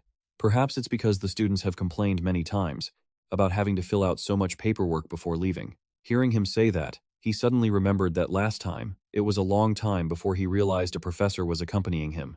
The stable master mused, if you sneak out, you'll definitely get caught, but if you come with me, I can disguise you as an errand boy or a professor. He felt the idea was decent, but the difficult part that gave him a headache was how could he find an ownerless mount to ride. Li Han Wardenaz thought about stealing one. Immediately, the stable master warned him, I only said that for precaution. Don't even think about stealing. He quickly replied, of course not. How could I do such a thing? He placed a steaming cup of tea in front of him. The stable master spoke generously. Though it will be difficult, have you made up your mind, Li? Han took the cup, seeing his own reflection in it. He whispered to himself, there's still so much to worry about. Han drank it all in one gulp to calm himself down. What other choice did he have? He placed the empty cup on the table and looked at the stable master with full trust in his request. The man instructed, I will come to the academy every Saturday night. Remember to prepare a mount and wait for me on top of the flight tower. We will leave as soon as you're ready. As they left the stable, the sun was still setting in the evening. Carrying their things and panting as they chased after him, they called out, Li Han Wardenaz, wait a second. He yelled back helplessly, I understand you want to bring back as much as possible, but no shop will help you. Li Han loudly insisted, I still have to go. The two of them struggled to carry the items, unable to keep up. When Arian looked up, he was already gone. They stood there helplessly, watching Li Han hurry away. Ariel scratched his head. Honestly, I don't understand why a student from a magic academy would want to go to that kind of shop. Li Han had reached his destination by then. He decided to go inside. Li Han Wardenaz carefully greeted and stepped inside. Is this Bando's illusion magic shop? As soon as he entered, he saw a girl sitting neatly at the table, with a crystal ball in front of her. She raised her head and stared at Li Han Wardenaz, then politely invited him to sit. Bando asked the first question, what brings you here? She closed her eyes to sense his energy, not forgetting to remind him to make himself at home. Immediately after, Bando felt a bit troubled. She didn't understand why a Magic Academy student was here. I'm only a 3-circle mage. Compared to students from Einregard, I'm only at a 1st or 2nd year level. Why would he come to me when there are so many great archmages at the academy? Li Han Wardenaz spoke slowly. Honestly, there is a tower protected by magic spells that I really want to enter. That barrier is similar to illusion magic, so I wanted to ask for advice. She was so nervous she broke into a cold sweat. He must be talking about the tower in the academy. A magic user who looked like a new student, yet he not only snuck out of school but was also trying to break through their security. She clutched her dress tightly, feeling he was truly unusual. Bando looked at him with admiration. He would surely become a wonderful mage, because all great mages usually have unique ways of thinking. She cleared her throat and said, "There are countless types of magic that can stop intruders, so many that even experts might not know them all. A talented mage is like a skilled lockbreaker. They can figure out the structure of defensive magic, and the even better ones can use that information to break them," Bando warned him. "But that requires experience and knowledge. Even if I teach you the method, it's not easy to execute." Li Han Wardenaz thought to himself, "I thought it wouldn't be easy from the very beginning." He hesitated for a moment and asked her a rather difficult question. "Is there any trick, so I can break that spell by myself?" Bando smiled faintly. "Break it? Are you joking? Are you serious?" He looked at her intently and nodded in agreement. She folded her hands together seriously. Bando affirmed, "That is impossible. Even if you understand their structure, those defensive spells are still very hard to remove. If you want to disregard everything and use brute force to break them, you must have an enormous amount of mana to overwhelm the spell. It requires a source of power sufficient to shift the magical setup, and that is impossible." Suddenly, Li Han Wardenaz slammed the table and stood up. He hurriedly asked, "Could you explain more clearly?" Bando shook her head repeatedly. "No, you can't. In the worst-case scenario, you could lose your life." Li Han Wardenaz quickly placed a money pouch on the table and added, "I promise I won't put myself in danger. Please teach me. I have already prepared the money." Seeing the money in front of her, she agreed and began to instruct him. "First, you need a large amount of mana. It's best to use a magic circle or a mana stone." She asked if he had learned how to draw a magic circle yet. Li Han Wardanaz sat back in his chair and replied, "I am still learning it." Bando continued, "Then you can stand in the center of the magic circle and absorb mana. It will be very difficult to take in such a large amount of mana, but the biggest difficulty is that you must pour all your power into one mana attack. The mana released isn't a slow flow, but like a flood breaking through a dam." She thought to herself that perhaps he didn't understand, so she continued, "Doesn't sound easy at all, right?" So Li Han Wardenaz smiled brightly and interrupted her. "Understood. It doesn't sound too hard." Bando thought, "He really didn't listen to my warning. It's true, if he was accepted into Einregard, he must be a young talent back home. But there is no such thing as a talent. Arrogance is just a poison that erodes young potential." She gently scattered some moonstone powder, making the space sparkle. Bando began to chant, "I summon the moonlight to bend the reflection of water." After that, an illusion appeared. Three-circle magic, the Lunarian moonlit maze. Li Han Wardanaz was surprised because he was pushed back, but then he realized he was still sitting right there. He fell into deep thought. "But I still feel like I've been separated from this space. Was that an incantation? And this weird stuff under my feet, even a single step feels super dangerous," Bando thought to himself. "Is this some kind of illusion magic?" She prepped her traps for intruders and put on a serious face, warning him not to move. Everything looked totally normal, but Li Han cut right in. "If I take one more step, I'll get lost in the maze, right?" She looked totally stunned. "He's just a freshman, and he's already this sharp? Is he showing off just because he's that confident?" Bando warned, "This is only a low-level spell, but it's enough to pose a threat. Do you still want to keep going?" At that, he finally understood, and a wave of excitement washed over him. She's actually so kind, patiently teaching him all this stuff. This is way better than the professors back at school. Li Han Wardanaz looked at her with a gaze full of warmth, thinking to himself, just remembering every time Professor Volati Bagret beat him up getting taught so gently. Like this makes me want to cry. Feeling Bando staring right at him, he got spooked. Why is he looking at her like that? He decided to stand right up. "Of course, since you taught me, I'm going to give it a try." He stood up straight, focusing completely on practicing what he just learned. The scenery all around him started shifting into illusions. Li Han Wardanaz felt like this spell wasn't flowing like a stream at all, but more like a dam holding back water.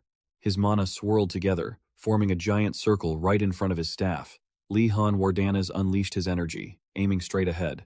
Bando gasped in shock as the illusionary wave came crashing right toward her like a storm.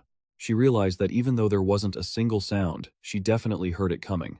The power behind Li Han's attack had just clipped her protective barrier. Bando felt a deafening explosion ring out as the spell shattered, and the house suddenly lit up with a magical glow. After that intense shockwave, everything went completely quiet again. Inside the room, desks and chairs were tossed everywhere. Bando sat in a daze right on the floor, looking completely disheveled. Her mind went totally blank, unable to process what had just happened. Li Han Wardanaz slowly walked over, asking her with genuine concern, "Are you all right?" Then he helped Bando back to her feet. Right then and there, a realization hit her deep down. Some geniuses actually exist, even if they seem unreal. Meanwhile, right outside the gates of the Magic Academy, Headmaster Osu and Professor Garcia were standing by the entrance waiting. She spoke up, "Headmaster, I could have just waited by myself. Besides, I'm the one responsible for this mess anyway." Osu brushed it off immediately. "How could I possibly leave you here all alone?" He grinned happily. "A good show is about to start, you know."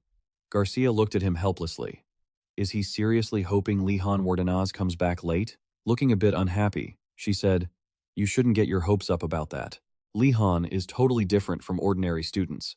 The headmaster actually agreed with her on that point, but added, "This has nothing to do with talent. That kid doesn't have any money or spare time, and the amount of items he can haul back is limited anyway. The smarter you think you are, the more tied down you get." Osu eagerly wished time would fly by faster, while Garcia, standing right next to him, felt super annoyed.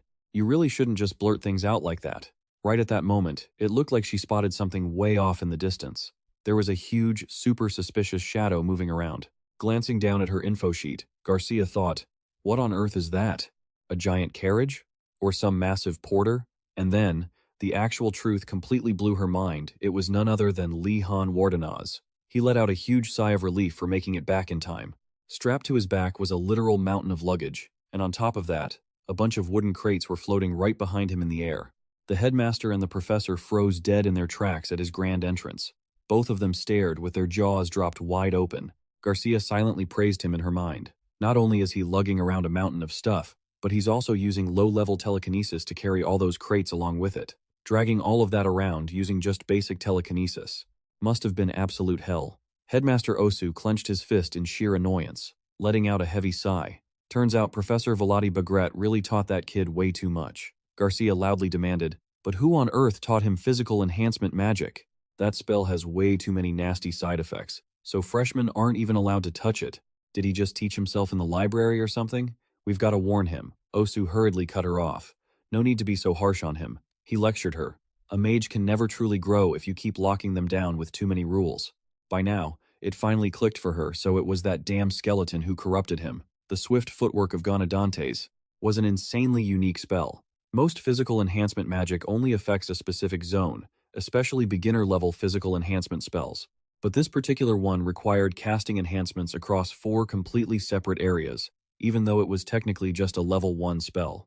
The name alone told you just how messed up and difficult it was.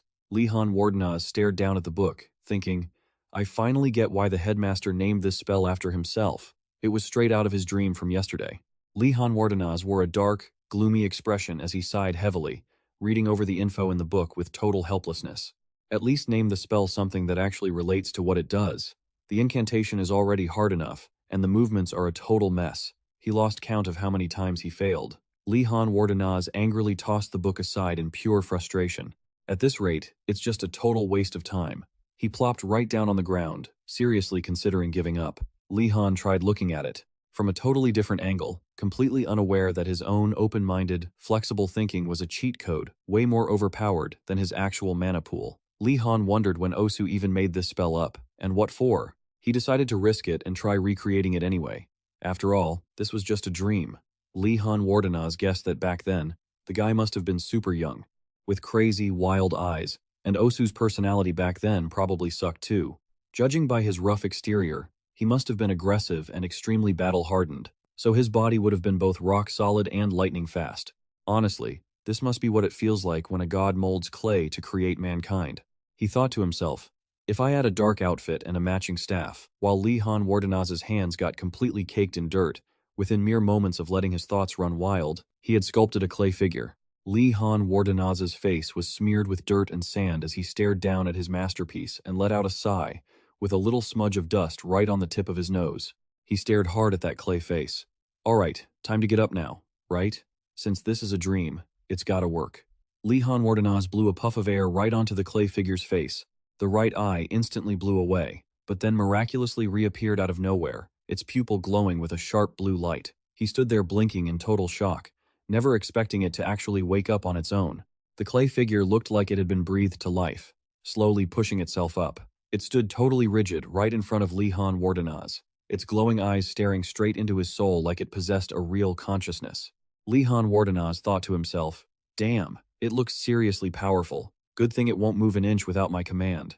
Both his hands started glowing. Now that I've got a visual reference of the guy who actually made this spell, it'll be way easier to picture in my head. Green glowing trails flickered all around that clay figure. If this is a physical enhancement spell created by a lunatic like him, Li Han raised his wooden staff, each step of his feet sending tremors through the earth. Green currents of wind swirled around him, and this power lifted Li Han Wardenaz into the air. He could see the magic flowing through his entire body. Li Han Wardenaz closed his eyes to feel that mana coursing within him, then opened them. His eyes glowed with a green light, just like the mana he had seen earlier. He thought to himself, "This is unbelievable. My whole body feels completely different." Li Han felt the book congratulating him, and turned to thank it. Suddenly, the letters within the book flew out, extending continuously like creeping vines. He looked up, realizing it meant it was time to head back. Li Han Wardenaz suddenly remembered, "Wait, are there any side effects to the physical enhancement spell? A spell used in so many different areas must surely..." Before he could finish, the book slammed shut. He snapped out of his dream, sweat dripping down Li Han Wardenaz's face. Sunlight streamed into the room, making him exclaim, "It's morning already." A while later, Li Han Wardenaz had to carry heavy items on his shoulders along with his mana. Exhausted, Li Han Wardenaz thought, "Even if I'm not sure, I have to use the spell. There's just too much to carry." Osu and Garcia stood waiting at the gate, astonished to see him managing it. Osu thought to himself, "This kid is using my spell technique, and he also has a circuit. No, wait, he's releasing mana from his body. Not only that, he's using the basic control spell over and over again." Osu couldn't believe it. An ordinary mage would surely have fainted from mana exhaustion. How does this guy have so much mana? He should have passed out the first time he cast the spell. Li Han Wardenaz arrived at the gate and greeted the two. Osu stared at him and asked gruffly, "Welcome back, I suppose?" Li Han sighed, thinking, "Looking at that gloomy face, I must have broken the professor's trap." She worriedly advised, "Li Han, you should drink a stamina potion and rest. I suggest you go get a good deep sleep." He thought to himself, "I already handled the spell's side effects myself, but the way she says it makes me scared." Li Han Wardenaz nodded and replied, "I understand." As soon as he said that, he walked inside, leaving the two of them surprised. Suddenly, Osu remembered something and started in surprise. "Wait a minute, where did that kid get the money?" Ariel looked as if she wanted to say, "Young master, don't forget about me." That afternoon, everyone was counting the cargo crates. A student exclaimed, "Look!" A nearby student also walked over. "Li Han, I'm glad you're awake." Both of them gathered around Li Han, asking about his health. The girl said, "I was so worried about you." The other student asked if Li Han was hurt anywhere. He told them he was fine and that they didn't need to worry. Li Han knew his problem was that he was simply too healthy. Li Han Wardenaz sat down and sighed. "I thought the side effects would last another 2 days. This body isn't suffering at all, which actually makes me more worried." Suddenly, a cup was placed beside him. A voice said, "Hey, drink some hot chocolate." Li Han Wardenaz looked over and realized it was Yona Macon. She continued, "I'm not asking for anything in return, so just take it." Yona Macon sat next to him and added, "I took care of your horse while you were sleeping." Hearing this, he thanked her. Li Han looked at Yona Macon with some hesitation and asked, "But that horse is hard to deal with, isn't it?" She looked surprised, and then Yona Macon smiled brightly, recalling the fun time she spent caring for Hesiod. She replied, "He's very well behaved. When I took him out, he listened perfectly." Li Han fumed, thinking, "What? That horse?" Li Han Wardenaz crossed his arms. "You just wait and see." Yona Macon stretched tiredly. A new week begins. She turned to ask, "What homework do we have left?"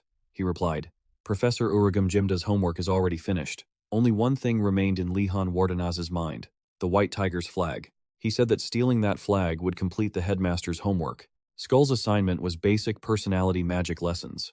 Even though he didn't know how it would improve one's personality, they needed to get that flag at all costs. Li Han turned to ask if anyone had tried it, and everyone's faces went pale. That student said, "There's no effective way." The girl next to him said she tried to bribe them with sweets, but it failed. Breaking in didn't work either. They all got chased out. Bribery failed because they flatly refused. The last option was negotiation, but that also failed. He thought, at least they were cooperative instead of just sitting there. Gainando shrugged nonchalantly. "Why don't we work with them and trade flags?" Both of them were furious. The other student snapped, "What kind of stupid thing did you just blurt out?" The girl added, "Have you forgotten how they bullied Li Han Wardenaz?" Li Han stepped in to calm everyone down. "There's probably no other way but an ambush. I have an idea." Both of them were happy and said in unison, "We're counting on you, Li Han." He crossed his arms. Wouldn't trading flags be better? Those white tiger guys actually seem trustworthy. He was surprised because it was rare to hear Gainando share an opinion. Lihan Wardanas asked why he thought so. Gainando replied happily. When they gave me bread and milk, they talked very nicely. Hearing that, Lihan Wardanas was startled and snapped his head around, thinking, in a place like this they gave him milk and bread? This is definitely a trap. Lihan Wardanas helplessly looked at his friend. They wanted to bribe Gainando, because he's an easy target if they don't know anything. His eyes lit up as an idea struck him. Lihan Wardanas put his hand to his chin, calculating. Wait, if, after thinking, he placed a hand on his friend's shoulder and pulled him close. Lihan Wardanas whispered his plan to Gainando. After hearing it, the boy was excited. Lihan Wardanas said, only you truly understand me. I'll be back soon. Gainando quickly left to carry out his mission. He smiled contentedly, watching his friend's back. At the same time, in the courtyard, a voice spoke up. It's done. The White Tiger group was discussing amongst themselves. The student spoke up. We just need to trade this with those blonde guys, right? Giselle was astonished to see it looked no different from the real thing. It was definitely worth the effort. Suddenly, Andrago ran over to report. Giselle, the blonde guy took the bait. He was excited. We'll meet him tomorrow noon in front of the academy. Dumac praised Andrago, and he happily replied, if I get good food, I have to help you guys out, right? He tilted his head, still feeling like something was off. The student asked, what's wrong? Giselle Marathi. Is there a problem? He was a bit suspicious. I'm not sure if that blonde guy is trustworthy, especially since they agreed to trade after listening to Li Han. Giselle Marathi still couldn't believe they would agree to this. He advised Giselle to trust Andrago for once. The other student also chimed in. Dumac is right. I agree too. He glared at them angrily. Why do these guys think so simply? Giselle tried to calm himself down. Just hold it in. It is good to try and act friendly every once in a while. He happily replied, you guys are right. Having Andrago here is already great. Giselle looked up at the sky and thought, anyway, even if we lose, we have nothing to lose. Because it is a fake flag. As night fell, someone was stealthily hiding behind the bushes. That person muttered that it was the White Tiger Tower. It turned out to be Rathford, along with Li Han and Yona Macon. He cheerfully clenched his fists and added, you personally called me for backup. What an honor. We need the perspective of a professional thief. She startled, and he turned to ask what was wrong. Yona Macon immediately replied, we should have probably asked Nilia too. Hearing this, Li Han Wardanas froze, remembering her in his imagination. She looked sad, and he imagined her asking, you guys went on a mission together without inviting me? Am I not your teammate? Nilia asked, walking away heartbroken. I see. Thanks for playing with me until now. Li Han Wardanas tried to hold her back. Both of them grew tense. He thought to himself, this sounds like trouble is brewing. I'll probably have to find an excuse to explain this later. Li Han quickly stood up. Now, let's focus on the main thing. He turned back and asked, you guys still remember, right? Thanks to Gainando, they let their guard down. Now we will proceed according to the plan. Everyone unanimously agreed to follow orders. Li Han thought, actually, it's not really like the plan at all. First, Rathford and I will infiltrate first, and the rest will follow, waiting for my signal. Because they were all nobles, they had never done this kind of ambush before. Everyone grew tense, trying every way possible not to make a sound, but Rathford told them they didn't need to do that. He kicked off the plan. Let's go! A moment later, Li Han and Rathford stood in front of the tower's door. He placed his hand on the door. I should check what spells have been woven inside first. Magical circles appeared. The light of the spell reflected in his eyes. Li Han was extremely surprised because the door was woven with so many types of magic. It made him feel a bit dizzy and almost fell, but he was caught by him. Rathford worriedly asked, Li Han, are you okay? He looked behind his back, supported himself, and replied, I'm fine, just slipped. Looks like this won't be a walk in the park. She worriedly asked, if you're too tired, then… Li Han replied, I'm fine. He stood up and searched his pocket.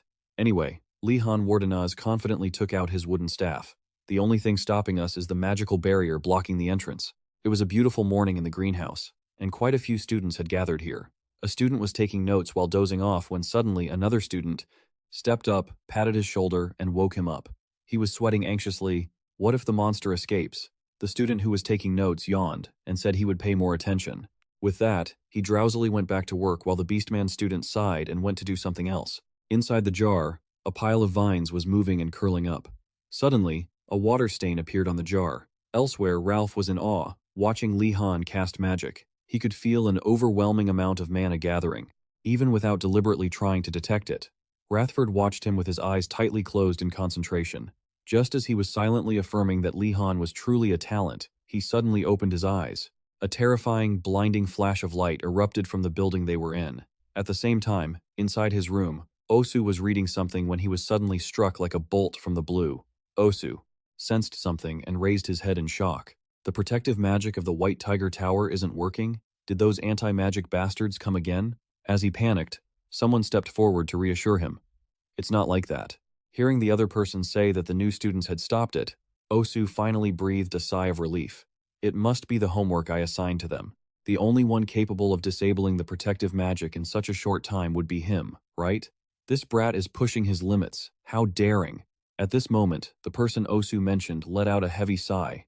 Suddenly, Osu brought up other protective magic besides the one at the gate, and asked what had happened. The other person cautiously replied, "Most of them have stopped working." Hearing this, he instantly broke out in a cold sweat. He managed to shut down that many? Just how much energy did it take to break all those protective spells?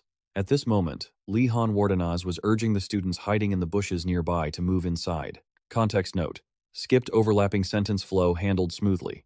They rushed inside like the wind and saw faint lights hovering in the air. He instantly realized the magic was gradually recovering. That powerful magic, if it fully recovered, Li Han worriedly thought about something. Over there, Gainando was running for his life, chasing after them, until he brushed past a candle hanging on the wall.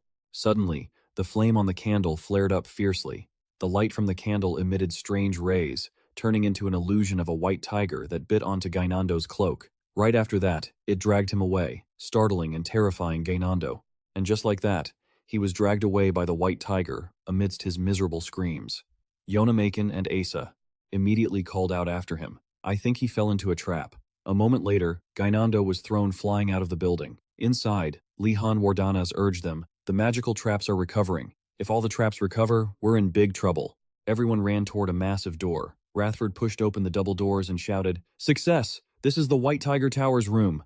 Before them was a large, luxurious room. Everyone immediately stared in awe. During this moment, Li Han urged them on again. Rathford also shouted along, We need to grab everything of value here. We need to find the flag.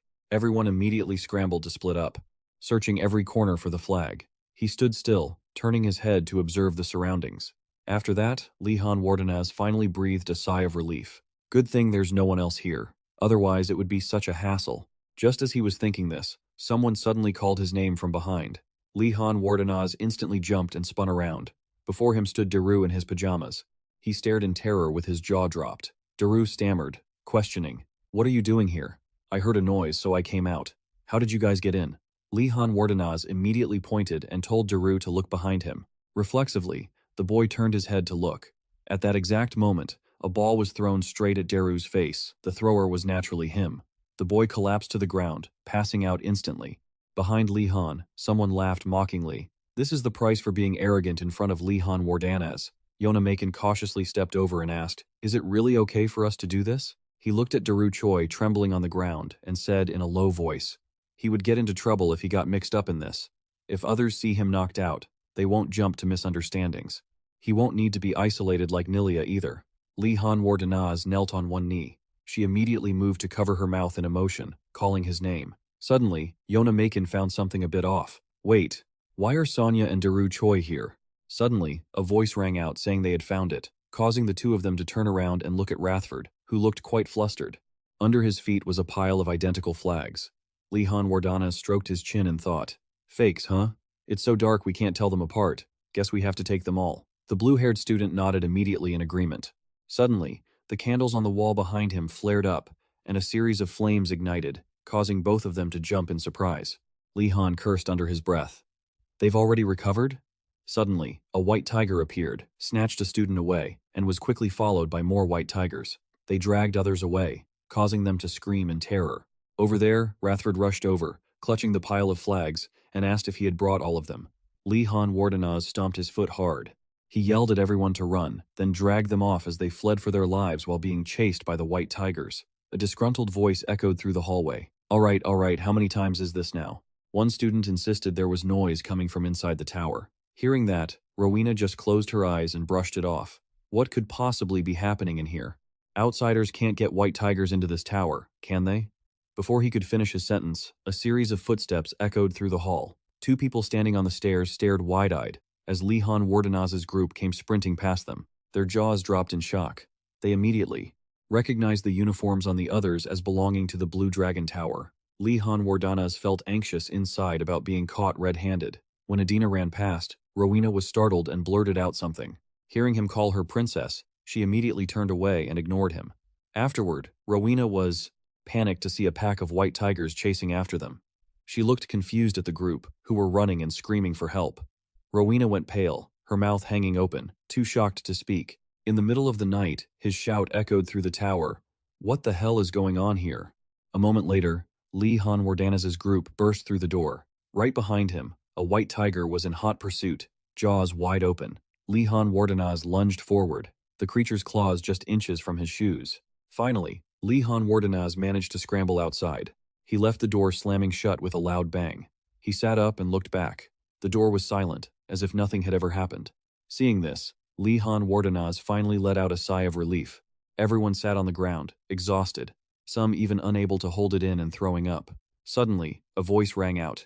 "Get up, everyone! Chase after those bastards from the Blue Dragon Tower!" Hearing that, he immediately turned his attention to Li Han and told everyone to regroup. "The white tigers are coming."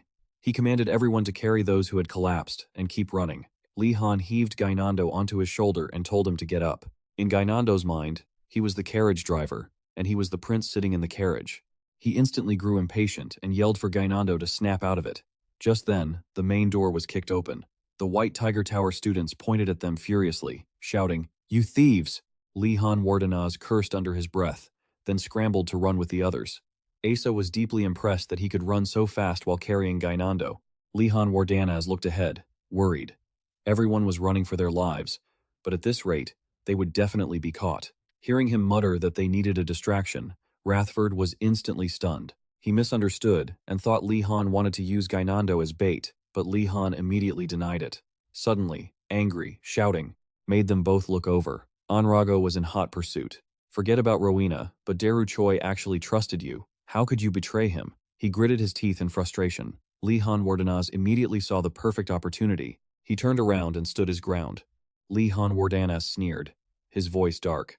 "To me, Daru Choi is just a pawn. He was foolish enough to believe me." As Anrago cursed him for being a scumbag, Li Han Wardanaz reached into his robe to find something. He pulled out his wand, pointed it at him, and cast a tidal wave spell. Anrago was immediately pinned down by the water, struggling and screaming. He was held fast against the ground by the weight of the water. The pressure was so heavy that Anrago could only lift his head, trembling, and grit his teeth. "Li Han Wardanaz, you monster." By now, the others from the White Tiger Tower had rushed over, calling his name. Seeing the scene, they were instantly overcome with emotion, as if Anrago had just fallen in battle. Gainando held back his nausea. "You will never defeat Li Han Wardanaz." Hearing that, Li Han just coldly told him to stay put. He stepped forward and brandished his wand to threaten them. Li Han Wardanaz warned them, dark and cold. "Stop chasing us. I can use that spell as many times as I want. Besides, it's dark out. You can't dodge it." Hearing that, they gritted their teeth, helpless. He calculated silently.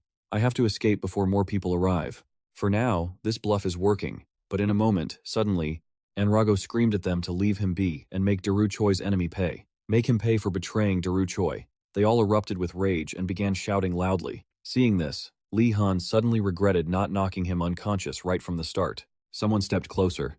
Others followed, surrounding him from all sides, wands raised. Seeing this, Gainando whispered, "Am I a goner?" Li Han immediately smacked him and told Gainando to be quiet. Finished, he took a deep breath, closed his eyes, and focused. Left hand, water orb, right hand, sword to block. Then, "I'll escape."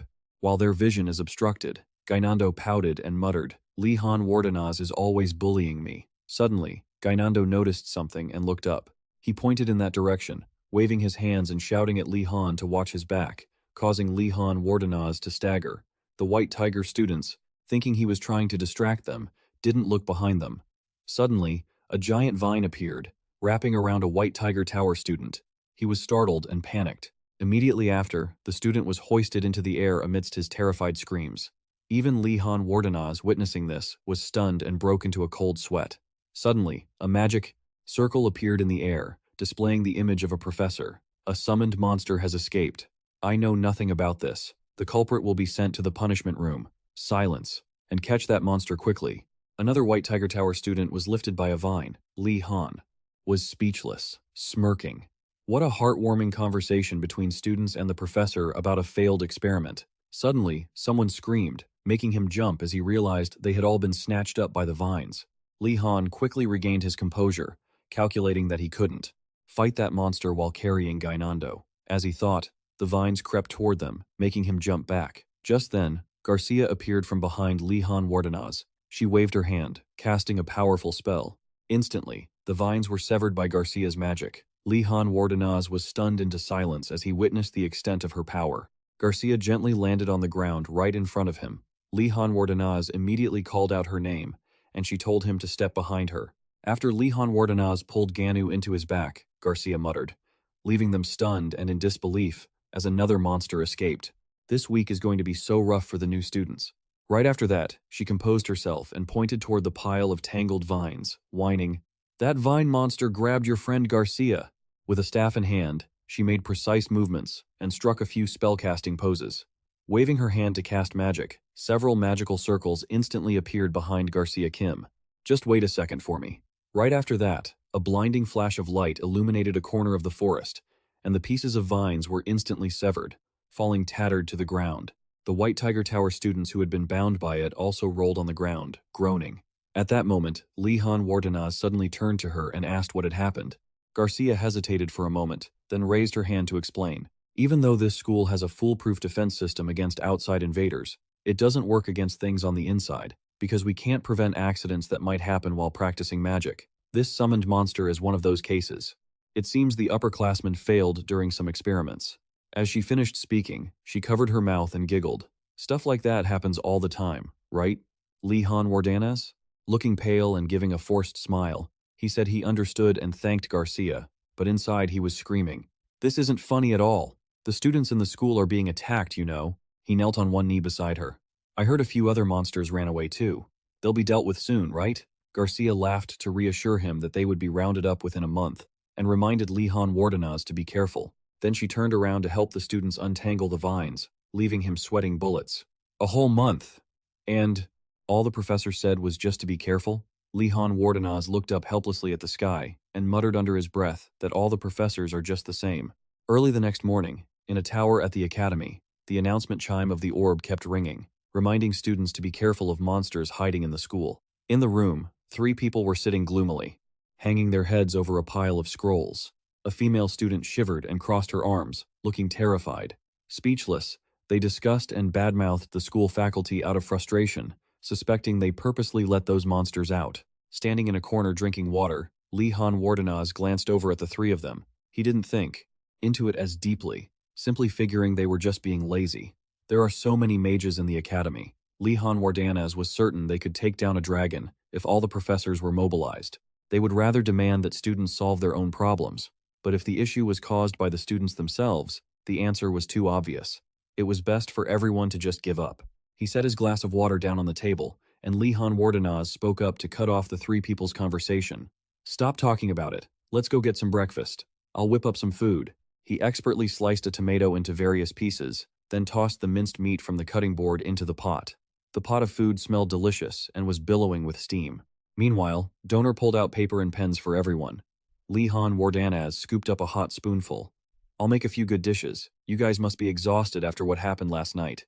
At those words, everyone happily rushed over to shower him with praise. "Li Han Wardanaz, you're the best." A shout echoed through the tower, telling everyone to line up. Ganu slowly slurped up a huge mouthful until his cheeks bulged. He happily chewed a mouthful of food. "You know, today has its perks too." Hearing that, everyone turned to look at Ganu in confusion, and he chuckled with satisfaction. Just seeing the White Tiger bunch panic is so satisfying. Yona Makin also narrowed her eyes in agreement. "Working together as a team is fun too. I also love enjoying good food together." She scooped another spoonful of soup. Right then, it was early morning, and the morning sun shone through the window into the room. Yona Makin happily gazed at everyone laughing and having a good time. Suddenly, she spoke up, wishing their lives could stay just like this forever. The moment she finished speaking, the orb's reminder notification instantly shattered the mood. Hearing Asa, complained that it ruined her meal. Gainando eagerly volunteered to eat her portion instead. Asa immediately raised her hand to refuse. If you don't keep that hand of yours away, I'm calling for a duel. Seeing this sight, Yona Maken could only offer a wry smile. Suddenly, she turned to ask Lee Han about the morning class, which caught him off guard. Lee Han Wardenaz suddenly let out an "oh" filled with panic. It'll probably be fine, he reassured Yona Maken gently. A moment later, two students turned around and cast a gloomy stare straight at Lee Han. Several others kept glaring at him relentlessly enough to burn holes through him. Lee Han awkwardly stood in the middle of everyone's barrage of angry glares, feeling helpless and not knowing what to do, so he just forced a twitch of a smile. I guess not. Suddenly, a voice called out his name from behind, drawing Lee Han's attention to turn around. Behind his back stood Daru with a gloomy expression looking right at him. He raised his voice and spoke to Lee Han Wardenaz very seriously. We need to talk. Daru called Lee Han Wardenaz's name with a very serious look, frowning as he told him, You don't need to worry about me. Flashing back to late last night, Daru Choi woke up amidst everyone's anxious queries about how he was doing. He rubbed his chin in confusion, not knowing what had happened. The other person angrily recounted how the Azure Dragon Group had broken into their tower. The others were furious, mixed with sympathy for Daru Choi because he had been used and then thrown away. Hearing them invite him to join their group, Daru Choi immediately understood everything.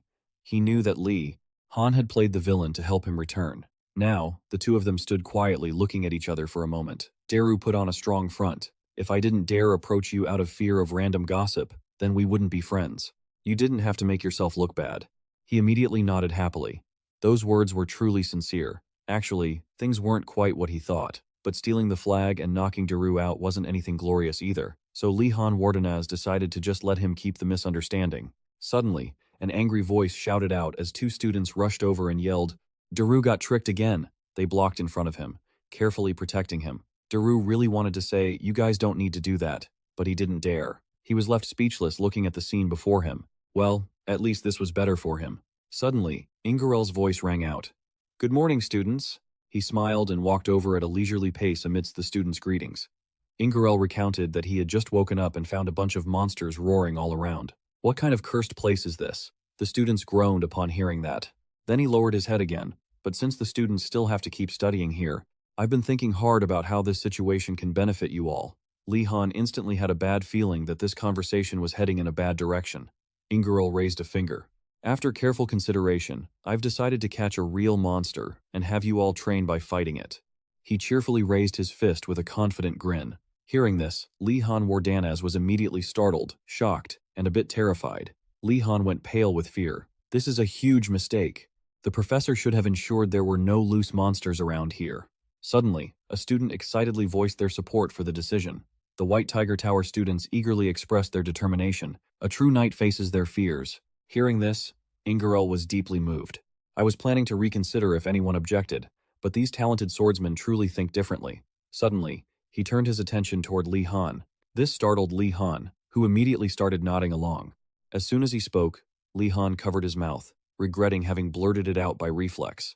In the end, he could only bow his head and accept it amidst the professor's boisterous laughter.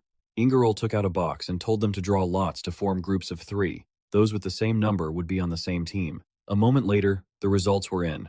Daru Choi was sweating as he held up his number 4 slip, looking at Lee Han in confusion.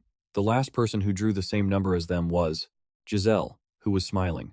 The 3 of them stood there in silence, no one saying a word. Lee Han Wardanaz and Daru Choi looked exhausted. The 2 of them were having the exact same thought. We're doomed. Giselle crossed his arms and smirked. Lee Han Wardanaz, thanks to you, I've had a very enjoyable time lately. Lee Han immediately recalled the miserable scene from last time. Lee Han Wardanaz let out a weary sigh. He seriously suggested they should forget about what happened in the past. Giselle acted as if he had heard a joke and turned away, snorting coldly. Seeing Giselle turn his back in anger, Daru Choi looked at Lee Han with concern. Are you not being serious? Since we both come from the north, I know what he's like. He holds grudges. He'll definitely get in your way. Hearing his warning, Lee Han could already imagine that the upcoming mission would be exhausting. Suddenly, an announcement echoed out. Attention everyone. Ingerell sees that the groups are all assembled. So let's move to the next step. Each group must choose a team leader. I've prepared something to help you. Whoever has a red dot in the corner of their paper will be the leader in charge. The rest of you must follow their orders and fight the monster. He pointed to the red dot on the drawing slip. Upon hearing about choosing a leader, Li Han immediately felt something was off. Looking at his slip, there was absolutely no red dot. Li Han pleaded in a low voice, asking Daru Choi to tell him if he had the red dot. Responding to him was Daru Choi's dejected apology. As soon as he spoke, the two of them immediately looked over to the other side. Giselle was triumphantly holding up his slip with the red dot. He smirked mockingly. "I will be the team leader, Giselle." Immediately, a shout of "team leader" rang out. Giselle even nitpicked, "It must be team leader Giselle." Suddenly, Li Han Wardanez softly spoke up. "Team leader Giselle Marathi, I hope you will give clear instructions, unless you want to be stabbed in the back." He smiled sweetly, warning him. Giselle was no slouch. "Subordinate number 1, I look forward to working with you." Watching the two of them fake politeness while backstabbing each other, Daru Choi broke out in a cold sweat. He was so worried for them that he turned pale. There is a saying that knights who have witnessed the blizzards on the northern mountains will never fear anything ever again. And Daru Choi was one of those people. But he was truly terrified by the current awkward situation. Suddenly, someone raised their hand to ask the professor a question. Hearing him ask what kind of monster they had to face, all three of them turned their heads to listen, but Ingeril acted mysteriously. He said he couldn't reveal it yet. He squinted happily and raised his index finger. "In order to deal with unknown summoned monsters in the future, you must learn to fight without having any information." As soon as he finished, both Li Han and Giselle went dark and were speechless. Li Han was already too used to the irresponsible viewpoints of the professors, so he wanted to ask if Ingeril had any tips for them. But before he could finish, the White Tiger Tower students excitedly raised their fists and cheered. "As expected of our professor." Others also chimed in with promises, making him as happy as a spring flower. Li Han Wardanaz, looking at this scene, could only swallow the words he wanted to say. But this is a magic academy. Beside him, Giselle couldn't hold back anymore. He raised his hand to cover his face, scolding them. "You bunch of idiots." Seeing Li Han turn to look at him, he asked irritably, "What are you looking at?" Li Han explained that they just had the same thought. Giselle Marathi snapped, "Don't talk nonsense. All you need to do is follow my orders." Li Han nodded in agreement. "As long as your orders are reasonable, why would I try to pick a fight with you?" Hearing this, Giselle raised an eyebrow sarcastically. "Aren't you the one who knocked us out and handed us all over to the professor?" Seeing Li Han still trying to reason, Daru Choi broke into a sweat and stopped him. Li Han said he just wanted to clear up the misunderstanding. He placed a hand on his shoulder. "There are some misunderstandings that simply cannot be explained. Besides, you have a natural talent for getting on people's nerves."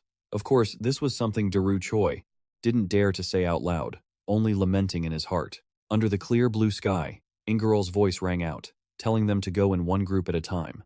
"The monster will be waiting for you inside.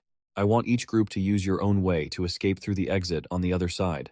A moment later, it was the turn of Li Han's group to arrive in front of the tower's massive door. He remained calm. He gently pushed the door open to let the light inside. Li Han Wardanaz stood still and observed the inside for a moment, but it was quiet and pitch black within. After that, he pulled something out of his pocket. It was midday, but inside it was dark as ink. Perhaps it was intentionally simulated to mimic an encounter with a monster at night. Li Han Wardanaz raised his wand and cast a light spell, illuminating the entire space. A brilliant light source immediately appeared in the air, lighting up the entire dark tower. Giselle watched his actions silently without any reaction. He frowned, analyzing the energy source. Could this be an enhancer potion? Suddenly, something in front of them made all three of them jump. A monster stomped its foot on the ground with great force. It kept snorting out cold air. It was an ice attribute bull monster, looking very majestic. It glared at the three of them with bright, fierce eyes, not showing any goodwill. Giselle looked at the bull, hesitating. "Don't tell me it's that bull from before?" Li Han Wardanaz wasn't sure, so he replied to him. Suddenly, he noticed something strange. Li Han Wardanaz felt that the energy source on the bull's body was quite similar to an enhancer potion. Immediately, the image of Urigum flashed in his mind. "Don't tell me it's that bull." He laughed bitterly in disbelief. Seeing that, Daru Choi stepped forward to inquire. Li Han Wardanaz frowned and returned to the main issue. "Don't tell me you mean that ox," he replied, giving a strained smile. Seeing this, Daru Choi stepped forward to inquire, but Li Han Wardanaz frowned and steered them back to the main point. "Let's focus on the situation at hand. He says he can sense two different kinds of energy coming from it, a strengthening potion and Daru Choi's spirit. He immediately asks what they should do. Giselle shoots him a glaring, obvious look of contempt, thinking, can't he even analyze that much? Li Han Wardanaz calmly waves his hand and suggests, regular attacks probably won't work. Can you guys channel mana into your weapons? Seeing that both of them say they can, Jigal immediately speaks up to say he can too. Suddenly, he stops in his tracks, looking startled. Jigal grits his teeth in frustration. Wait, he isn't even from a knight family, so how the hell can he do that? Over there, Lee Han and Daru Choi completely ignore him and discuss the plan.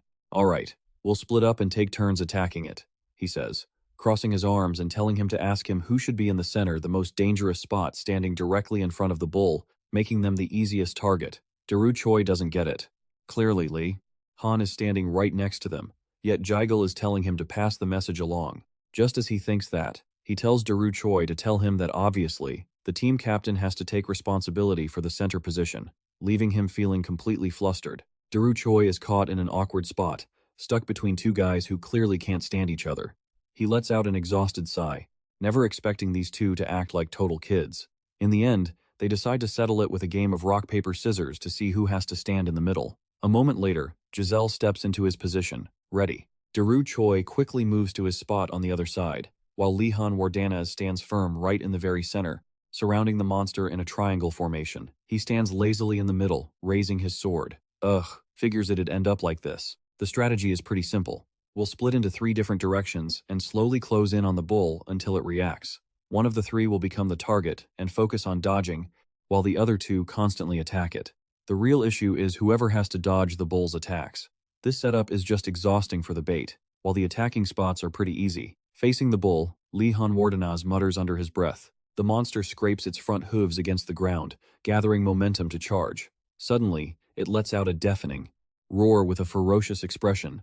That terrifying sound seems to carry a shockwave that spreads across the entire space. Giselle Marathi immediately winces, gritting his teeth tightly as he hurriedly covers his ears with his hands. Daru Choi is so overwhelmed he has to slam his eyes shut and groan.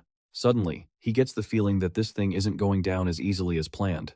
If that's the case, instead of closing in, Lee Han Wardanaz slowly pulls a wand out from inside his cloak.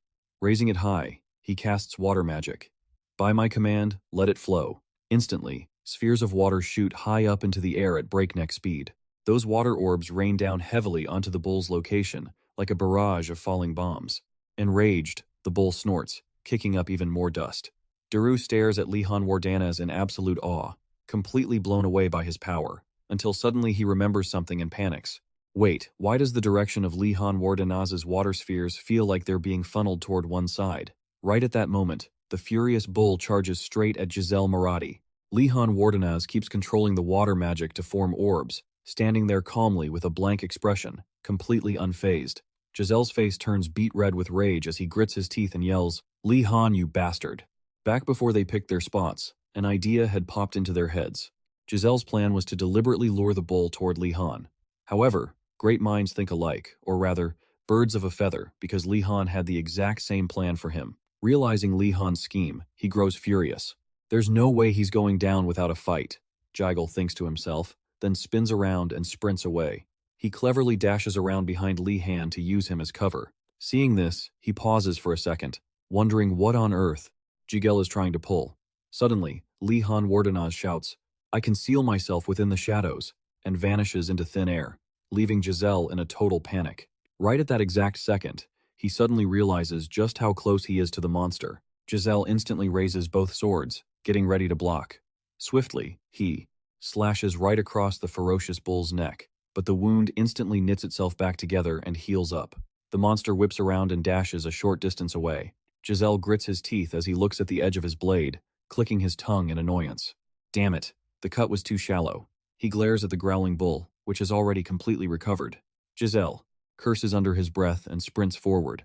Left with no other choice, he points his sword outward and casts a protective spell that wraps around his body. He takes a defensive stance, bracing himself for the charging bull. "Bring it on, you ugly piece of trash." He immediately swings his sword, slashing straight down at the monster. Suddenly, a massive, incredibly powerful slash materializes, cutting deep into the bull's torso. Sensing that something is horribly wrong, the very next second, the bull gets blasted backward, crashing hard against the wall behind it. It collapses onto the ground, knocked completely out cold, leaving Giselle and Daru Choi utterly dumbfounded. Giselle's jaw drops in absolute shock, his mind spinning with question marks. Daru Choi stands there in a daze, completely clueless about what just happened. Suddenly, Li Han Wardanaz materializes out of nowhere, revealing himself in the light. He stares blankly down at his sword, which has shattered into countless pieces. Li Han Wardanaz clicks his tongue as he watches it dissolve into nothingness. I poured way too much mana into a wooden sword. Of course it was going to end up like this. Suddenly, Daru Choi stammers, How did you just take that down in a single hit? Seeing the bull twitching on the ground, Li Han hastily cuts him off. Running at full speed, he urges everyone to hurry up and take advantage of the opening to bolt out of the dungeon. Daru Choi is sweating bullets the whole time they run because of Giselle Maradi, who is radiating dark, gloomy energy right behind them. The pressure coming from behind is insane. I don't even dare look back. Right now, Giselle is grinding his teeth so hard they might crack. I can't believe that bastard dared to use me again. Just you wait. I'll get you back for this. Daru Choi jogs along beside Li Han Wardanaz and asks, Is this really going to be fine? Hearing that, he replies without missing a beat. It's totally fine. Besides, the team's getting disbanded after this class anyway. Loud crashes and noises keep echoing endlessly from deep inside the dungeon. Other students come screaming and crashing through the doors as they flee outside. Li Han Wardanaz and Daru sit down to catch their breath while watching them huff and puff. He lets out a long sigh. They're the last group. I guess class is finally over. Ingerel claps his hands in satisfaction as he walks over, telling everyone to gather around. Li Han Wardanaz feels a bit confused. Their group managed to beat the monster by channeling mana into their swords. But how did the other groups even make it through? Ingerel praises them all for doing an outstanding job, saying that just managing to escape from the bull alone is praise enough. But apparently, one of the groups even managed to beat it. Hearing that, the two of them instantly freeze. Li Han Wardanaz's face flushes red with embarrassment. The assignment was just to run away. I seriously didn't think he'd go out of his way to praise us just for taking the thing down. Catching wind of the hushed whispers and murmurs, Giselle quietly grinds his teeth in sheer rage. When Ingerel asks for their thoughts on the monster, a few students immediately pipe up, saying it was way stronger than they expected. With a knowing smile, he plays it cool, saying, I'm sure it caught all of you off guard. Hearing that, Daru Choi and Li Han turn pale, looking extremely awkward. Ingerel figures that every single student has realized one very important thing now that they've successfully made it out. There is absolutely no reason for them to be afraid. You have to face your fears if you want to overcome them. That applies to swordsmanship too. You must always stay calm and analyze the enemy. If you can't win, then think of a way to escape. I trust you've all learned a lesson that can't be conveyed through empty words alone. The students were touched and amazed. As Daru Choi nodded, lost in thought, the professor announced one more thing. Urigam's announcement hit him like a ton of bricks. You will remain in the same groups until the end of the semester. Daru Choi whipped around in a panic, unable to believe what he just heard. Both Giselle and Li Han Wardanaz were wearing looks of utter annoyance. The atmosphere between the three became heavy and awkward. He asked him, Should I apologize for what happened earlier? Daru Choi told Li Han it would be best for him to act as the bridge between them. A little later, in the Dream Realm Alchemy class, Yona Maken wiped her hands and confidently said she was ready for the lesson. She tilted her head, wondering why Li Han was later than usual. Suddenly, Yona Maken gasped in surprise and called out his name. She looked at Li Han Wardanaz, who was being held by the arms by two people. Why are they dragging you around like a criminal? He answered shyly. It's just a misunderstanding. They came after my class ended and said they had to protect me. The other two immediately chimed in loudly. Everywhere outside the Blue Dragon Tower is a battlefield.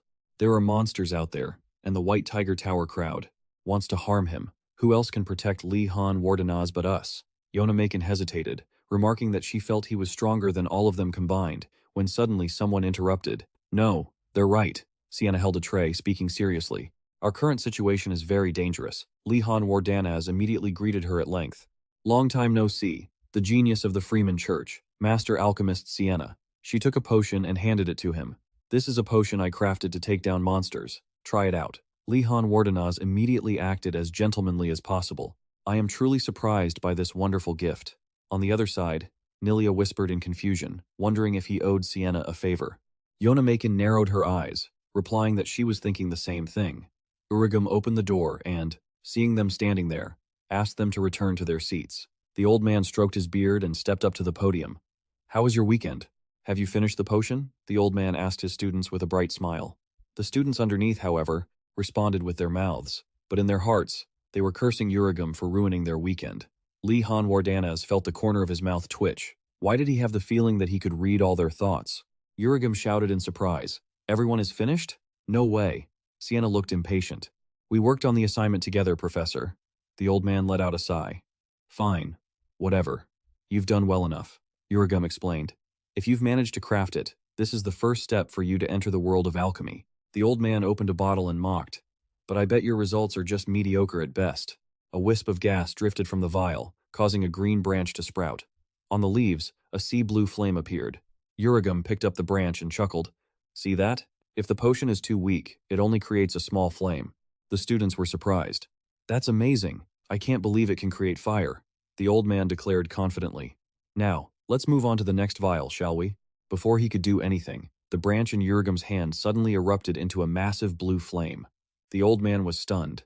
What on earth is wrong with this potion? He thought, who on earth was it you? Li Han Wardenaz? Li Han Wardenaz saw the professor looking at him and was a bit confused. Why is he looking at me with that gaze? The old man didn't want to believe it, but remained stubborn.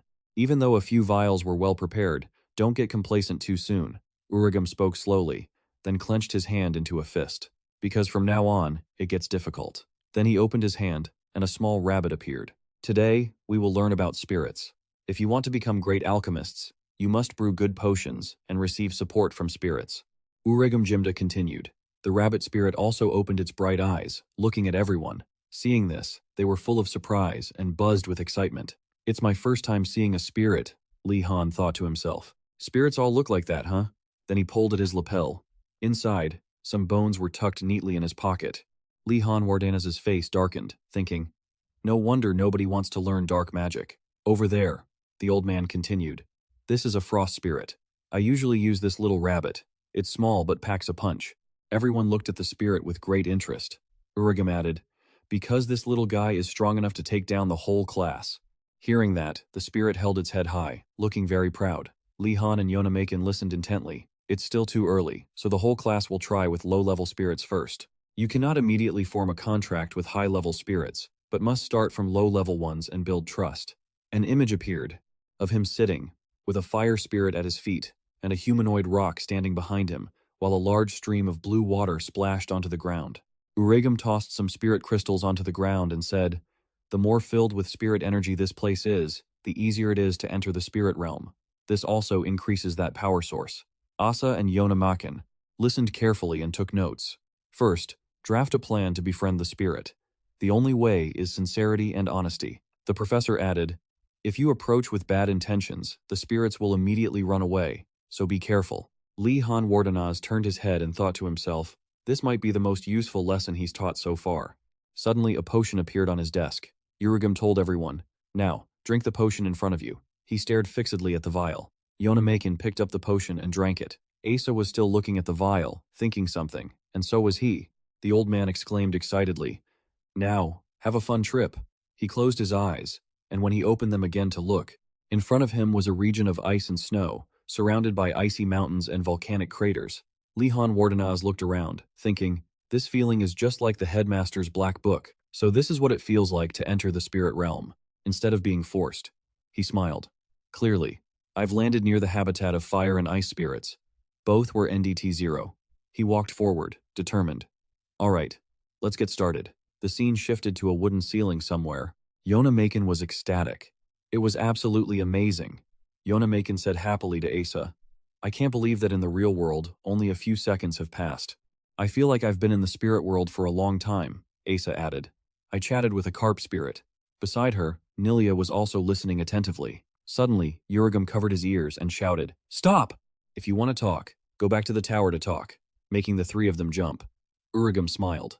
Surely you all know how hard it is to communicate with spirits, so try to befriend them whenever you have free time, the old man shouted.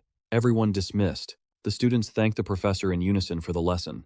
As everyone began to move out of the classroom, Uragum Jimda pointed at him and said, hold on, come here.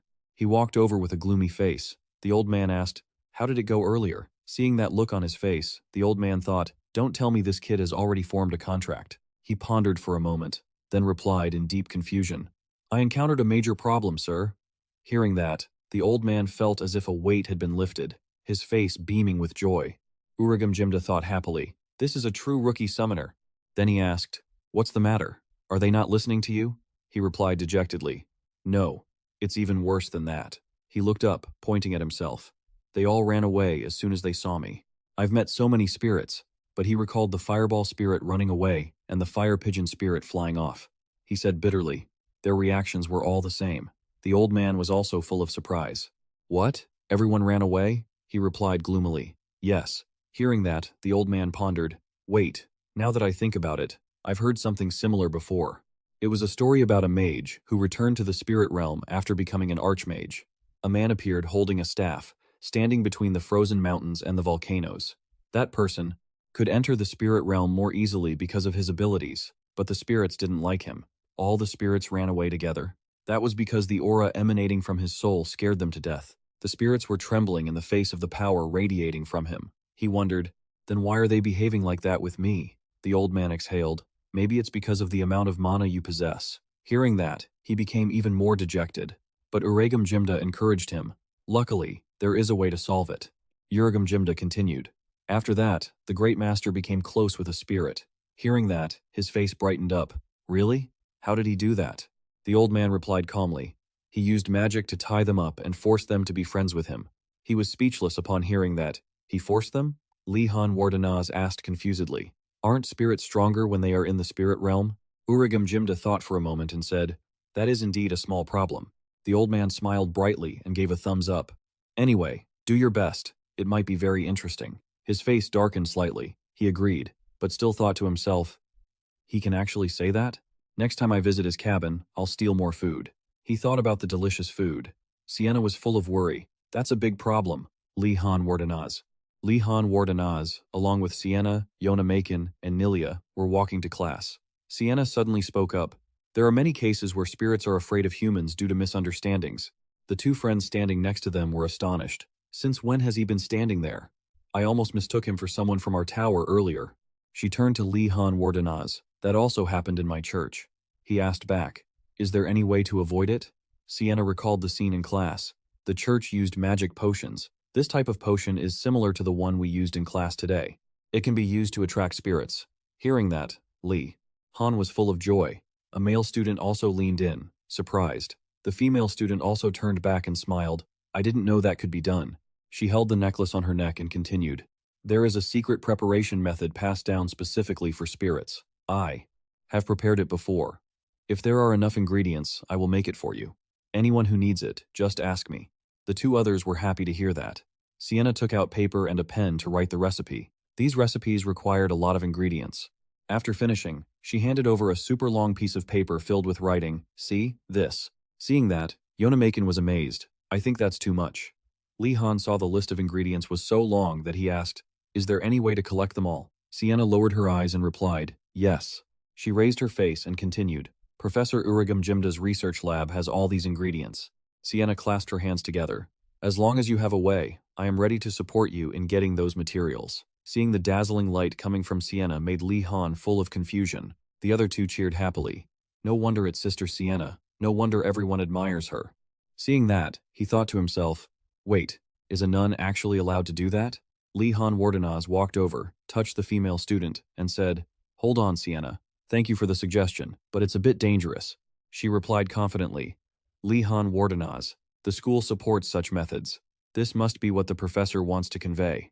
Seeing Sienna so confident, he didn't know what to say. He didn't understand how she could conclude that. I can't argue with her now. Li Han Wardanaz also thought the idea was too tempting. If he could get the materials, he could use them in the future. He was surrounded by dark, sinister thoughts. If I can get them in large quantities. Suddenly, someone tapped on his back. It was Nilia. He saw her and asked, what's wrong, Nilia? Li Han was still worried. Was my scheme that obvious? She said with an annoyed look, pleading with him. Let me come with you. Hearing that, Li Han was confused. At first, I didn't know Nilia was like that. What is wrong with this school? Even if many things change, some things remain exactly the same. Suddenly, something round came flying towards him at high speed, and it slammed directly into his back with a very strong force. Li Han Wardanaz, his face full of pain, turned around and looked. Then he collapsed to the ground in pain. In front of him was Volody Bagret. For example, the class of Professor Volody Bagret. He retracted the orb and said to Li Han Wardanaz, you're not focused.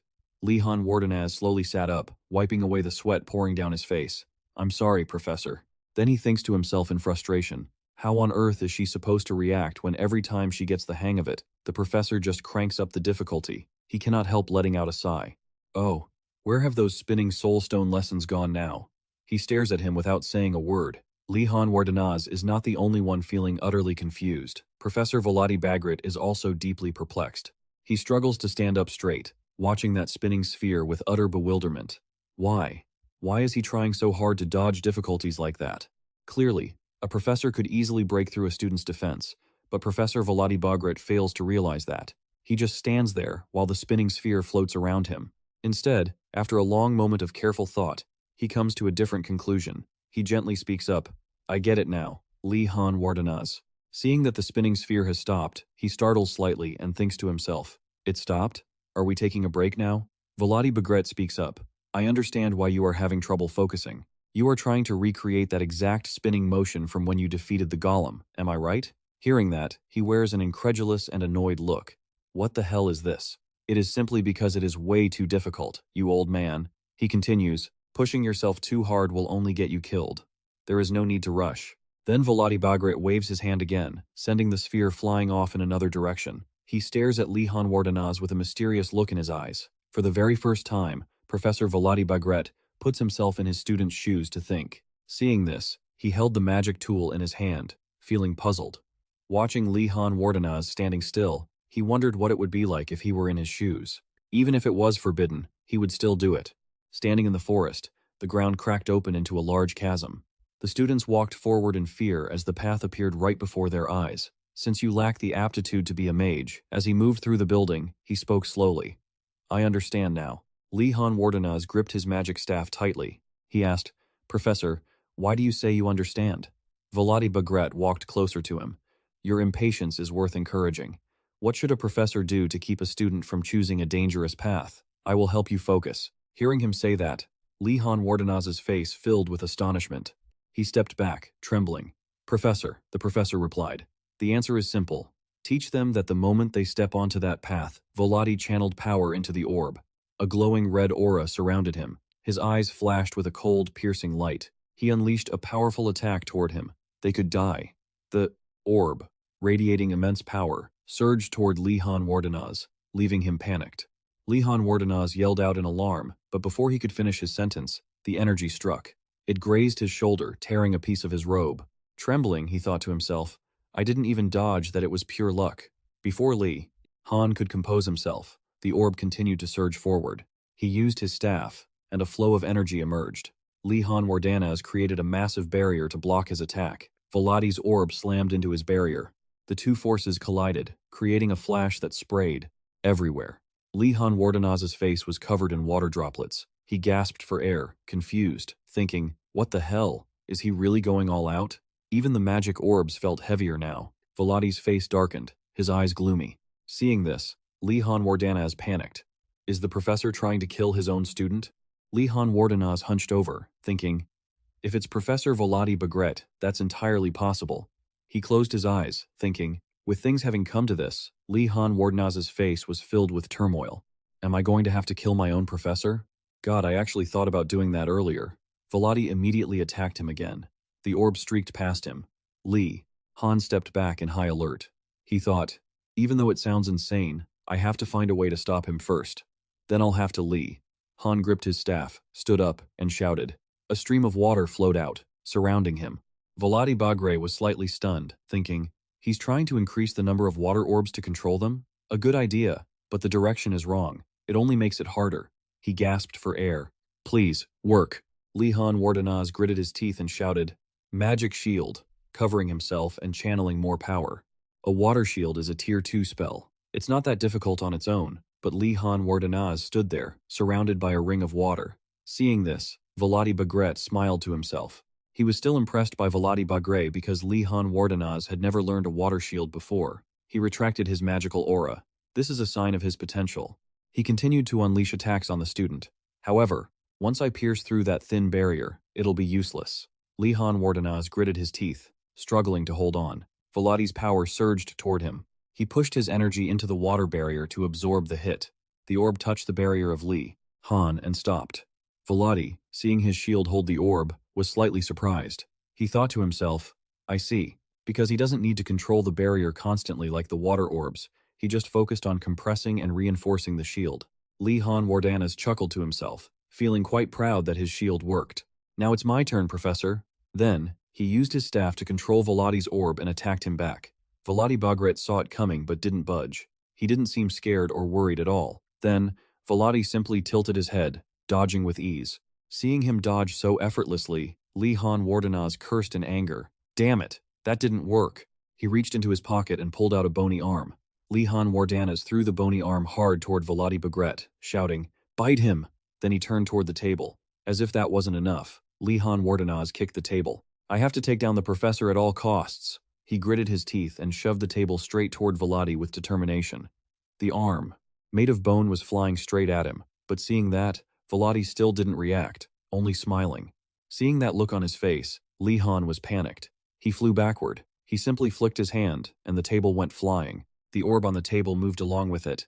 Then it shot high into the air. Before anyone could see clearly, the orb zipped past Volati Bagret, heading straight for the bony arm. A few fingers were shattered by the orb, then it flew toward him. Li Han Wardanas witnessed the scene, stunned. After that, the orb pierced through his water shield. Only then did Li Han react, putting his hands up to defend before the water dispersed. Droplets fell like rain all over him. Li Han collapsed to the ground. Volati stepped forward gently and stopped right in front of him. Volati looked down at him with a dark expression. He kept that face without saying a word. Li Han Wardanas looked up, panting, feeling incredulous. I can't believe it. In just a few seconds, he solved everything. I knew it. All I was doing was defending myself. Volati must have held back. He was about to do something, when suddenly, he patted his shoulder and praised him with one sentence. Well done.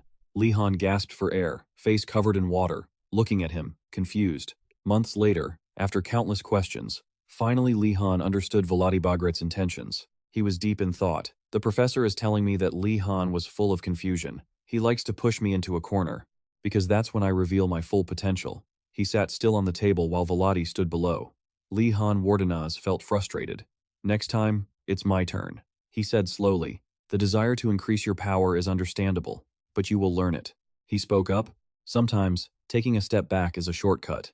A cute chibi version appeared. He pointed, go this way, while he ran for his life following him. Volati Bagret encouraged him, don't be discouraged. The next lesson will be about what you just demonstrated. Li Han Wardanas replied, still confused. Hearing him say that, he thought, Professor, what are you talking about? Don't tell me he's planning to skip the details again and do whatever he wants. He used his finger to cast magic. Li Han Wardanas was shocked when the tables and chairs around them began to shake, and he fell to the ground in pain. Li Han Wardanas was panicked, not understanding what was happening. All the tables and chairs were flying on their own. Volati stood to the side, casting magic while saying, now, let's learn how to focus in chaotic situations. He continued slowly, you are allowed to redo what you just did. I will increase the difficulty if necessary. He looked resentful, silently cursing, please, just stop it.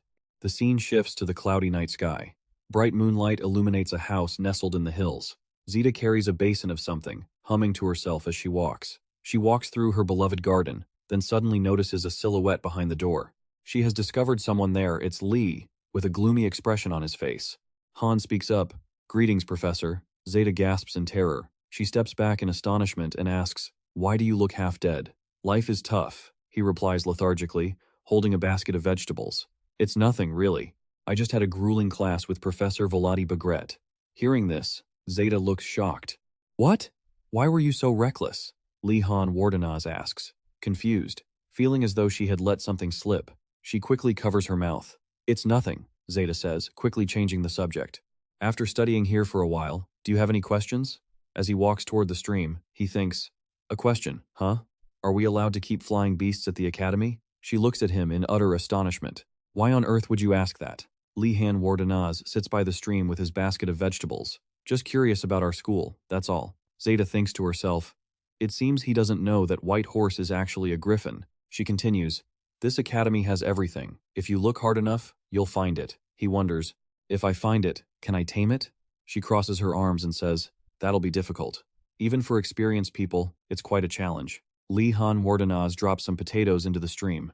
In that case, could I learn from you when you're free? He trusts the professor, but in his heart, he thinks, this will help me escape the academy. Hearing Han say that, Zeta mutters to herself, surprised the kid has such a passion for monster taming. She smiles, full of determination. Fine, I will teach you everything. Hearing this, his face flashes with joy. Seeing that, Zeta warns him, don't regret it, the lessons will be very difficult.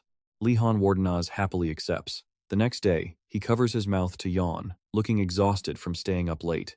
Lihan Wardenaz and Yona Makin are walking leisurely to class together. She asks, full of concern, "You've looked sluggish all morning. Did you not sleep well last night?" He walks toward his seat, utterly exhausted. "I just had a nightmare," Lihan Wardenaz says, recounting it with horror. "I dreamt that the professor appeared. It was terrifying.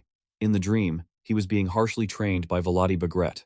Hearing this, Yona Makin, sitting beside him, gently pats his shoulder to comfort him. She understands. Suddenly, the classroom door slowly opens. Professor Garcia Kim enters and greets the class. Everyone greets the professor in unison. Seeing Professor Garcia Kim, Lihan Wardenaz mutters to himself, "At least she's not a mental terrorist." Suddenly, she speaks up. "Do you all remember Professor Muley from last week who taught dark magic?" The students scream internally. "Please don't tell us we're continuing that subject. I don't want to." Then, Garcia Kim points toward the door as if to introduce someone. Footsteps of a mysterious person approach the classroom. Another professor walks in. The class falls silent. Garcia begins to introduce another professor who will teach them summoning magic. Muley speaks up to introduce herself. "I am Professor Muley, and I teach summoning magic." The students sitting there are extremely excited because there's a new professor. Seeing their enthusiasm, she greets them. "It's a pleasure to meet you all," Garcia explains. "Like dark magic, summoning magic will be taught to you in your second year, but the reason I invited the professor here today is because..."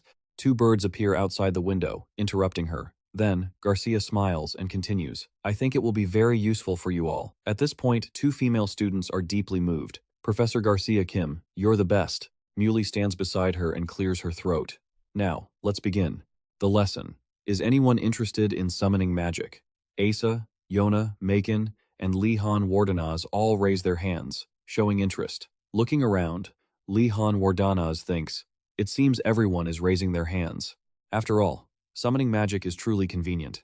There are so many summoning spells, so many that no one knows them all. They even appear in fairy tales. If you're lucky, you might even hit the jackpot. Seeing that everyone raised their hands, she pauses, then says, "I'm very glad the whole class is interested in this subject."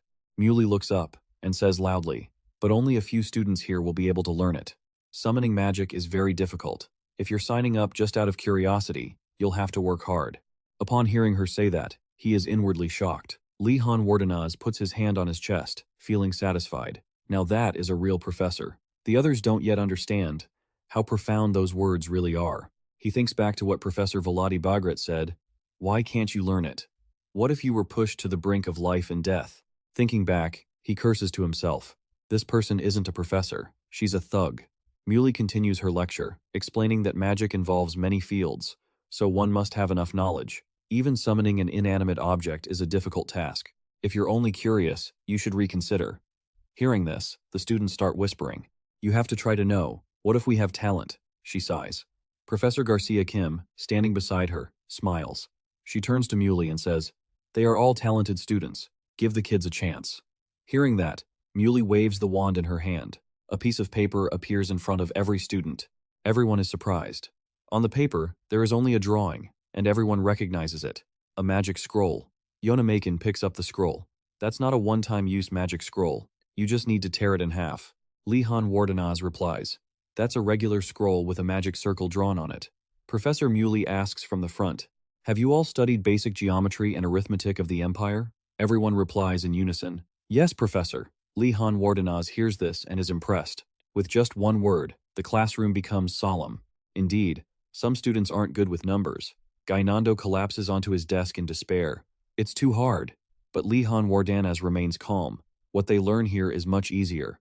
She points toward the students. "In that case, those of you who cannot use summoning magic, focus on the lesson. Drawing the circle for magic and calculations is essential. Now, draw the magic circle on the scroll in your heads." Lihan Wardenaz picks up the scroll and begins to study it. He stares at it, but there's still only one magic circle on the paper. He calculates internally. A magic circle is like a circuit board. The mana flow running through the circle is like electricity. The higher the level in difficulty, the more complex it becomes.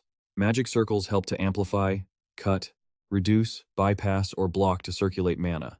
There are many formulas. I see. So that's how mana circulates. Suddenly, he is reminded of a goose feather pen. Then a flurry of quill pens pops up in his mind. Li Han Wardenaz thinks with confusion, staring at the tip of a quill pen. Why on earth am I suddenly remembering this? Next to him, Yona Macon is still deep in thought. Millie speaks up. That magic circle is just a minor spell meant for summoning quill pens. In her hand, she holds a symbolic quill pen as well. He was astonished, never expecting his wild guess to actually be right. While Professor Millie was lecturing, everyone else was intently watching their scrolls, and that's when Li Han realized, so that was why he remembered them. She continued, all right, let's begin. Millie had barely finished her sentence when the students immediately started practicing. One student desperately commanded, appear, quill, while the person next to him was struggling with a pile of formulas, wondering, what the heck is this? A student nearby pleaded, oh, great quill, please, I beg you, appear. Just then, a surge of power shot straight into the scroll. It wasn't just one, the scrolls of the other students exploded, forcing them to cover their faces in fear. One student realized that even high-level magic scrolls would be ruined if they were mishandled too roughly. Someone sitting in the front cheered in surprise as they received a new scroll. The professor is handing out new ones right away. Everyone looked over to see Adinas practicing with incredible ease. Look at that. Slowly, others began to succeed in summoning their quills. Cheers of joy echoed throughout the room. Garcia felt helpless before the students' sheer excitement. They shouldn't be so satisfied with just summoning something similar. Millie, beside her, let out a deep sigh. This is exactly why the need for such precision in the details makes summoning a difficult subject. Summoning something similar is still a failure. Unless everything is perfect, it's all meaningless. Meanwhile, Asa was also struggling with his summoning. Furthermore, because creating such an object requires the mage's willpower, there's a chance it might backfire against the summoner. That was exactly what happened to Gainando. He was being pelted on the head by his quill. It turned out Asa's quill had attacked him. Furious, Gainando turned around to confront him. How dare you use your quill to attack me? Asa awkwardly explained. It's just a misunderstanding. It moved on its own. Feeling wronged, Gainando turned to tattle to Li Han Wardenaz. Li Han Wardenaz. Someone is trying to assassinate a prince. Help me, Li Han Wardenaz. He didn't really care about him, so he just coldly replied, be quiet for a second, Gainando. Li Han Wardenaz then focused on his own summoning. A few desks away, Andrago was secretly watching Li Han Wardenaz very closely. He smirked, feeling a bit smug that Li Han Wardenaz hadn't summoned his quill yet. Looking at his own results, Andrago was delighted to have summoned a perfect quill. He then continued to observe the students around him. I don't think any other student can do better than me. I should take this opportunity to show off to those arrogant blue dragons. Thinking this, he slammed his hand on the table. Andrago stood up, pride evident on his face. Don't tell me you still haven't summoned it, Li Han Wardenaz? But he was met only with the indifference of Li Han Wardenaz, who didn't even bother to respond. Feeling snubbed, Andrago angrily barked. Stop ignoring me! Look at this! Yona Macon, sitting nearby, added fuel to the fire. What? Don't you have a quill at home? Why do you have to yell like that? Andrago snapped back. I just want him to look at what I've summoned. While he was still talking, Li Han Wardenaz had already grabbed his wand. He took a deep breath to focus his energy, then calmly commanded, appear, quill. A powerful blue aura erupted, completely engulfing the scroll with that energy. The next second, Li Han unleashed his ability, and the drawings on the scroll began to lift off the page. It radiated constant, mystical blue light, but after waiting and waiting, no quill appeared. Li Han Wardenaz wondered, did I fail? Suddenly, the entire room flashed with a blinding, massive light, and he was knocked backward. Yona Macon panicked and asked, Li Han Wardenaz, what's happening? Andrago was terrified, clutching his head. Someone screamed, and it sounded like something had exploded, but right in front of Li Han Wardenaz, a quill was hovering in the air. But not just one, countless quills had appeared all at once, flying wildly around the classroom. All the students were stunned by this. Everyone was confused, asking, what are these things? Another student speculated, I think. Li Han Wardenaz summoned all of them. Only Andrago remained panicked, trembling as he said, no way. Li Han Wardenaz gently picked up a quill, observing it carefully before judging. It's got the right shape, but I shouldn't have overdone it. Getting the exact amount of mana right is really hard. Looking at the scroll, he assumed it would be ruined, but surprisingly, the scroll was completely normal, exactly as it was in the beginning. Li Han was totally shocked. He picked it up, unable to believe this could happen. Li Han's mana control was better than he thought. and the reason was Vladi Bagret. Over there, Garcia was reaching out to catch a quill. Once she held it, she smiled happily, as if very satisfied. Then, Garcia looked toward Millie. Just one is already very difficult, yet he was able to summon so many. Surely Professor Millie must be. Before she could finish her thought, Garcia was surprised by Millie's expression. She didn't look proud at all. On the contrary, she was incredibly angry. Seeing this, Garcia stepped forward and said, Lihan Wardanaz has so much mana that such mistakes are… Before she could finish, Millie cut her off with a shake of her head and a single word. No, she replied coldly. This isn't a mistake. Garcia, not understanding what was happening, looked confused. Millie looked at Lihan and stated that while he was a talented student, he was far too arrogant. She judged him with a serious expression. She continued to explain, summoning so many quills just to show off, if that isn't arrogance, then what is? Hearing this, Garcia could only helplessly reply, he's not like that, really. But Millie shot her an unfriendly look, leaving Garcia confused and unsure of what to do next. Among the professors, there is a hierarchy, and this was confirmed by the fact that one professor had once been the student of another. The exact situation between Garcia and Millie. She turned to correct her. Trusting and loving your students is good, but you also need to teach them to be aware of their behavior. Garcia could only listen. Perhaps Millie knew that while Garcia wasn't openly disagreeing, she still had more to say in her heart. So, she reassured her, but there's no need to worry, as she looked toward Lihan Wardanaz, who was still expertly controlling the quills. She instructs, there are many ways to humble that arrogance of yours. Over there, Andrago is being teased by Lihan Wardanaz, who has written the words, I do not have a pen, all over his face. He is struggling and screaming in protest, while Yonamakin is laughing out loud with pure amusement. Afterward, even more people want to rescue Andrago, shouting at the top of their lungs that they must protect him. This whole ordeal leaves Garcia feeling helpless as she says, everyone, please stay calm. She hurriedly reminds the entire class to quiet down, and eventually, everyone goes silent again. Not a single person dares to make a peep. Millie speaks up in a loud voice. Through today's lesson, you all will learn that some things are not as easy as you might think, especially since today's lesson covers the absolute basics of the basics. Hearing this leaves the students completely dejected because it is just way too hard. Millie continues, normally, you guys need to pull this off without relying on magic scrolls. However, if you still want to keep learning, come join my class. She shifts her gaze toward Lee. Han then warns him. Many people believe that the most important thing when learning magic is pure talent. He somehow feels like those words are directed right at him. Why does it feel like she is looking straight at me? Millie solemnly warns. The most important trait must be patience and perseverance. Let me repeat that once more. Above all else, the most crucial things are patience and perseverance. Lihan Wardanaz and Gainato stand outside, looking up at the dark shadow building, and he cannot help but comment. It is as gloomy and depressing as ever. At the very least, they could make this place look a little nicer, right?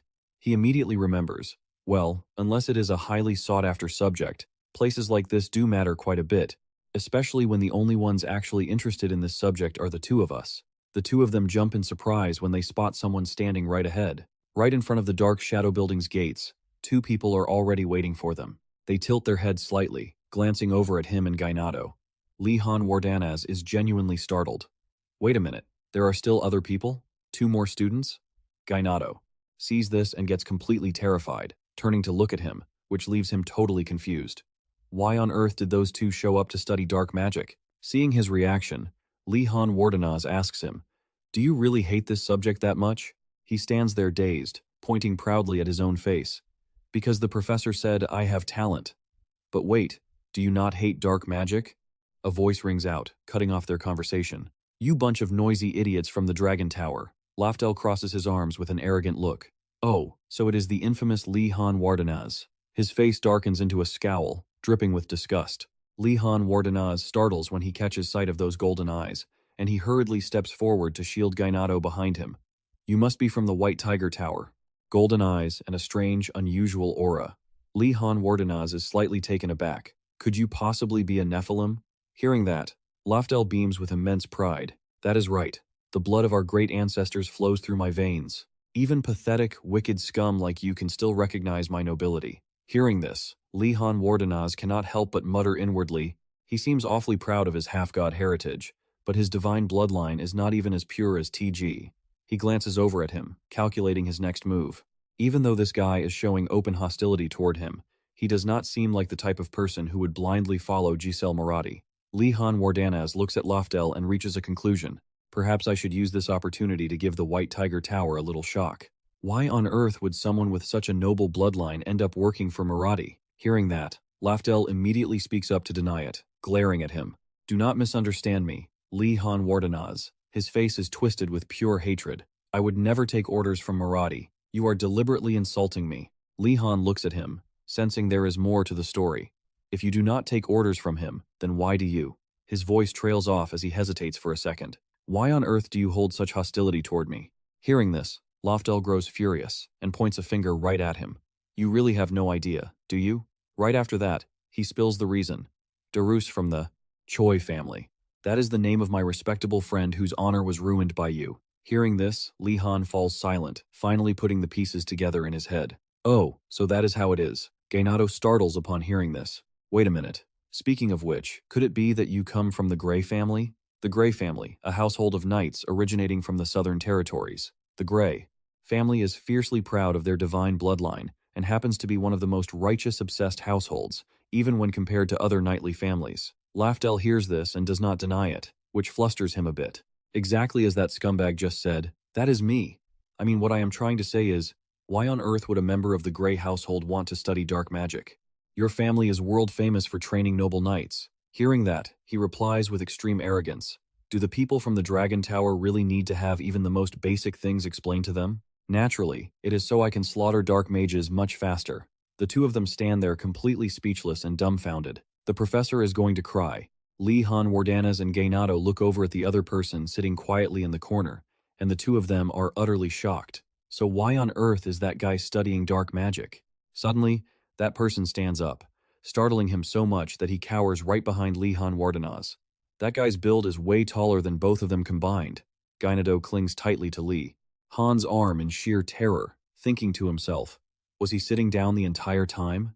He stares at the figure and cannot help muttering, he must have giant blood in him. The guy turns around with a sheepish, embarrassed look on his face. I am really nice to meet you guys. He quickly speaks up to introduce himself, looking rather flustered. I came here because I am genuinely interested in dark magic, and I really hope we can all get along. As if that is ever going to happen, Lihan Wardanaz speaks up as well, reaching out a hand to greet him. I also hope we can all get along peacefully. She seems kind-hearted after all. You really should not judge a book by its cover. The two of them shook hands happily. Immediately after, he was terrified by something. A surge of mana flowed into his hand, emitting a glow. His hands trembled in pain. After letting go, Lihan Wardanaz looked at his reddened hand and couldn't help but shudder. If I hadn't infused my body with mana, my bones would have shattered. She's incredibly strong. Giannato rushed over from behind, so fast he couldn't stop her. I'm very pleased to meet you. The loud shout of someone echoed throughout the forest, and a voice called out from inside the room in the building. Come on in, everyone. Motung's face beamed. I never expected so many students to be interested in dark magic. The old man looked toward Lafdell and spoke happily. You seem particularly enthusiastic about this subject. Yes, Professor. Lihan Wardanaz glanced at Martin, who was extremely excited, and he naturally felt sorry for the old man. Soon after, Motung gave an order. Everyone, stand behind the table I've prepared. Please take care of us, sir. The old man looked at him, probing. Have you found the summoning bones yet? He replied, Not yet, sir. Hearing this, Motung winked, his expression full of malice. Try looking in weirder, darker places. He felt a bit helpless upon hearing this, but reluctantly replied. The old man immediately dove into the lesson. Do you all remember the last lesson? Today we won't dive straight into the lecture. First, I need to raise your understanding of curses. Giannato? Hearing that, he suddenly exclaimed, To be honest, curses are way more fun than summoning. Hearing this, Lihan startled slightly and asked back, Wait, have I learned summoning magic yet? When he got the answer, the old man slumped, but when asked how the other students reacted, he immediately replied with excitement. They love it! Everyone else, besides them, went to the summoning classroom today. Morton silently closed his book, head bowed in frustration, then pushed a stack of books aside. His face was filled with shock as he loudly announced, We won't be studying curses today. Instead, I'll teach you how to summon the undead. Everyone was incredibly hyped. Lihan Wardanaz wondered to himself, Is he really okay with doing this? He was stunned, thinking, How much of the curriculum did we just skip? Morton began the lesson. You might not realize it, but summoning the undead is the core, the most fundamental aspect of magic. Lofben spoke up. I have a question. He immediately asked something that left the old man bewildered. Don't we need bones to summon the undead? Back in the day, professors had to dig up graves, but now you use licensed corpses, right? Even if it's taboo, aren't dark mages still obsessed with digging up graves? Morton replied, True, there are people like that. Li Han Wardenaz, standing nearby, felt uncomfortable. Does he even know what he's saying? Morton coughed slightly and turned away. I won't force you to summon a complete undead creature. Because if you accidentally lose control while summoning the undead, his face grew grave as he threatened, you could end up meeting your ancestors. Li Han turned pale. Why do we actually have to do this? Gainando, standing next to him, chimed in. I almost died because of a magic quill too. The professor began casting the spell. First, we start with a hand. Morton chanted with great seriousness. Li Han Wardenaz was astonished to witness this scene. Magic circles appeared on everyone's desks. Suddenly, a skeletal hand burst out from below, its fingers moving in a terrifying way. Li Han Wardenaz watched the skeletal hand in front of him in shock. Everyone couldn't help but marvel, exclaiming, That's so cool! Morton coughed and explained. Everyone wants to learn summoning because it looks cool and powerful, but it's not easy. He immediately gave typical examples of summoning. The undead, where there's a lot to consider. Even if it's just summoning a common monster, they have their own will, making it even harder to control if you summon an undead monster. Morton continued with his threats. That's why you need special methods to approach death. His warnings terrified everyone. You aren't ready to pull it off yet, so try to approach the hand using any other method you can think of. Gainando immediately raised his hand to try. Li Han Wardenaz watched the skeletal hand on the desk, deep in thought, then asked Morton a question. Professor, are there any undead monsters that are easily frightened? Morton, confused, replied, There aren't any, because they aren't living creatures. So, most of them don't know what fear is. As soon as he finished speaking, his eyes widened in horror. The skeletal hand on the desk was trembling in terror. It seemed genuinely terrified as he stared at it. Morton, in complete disbelief, wondered, Why is it acting like that? Is the reagent I used faulty? He glanced at Gainando, who was being manhandled by his own skeletal hand, and immediately dismissed that thought. That's not it. The other hands are acting normally. He paused, suddenly wondering if Morton looked at Li Han and called out, surprising him.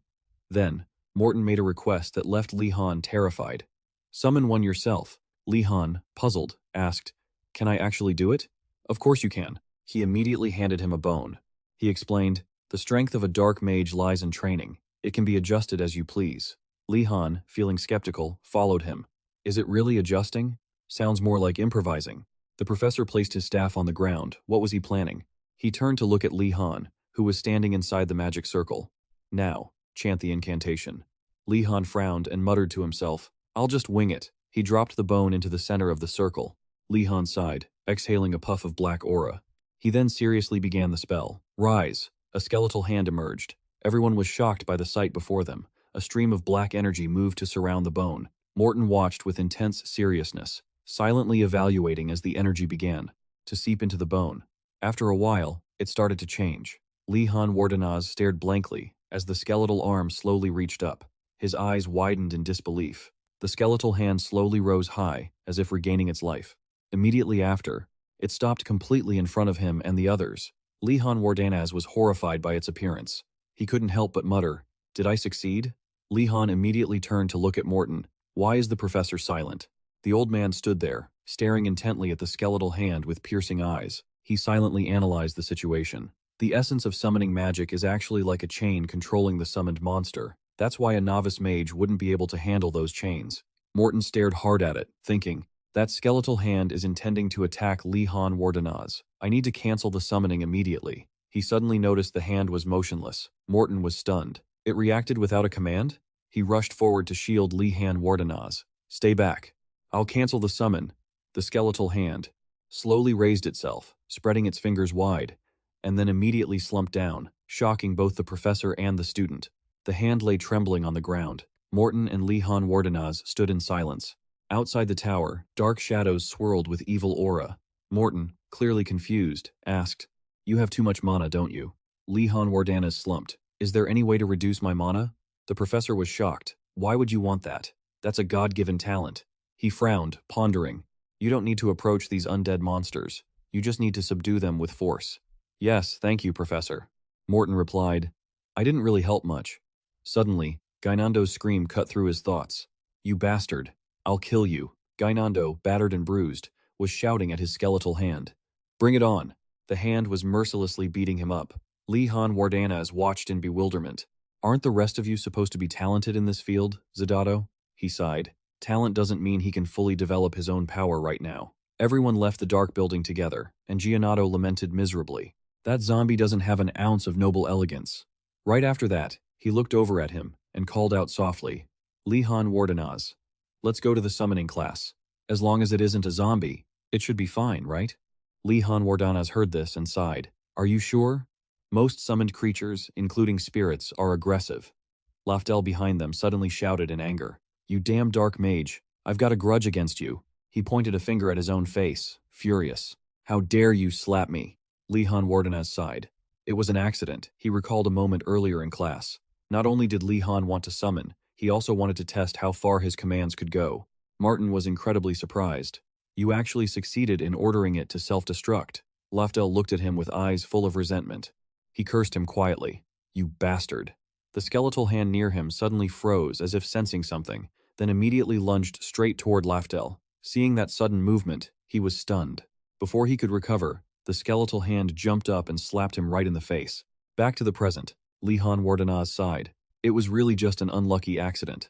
Those summoned things just act on their own accord. Giannato stood by his side and called out to him with a puzzled expression. He immediately reminded him, You're leaving already? What a pity. At the spirit ceremony building, where Professor Mu Li worked, the two of them stepped inside and whispered to each other. It's completely different from the dark building. Suddenly, a knock echoed inside the room. Lihan Wardanaz stepped in and spoke softly. Professor Mu Li, I'm sorry for being late. I had some personal business. She sat inside and paused, then immediately looked at him and spoke. If you had business, it can't be helped. No need to apologize. Lihan Wardanaz was very confused. What's this? She wasn't surprised at all to see me here. Right after that, he sighed. Could it be that Professor Martin already told the other professors? Is that how it is? Giannato was completely confused, looking around blankly. Then, he asked in confusion, Professor, where are the others who came before me? They have another class, so they went back to do their homework. Giannato heard this and smiled, happy to get an early break. Immediately, he looked terrified. Wait, homework? I already have a mountain of assignments from other classes. She cut him off before he could finish. A few books appeared in front of the two of them. He took a book into his hands. Right after that, she invited them both to sit down, and Mu Lai ordered, read the books, mark the pages, and then answer the questions. Lihan Wardanaz looked at the book and was slightly surprised. Questions on applying principles to practice, huh? He read the book with intense, serious concentration. Right after that, he felt intrigued. This book is great. I've seen all sorts of textbooks for my major, but this one is much easier to understand. He remembered the books that were a waste of time. Most textbooks are just like that. Lihan Wardanaz was very excited. But this one is different. She really is a fantastic professor. Mu Lai looked at him in confusion. Why is that kid looking at me like that? She observed him. Surprising. Usually, this style of teaching makes students complain, especially kids. She looked at him. But the student whom I thought would be the most arrogant is actually quietly following instructions. Mu Lai thought to herself, I have to keep an eye on this kid a bit more. Mu Lai's voice rang out softly. That's it for today. Remember to read and study all of these books by next week. The two of them were very surprised. Then they took the stack of books into their hands. Giannato, with a blank expression, spoke softly. Yes, Professor. Both he and she shared the same thought. He's not coming back for class anymore. He definitely won't return. The two of them left the building. Well then, see you at the end of the week, Professor. Mu Lai heard that and was immediately silent, unable to say another word. Her voice rang out, making him very surprised. Mu Li stood in front of the door looking at him. Then she smiled softly. Sorry for misunderstanding you. See you next week. Lihan Wardanaz looked blankly at the door closing, not understanding what happened. He turned his head back and was very confused. His face turned pale with worry. What did the professor misunderstand about me? Professor Osu's voice rang out, making everyone surprised. All right, it's time for life lessons again. His face was full of excitement. I'm sure you haven't forgotten the homework I assigned, have you? Let's take a look. Lihan heard that and sighed. The homework he assigned was to take flags from other towers. How could I forget? His voice continued. I will check the Black Tortoise and Red Phoenix towers first. The two of them stood up and reported. We exchanged flags peacefully. The Black Tortoise and Red Phoenix towers have completed the homework. He heard that and sighed slightly, making the two of them confused. Very good. Did you have to act so disinterested? Hearing him call, he stood up to report. What about the Azure Dragon Tower? We also obtained the flag peacefully. The Azure Dragon Tower has completed the homework. Osu heard that and looked at him, slightly disappointed. Good, you did well. Excellent. His face immediately turned to look at the side. He looked at the two who were startled. They sat huddled there in fear. His face loomed large in front of them, and he said softly, My honorary knight students, you brought them too, didn't you? Say yes.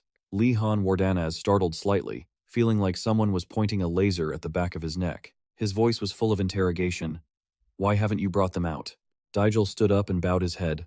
I'm sorry, sir. Then he said gloomily, We couldn't get any flags. The White Tiger Tower did not complete the homework. Giselle immediately clenched his fists in anger. Damn it. This is going to affect our grades a lot. Osu heard that and smiled with interest, making him feel helpless. It seems you failed to negotiate, right? You can keep your mouth shut now. Right after that, his voice turned deep and heavy. I've said it before. The purpose of this class is for everyone to get to know each other and get along while studying here. Even so, it seems not everyone understands that. Right after that, he immediately made a demand. So, I will make the next homework assignment easier for all of you. If you head towards the west of the academy, you will see a lake. Everyone got to know each other and bonded while studying here. Even so, it seemed not everyone understood that immediately. Soon after, he issued a request. So, I'll make this homework assignment easier for all of you. If you head west of the academy, you'll find a lake. Those who have seen it know it's as big as an ocean. There is an island in the middle of the lake, and I have hidden a piece of magic outside the academy there for you. Everyone listening paid close attention, looking completely stunned. Asu seemed very interested. Your eyes are really lighting up, aren't they? He continued, probing, and then he made a demand that shocked everyone. So this time, I want you all to work together and bring it back here for me. Giannato was furious, trembling. That damned skeleton, she immediately shouted, pointing forward. Why do we have to work with this lot? During the time before splitting into teams, Xuanwu and Huofeng would be a pair. Qinglong and Baihu would be on the same team. It's up to you whether you want to follow my instructions or not. His hand emitted a blinding, brilliant light. Osu's voice rose, full of menace. But if you fail because of that, you'll face serious consequences. Returning to the present, the atmosphere on both sides was completely opposite. Li Han Wardanaz looked at his team and sighed. The atmosphere is so heavy. If it stays like this, things will only get worse. He spoke up immediately, grabbing everyone's attention. Oh, brave friends of the White Tiger Tower. His face was deadly serious. Can we put aside our misunderstandings and work together? That guy, hearing this, was furious and scolded. The academy collapsing is more likely to happen than that. It's not that bad, is it? His angry voice surprised him. My grades are like crap because of you. Are they really that worried about their grades? Li Han Wardanaz spoke up immediately to explain. It seems there's a misunderstanding. Think about it carefully. His explanation made everyone ponder. The headmaster is teaching the class. Would he really give his own students an F grade just because of one mistake? In reality, you'll get a straight F if you give up and refuse to cooperate. When he intended to continue explaining, a voice cut him off. Giselle Murati stepped forward and spoke. Wake up, everyone! Giselle moved forward proudly, interrupting his words. Giselle immediately spoke to stop him. Don't be fooled by his silver tongue. Have we ever had a good time when we got involved with him? Giselle's questioning voice made him incredibly surprised. We've even been punished because of him. And recently we were ambushed too. Giselle's voice rang out, making everyone glare at him in anger. In the end, who do you think deceived Ju and Enrago? The two of them stared at him as if they wanted to eat him alive. Li Han Wardanaz. Then, Yona Macon slowly stepped up, gently patting his shoulder to comfort him. Li Han squeezed his eyes shut, thinking to himself, I don't want to do this, but... He turned and called, Daru Choi, come here. This left him bewildered. He immediately threw his arm around his neck, intending to do something. Li Han Wardanaz choked him, causing him to be surprised. He pointed his wand at Duju, saying loudly, If we don't cooperate, another tragedy will happen. This time, I'll drop him into the lake. Everyone was shocked to see him do that. Daru Choi was stunned and surprised. He never expected him to choose such a pathetic way to make everyone cooperate again. Lafdell was terrified and called out his name. Immediately after, everyone compromised. Stop! We'll cooperate, so let him go. Everyone spoke in unison. We give you our word of honor. Li Han heard this and immediately let go of the shoe. Fine, all right. I'll let it slide this time. His face darkened. I hope you'll be more careful from now on. Giselle was stunned. That wicked bastard! He stood there, dazed. His voice sounded terrified as he shouted, I can't believe he actually did that. Although some complex relationships were created while learning basic magic, that wasn't the main point. The issue here was that the tigers were unwilling to cooperate. Sienna seemed a bit hesitant. She looked like she wanted to say something. She whispered to Li-Han Wardenaz, "When will you start?" He turned and walked away, only answering that he was still thinking. Li-Han Wardenaz considered raiding Professor Uregam's lab to be a truly urgent matter. He pondered that the timing was critical. His friend, Yona Macon, standing nearby, seemed puzzled by Li-Han's formality towards Sociana. He was still lost in thought. What if both of us actually went to that room? What if I just risked it and entered the professor's room? Just imagining his large frame and the professor's piercing gaze is enough to give me nightmares for the next month. It's better to find out the professor's schedule without getting caught. One morning, the lesson proceeded as usual. The teacher announced a horse riding training session. Basically, today's lesson ends here. You all did well. Li-Han Wardanez was gathering with his friends to chat happily. Madame Zeta came up from behind and called him. Li-Han Wardanaz turned back, a bit surprised. She happily announced, "No need to go to the tent today. I plan to take my grandson to the market." Just hearing the phrase "won't be back until tomorrow" from the professor, all sorts of plans popped into his head. Li-Han Wardanaz politely bowed. "Have a safe trip, Professor," he calculated silently. Tonight, they would be leaving very suddenly. However, this was his chance. Yona Macon and his classmates were standing not far away. She realized he was walking over stealthily. Yona Macon didn't understand what was going on, so he asked, "Li-Han Wardanaz, what's going on?" He immediately huddled with his friends, whispering and discussing. After a quick meeting, Li-Han Wardanaz decided that the time for action was tonight, despite the unexpected plan he had just faced. Nilia seemed a bit behind, and Asa looked slightly surprised it was a bit sudden. But hey, that's fine. At least we'll have a relaxing weekend. Yona Macon looked like she had already prepared herself mentally. After taking a few seconds to reboot her brain, her classmates raised their hands in sync. They linked arms to show their determination, huddled up, and chanted fiercely for a peaceful semester with 0 assignments except for Li-Han. Li-Han felt a bit helpless dealing with this bunch of friends. He quietly wondered to himself, when on earth did you guys come up with this cheesy slogan? There are basically 2 types of students. Type 1 are the ones who have snuck out at night multiple times, and Type 2 are the ones who never have, so they're constantly terrified and anxious. But of course, just looking at Li-Han, you could easily guess he was definitely a Type 1. He cleared his throat and rallied the troops. "My friends, everyone who's going to make this operation happen, get over here now." Sociana slowly walked up to him and asked, "Do you even know how to open the Horned Beast Tower?" Faced with this question, he and Radfor had already figured out a way together. Li-Han told everyone to stay quiet and watch closely. They were about to see what he and the others had prepared. Right in front of them was a wall that had been completely blown to smithereens, with massive chunks of stone scattered all over the wooden floor. The hole in the wall was so huge that all of them could walk through it together without any problem. Asa pushed up her glasses in disbelief, staring hard to make sure she wasn't seeing things, while Yona Macon's jaw dropped in shock. For a moment, everyone felt like Li-Han Wardanaz was genuinely terrifying. "I never expected him to be this well prepared." He muttered something, looking just as shocked as the others, then turned to ask who exactly Asa was. "Wait, you didn't do this?" He turned to look at him, feeling helpless. "Sometimes I wonder what kind of person you all think I am. The original plan was for Rathford to handle the physical locks while I handled the magic, but this is bad." His words left everyone confused. Li-Han carefully observed the situation inside. The fragments were inside the Horned Beast Tower, meaning someone had entered. In other words, something that should have been outside had infiltrated the Horned Beast Tower. The group was slipping out for the first time, so they were naturally scared. What should we do? Should we head back? He coldly cut off his classmates' desire to turn back. Li-Han Wardanaz spoke slowly. "Listen, everyone. We aren't secretly sneaking into the Horned Beast Tower. From this moment on, we are here to stop the summoned monster that has invaded the Horned Beast Tower and protect our professor's valuable assets. We are acting as volunteers." Hearing this encouragement, his classmates became excited, as if they were about to be honored for doing a good deed. Afterward, they quickly and eagerly headed inside to perform their so-called protection of the professor's assets. He stood by, waiting for everyone to go inside, muttering to himself, "All right, now the search should go quickly." "Geez," a friend complained, "but I wonder, is it just because it's dark in here that it feels so creepy?" The surrounding space was eerily silent. Li-Han Wardanaz immediately used a spell to light up his wand like a lamp, reassuring everyone, "Don't worry about this. The darkness isn't the problem. The real problem is," as he spoke, he stepped onto the stairs. Standing there and looking down, Li-Han Wardanaz continued, We've only visited the first floor. The second floor is completely uncharted territory. Asa and Yonamakin stayed close together, their expressions showing grim determination. Only then, in the light, did he realize one thing: everyone was nervous, and you couldn't blame them. However, there was no turning back now, because they were just one step away from the second floor.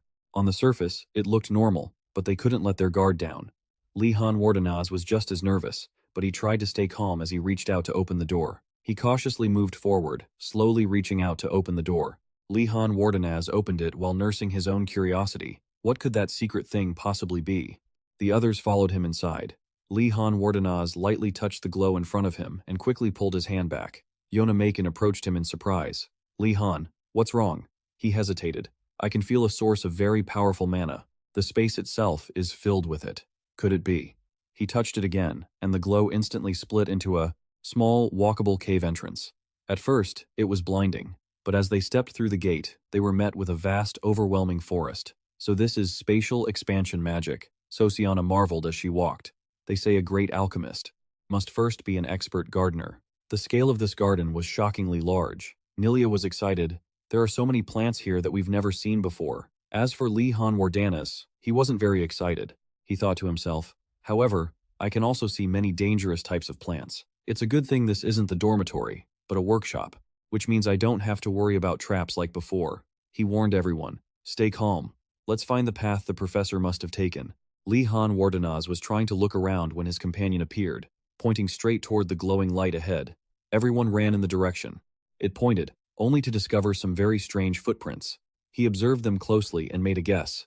Monster tracks, huh? Hearing the word monster, the student's morale wavered again. Are we going to run into one? A female student asked timidly. Maybe we should retreat. Nilia suddenly had an idea. Wait, I just had a good idea. Why don't we follow these tracks? Monsters have sharp senses, so they must have found a safe place. He agreed and said, let's do that. Compliments echoed around him, making her so happy that her two little hands waved nonstop. Then, everyone moved out.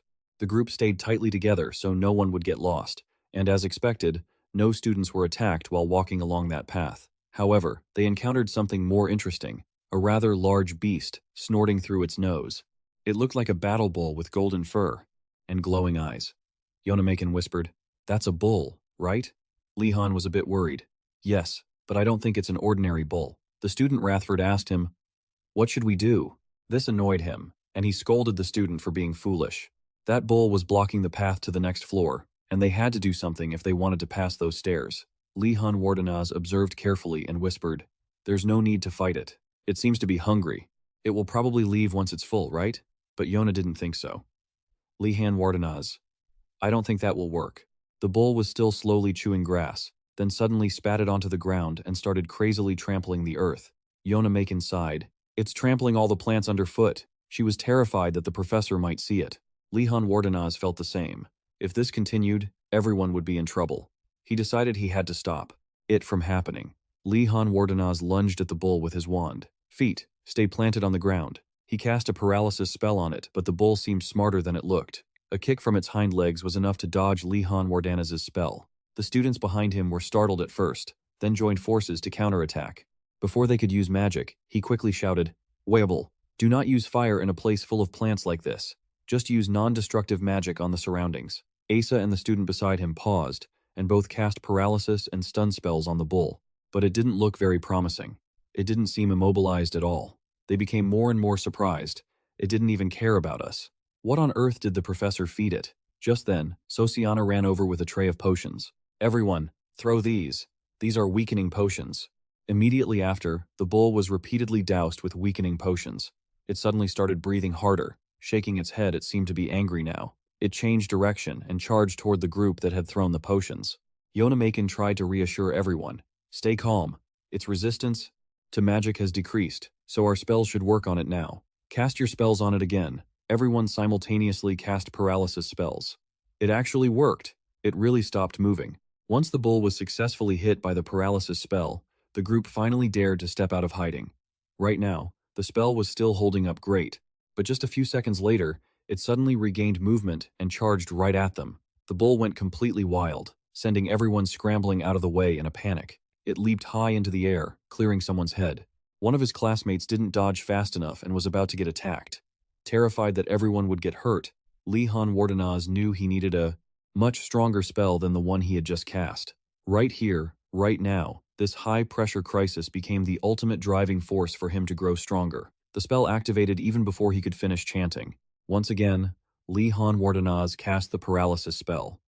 Though small and mysterious, this shift would one day become a legendary moment that left everyone completely astounded. In the dreamy green forest, the sound of water, coming from the sprinkler system, sounded almost like the singing of a water nymph.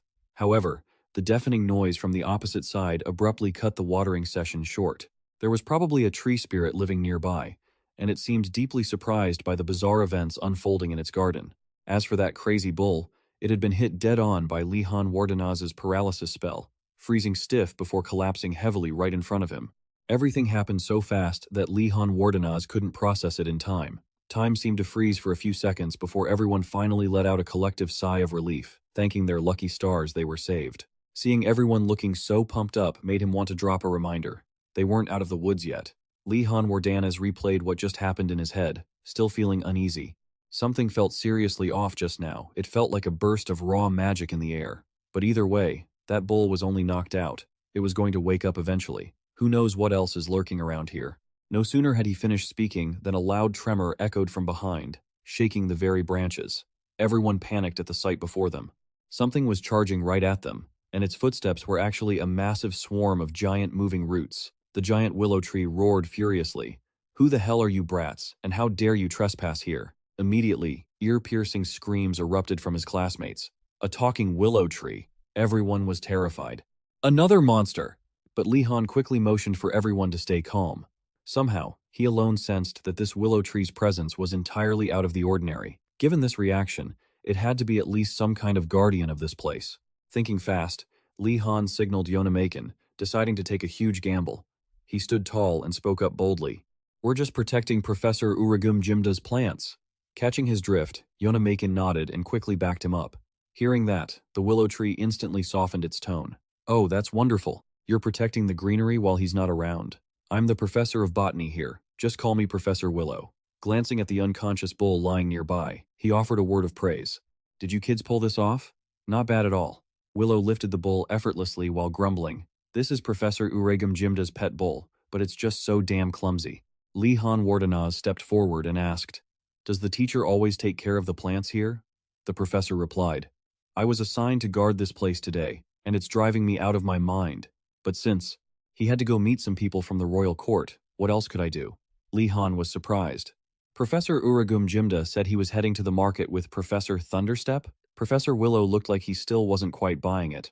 Lee Han reinforced his point. "Just ask Professor Thunderstep, and you'll see." Hearing that, the old tree looked slightly annoyed. "All right, I get it. Thanks for letting me know." Then Willow smoothly changed the subject. "Right, I should reward you for taking down that bull to protect the plants here. What do you want?" Seizing the golden opportunity, Lee Han asked, "Do you happen to know where we can find ingredients and reagents for alchemy practice, sir?" Willow hesitated for a moment. "There are way too many dangerous things around here for kids like you." Realizing the old man wasn't keen on spilling the beans, Lee Han Wardenaz racked his brain for another angle. He scratched the back of his head and said with a sincere expression, "I'm sorry for asking, sir. I guess I got a bit greedy. But being in such an amazing place, I'm just really curious to see Professor Uragum Jimda's laboratory too, sir." Professor Willow immediately caved in.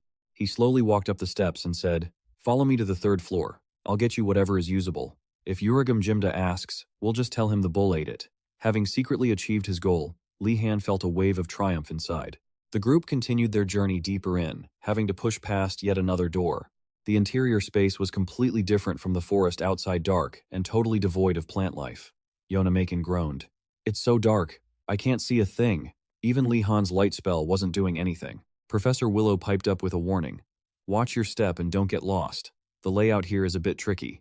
Suddenly, something glowing brightly zipped toward them from ahead. As it drew closer, it came to a halt. It turned out to be a moving door with the number 6 stamped right on it. Yonamaken muttered in bewilderment. Did that door seriously just jump in front of us out of nowhere? The moment the door swung open, the interior looked like a freezing, snow-covered lecture hall, without a single piece of equipment in sight. Professor Willow blinked in pure confusion at the newly opened door, then slammed it shut immediately. Willow muttered dejectedly, I think we should just seal this lab away forever. Soon after, the exact same thing happened again. Professor Willow summoned a few more laboratories, but none of the spaces behind those doors were anchored in reality. Lihan Wardanaz grabbed his pen and hurriedly scribbled notes into his book. He thought to himself, I'm starting to get the hang of this. Floors 1 and 2 didn't have many traps, but the third floor is heavily guarded. I've already jotted down how to summon. He secretly thought to himself that he was starting to get the hang of it. The first and second floors didn't have many traps, but the third floor was heavily guarded. He had already memorized the summoning methods.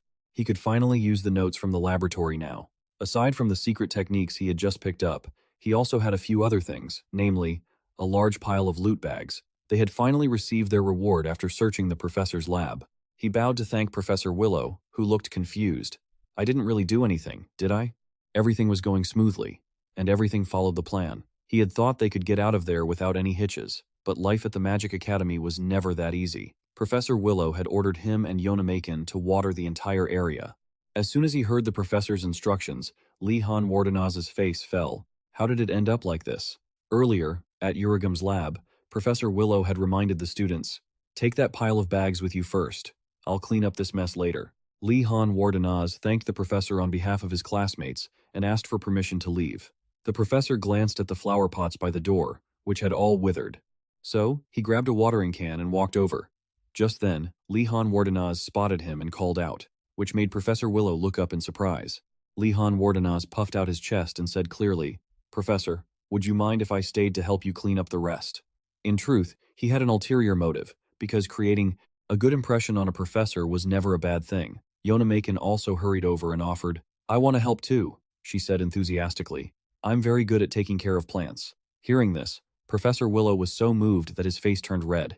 Oh, I never expected to meet such excellent students like you two. Afterward, he led them outside, excited.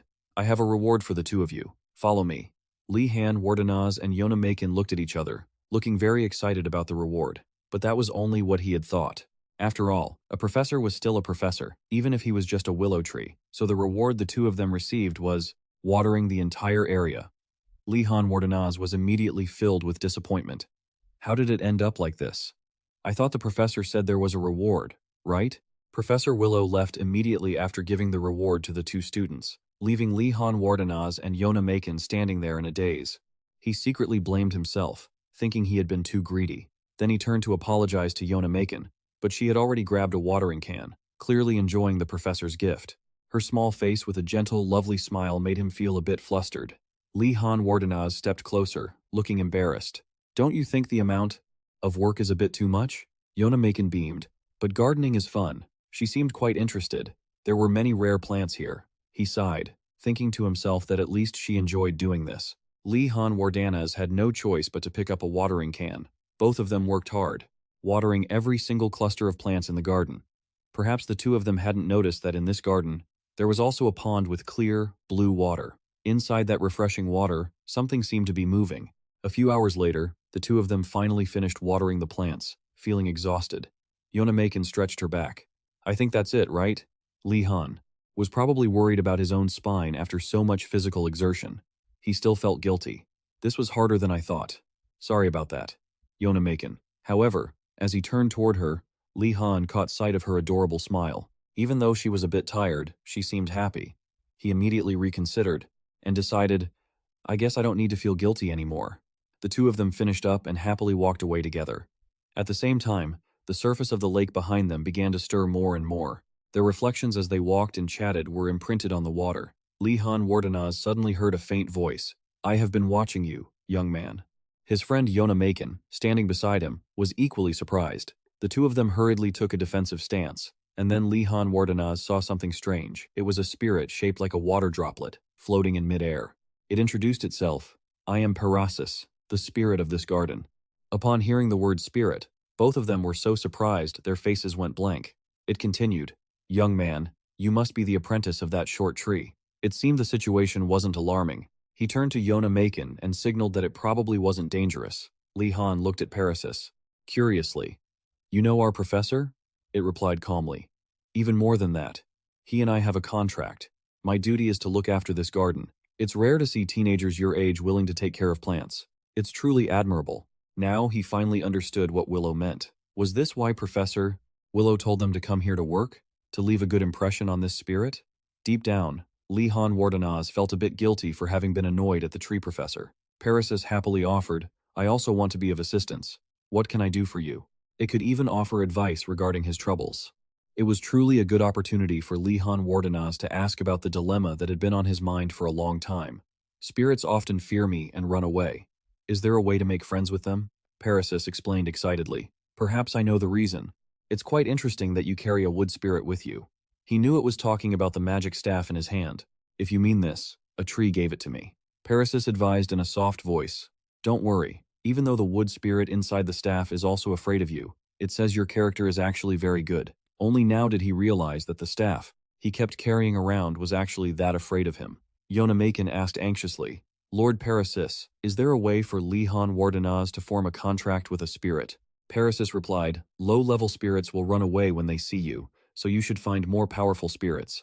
A violent and fierce spirit would suit you well. He nodded slightly to thank it, but it didn't stop there. It continued to explain, of course, even if they are high-level spirits, it doesn't mean they won't run away. What I said is a possibility, and it's unique to you. Hearing this, he felt a bit skeptical. This advice didn't sound very reliable. It seemed, Yonamakin couldn't wait any longer, ran closer, and asked, if we are done talking, can you form a contract with Lee? He held her back, looking at his friend. Parasis also suddenly went quiet and looked away. Lee Han hesitated. Yonamakin, you don't need to do that. But she still believed this was a rare opportunity for him. Lee Han intended to say something but stammered to a stop. His heart was a mess. He didn't know how to explain it. Can't you see I'm extremely embarrassed, Yonamakin? I even imagined the awkward feeling, like a teacher trying to play matchmaker. Parasis just looked apologetic and refused, saying he was afraid it wouldn't be possible. After all, I've already signed a contract with the dwarf. Lee Han knew this would happen. Hopefully, Yonamakin understands. She seems pretty kind, as she gave him a hint. But if he didn't want to leave with, since you came empty-handed, let me introduce you to a spirit I know. Then, Parasite recreated that spirit's home, which was a massive castle, and added a warning. That spirit has a very eccentric personality, but if you mention that you know me, at least it will listen. Parasite let out a sweet chuckle. I hope this meeting helps you out. As soon as Parasite finished speaking, the surface of the lake turned blue again. Then, controlled by that spirit, the water slowly began to flow upward toward the ceiling, quickly gathering into a giant drop of water and revealing the bone-dry lake bed. It continued guiding them. If you go in here, you'll meet that spirit. Parasite pointed out a path at the bottom of the lake for the two of them. Soon, Ihan Wardenaz and Yonamakin quickly jumped down to the lake bed, not forgetting to thank the spirit Parasite before leaving. Hurriedly, it called out, Wait! Give me your hands! Both of them stretched out their hands forward, and then Parasite channeled a stream of magical water into them. Ihan stared in surprise at his hands, which were now glowing brightly. Before he could voice his confusion, it explained, I've transferred my power into that charm. It'll come in handy for you guys someday. The two of them happily thanked it once more. Parasite was also glad to have been of help to them. By the time Ihan Wardenaz and Yonamakin walked up to the gate, it still called out after them, Don't forget the love you have for plants. He secretly felt lucky that even though Parasite was a spirit, it was still way more merciful than most other professors. After that, he chanted a light spell to step into the cave. Ihan Wardenaz muttered thoughtfully for a moment, then thought to himself, would it be too pathetic to admit that the spirit down here is actually creeping me out a bit? Yonamakin ran up to him and excitedly asked, Hey, Ihan Wardenaz, that spirit lives down in this pond. I wonder what the spirit we're looking for will look like. Ihan Wardenaz guessed, It's probably a water spirit, right? I suspect it lives in the lake or the river. She hoped it would be a water spirit, as I've heard they are incredibly wise. After traveling for a bit, he discovered a square hatch on the dungeon ceiling, like a shortcut. Ihan Wardenaz hoped to escape this prison and perhaps find the wisdom he was looking for. Inside the academy, he managed to open the iron grate and push it aside. But just as he poked his head out, he froze. Yonamakin was standing below, looking both anxious and increasingly panicked. When she saw him, she quickly climbed up after him. Yonamakin's expression wasn't much different from his. If anything, she looked even more distressed. Because this shortcut led them straight into the disciplinary room. Ihan Wardenaz felt a bit disappointed. One thing was certain, this was not a water spirit. Yonamakin asked him in surprise. Is this where you were locked up? Previously, right? Is this happening all over again? He remained silent, carefully opening the room's door to scout ahead before turning back to reassure her. It's okay, we're still safe. It seems no one is using this place right now. Hearing that, She let out a sigh of relief. Let's get out of here quickly. But there was a truth he needed to tell her. There was no exit here. All the exits had been blocked off. Yonamakin fearfully clung to his sleeve. No exit? I'm terrified of places like this. He calmly replied. It's fine. I've already roughly figured out the structure of this place. Because he had experienced something similar before with Rathford. Li-Han Wardenaz led her to a large wall at the end of the hallway. This is a magic pathway. He looked around, observing, and thought to himself, it's different from last time. There are no surveillance devices here. Li-Han Wardenaz rummaged through his robes while calculating his next move. If that's the case, there's no other way. I have to use my mana to create a path. He quickly told Yonamakin to stand behind him. Then Li-Han began to concentrate and chant. If the technique doesn't work, I'll use raw mana to force it. I just need to do exactly what I did last time. With enough powerful magic to reveal the path, he was about to act when an angry voice boomed, "Stop, you idiot." He paused, looking at the glowing light in front of him in surprise. Another strange voice. Yonamakin quickly asked, "Who are you?" It replied irritably, "I do not give my name to those who are unworthy." "Why did the two of you come here?" Li-Han Wardenaz replied. "Parasis recommended us. He said if I came here, I would find a spirit I could form a contract with." It glared at them. "You two seem like mere novice mages. Parasis is too soft-hearted with people like you." Seeing this, Yonamakin intended to ask on his behalf, but the spirit interrupted. "I will not form a contract with you. Go back." Then, it fell silent. She was shocked. Had the spirit vanished? Yonamakin lamented. "Li-Han Wardenaz, it seems we failed this time too.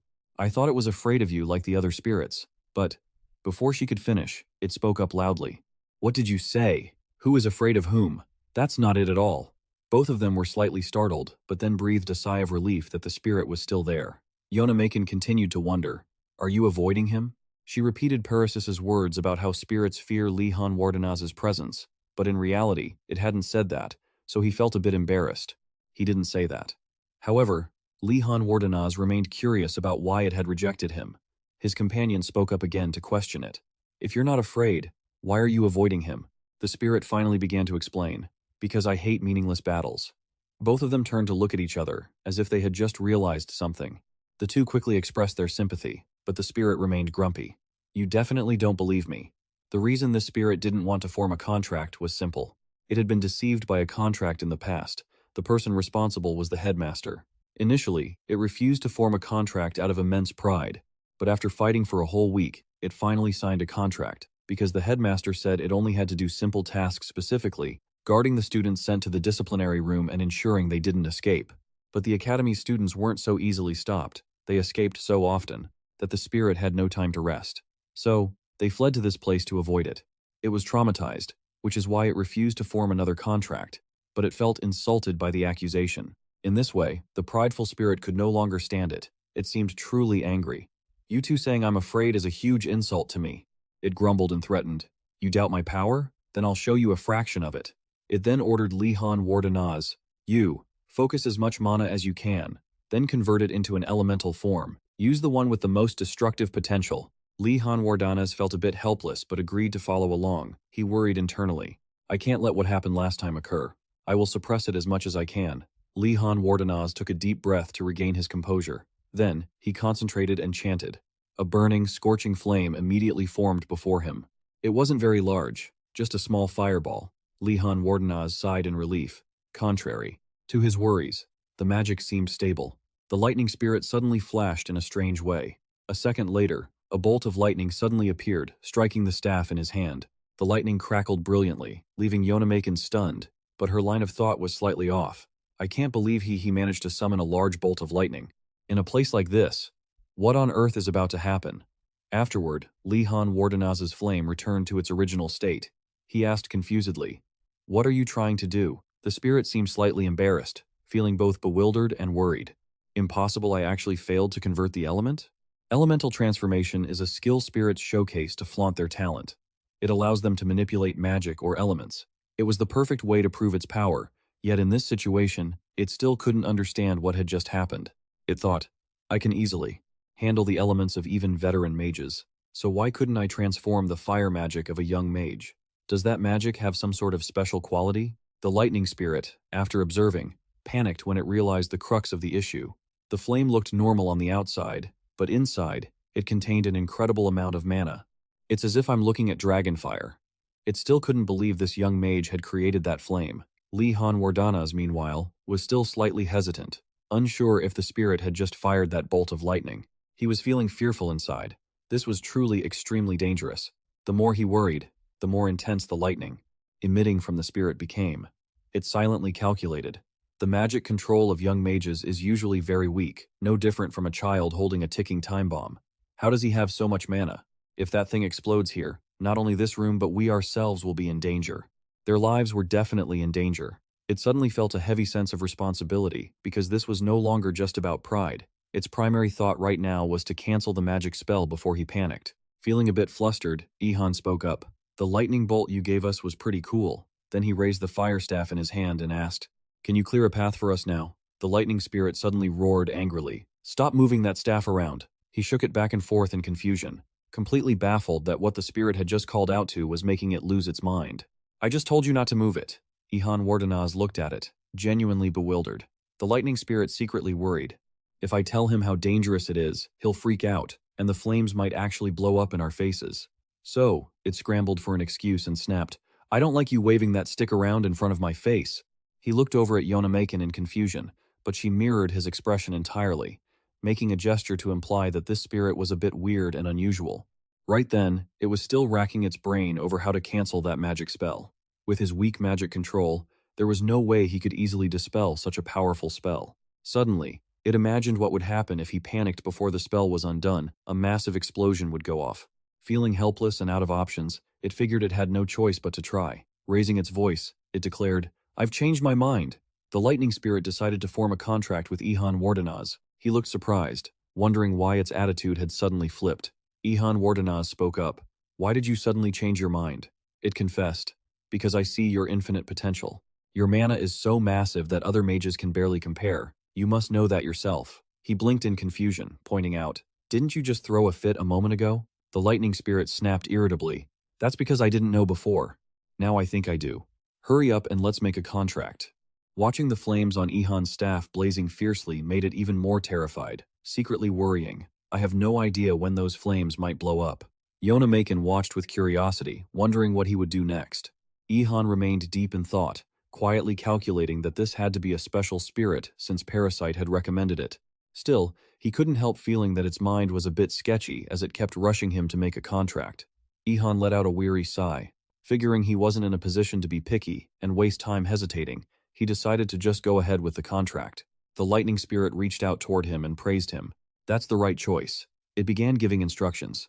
"Open your soul and accept me. I recognize you as my partner, and you'll have the right to summon me, so remember this clearly." The lightning spirit emphasized, "I'm not here to be your servant, and you are not my master." Amidst the contracting process, Ihan Wardanaz dimly began to figure out this spirit's true identity. A massive, blinding bolt of lightning struck straight at him, then slowly shrank down into a twin lightning mark right in the middle of Ihan Wardanaz's forehead. He slowly felt a new surge of energy entering his body, the power of the lightning spirit. Ihan Wardanaz thought to himself, "Lightning, I guess this explains why its brain isn't quite right." Instantly, a loud scold echoed in his head. "I've already formed a contract with you, so I can totally feel your doubts. Don't push your luck." Right after that, Donor came running over excitedly. "You're done with the contract, right, Ihan Wardanaz? Congrats." The lightning spirit groaned in annoyance. "That doesn't matter. Now that the contract is done, I'll show you my true power," he gasped, a bit nervous. "What? What are you planning to do?" Then, Ihan Wardanaz felt a shift in the arm holding his staff, realizing it was flowing directly into his hand. The lightning spirit chirped excitedly. "Up to this point, this feels amazing." It loudly commanded, "I'll help you control and release those flames. Hurry up, right now." Ihan Wardanaz hesitated. Honestly, he still hadn't adapted to its weirdness yet. In a flash, the lightning spirit snuffed out his flames. Ihan Wardanaz looked slightly confused, thinking to himself, "What the heck?" It looks like he was in a huge rush. He stared at it blankly. The lightning spirit angrily scolded, "You have no idea how dangerous what you just did was. Why? Why would you use such a terrifyingly massive amount of mana?" Ihan Wardanaz froze, listening to the lightning spirit rant. That much mana would have burned this entire room down to ashes, he thought to himself. "I honestly don't know what's going on either, but it sounded pretty dangerous." The truth was, fire magic was still way out of his league, so it clicked its tongue in worry. Such a powerful mage, yet so young and naive. The kind-hearted lightning spirit asked, "Hey, are you guys okay? The sun's already coming up, don't you have classes to go to?" Without it reminding them, the two of them wouldn't even have remembered school. Ihan Wardenaz shook uncontrollably, speechless, while Yona Makin shrieked in absolute terror. "We have Imperial Basic Geometry and Arithmetic this morning." He panicked as well, suddenly remembering. "We have to hand in our assignments today too." Just recalling the harsh face of the professor, the very mention of it made him pale. "I already finished the assignment last night. I won't be late." He then proposed to Master Pojin. "Master, please show us the way out of here." But the lightning spirit seemed hesitant. "I can't. I'm bound by a contract to guard this place." Lihan Wardenaz rubbed his temples in frustration, thinking, "Even if he left, I'm not sure we can even make it to class on time." Left with no other choice, he decided to use some reverse psychology. "Oh, for heaven's sake, why are you so useless? Why did you even make a contract with me?" The spirit awkwardly explained. "Being trapped in the detention room is a different matter, you see. Wait until you get out of here. When you summon me again, I'll prove my true power to you." The lightning spirit then opened the blocked path for them. "I can't leave this place, so seal me away now. Just recite the sealing spell right here." Lihan Wardenaz felt a bit helpless after hearing that, sighing as he complied with the request. As soon as he finished reciting the spell, chains instantly appeared, binding the spirit tightly. Lihan Wardenaz quickly pulled Yona Makin away, leaving the lightning spirit locked inside the tower. It called out after them, "Wait until you're outside. Don't forget to summon me. My power is far greater than this." The two of them finally escaped the sealed room. Lihan Wardenaz spread out a piece of paper in the hallway and began scribbling. Yona Makin pointed at the map Lihan Wardenaz had just drawn and asked, "What about this path?" He looked thoughtful. "That's a dead end too, damn it. This crude map isn't good enough." At the same moment, a skeletal foot was slowly approaching. He turned and asked, "Are you guys also looking for a way out?"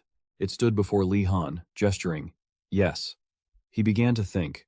The layout of this place was just like an anthill, a structure that makes it incredibly hard for anyone to escape. Lihan decided, "Let's check this hallway one more time." Then, a female voice came from behind. "The two of you are just wasting your time here." A voice echoed. Both of them turned toward the source of the sound in surprise. The voice continued, "Are you two looking for a way out?" Lihan Wardenaz realized there was someone in the prison cell, so he approached the door and asked who it was. The girl seemed to recognize his voice and asked him skeptically, "Are you that new student? The one who got caught after escaping through the tunnel?" He seemed to recall who she was, the senior student who was imprisoned for stealing from the headmaster's storage room. Yona Makin approached, asking who she was. Lihan Wardenaz explained that when he was locked in the punishment room, this senior was in the cell right next to his. Returning to the bone from earlier, it seemed to be looking for the remaining bone fragments. The senior stood in her room and said coldly, "It's not easy to find the way out." The bone seemed to want to call out to him, but because Lihan Wardenaz was talking to the senior, he ignored it. So, it went off on its own. Turns out it was seeking out its remaining bone parts. The scattered bone fragments automatically pieced themselves together one by one. In the blink of an eye, it had formed a complete animal. At that moment, the senior's tone remained indifferent. "Why should I tell you?" Her words left him deep in thought. This time, he had absolutely nothing to persuade her to help him. Shortly after, he was interrupted by the bone again. Lihan Wardenaz had just leaned down when he was suddenly startled. The incomplete bone from before was now a finished skeletal foot. It even had a bony tail wagging back and forth. It had assembled itself into a beast with all four legs, missing only its head. Although he couldn't see its face, it seemed very excited to show this off to Lihan Wardenaz. As soon as Yona Makin saw it, she thought it was a monster and screamed in fear. He quickly reassured her, "Wait, stay calm, Yona Makin. I think I summoned it. It must be because of the golden thread." The thread tied to its other leg, Lihan Wardenaz sat down and asked, "Is this skeleton yours? Did you reassemble this skeleton yourself?" It shook its neck bone to signal yes. He was a bit worried about whether this was a good thing or not. Lihan Wardenaz looked at it, confused. "All right then, so I need to find the bone fragment hidden in the punishment room, right?" The senior, upon hearing the story, hurriedly asked, "Wait, you said you summoned a skeleton? Did you accidentally learn dark magic from Professor Morcher?" He didn't intend to hide it. "Yes, but so what?" She went silent, thinking for a moment. Then she slid a letter through the gap, telling him, "Take this." The senior had suddenly changed her mind and became kind. "You're looking for the way out, right? Good luck." Lihan Wardenaz took the map, but for some reason, he didn't feel happy at all. He thanked her in a low voice. Afterward, the three of them hurried away. Behind the prison cell door, the The mysterious senior smiled. A male student learning dark magic, huh? I must meet him later. Outside, it was still morning, but they had arrived a bit late. The lecture of that professor had ended just a few minutes ago. Li-Han Wardanaz peeked out to carefully assess the situation. The professor had finished the class with a thick stack of homework assignments. Yona Makin said dejectedly, "What about our assignments?" He knew the professor's personality well. Even though he didn't take attendance, submitting late was definitely not allowed. Li-Han Wardanaz had no other choice and prepared to pull out his wand. But as he raised his wand, Yona Makin, who didn't understand his intent, was very surprised. She hurriedly stopped him. "Wait, Li-Han Wardanaz, stay calm. You can't attack a professor." He looked at her and explained, "Look over there. I don't intend to do that." What Li-Han wanted to target was the professor's stack of assignments. He said, "I'm going to slip our assignments into that stack of papers." This was truly beyond Yona's imagination. Li-Han seemed very confident. "Of course it's possible. Give me the papers so I can toss them in." At this point, he began to focus on the target. Once everything was ready, Li-Han Wardanaz whispered to himself. All the hardships he had endured for Professor Volody Bagrat might all come down to this very moment. After his incantation, the two notebooks gently floated forward. Yona silently marveled. He makes basic telekinesis look so easy. Li-Han Wardanaz is truly exceptional. He was very focused on performing the spell as carefully as possible. In his mind, Li-Han Wardanaz kept reminding himself that simply inserting them into the middle of the stack wasn't enough. "I can't let anyone notice." He tried to close his eyes and focus intensely. While Li-Han was reminding himself to focus, the familiar voice echoed in his ear, reminding him to focus. Li-Han froze for a few seconds. He stood there dazed, rubbing his head, thinking, "Have I been through so much that I'm hallucinating? Why do I hear Professor Volody Bagrat's voice?" Immediately, the teacher's voice rang out. "It's just as simple as slipping paper into a stack." At that moment, he was startled and turned his head, realizing he hadn't misheard. Professor Volody Bagrat was standing behind him, his voice cold as he reminded him, "What are you looking in this direction for? Focus." Instantly, Yona and Li-Han felt like they had fallen into an abyss of despair, as if they were thieves who had just been caught by the police. He inwardly lamented that this situation was incredibly unlucky and was also curious about the stranger standing next to the professor. That person was Komen. He rubbed his chin and said nonchalantly, "But there's a barrier around it, isn't there?" He pointed forward and continued, "The moment you touch it, the barrier will notify us immediately. It's quite fragile and intricate." Following the stranger's words, he realized there was indeed a barrier. Li-Han observed more closely and could finally see it. The two notebooks were hovering, preparing to be placed in their spot. Komen observed them and said to Professor Volody Bagrat, "I don't think a student can get past that." Before he could finish his sentence, he had completed the task of maneuvering the two notebooks to touch the protective barrier. They passed through the protective barrier smoothly. A soft notification sound rang out as they landed on the professor's stack of books. His silhouette faded behind the staircase at the end of the hallway without any further reaction. Only now did Li-Han Wardanaz dare to let out a sigh of relief. Yona Makin stood to the side, looking at him with admiration. Coleman couldn't hide his surprise. He hurried over to him and praised him in amazement. "A barrier that thin would have notified us if you had made a mistake. It's truly unbelievable. How could you do that?" Professor Volody Bagrat replied nonchalantly, "Because he learned the method." Li-Han looked at him, hesitating. "Yes, I must thank the professor for his guidance." Komen, on the other hand, took the opportunity to smile brightly to get to know him. "Honestly, this student is a bit too talented to be under just one master. You are Li-Han Wardanaz, right?" He introduced himself happily. "My name is Professor Komen. I teach illusion magic. My specialty is magical barriers." Komen reached out his hand toward him. "Now, I should shake your hand, but I advise you not to shake my hand, for a reason. My specialty is magic barriers." Komen reached out her hand to him. "Now, I should probably shake your hand, but I advise against it, for reasons regarding my race." Li-Han Wardanaz understood immediately and politely agreed. He thought to himself, "Illusion magic, huh? I should keep up appearances with this professor." He seemed very interested in Li-Han Wardanaz. "You'll surely see me soon at Professor Garcia's lecture. I'll teach you all about the wonders of illusions." Beside them, Professor Volody Bagrat didn't seem pleased. He said coldly, "Illusion magic is useless. A mage at a certain level won't be fooled by illusions." He suddenly felt worried. Is the professor really spitting on someone else's specialty right to their face? The situation is probably going to get tense now. Yet, Komen calmly asked, "By the way, why did you try to shove paper through the barrier earlier?" That took him by surprise, but maybe it was just a habit. Li-Han Wardanaz scratched his head, stammering, Because we were turning in our homework late. The professor seemed surprised. You'd go that far for a measly assignment? Common laughed heartily. You really are a diligent mage. If it were me, from the start, I wouldn't have bothered doing assignments for Professor Alfred Nathan, he asked, surprised, for the reason behind that. At the same time, Professor Velati's voice drew his attention, because that professor is just a high-ranking manager for the Empire. He's better at abusing power than at magic. Come inside. Do you know he cut half of my research funding? Lihan Wardanaz calculated silently. So the professor used to be a high-ranking manager? Then I really need to keep up appearances in front of this person.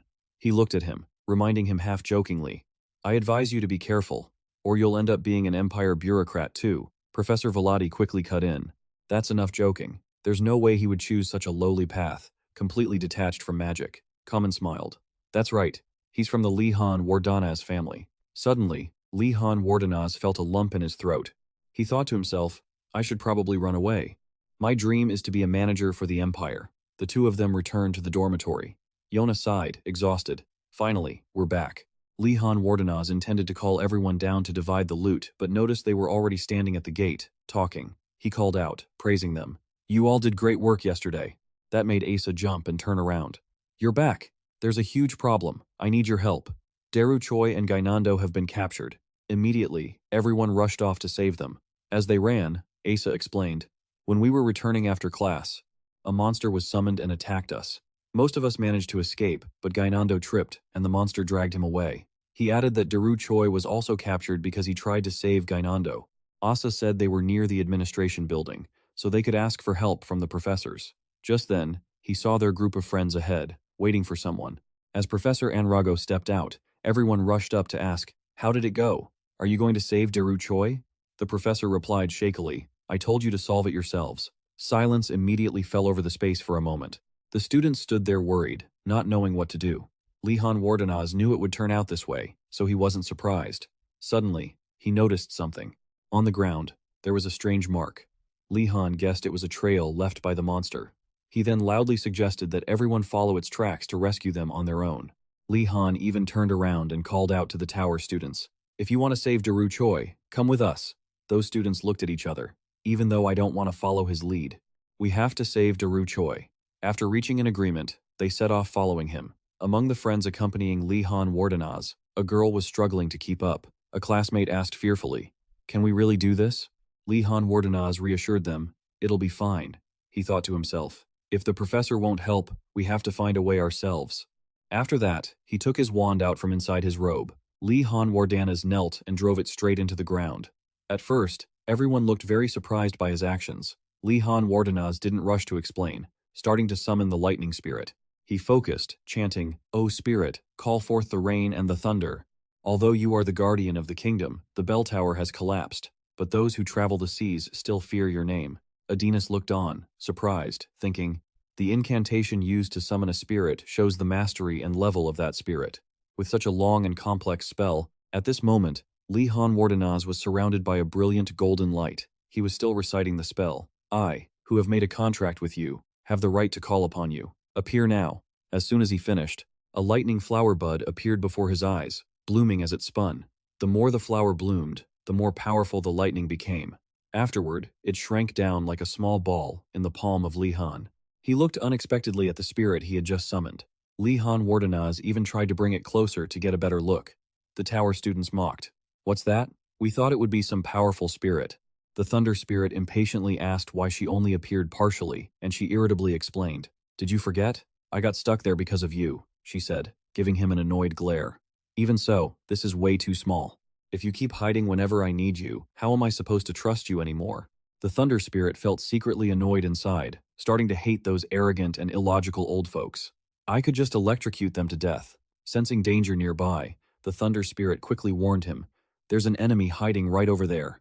Lihan Wardanaz immediately cast an invisibility spell and looked around, asking, where is he? I don't see anything close by. Although Lihan Wardanaz wasn't paying attention, the ground near where he stood had cracked open heavily right underneath him. Suddenly, a monster surged upward to attack. Unlucky Anrago got snatched away in an instant. The thunder spirit muttered, evaluating the creature. That monster probably has the ability to travel underground, huh? It whispered to Lihan Wardanaz. The mages around here probably messed with something unnecessary, like giving it that skill. Be careful. If you get caught, your magic power will be completely sucked dry. Like you guys do? He calmly replied.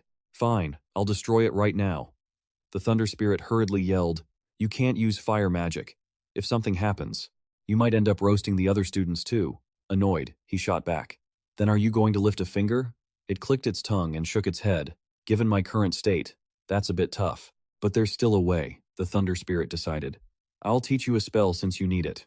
Surprised, Li Han Wardenaz asked. What? Isn't that even more dangerous than the magic I just learned? It quickly interrupted him.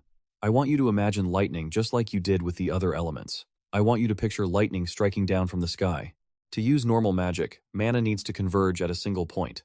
However, lightning is the exact opposite, because giant bolts don't stay in one place. They split into multiple branches after striking down. It's perfect for the current situation. If the lightning bolt split in too many directions, the worst-case scenario could happen. Li Han Wardenaz, you're looking worried this is actually dangerous. The lightning spirit says it'll be hard to keep the bolts from splitting like that, so it'll help him first. It borrows his hand to channel the energy. Li Han focuses intensely on the lightning manifesting in front of him, then turns to ask it. It's been materialized. We did it, right?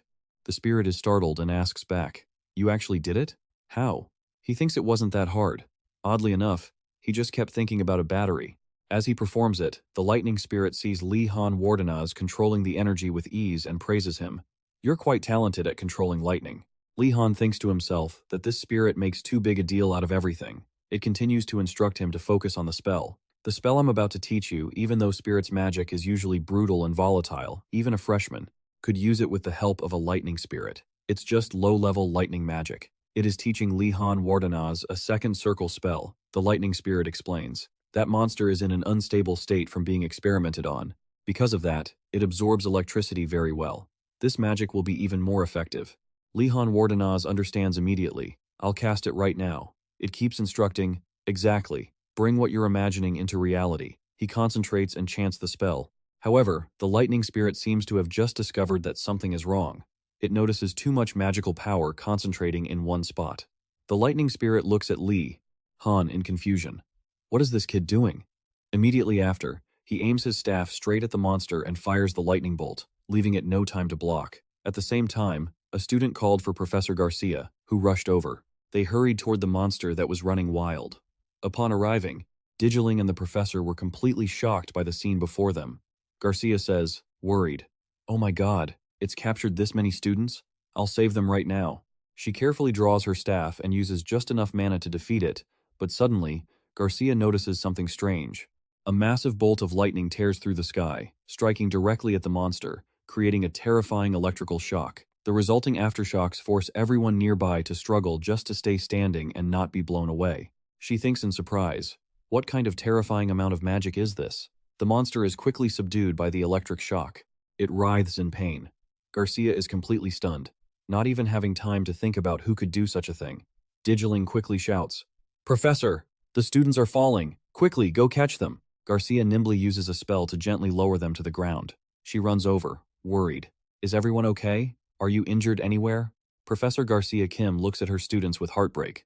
Andrago also seems to have been affected by the lightning bolt, his face soot black, lying dazed on the ground.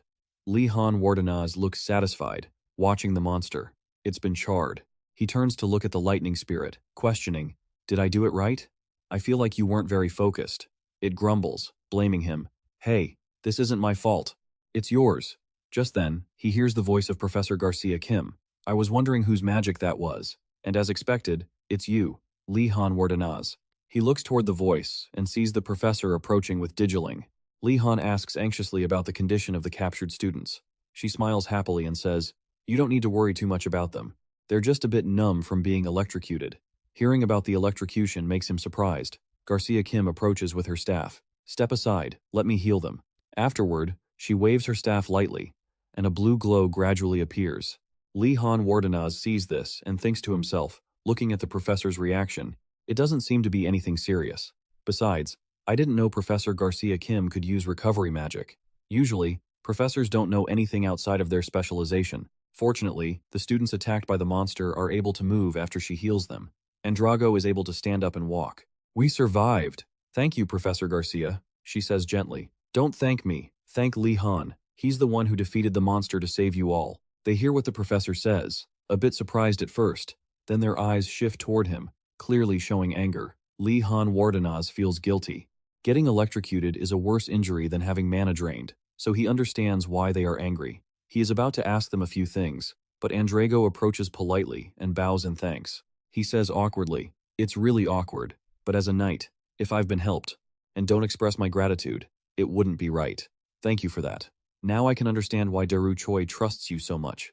Li Han Wardenaz feels a bit of a thrill from the unexpected thanks, but then Andrago pours a bucket of cold water on him. "Of course, I don't intend to consider you a friend.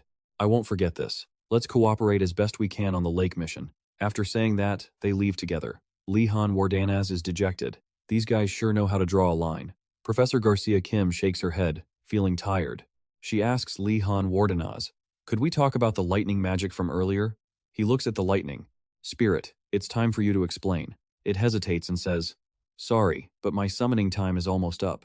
The lightning spirit dodges the question. "Looks like you'll have to solve this on your own." Professor Garcia Kim stands there waiting for an explanation but still doesn't understand anything. Just when he needs it most, the lightning spirit slips away. It tells him, "Next time, I'll show you my true power." Li Han Wardanaz is helpless, unable to keep it there for a few more minutes. He hurriedly explains, "Professor, there's a story behind this," but before he can finish his sentence, a voice cuts in. "Are you the one who uses lightning magic?" Garcia is slightly startled by the person's sudden appearance. He holds the charred, remaining piece of the pry monster that was electrocuted in his hand. Professor Vladi Bagret crushes it in his hand. He finds this very interesting. Li Han Wardanaz turns pale, looking at him fearfully. Professor Garcia Kim hurriedly stands in front of him, asking, "Wait!" Professor Vladi Bagret, "Why are you asking about lightning magic?" He answers nonchalantly, "It's necessary for his studies." She turns back to look at Li Han Wardanaz in surprise. "What? Does that mean you're taking his class?" His yes makes Professor Garcia incredibly surprised. She thinks to herself that she always respects the professors here to a certain degree. However, the classes of Professor Vladi Bagret have crossed the line. Garcia thinks they are too harsh for students to keep up with. Furthermore, she looks at Li Han Wardanaz with worry. Because he's only a freshman, he's already taking his class? Professor Vladi Bagre remains calm. "Don't worry, he's always been able to keep up with my pace." However, Garcia Kim seems very unsatisfied. He continued speaking. "She has learned so much knowledge about magic. She even enlightened herself to figure out how to create a water shield." Vladi Bagret, highly praising him. "Her thirst for learning is so intense that I actually had to hold her back."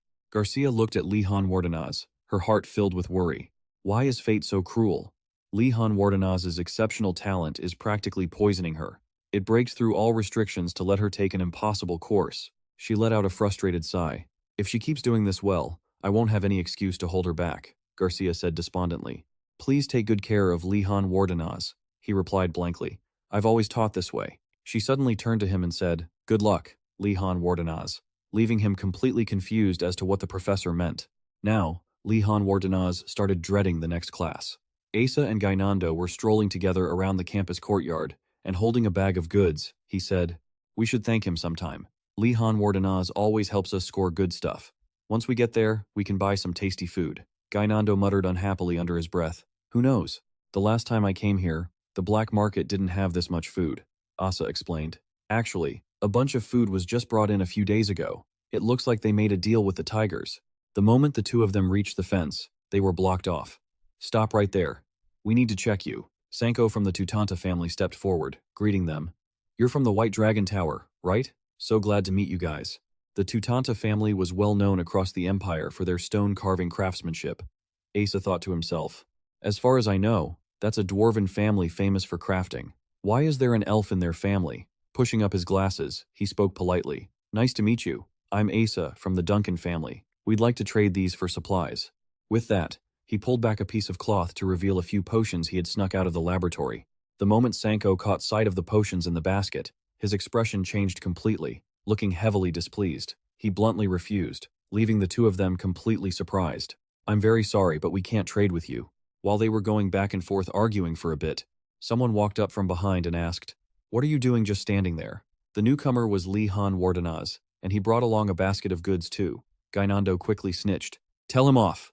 He refuses to trade with us." Li Han Wardenaz curiously walked closer to ask for the reason, and Sanko answered very concisely. It's because of the rules. He pronounced every single word clearly. From now on, bringing in any unverified food items is strictly forbidden. Hearing this, he finally understood the situation. This guy must be the leader of the Turtle Tower. Li Han Wardenaz brought out a basket of fruit and said, I harvested these myself from my own garden. Can I come in? Immediate approval was granted, and Li Han Wardenaz turned back to wave goodbye to Asa before heading inside. He smoothly stepped into the market alongside Sanko, while Asa stood left behind outside looking completely dejected. He muttered gloomily, I failed to pay him back again. Sanko looked at him with a bewildered expression.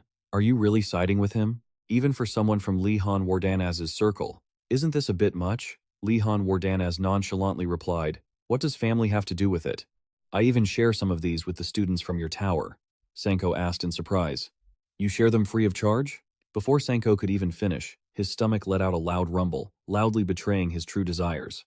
Blushing, he clutched his stomach, completely at a loss for words. Li Han Wardenaz slowly pulled a crop out of his basket and handed it to Sanko. Want a potato? Even the famous picky princess praised these to the skies. Well, actually, her fans just say that, but she's pretty easygoing when it comes to food. Sanko shook his head, waving his hands. I'm fine. I don't have anything to give you in return right now. Li Han Wardenaz kindly said, Just take it. No payment needed. It's totally fine. But unexpectedly, this hit a nerve regarding his pride. Sanko snapped angrily. Don't insult me. I, a dwarf of the Tutanta family, never take anything without paying for it.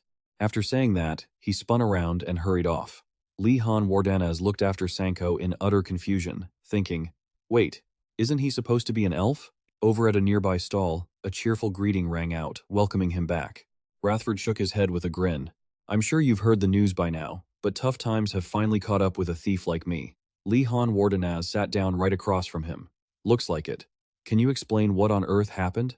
Rathford sighed heavily. The black market is expanding under Sanko's strict management, but obviously, that brings problems. He started explaining how some students had been sneaking into the market to sell sketchy goods, while others just came to pick fights. As you know, the Turtle Tower always takes the heat whenever the other towers clash. That's why Sanko came up with a brand new trump card. It's what keeps the Turtle Tower safe. Strict rules, no work, no food. To properly compensate for whatever gets stolen, the culprits get banned outright. Furious, Li Han Wardanaz slammed his fist down hard on the wooden crate. Annoyed, he muttered. No matter where you go, it's always guys like this making life miserable for the students. Li Han Wardanaz felt heartbroken for them, thinking, if we steal like this, we're going to starve to death. Rathford suddenly remembered something and showed off to him. While he wasn't here, there was something new. On the table over there, 3 people were huddling over something. IM was pointing at some cards on the table, saying, There's a 6 of spades among these 3 cards. I'll flip them over and shuffle them all. If you find that card, you can double your bet. He was puzzled betting? That's allowed? Rathford explained that they didn't like it, but it was still permitted. The table next to them erupted in groans from losing the bet. My bread! That was my food for 3 days. Im stammered, apologizing. I shuffled quite slowly, but actually, the guy had cleverly hidden the card in his palm. Ralph leaned over and whispered to him, warning him never to gamble with Im. Li Han nodded in agreement. That technique was truly unusual. Was it from the gambling guild? Suddenly, a voice called out from behind, Li Han Wardanaz. He turned around, surprised, to see Sanko leading 2 other students over to confront him. It seemed those 2 had taken his food without paying him back, hadn't they? He looked very angry and couldn't accept this. Li Han Wardanaz's eyes widened in surprise. He recognized them as the ones he had cooked the tomato stew for earlier. Li Han Wardanaz turned to explain to Sanko, Wait a second, about that. He waved his hand and replied, It's not like I meant to criticize you. Rathford was also there, preparing to carry a crate while the 2 were talking. Sanko seemed annoyed. On behalf of my friends, I apologize for their wrongdoings. Because living off others without working is truly thoughtless behavior. 2 people, covered in dirt, were standing in a hut nearby. They turned to look at the 2 talking. Sanko was determined to make amends. We want to pay back for the things we ate. Even though their current situation was a bit dire, he told them it was fine, but he secretly thought to himself that it felt pretty bad to take things back from them, especially since they weren't even from Tiger Tower or his own tower. Li Han Wardanaz scratched his head while the other student insisted, I can't let this slide. Sanko made up his mind and pointed at himself. I will pay you back on behalf of my friends. He looked on in surprise as the student stood there with hands on hips. How do you intend to do that? Sanko pointed toward the tower, his expression resolute. From what I've heard, you should go around the academy at night. I have useful information for you. Meet me tonight. I'll tell you everything. At night, in one of the towers, feet were slowly stepping up the stairs. A glowing orb floated above Lihan Wardanaz and Sanko to light the way. The student held a staff and led the way. He followed behind, observing the surroundings. Sanko's gaze suddenly became sharp. The path to the third floor is part of the main building, intended to be kept hidden from new students like us. In fact, every time we tried to reach the third floor, the building structure would change. But our persistent efforts have finally paid off. He recalled the times they tried to solve the tower's secrets. A close friend stood in front of a hallway and shouted, "There are 5 hallways in total." The next scene showed Sanko, scratching his head in confusion, while his close friend sat slumped in despair as they hit a dead end in front of them. I was sure I saw the stairs leading up here. Finally, it was when Sanko and his friend were blocked by a wall. Back in the present, he stopped and turned around with a serious expression. We've found the solution. Lihan Wardanaz heard Sanko say that, and his expression showed a hint of surprise and fear as moonlight covered the giant wall clock. Sanko began to explain. When the hour hand and the minute hand both point at an odd number, in that moment, you must grip your magic staff with your left hand. Those were the 3 conditions that needed to be met to open the way to the third floor hallway. Suddenly, the water at the entrance vanished into mist, drifting toward Lihan Wardanaz and Sanko. He was very surprised and exclaimed, "Just as I expected from a magic academy. I wouldn't have believed it if I hadn't seen it with my own eyes. It's wonderful that you've decoded it all." The two continued walking while Lihan wondered, "You told me to come here just to say this?" Sanko immediately denied it, saying this was only the preparation. He looked determined. "I want to introduce you to someone." Lihan walked slowly behind Sanko and asked, "Who is it?" The student replied, "I can't say yet, but you'll know soon enough." The words made him sink into deep thought. Lihan Wardanaz followed Sanko, wondering, "What is this about?" Suddenly, the student turned around and said to Lihan Wardanaz, "I've asked other students what kind of person you are." He worriedly wondered if the student was asking about him based on those rumors. None of them were good. Thinking that, Lihan started in surprise, his eyes widening. Could the person he wanted to introduce to him be? Suddenly, 2 people appeared out of nowhere behind him, making him jump. Lihan looked at them in surprise. It was Andrago and one of his minions. Sanko stood his there, pointing at them, and shouted, "That's right, this is a trap. Die, Lihan Wardanaz." So, those thoughts were just his own speculation. He shook his head repeatedly, thinking to himself, it wouldn't turn out like that, would it? Sanko, with a confused look, turned back to ask him, "What's wrong?" Lihan Wardanaz immediately denied it. "Nothing." "What did the others say about me?" The student again had a determined look. "I heard you've been giving food to many others, and I want you to stop that. Those who can't earn their own food or clothing won't know how precious they are." He replied calmly, "You're right." Sanko was surprised by Lihan Wardanaz's words. "You agree?" he replied. "What's wrong with that?" He insisted, "Those who don't work don't know the value of labor." Lihan Wardanaz thought to himself, "Especially the professors." Sanko widened his eyes in amazement as he looked at him. The student clenched his fist.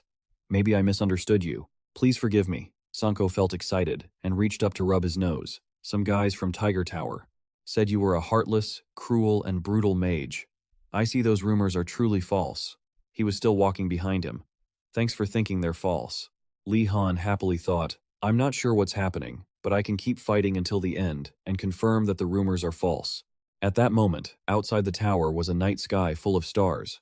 Inside, the two were standing in front of another huge statue of a person sitting on a throne. The woman's face was carved with exquisite detail, carrying a cold and stern look. He looked up at the statue and thought to himself, "It's a bit cracked, but it's still a beautiful stone statue." Lihan Wardanaz tilted his chin, thinking the statue felt very familiar. Sanko looked up and called Lihan Wardanaz's name. Turning his eyes to a corner of the cracked statue, the student asked, "Do you see how it's cracked here?" Sanko said seriously, "After seeing it cracked, I restored it. I couldn't just let it stay cracked like that." He stood next to the student, watching him take a small hammer to fix the crack, and thought to himself, he is truly a workaholic. Lihan Wardanaz spoke up, but then he asked, "Why is it breaking again?" Sanko tapped the cracked area. "The statue keeps cracking even when I repair it." No sooner had he finished speaking than he stopped. Lihan Wardanaz was startled as the ground began to tremble, and a door slowly appeared before the two of them. Sanako said seriously, "Here is the way to open this secret door." Lihan Wardanaz turned his head in shock as Sunku used his hand to push him further inside. From now on, you have to go alone. Li Han Wardanas hesitated and looked up, breaking into a cold sweat as he stood before the cave entrance and gazed down the pitch-black path.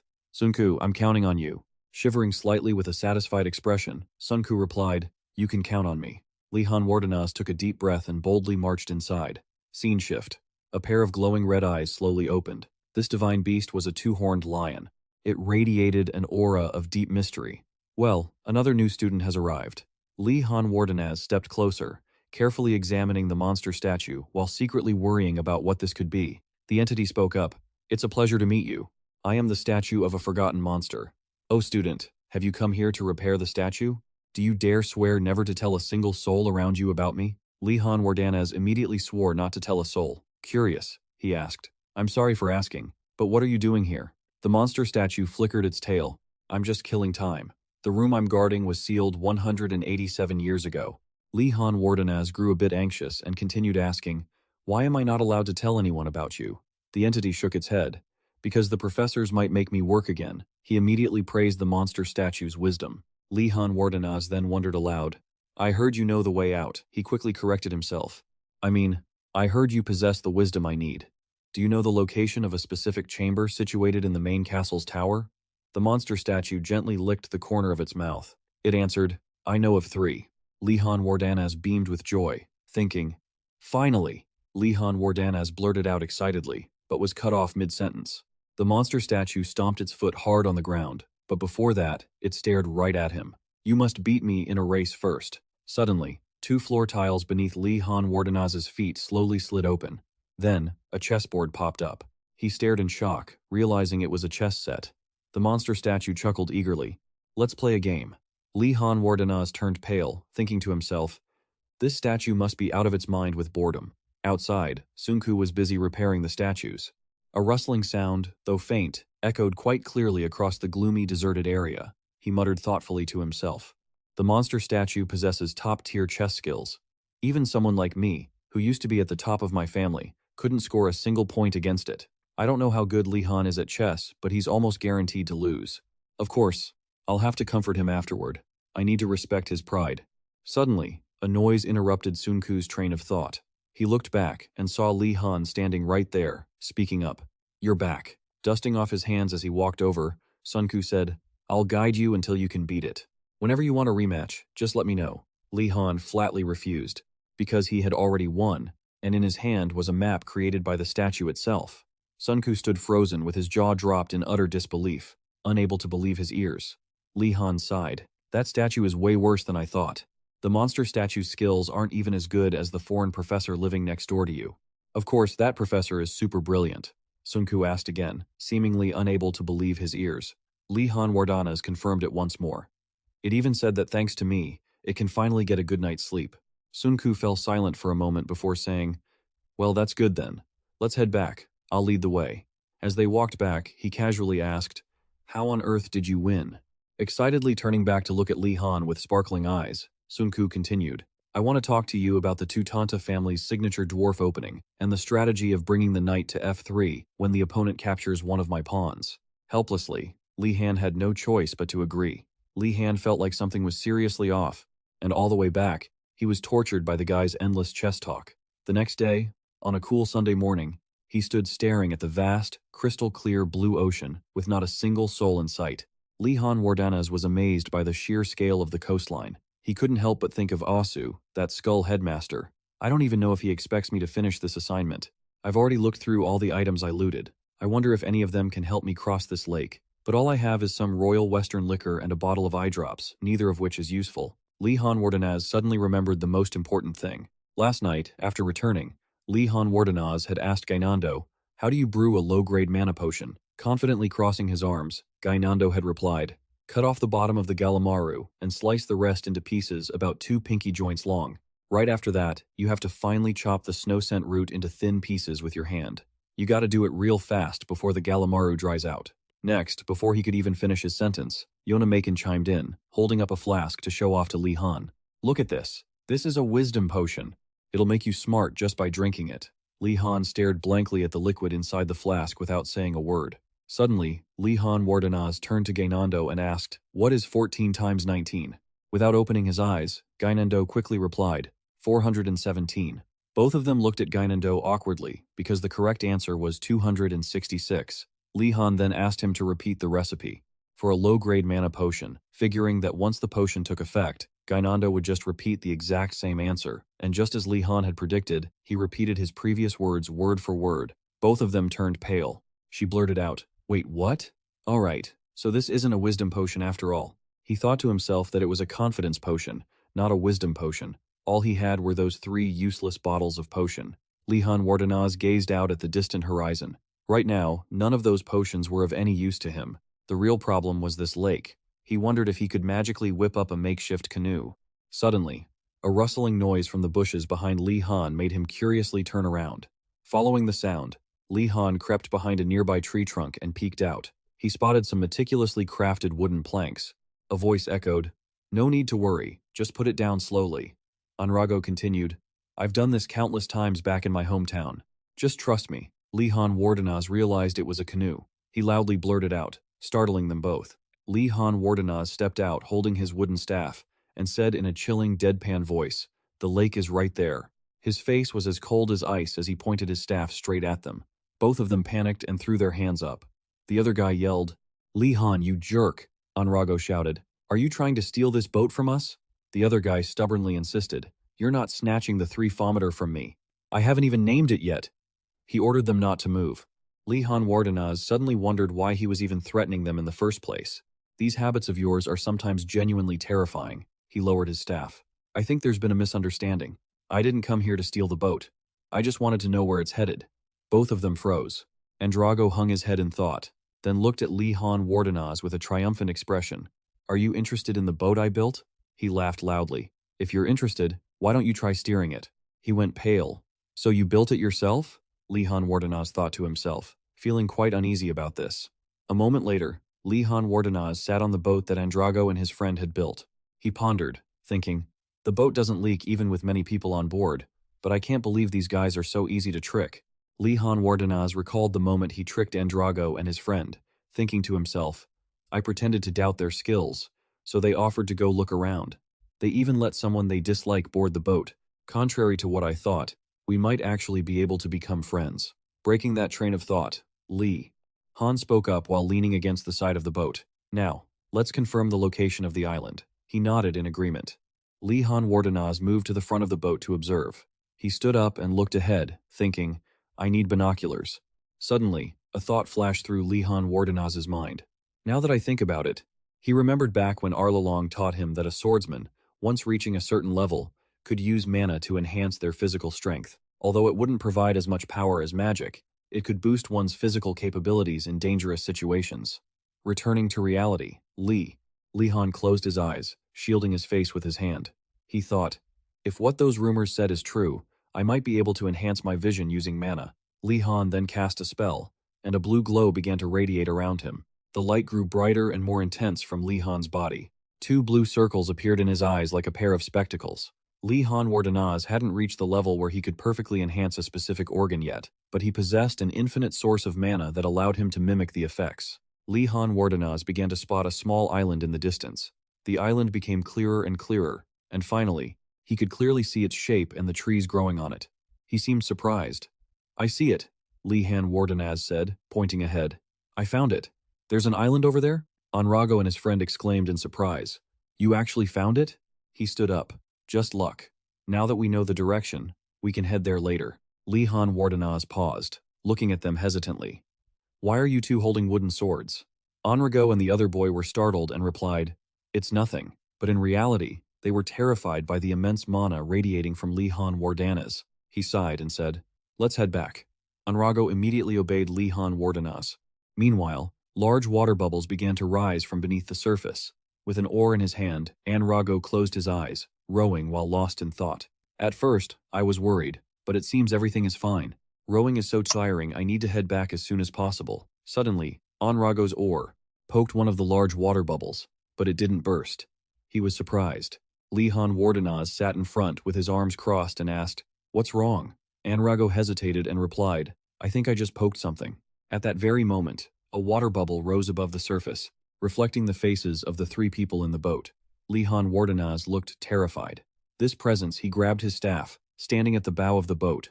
Suddenly, the bubble fired massive jets of water. Li-Han shouted, "A water spirit!" No sooner had he finished the sentence than the water droplets rained down on the three of them. The other boy clutched his head in panic and screamed, "Enrago, what did you do?" He loudly apologized. By now, the water spirit had stopped attacking. Li-Han Wardenaz looked up at it, speculating. Based on the fact that it can't talk, it doesn't seem to be a high-level spirit. And the emotions radiating from this spirit, the water spirit, was trembling. He realized it was scared. Li-Han Wardenaz covered his mouth in astonishment. He had realized something. Li-Han remembered that he had just used his mana to search for the island. The real culprit wasn't Enrago, it was himself. The spirit had been startled by the mana he released. Li-Han Wardenaz told Enrago, "Calm down and stand up." He held his staff, his expression fearful. He then said, "I need your strength." Enrago and his friend were huddled behind a partition, sobbing, and asked, You're not blaming me?" Li-Han Wardenaz turned to them, feeling helpless, thinking, he still thinks it's his fault. Suddenly, his expression turned serious. Li-Han Wardenaz looked at Enrago with a gentle gaze. Everyone makes mistakes, but the important thing is how you face those mistakes. Enrago was taken aback by his words. Li-Han Wardenaz turned his back and looked at the water spirit. "Keep rowing." Enrago immediately rowed. "All right, leave it to me." He looked back, thinking, it would be great if we could just escape. Li-Han Wardenaz glared at the water spirit with sharp eyes. The spirit immediately became extremely frightened and anxious. Compared to the water spirit, he was clearly a formidable foe. In the spirit's eyes, his gaze was full of terrifying killing intent. The water spirit suddenly released a surge of energy. Li-Han Wardenaz immediately crouched down and yelled, "What is that?" He looked at the water spirit, thinking, wait, this feeling. The water spirit released energy that caused other water spirits to rise from the surface. This left Li-Han Wardenaz completely shocked. Enrago and the brown-haired boy were clinging to each other, crying, while he sat in the front with a fearful expression.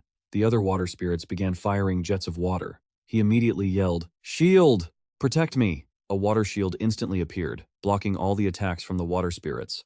Li-Han Wardenaz frantically said to Enrago, "What are you doing? Row faster!" He and his friend, terrified, followed his orders. Li-Han urged, "Don't even think about resting. Keep rowing." A while passed, and the sun had climbed high. The oars moved gently after the storm. Enrago asked, trembling, "Are we far enough away?" Sitting in the front, observing, he replied, "I think so." The boat drifted toward the shore. Li-Han Wardenaz secretly thought, but wait, the boat with the three of them had drifted to the island shore. He turned his head, thinking, we were supposed to head back, but now we've ended up on the island. A small island with a bizarre shape lay in the middle of the ocean. The three of them had to trudge onto the island in fear. Enrago turned back to glance at the boat once, then suddenly spoke up. Li-Han asked, "Can we take a break?" Enrago's hands were aching, so he continued, "I've been rowing for a while, so my arms are a bit tired." He sighed and agreed. Enrago happily thanked him. The friend with them was surprised to find that the sand here was very soft. He felt like he was starting to sink. The other boy gradually sank, and when he realized it, he screamed, "I'm actually sinking?" Li-Han Wardenaz started, exclaiming, "It's the headmaster's trap." He worriedly shouted while running, "Everyone, run! We have to get off this sandbar." He immediately shouted to stop Enrago from running, but it was too late. His feet had already sunk in. Enrago screamed for help. Li-Han stayed calm, thinking, those two are reacting too slowly. He took out an orb. Li-Han Wardenaz threw it into the air, thinking, elementary control. I can't lift other people. Li-Han Wardenaz grabbed the orb, but it was a bit of a trick. I'll move the metal orb. And Li-Han Wardenaz strained his arm to grip the orb tightly. Next, his whole body was lifted off the sinking sand. Li-Han was suspended in mid-air, trying to hold onto it firmly. Li-Han looked down. I just need to maneuver the orb and use it to escape. He slowly flew toward a nearby rock. Both of them could have done the same. Li-Han regretted it, but only if they hadn't sunk more than halfway. He landed hard on the ground. Li-Han Wardenaz sat up, startled. Before his eyes, the boat was also gradually being swallowed by the sand, and Enrago and the other boy had disappeared together. Li-Han Wardenaz thought, it's hard to use the boat to escape now. Suddenly, the sand shifted around him, making him jump. From beneath the sand, an arm wearing a large glove appeared. Jovan slowly pulled his entire body up. Li-Han Wardenaz stared at him, tense. He stood frozen in front of him. Jovan looked at Li-Han Wardenaz and saw that, compared to the other new students, he was quite good at escaping. Li Han Wardanaz realized the strange creature standing in front of him was Andre. He immediately suspected this was a trap set by OSU. Li Han Wardanaz bowed to him, wondering, "What are you doing here? Did you come to give me a task?" Jovan looked confused, not understanding what was going on. He wondered why Li Han Wardanaz wasn't shocked or surprised. He replied, "Of course I'm surprised." Jovan exclaimed that Li Han Wardanaz was a unique student. He then revealed the plan was to submerge him in the sand and give all three of them a test. Jovan pointed down at the sand pile. "All right, get in there. The others are waiting for you." Li Han Wardanaz bowed, obeying the order. He quickly pulled out a wooden staff. Li Han Wardanaz shouted the command, and the orb launched, rushing forward like a streak, slamming straight into Jovan's face. He looked at the orb as it fell at Jovan's feet. Jovan gritted his teeth, his voice low. "New student, what the hell did you just do?" The student was surrounded by a blue aura. Li Han Wardanaz bowed his head, apologizing for his slip-up. Jovan was deeply confused. Taking advantage of the opening, Li Han Wardanaz commanded his orb to fly up. He shouted, ordering the orb once more. It spun right in front of the enemy. Sand rose from beneath the enemy's feet. As Li Han Wardanaz attacked, Jovan used sand to defend himself. The orb flew back toward the enemy, making him furious. "Do you dare to toy with me?" Li Han Wardanaz sighed, filled with resolve. He thought to himself, "Teammates? Instead of trusting them, I'd rather defeat this undead jerk myself." He shouted, "I hide within the night. My feet tread upon the earth." Jovan looked stunned, then shouted angrily, "How do you know the headmaster's magic? Did you steal that incantation?" In his heart, Li Han thought he didn't really want to learn that kind of magic, but life had forced his hand. Li Han Wardanaz summoned a skeleton and ordered it to charge. Jovan tossed the summon away. "You really are a pain in the neck." Jovan breathed heavily. "You used that summon just to stall for time, then used invisibility magic to hide, didn't you?" His entire body was covered in a murderous aura. "I'll admit, for a new student, your ideas are quite bold." Jovan's eyes glowed fiercely. "But that's all you've got." Amidst the wind surrounding him, he shouted, "Since you ran to this island, you're like a rat trapped in a corner." Suddenly, a sword shot toward him. A streak of light appeared, slashing at Jovan's leg. He hadn't expected Li Han Wardanaz to stay and even drain his mana. Jovan was baffled, wondering how Li Han Wardanaz had managed that. He collapsed after that blow. The reason Jovan was left questioning him was that the sword in his hand was an anti-magic weapon. It's called Morning Star. It was made of obsidian and had the ability to absorb mana. Jovan slowly stood up and asked Li Han Wardanaz, "How can you use an anti-magic weapon?" He barked. "You have no dignity as a mage." Li Han's feet touched the ground instantly. Li Han Wardanaz slashed at Jovan's arm. His face was cold as ice, thinking, "The headmaster, your master is the one who made me turn out like this." The undead, filled with rage, kicked sand into Li Han Wardanaz's face. Jovan was furious, swearing under his breath. He panted, thinking, "If this keeps up, I won't be able to summon anything anymore. I can't go easy on him just because he's a freshman. Since things have come to this, I'd better be careful." Jovan raised his arm. He slammed it into the ground, sending sand flying everywhere. Jovan's eyes glowed. "I will officially consider you an enemy," he continued, "in the name of my respectable master." Jovan appeared in a new form. He shouted, "I, Jovan II, will defeat you." Li Han Wardanaz was surprised to see him like this. He thought with interest, "He has a name? Must have taken a lot of effort to summon him. Maybe I should go easy on him, there's still so much I need to ask." Jovan yelled, "Show me what you've got." Sharp sand spikes appeared continuously. They appeared so suddenly that Li Han couldn't help but be startled. Before Li Han Wardanaz could react, the spikes quickly rushed at him. Li Han Wardanaz struggled to dodge them. He gritted his teeth. "I can't. Just stand here if he keeps using large-scale attacks like this." Li Han Wardanaz looked at him, worried. "I'm really at a disadvantage this time," he thought. "In this situation, light magic isn't a good choice. Using attacks like before won't be effective because he won't wait for me to finish casting before striking back." So, he silently made a decision. Li Han Wardanaz's body began to glow. "I have no choice but to use this," he shouted. "Blazing fire!" Hearing Li Han's shout, Jovan knew his position. "There you are. What do you think you're going to do with a charm?" He suddenly realized the entire island was engulfed in Li Han Wardanaz's fire magic. A moment later, Androgo coughed up the remaining sand after sinking. Both of them tried to climb up. Once they did, they asked, "Did we get stuck in sand again? How could this happen?" Suddenly, Androgo froze. He saw Li Han Wardanaz emerging from the remaining flames. His face looked like he wanted to devour someone, making them both a little afraid. Li Han Wardanaz slumped down. They ran over, worried. "Are you okay, Li Han?" Anrago asked. Seeing his arm, they wondered what had happened since they passed out.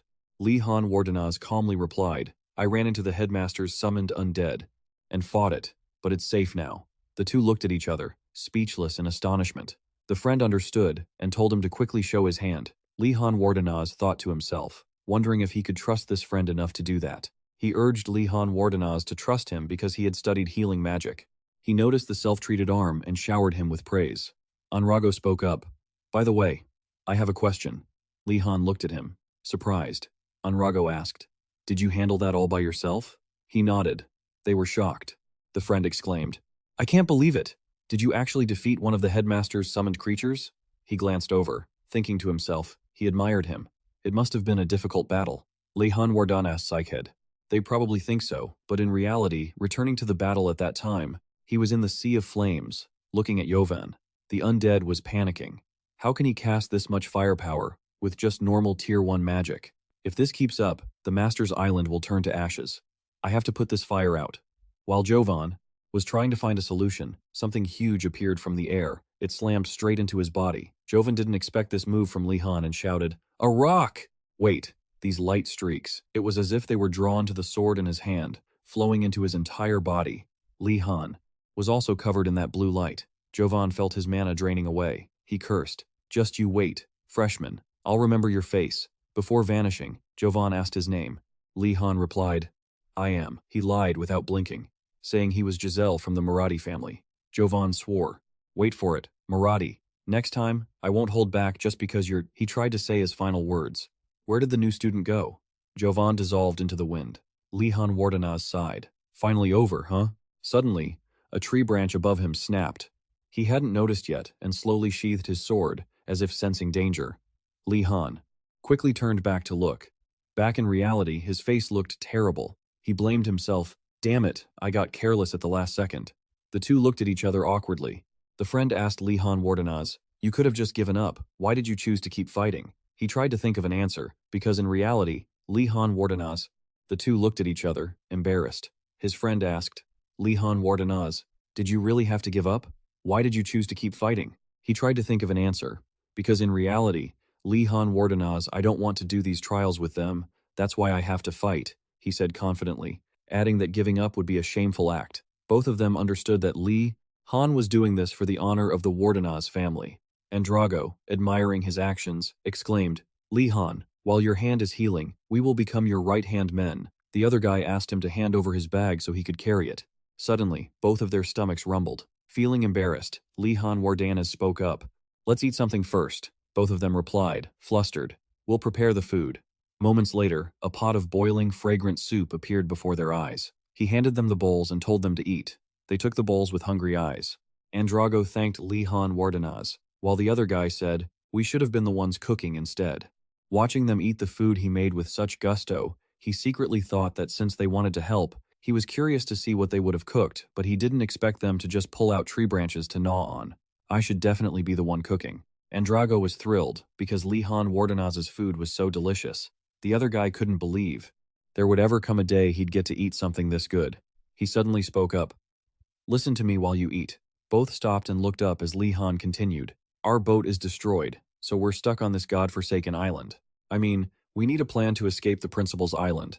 He wondered if there was any way to build another boat, but Andrago shook his head. Li Han also worried that it would be too difficult for them to do it alone. He turned serious. There is a huge problem. Hearing that, both of them turned pale. He thought to himself, having defeated all of the principal's traps, yet there is still something that could stump him?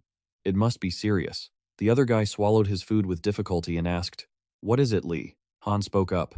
At this rate, he was tense, and Li Han Wardenaz's face showed clear signs of fear. We won't make it to class tomorrow. Both looked at him, thinking, Classes?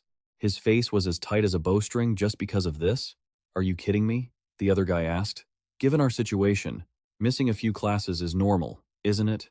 But Li Han Wardenaz insisted that no matter the circumstances, they were not allowed to skip class. Andrago spoke up. But, Li Han Wardenaz, he looked at the sunset, sinking below the horizon. I don't think there's any way for us to make it to class tomorrow. He wondered. Will they ever come to save you once they realize you're missing? Andrago replied. Even if they knew we were missing, they would never come to save us. Lihan Wardanas fell silent in thought. Luckily, the class every Monday morning is just basic magic ethics. He suddenly remembered, oh, right. The principal, if he knows we're missing, he'll surely come to save us. We just need to hold out until he arrives. He shook his head, cutting him off. That will never happen.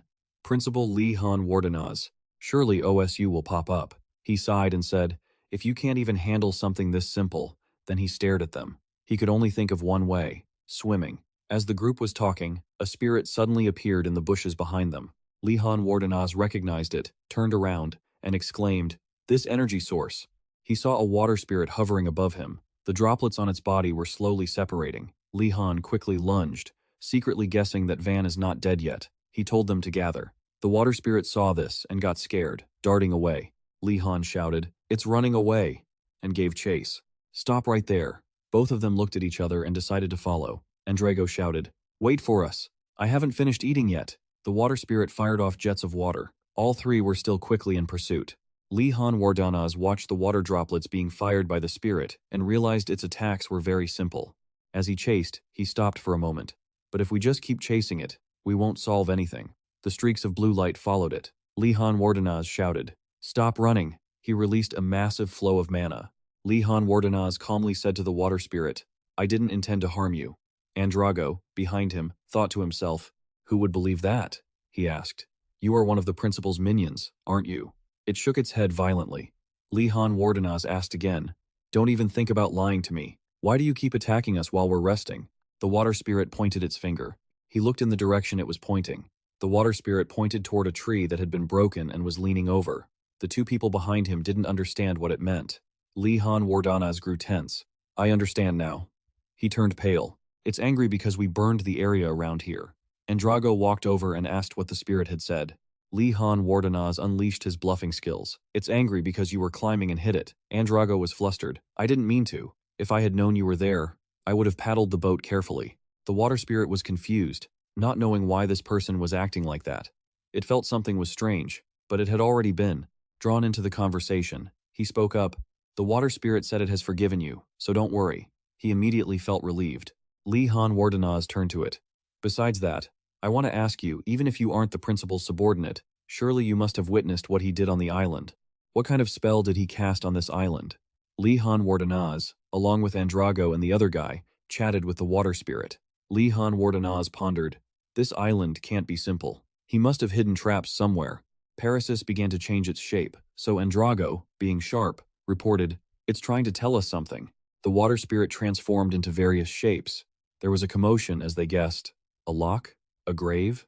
Lihan Wardanas remained silent, thinking, the professor must have sealed something here. He marveled to himself. It must be it. The other two were still busy guessing, whispering back and forth about the field trip card. Han used the card to command, take us there. The scene shifted to images of stairs floating in the air. A large stone pillar appeared in the cold mist. Lihan Wardanas's group, along with the water spirit, had set foot in a vast area inside a cave. Andrago and the other guy kept looking around. He commented, are these the stairs connected to the dungeon beneath the beach? Lihan Wardanas observed skeptically, thinking to himself, why would a structure like this be on such a remote island? What is he planning? Andrago stepped up to the stone platform and spoke first. Lihan Wardanas, I think the professor wrote something here. This discovery grabbed Lihan Wardanas's attention. He asked urgently, what does it say? Will traps appear from now on? Andrago replied, not quite. Let me read it. With that, he began to read intently. Congratulations on making it this far, my new students. A challenge must have surely surprised you, but all of this is part of the training process. Toward the young mages like you, he continued. On the way here, you must have learned how to handle other towers. I want you to remember that lesson for the final coordination mission. If you go inside, you will see an altar located between the stone pillars. When one person steps into it, you will release the altar's seal and the field trip card will appear. The three listened seriously until the end. After the instructions were finished, Lihan wondered in his mind, what happens to the person placed on the altar? His friend spoke up, what? That's weird. There has to be another way, right? Han replied helplessly, that's not the case, he explained. This is exactly what Professor Osu likes to talk about. To be more precise, it's the type of coordination he has in mind. Lihan Wardanaz worried further, this is bad, there are two of them, and my hand is injured, so I'm at a disadvantage. While Lihan Wardenaz was lost in thought, thinking he had to ambush them to win, a figure suddenly darted by next to him. He was startled. Damn it, Andrego is making a move. I can't react in time. Lihan Wardenaz lagged behind, observing him. Suddenly, his friend behind him shouted in horror, leaving Lihan Wardenaz confused. He asked the friend in a panic, "What are you doing?" Andrago replied defiantly, "I will sacrifice myself," he continued. "I cannot forgive the wicked things Lihan Wardanaz has done." Lihan Wardanaz was shocked inside. He holds a grudge for so long, huh? After that, Andrago explained, but without Lihan Wardanaz's help, we would be trapped in the dungeon just like we are now. Therefore, I will leave the field trip card to him and take the next card by myself.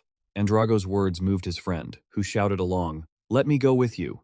Andrago was also moved by the chivalrous act. Lihan Wardanaz also secretly resolved, maybe they still have a conscience.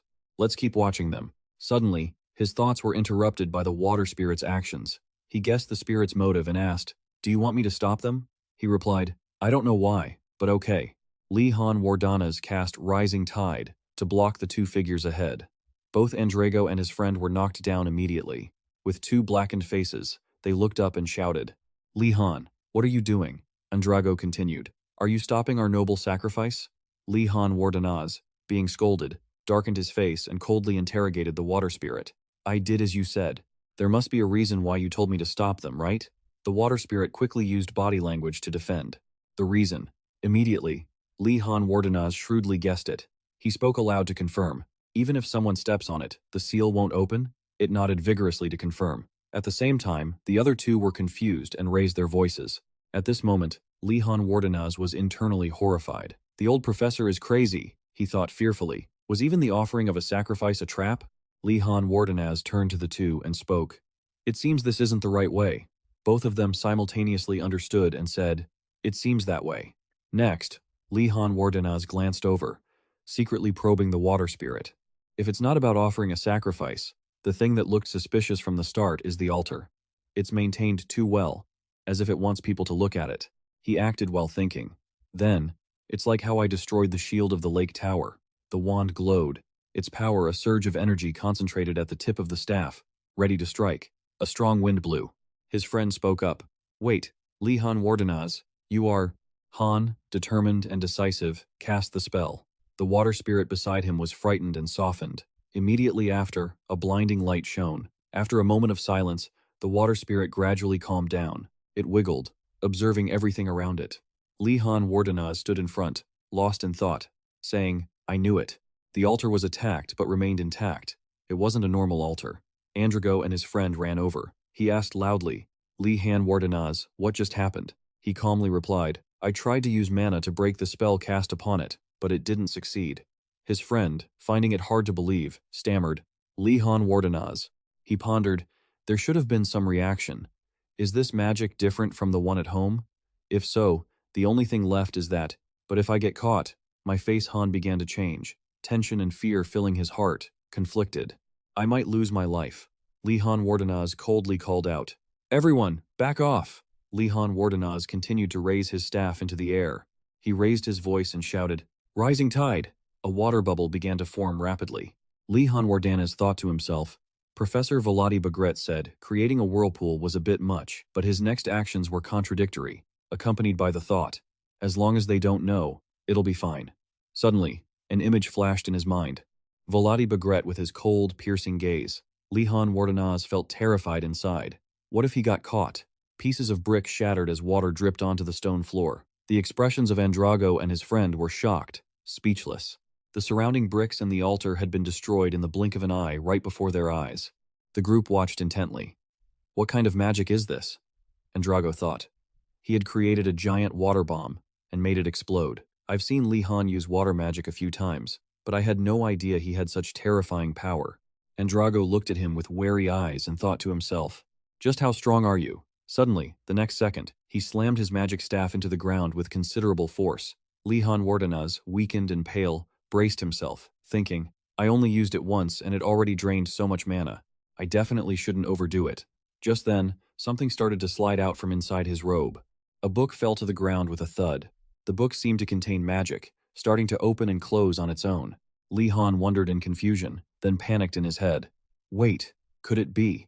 Before he could finish his thought, the book flipped through its pages rapidly, simultaneously unleashing ancient runes. The light and the symbols flashed brilliantly before gradually fading. Li Han's mouth hung open in suspense. The next second, he collapsed in front of the two. Andrago shouted in a panic, "Li Han Wardenaz, what's wrong?" At the same time, his friend yelled, "Are you okay?" Li Han Wardenaz raised his hand to reassure them. Weakly, he wheezed, "I'm fine, you guys go ahead and find the exit pass." Andrago didn't dare refuse and quickly agreed. Only then did he feel relieved enough to pick up the ancient book, wondering, why did he do that? Li Han Wardenaz looked at the book with deep contemplation. Why would he teach me all these incantations? In his mind, thoughts started racing. The sharp, claw-like hand, the body-strengthening spell, a second-tier spell that makes a mage's hands unnaturally sharp. He was still lost in thought. Was he mocking me for recklessly destroying the altar, or did it mean something else? Just then, Anrago's shout cut through his train of thought. Anrago yelled out, clearly excited. "Got it. Take it, Li Han Wardenaz. You did it." He handed it over enthusiastically. "Here, take it. It's yours, just like I promised. You can keep it." Li Han Wardenaz agreed with a blank expression. He examined it, thinking, "It looks just like the last one. I guess all these exit passes are the same."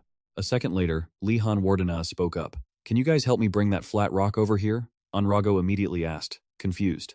"Why that one?" The other friend also chimed in. "I don't really get it, but can we rest first?"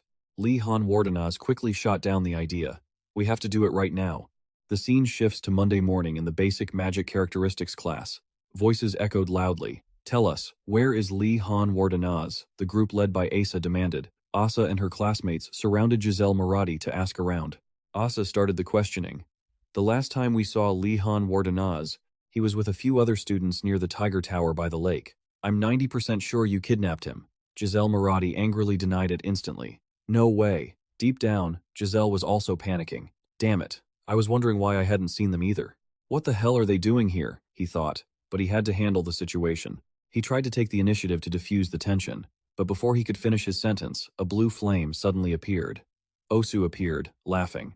"Good morning, blockheads." He squinted his eyes maliciously. "What are you all shouting about so early in the morning?" The group of students immediately bowed in succession.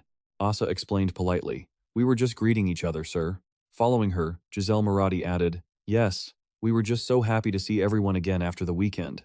The group shared the same thought. "If the headmaster finds out, we're in big trouble. We'd better handle this ourselves." Osu, unsatisfied, spoke up. "All right, kids. How boring. Has anyone gotten an exit pass yet?" The group fell silent again. Taking the opportunity, Osu started goading them. "No one? That's disappointing. Your seniors completed the mission, you know." Suddenly, he got an idea. "Oh well, I'll give you one more chance." The group was visibly overjoyed and expectant. He directed them, "Now, head to the lake." The students followed behind, whispering excitedly, "I can't believe the headmaster is so kind. I'm worried." "Don't be." Those words reached Jerry, who secretly despised them. "Idiots." Giselle looked at Osu and thought, "Surely he has some ulterior motive, but I can't figure it out." He remained lost in thought. Even though he didn't want to admit it, if Li Han Wardenaz were here, he would have figured it out already, right? Suddenly, as if sensing something strange, Osu glanced quickly, his pupils swirling on the floating screen. Then, he tilted his head. "That's strange. Where is that brat, Li Han Wardenaz?" He hovered at a high altitude to observe the students, thinking to himself, if the kid has a reason to be absent today, then he's lucky. But if he already made it to the island, Osu imagined the scene and thought, then he's screwed. He would have been trapped in the underground dungeon all weekend. He felt a sense of delight. Well, that's interesting too. At the same time, he exhaled ice onto the sea. The water surface began to freeze, spreading out, accompanied by waves of cold air. A path of ice formed on the surface of the sea. Osu ordered, "Pair up and cross over." But the true plot was revealed. The headmaster had predicted that the students who couldn't finish their homework would try to run away. Even though he forced them to the island, all of this was just to prevent anyone from escaping. Not a single student suspected a thing. If he gave them an impossible mission and then helped them, Osu thought excitedly, "Your misery starts now. Just thinking about your screams makes me excited. No, wait, it makes me sad." But suddenly, he noticed a change. Osu wondered, why isn't anyone sinking? The group of students stepped onto the island, still safe and laughing. He was shocked, pressing his hands against the sand, feeling suspicious. Why? Why aren't they sinking into the sand? He dug his hands deep, feeling nothing. I can't sense Jovan's magic at all. He can't summon it anymore. At this moment, Osu partially guessed the only person who could have done this. He became incredibly angry, his blood boiling. Right after that, a familiar pair of feet appeared. Li Han Wardanaz slowly walked out of the forest. He appeared with a tired, haggard face. His presence made Osu furious. Sparks exploded instantly. Osu roared in anger, "Li Han Wardanaz, you brat! Because you were so arrogant." The other students lost a valuable opportunity to learn. But before he could finish venting his rage, the worried students called out his name anxiously and rushed toward him. Asa asked with concern, "Are you okay?" She said worriedly, "We thought you had been kidnapped, Li." Li Han wondered, "Kidnapped?" Anrago and the other friend looked at each other, confused. Why would he be kidnapped? Suddenly, a group of two others also hurried toward the friend and Anrago. Their hands pulled Anrago and the friend away. The distance between them and Li Han Wardanaz increased by several paces in a blink. One of the two guys whispered to the friend, "Are you guys okay? He didn't use any weird magic on you, right?" This bizarre behavior made the friend uncomfortable, and he spoke up to deny it. Anrago chimed in to smooth things over. "Actually, he helped us a lot." The friend agreed. If Li Han Wardanaz hadn't defeated the headmaster's summon, we might have been trapped underground. The two peers listened in silence for a moment. A moment later, their expressions changed as they thought, "They're done for. I think they've been brainwashed by Li Han Wardanaz. The headmaster would never do something so extreme." Suddenly, the next second, Osu's voice echoed. "Good, very good." He was fuming, bitterly scolding them. "Defeating the summon? I was preparing that for the lesson. You all did so well, huh?" Hearing that, Li Han Wardanaz stoically accepted the blame. Osu still hadn't cooled down, scolding, "You defeated the summon. I was supposed to send you underground. The moment you stepped onto this island, the challenge was supposed to be harsh and educational. So why?" At this moment, the two students from before were startled in their minds. They thought, "Is he for real?" A second later, Osu sighed helplessly. "Anyway, I can't believe you actually got an exit pass from outside the school. This certainly deserves to be commended." Just then, a thin stream of light enveloped Li Han Wardanaz's arm. For a moment, he looked at his arm in surprise, thinking, "My arm is healed." Li Han didn't forget to thank Osu. He then continued, "Besides, I didn't complete it alone. Those two friends over there." He spoke clearly, pointing at Andrego and his friend. "I got the ticket together with them." The two responded proudly. Starting with his friend, "No, we didn't really do anything." Then Andrego spoke up shyly, "Li Han did all the work." Osu complained, "Even if you didn't say it, I would know. There's no need to point out the obvious." His words hit the nail on the head, making the two annoyed but unable to do anything. Li Han Wardanaz, standing below, had to silently admit, he really has a talent for picking on people. Osu's voice echoed, soft as a feather. "Li Han Wardanaz of the Wardanaz family, since you were the first to complete the homework, I will give you extra credit." He then reached out his hand to receive the ticket. He had checked the off-campus excursion ticket. The next second, a flash of light gleamed in his eyes.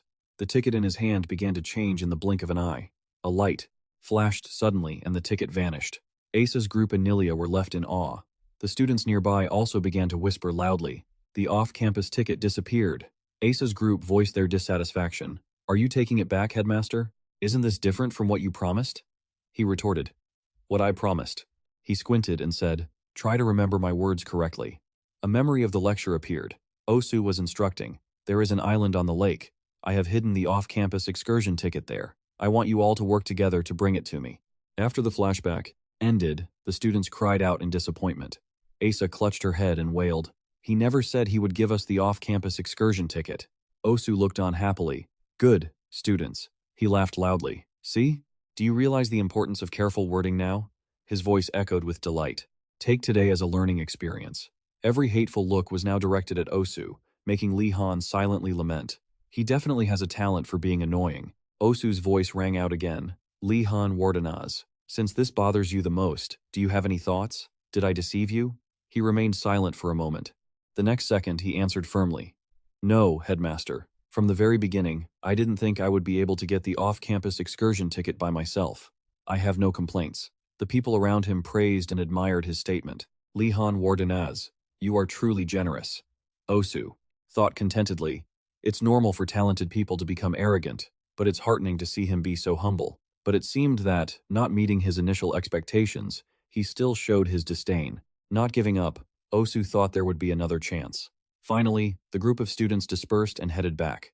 The group returned along the frozen path to head back. While on the way, Lihan Wardenaz noticed that Andrago and his friend were still trailing behind.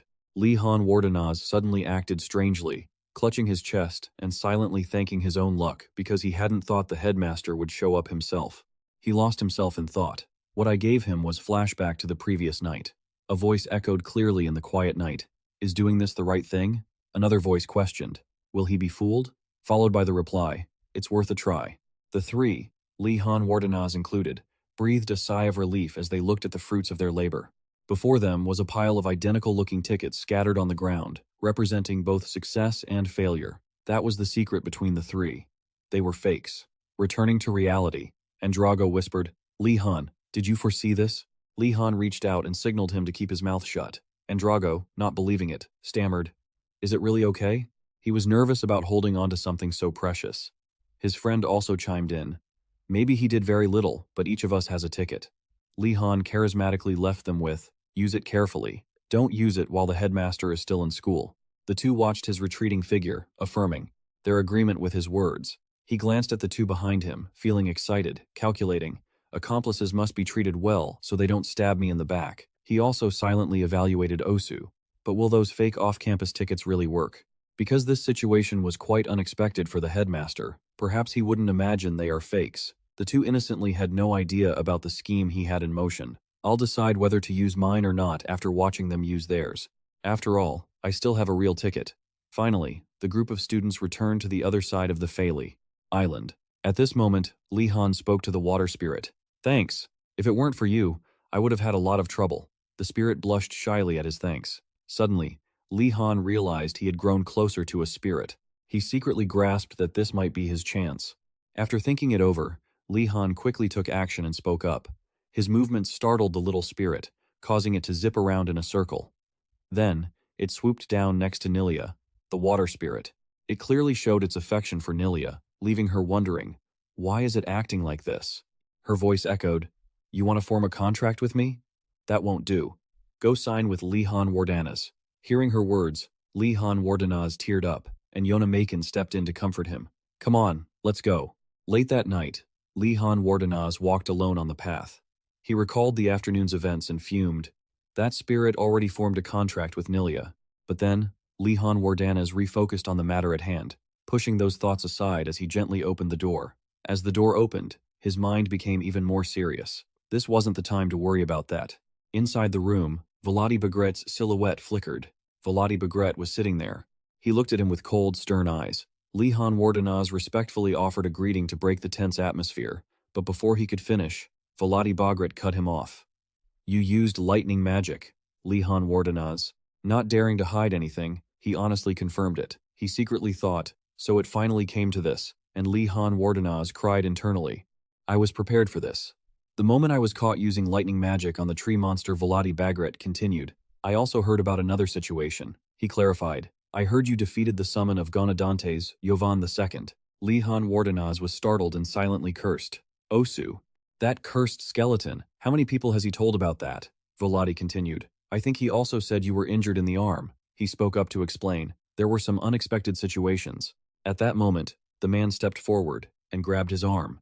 This always happens in battle, but the enemy won't listen to your excuses. His voice turned harsh. Lihan Wardenaz was terrified and quickly responded while pulling his arm away, thinking to himself that he felt even more frustrated because he couldn't refute that. Just then, Vladi Bagret suddenly turned around. He said, That is why I prepared this. Lihan Wardenaz sensed it too, quickly shifting into a fighting stance and staying alert. Something else was coming. In the next second, a dark force surged. Vladi Bagret's eyes glowed blood red, and he was surrounded by a terrifying, dangerous aura. Lightning bolts were about to erupt.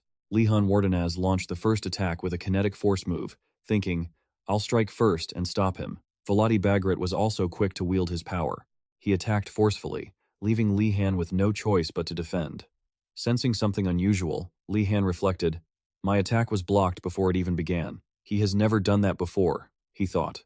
Looking at him, he wants me to dodge instead of blocking. Just then, lightning bolts whizzed past his ears.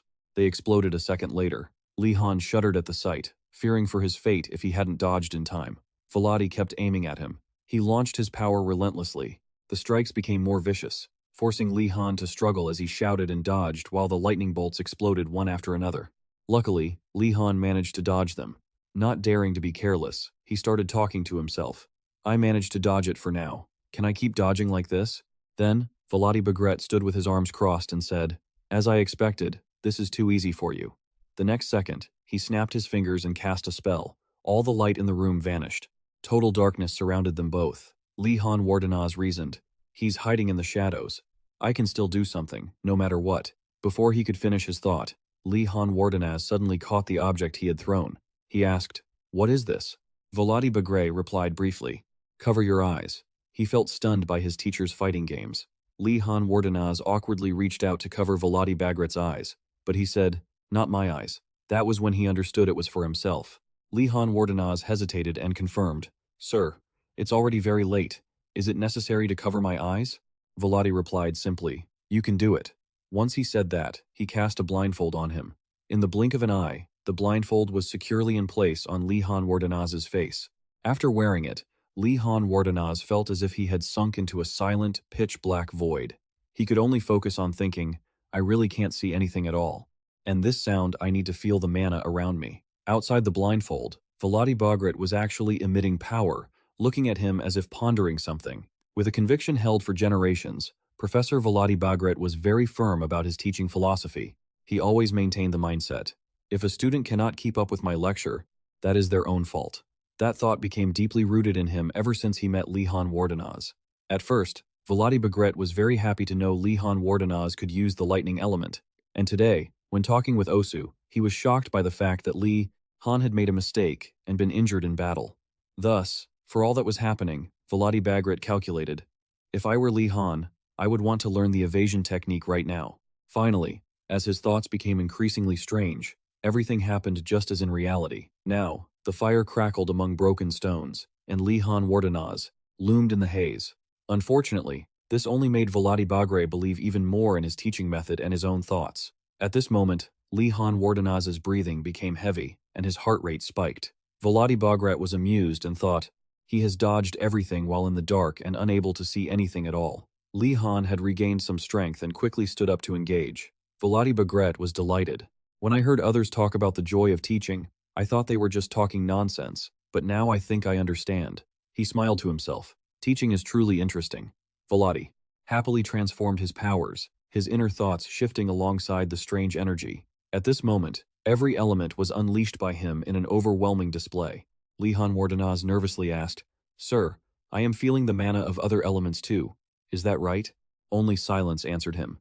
Li Han Wardenaz told himself, "He isn't answering me. I shouldn't expect anything normal at all. I won't be able to dodge everything in this situation. In that case, I will reduce the impact and the pain as much as possible when I get hit." Thinking that, he charged straight toward the incoming force. There is a fact not everyone knows. This current lesson is only taught to third years and above. Volody Bagret was quite surprised. Li Han Wardenaz had far exceeded expectations. Even though he was granted a large amount of mana, his true talent is Volody Bagret watched Li Han gasping for air. "I can't believe you managed to get through everything on the very first day." He thinks highly of your ability to grasp things so quickly. Even though your skills were overshadowed by your overwhelming magical power, your talent is bound to shine through. Volody Bagret picked up a paper package from the table, looking exhausted. He handed the package to Li Han. He thought to himself, "Is he worried about me? I never expected him to do something like this." Li Han Wardenaz thanked him and opened it to see if there was any medicine inside. He pulled out a book. Volody Bagret explained, "This is a book on lightning magic. I want you to finish it before we meet again." Li Han Wardenaz went pale at those words. He replied with a touch of frustration, "I understand," he thought to himself. "Wait, aren't the written exams this week? I'm going to be so busy I won't even be able to sleep." Suddenly, a loud noise erupted outside. Li Han Wardenaz asked, "What's happening out there?" Volody Bagret replied, "The professors are dealing with some summoned monsters that escaped." Li Han Wardenaz stood there, dumbfounded for a moment, before reacting. "Why are they doing that?" Volody Bagret calmly replied, "It's easy to understand. They're being dealt with because they might interfere with the exams." Li Han Wardenaz turned green. He stumbled back and asked, "I see, I'll take my leave now." Li Han Wardenaz stepped outside, his face full of disappointment. "I shouldn't have asked." He looked at the book he had just received as he walked. Li Han Wardenaz flipped through the pages, quite surprised. This book was better than he expected. It didn't just teach magic, but also safety protocols. It was very comprehensive. The author's name wasn't written here. Could this be a book written by the Magic Academy itself? Studying this might be quite easy. Suddenly, someone appeared behind him. "It's nice to see you, Li Han Wardenaz." Li Han was surprised to see it was Professor Kerman. He asked, "Are you on your way to class? We can walk together." Seeing Kerman smiling cheerfully, Li Han Wardenaz pondered, "He's happy." It was almost hard to believe that he was a friend of Professor Vladi Bagrat. Li Han Wardenaz asked if he taught illusion magic. Kerman replied that illusion magic was more useful than people realized. Things like barrier magic to stop intruders and creating illusions to fool enemies were just a part of it. Some mages combined it with spatial magic to create labyrinths, or combined it with mind magic to take down opponents just by looking into their eyes. Li Han Wardenaz was amazed, saying it sounded incredible, though he secretly thought to himself that it would be perfect for stealing. Kerman asked if he had any talent for illusion magic and wanted to learn it. Li Han Wardenaz was quite surprised. "I have talent?" he wondered. He figured he had already joined the Magic Academy, so learning was unavoidable. The important thing was who the professor would be, and this man seemed to have a good personality. "All right, illusion magic isn't a bad choice," he thought. Suddenly, Kerman asked, "Are there any other professors you're studying with privately besides Professor Vladi Bagrat?" Li Han Wardenaz recalled Professor Uregum, Professor von Zegu, Professor Willow, and Professor Millie as well. Kerman looked a bit shaken. "Wait, you're learning from that many people?" Suddenly, his bag stirred, and a white skeleton ran out. Li Han urged it to get back inside immediately. Kerman inquired, "Is that a summoned creature?" He replied happily, "Professor Motung gave it to me." Suddenly, Kerman saw something. A giant white orb fell and crushed him, leaving him helpless. "He's even learning dark magic too? How many people have their eyes on this kid? I'm exhausted just hearing him mention them." Li Han called out to Kerman, startling him. "I'm sorry. I was just thinking about something when I saw the summon. I hope you don't feel too tired." "That skeleton is a rare and valuable monster," Li Han Wardenaz asked blankly. "Isn't it just a leopard?" Kerman was startled again. "Right, it is a leopard." Li Han Wardenaz was full of suspicion. "I better look into what a skeleton really is after class." Kerman glanced at him secretly. "He has that many private lessons?" "Just studying with Professor Vladi Bagrat is enough to exhaust anyone mentally and physically. I really want him, but his opinion is what matters most." Kerman cleared his throat. "If you don't min," before he could finish, he was interrupted. "The headmaster also gave me this magic book. Could you help me look through it?" He held the book out. Kerman stood there, stunned. He screamed internally. The headmaster gave him that book? Unbelievable. Even the craziest person in the academy is interested in him. Li Han immediately asked, "Professor, I have something I want to ask you about illusion magic." Kerman held his hand out, smiling friendly. "Li Han Wardenaz, you don't need to learn illusion magic." Li Han Wardenaz couldn't believe what he just heard. He stammered as Kerman tried to brush it off. "We're here. See you in class." Li Han Wardenaz couldn't help but wonder, why did his attitude change so suddenly? He wanted him to teach him illusion magic. During Kerman's lecture, everyone took turns asking questions. "Is there a way to dispel illusionary staircases or break them? Can you cast an illusion on bread to make it taste like honey? Is it possible for another first-year student to break an illusion barrier?" Kerman was very happy. "I'm glad to see everyone is so active, but please calm down a little. From now on, I will introduce you to the fascinating world of illusion magic. First, you should know what an illusion is. To explain, I will perform a simple demonstration. Pay close attention." Suddenly, Kerman went silent. Gainando and Yonamakin couldn't help but wonder why he suddenly stopped talking. He wasn't moving either. Li Han Wardenaz watched quietly. Something was wrong. He didn't know why, but he felt that something wasn't right. It didn't look like he was really standing there. Kerman seemed to be glowing and fading. Li Han gulped as he watched, guessing, did he create an illusion in such a short time? Even though everyone is looking at him? If I try to track his mana, he must still be nearby. Gainando asked boredly. "Li Han, why is he just standing still? Does he need to go to the restroom?" Li Han Wardenaz teased him. "The professor is standing right behind you." This made Gainando jump and turn around, wand ready. A hand blocked his wand's magic, and it reflected back onto Gainando's own body. Li Han Wardenaz wasn't very surprised, watching Gainando tremble. Kerman finally appeared, praising, "Well done, finding where I was standing. But you shouldn't be so surprised." Li Han Wardenaz stood up and bowed to apologize to the professor. Afterward, Kerman used a dispel spell, and he returned to his original position. "As you just saw, I easily snuck up on you without you noticing. This is the power of illusion. It allows us to become invisible. and approach hidden enemies, or create illusions to confuse them. Of course, freshmen need to start with the basics. I will invite the student who saw through the illusion to demonstrate. If you feel like you can't handle it, perhaps you can practice. Try to dispel the illusion cast here. Lihan Wardenaz was surprised. Those wooden boxes, weren't they empty just a moment ago? When did they appear? Coleman pointed to a student. We'll start with you. She clumsily performed the dispel illusion. The lock shook and clicked open, and the lid opened itself, startling the student. Coleman offered some advice. You must not be careless. An illusion that has been cast onto reality is also a trap. He called the next person. Lihan stepped forward, determined to make a good impression. The wooden boxes are just an illusion. Right now they look like this, but this is probably their true form. Lihan took a deep breath and shouted clearly, "Dispel illusion!" Instantly, the boxes blurred and vanished. Everyone cheered. They vanished completely. As expected of Lihan Wardenaz, he succeeded on his first try. Coleman called him over, speaking with an awkward expression. You did very well, even for the first time, but you don't need to try so hard to be good at illusion magic as well. Lihan Wardenaz stopped smiling. He didn't expect to receive this kind of reaction for the first time. Did I do something wrong? Or is it because I have too much mana? Lihan Wardenaz went through many thoughts. A moment later, Coleman said goodbye to everyone, ending the class. Lihan Wardenaz ran over to see him privately. He asked in confusion, "Is there a problem with me, sir?" Coleman was also a bit awkward. "There is no problem with you. The reason I said that to you is all right. I'll tell you.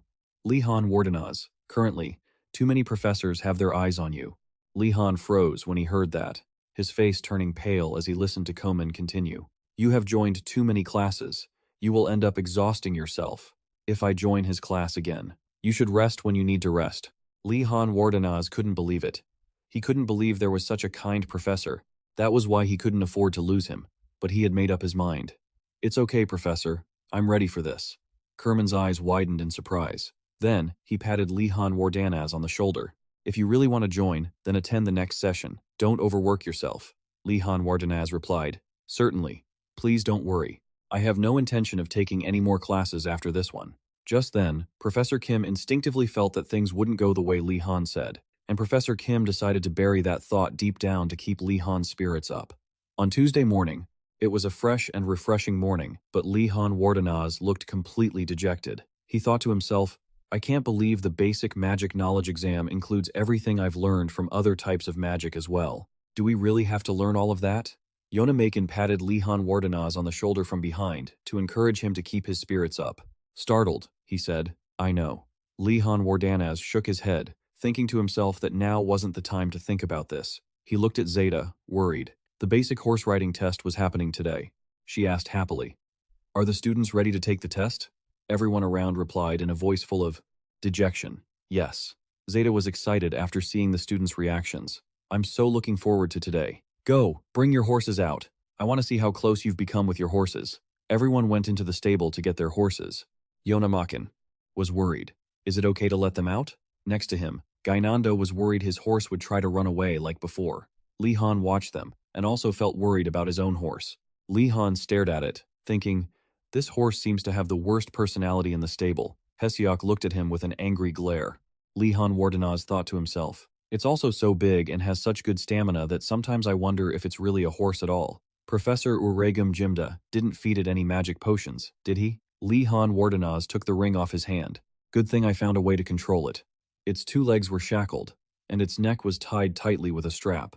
Lihan Wardenaz happily led Hesiok out. All right, let's go. It followed him dejectedly as he walked out. Everyone was surprised.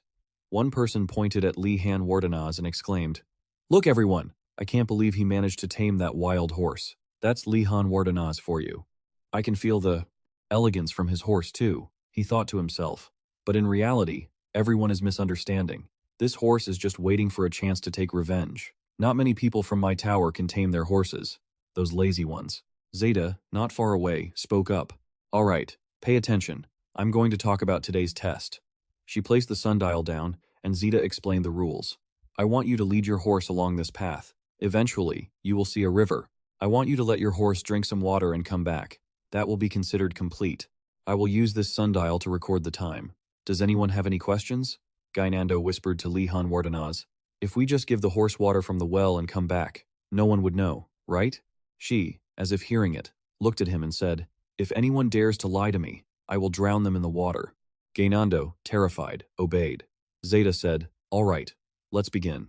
Yonamakin sat on her horse, looking at him, wondering, "Lihan Wardenaz, aren't you going to ride?" He replied, "It might get tired if I ride it." Because Lihan Wardenaz had attached magic tools, Hesiok's stamina had been reduced. After a moment of thought, Yonamakin climbed down.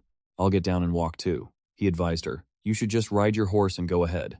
Yonamakin happily stroked her horse, thinking, "Now that I think about it, my Bammy might get tired too." Looking at her horse and Yonamakin, glowing with sparkles, Lihan Wardenaz looked at himself, draped in gloom. Tears fell as he sadly wondered why only his horse was like that. Suddenly, a scream rang out. Gainando yelled. His horse rammed into both of them, but luckily, they avoided it. Lihan Wardenaz wondered, why are they going that way? Gainando, terrified, hugged his horse and screamed, "I can't control it! Help me!" He looked at them struggling and felt relieved that Lihan Wardenaz wasn't the only one doing that. It looked at him with hatred. Lihan wanted to convey, "I really tried my best to take care of you, so please show some sincerity." He handed Hesiok a sugar cube. "This is the sugar cube you love." Suddenly, a voice spoke up from behind him. "Lihan Wardenaz, what are you doing?" Lihan was startled.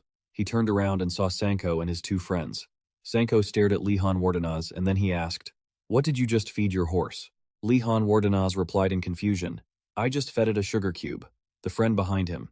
Sanko exclaimed, "You fed it? Why would you feed it that? You should have sold that sugar cube on the black market instead of giving it to a horse." Lihan Wardenaz wondered what he was talking about. He turned back to tell his friend to focus, then turned to Lihan Wardenaz. Sanko handed him a basket of carrots, saying, "Horses like carrots too, you know. Sugar is a rare commodity. So, give it carrots instead of sugar." Lihan Wardenaz wondered why they wanted him to feed Hesiod carrots, but he thanked him anyway. Sanko replied, "It's nothing. Remember to stop by the black market next time," he said, and as he walked away, he didn't forget to invite Lihan Wardenaz to play a game of chess when he visited. Lihan watched them. Perhaps that was the reason. Yonamakin walked over, looked at the basket of carrots, and cheered, "Now you can save the sugar." Lihan held a carrot up to the horse's mouth, but Hesiod turned its head away, looking unimpressed. He looked at it helplessly. Lihan Wardanaz led Hesiod toward the river, thinking, "It'd be really easy to tell if I swapped this horse for another one, right?" Rowena turned back. "You're here!" Lihan Wardanaz, "Be careful." He asked what was going on. Rowena pointed to the other side. "Look over there. That girl from before is trying to get her horse to drink water." Just as the horse's mouth was about to touch the water level suddenly dropped. Yonamakin and Lihan Wardanaz were stunned. He thought to himself, the water level drops whenever the horse tries to drink? This is beyond imagination. Lihan Wardanaz asked Rowena if they had found a solution yet. Rowena sighed. "We tried to get close to the water, but it flows away too fast." Suddenly, Adinas arrived, and Rowena greeted her happily. Adinas stared at his basket of carrots. Lihan Wardanaz thought to himself, "She seems to be looking at the carrots, not me." He gave Adinas one. She excitedly popped it into her mouth and started chewing happily. Suddenly, Adinas froze, her face turning pale as she turned to look at Lihan Wardanaz. She didn't realize she had just eaten the horse's treat, and it wasn't exactly fresh. He whispered, "I was planning on letting you feed your horse." She told Lihan Wardanaz to be quiet and just pretend as if they knew nothing. Both turned away, pretending to be oblivious. Lihan Wardanaz spoke up, "Let's use water manipulation magic to bring the water to them." He shouted, "Rise up." A large sphere of water surged upward. Rowena was amazed. "That's incredible. Lihan Wardanaz, you can use water magic that quickly and easily?" Lihan Wardanaz moved the water sphere toward Hesiod. Watching this, he thought, "Right. If I do it this way, it definitely won't fail." It opened its mouth when the water arrived, but the sphere instantly vanished. Everyone was shocked. Rowena asked, "What just happened?" Yonamakin wondered, "Did the water evaporate before it touched its mouth?" He felt anxious. "It seems like I have to lead the horse all the way there for it to drink, for it to count." She felt that was too much. Yonamakin asked what they should do now. Lihan Wardanaz remained calm, patting his pocket. "I prepared for situations like this." She looked stunned as he pulled out his lifesaver. Yonamakin was shocked, speechless. A moment later, someone walked slowly down to the lake with a rope. Everyone and their horses were all connected by the rope. She looked at Lihan Wardanaz with wide eyes, thinking, "I never expected to have to carry a long rope like this." He sighed and said, "If we rely on each other, we can withstand the current, even if it's strong." Lihan Wardanaz shouted, "Well, is the horse drinking?" A voice came from below. It's working, Rowena added. We have to go deeper. But the water level won't drop anymore. He tried to pull Hesiod down. Thank goodness. At this rate the mission will be completed easily. It was angry, as if trying to say, who do you think you are? Lihan tempted it. I'll give you a sugar cube. So don't resist. Hesiod's eyes caught the sight of the sparkling sugar cubes, so it had to listen to him. Lihan breathed a sigh of relief, thinking everything is going smoothly. Great. Just like that, a shiver ran down his spine. He wondered what that feeling was. Lihan Wardanas suspected this was some dark scheme of the professor's. He opened his eyes wide and looked around. Is there something else?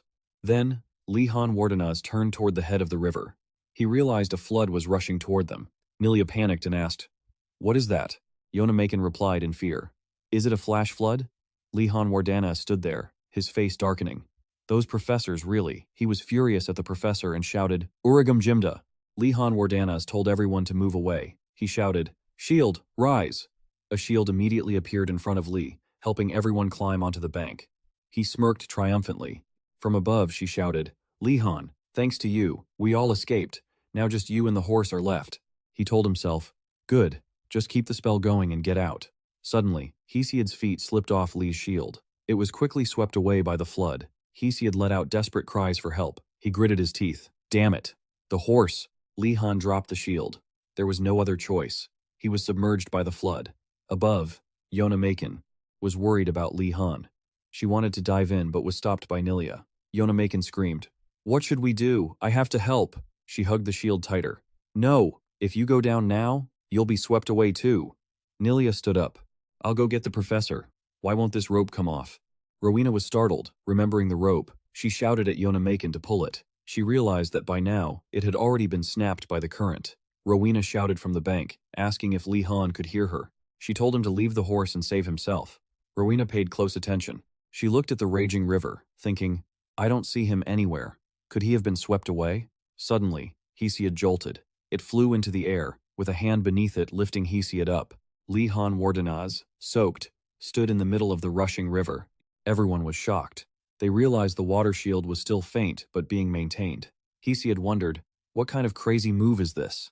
His whole body was trembling from the weight of it. He said angrily, If you keep resisting, I'll dunk you to the bottom of the river right now. Hesiod was startled and thought, I can barely keep myself afloat, and he's still trying to save me? Meanwhile, Lihan Wardanaz's head was spinning as he tried to calm himself down. I have to focus until the end, maintain the water shield, and use every bit of mana. If he let his guard down for a second, he'd be swept away. He scrambled onto the bank. Yonamakin ran over, worried. Lihan Wardanaz dropped Hesiod. He sighed. Lihan Wardanaz yelled angrily, Uragum! She stood from a distance, looking at him. Why did Lihan Wardanaz keep looking for Professor Uragum? Rowena, standing nearby, didn't know why either, because they couldn't understand the scream filled with such rage. It quickly ran over, looking worried, as if wanting to ask if Lihan Wardanaz was okay and if he was injured. Lihan Wardanaz reached out to touch Hesiod's head. He reached toward its hand. No matter how much you pretend to be kind, I'm not loosening my grip on the ring or the strap, either. Hesiod was fuming. He looked like he wanted to take a bite out of Lihan Wardanaz, but he was pushed away. Lihan scoffed. Finally, showing your true colors? Do you really think I'd trust you? Two people watched them bickering from a distance. Both watched, feeling helpless. Yonamakin spoke up. Thank goodness Lihan isn't hurt. He agreed, but upon seeing the girl nearby, they were shocked. Professor Uragum Jimda would actually do something like this? The friend beside her couldn't believe it either. The horses' lives were also in danger. She cried, devastated. She had respected the professor, especially after reading Uragum Jimda's exploration journals, but he had done something that shattered her trust. The other friend pointed to the sky and shouted, Wait, look! Black wings are spreading out over the sky. The creature landed, and Nilia and Zeta were on its back.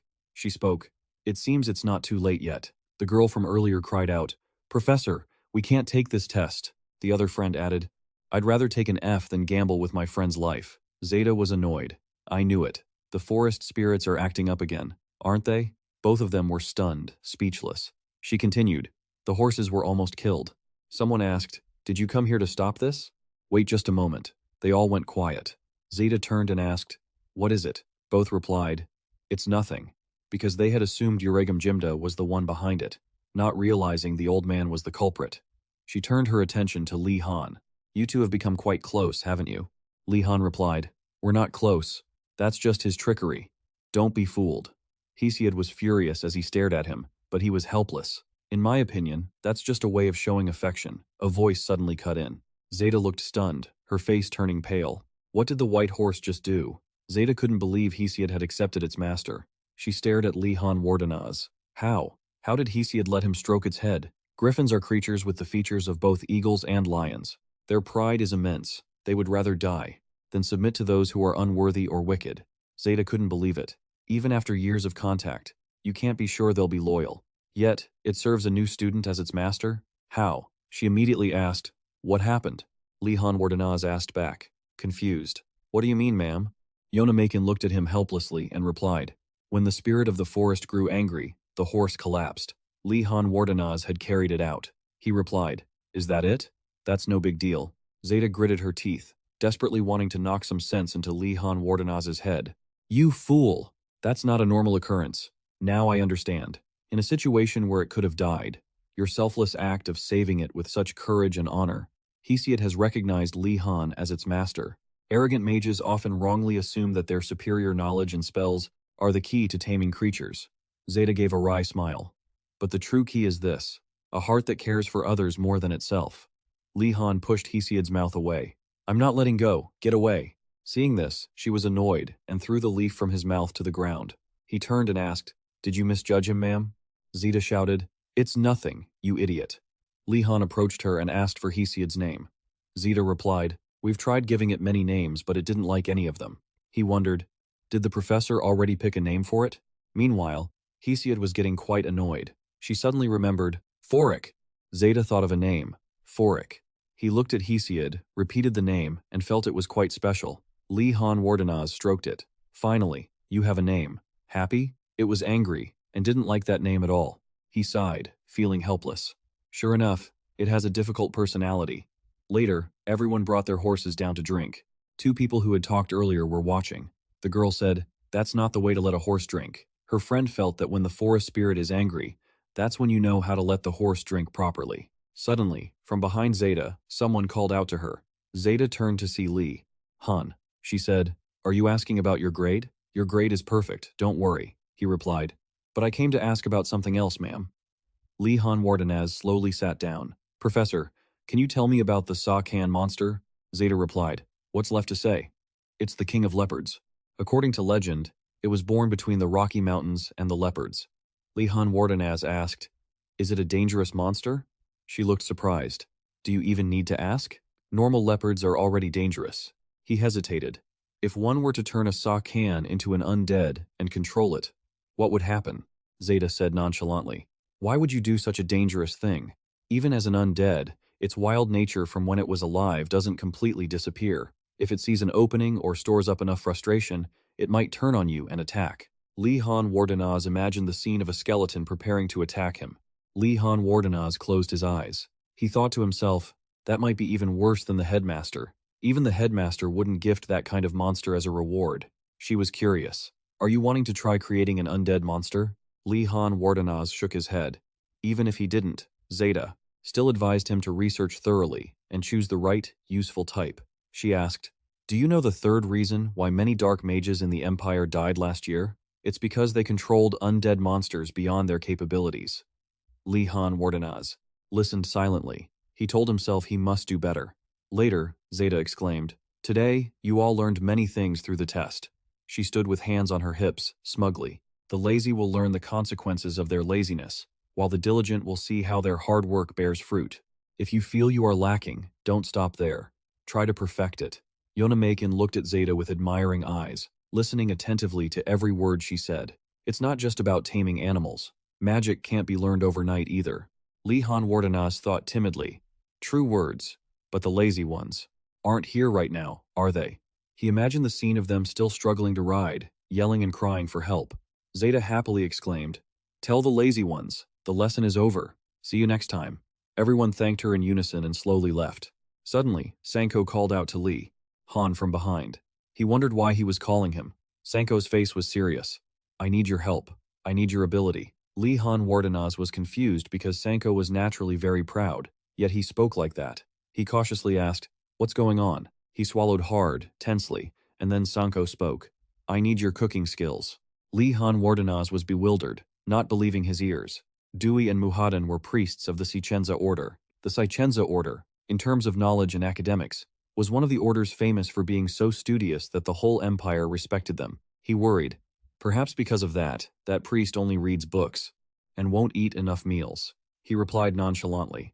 Maybe it's because of the terrible conditions at the magic school. Sanko said the problem wasn't that. He explained, they have always eaten very little, and the issue is that at the order, there are others to take care of them. But here, no one does that. Li Han wondered why it had to be him. Sanko continued, when I was wondering, I heard about your cooking skills. I asked the immortal Phoenix priests, and they praised your cooking. Not just them, Renjit, who comes from a family of chefs, also said that in this school, no one can beat you. He nodded, repeatedly. Hearing that, he wondered, do those things have anything to do with me? Li Han Wardenaz thought gloomily. Can't they take care of themselves? He tried to think carefully. Li Han Wardenaz sighed. Fine, I don't owe you anything. He spoke up. Have you prepared the ingredients? Sanko was excited. Just come with me to get them.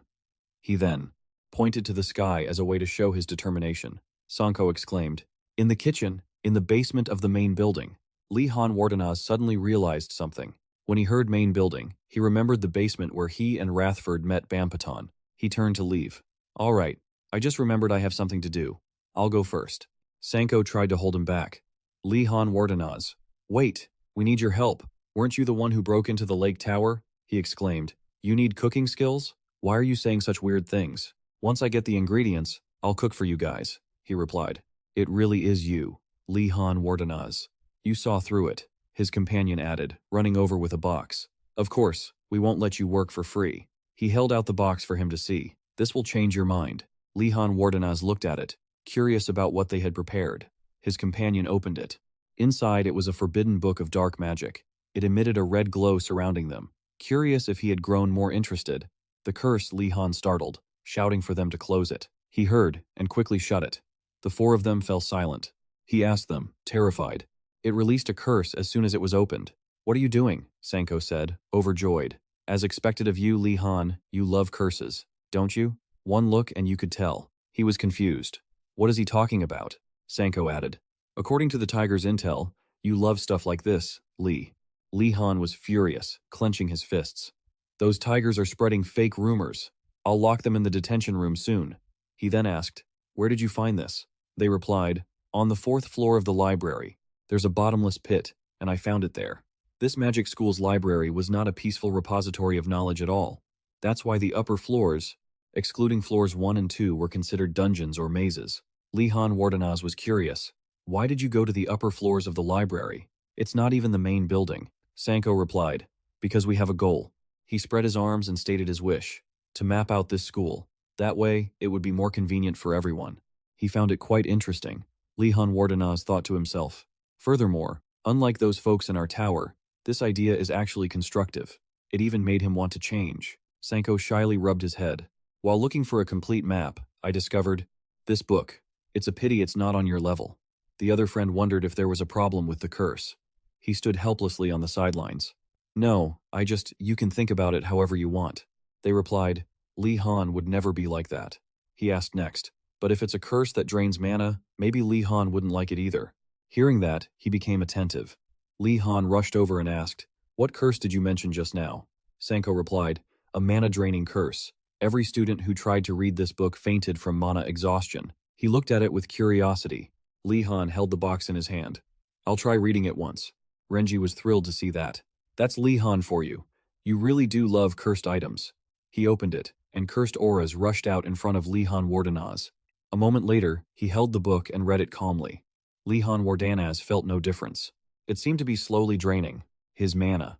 Whether it was 1 or 2 curses, the whole group was stunned. As expected of Li Han Wardenaz, he could withstand the curse. He read the book.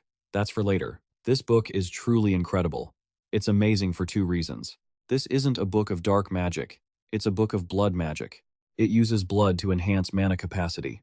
Although dangerous because it requires blood, it is an orthodox, secret technique. He searched his pocket. And the second reason is this book. Li Han Wardenaz took out the book to compare it with the cursed one. The handwriting in it was exactly the same as the one Professor Vallada had given them. Now that he looked closely, the cover was also quite similar. But Professor Vallada wasn't the type to write in such detail. Sanko wondered, "Are you interested, Lihan?" He replied, "It's not bad." Sanko sweated profusely. As expected, Sanko thought, watching him hold it. "I heard this book contains spells that consume so much mana they require blood magic. Perhaps for you, this spell will have a synergistic effect." Lihan Wardenaz spoke up. "Come with me to the main building's kitchen." He turned around, but Lihan Wardenaz looked back. "I have a condition." Many hours passed. The moon illuminated the silent night. A voice rang out. "In that case," Rathford continued, "we'll need your help, Lord Lihan Wardenaz."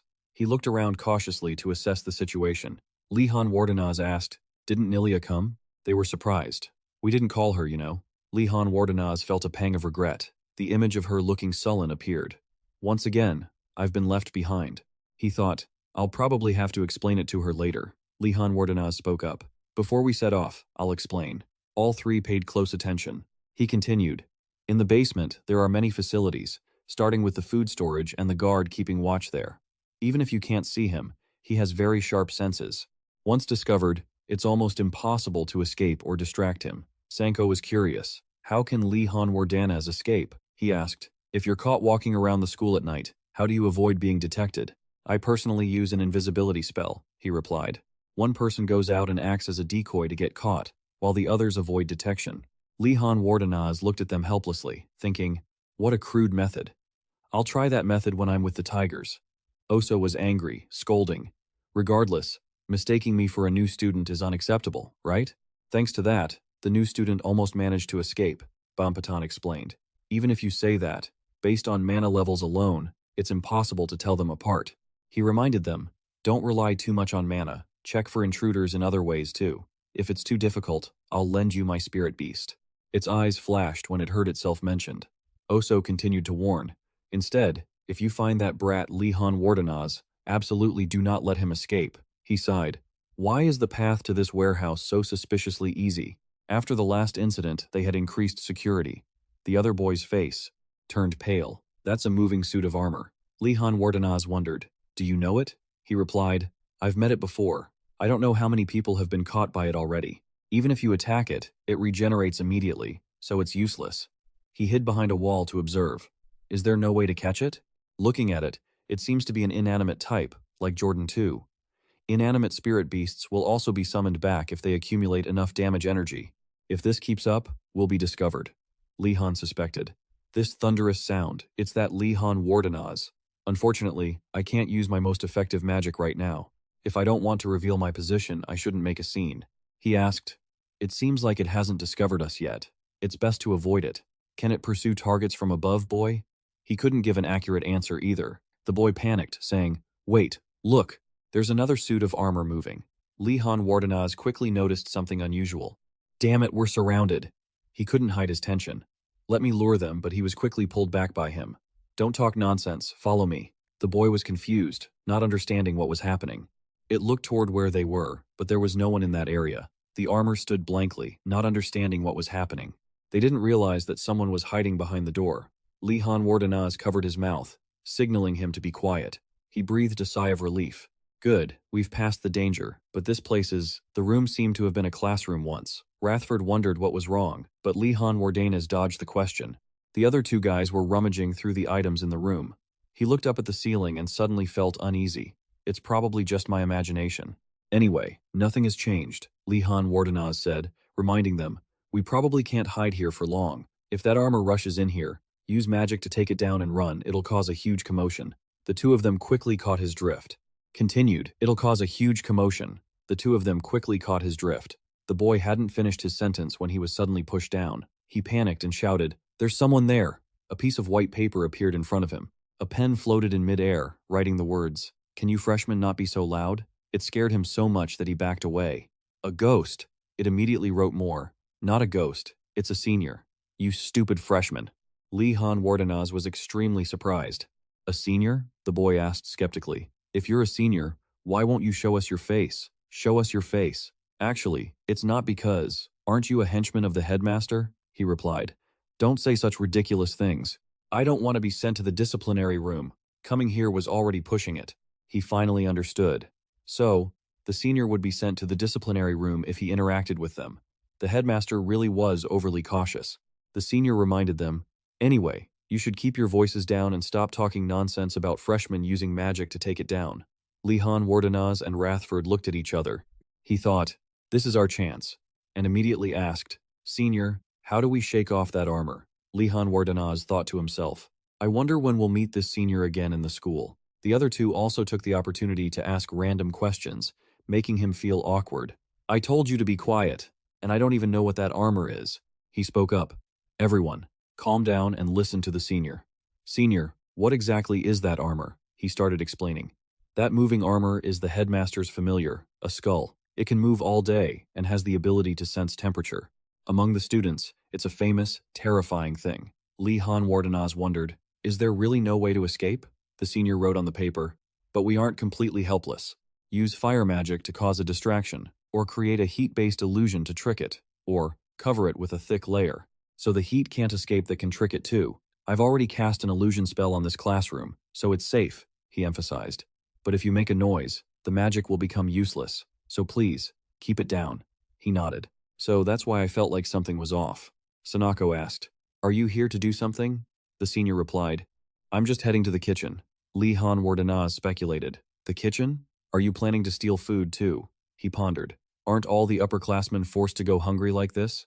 Upon hearing that, he retorted, "Lehan Wardenaz, this is a senior, not a freshman." But he admitted, "That's right, I need to get some reagents hidden in the kitchen." His hope was crushed. That doesn't seem right, does it? The future is really bleak. The senior was flustered. "All the armors have passed by.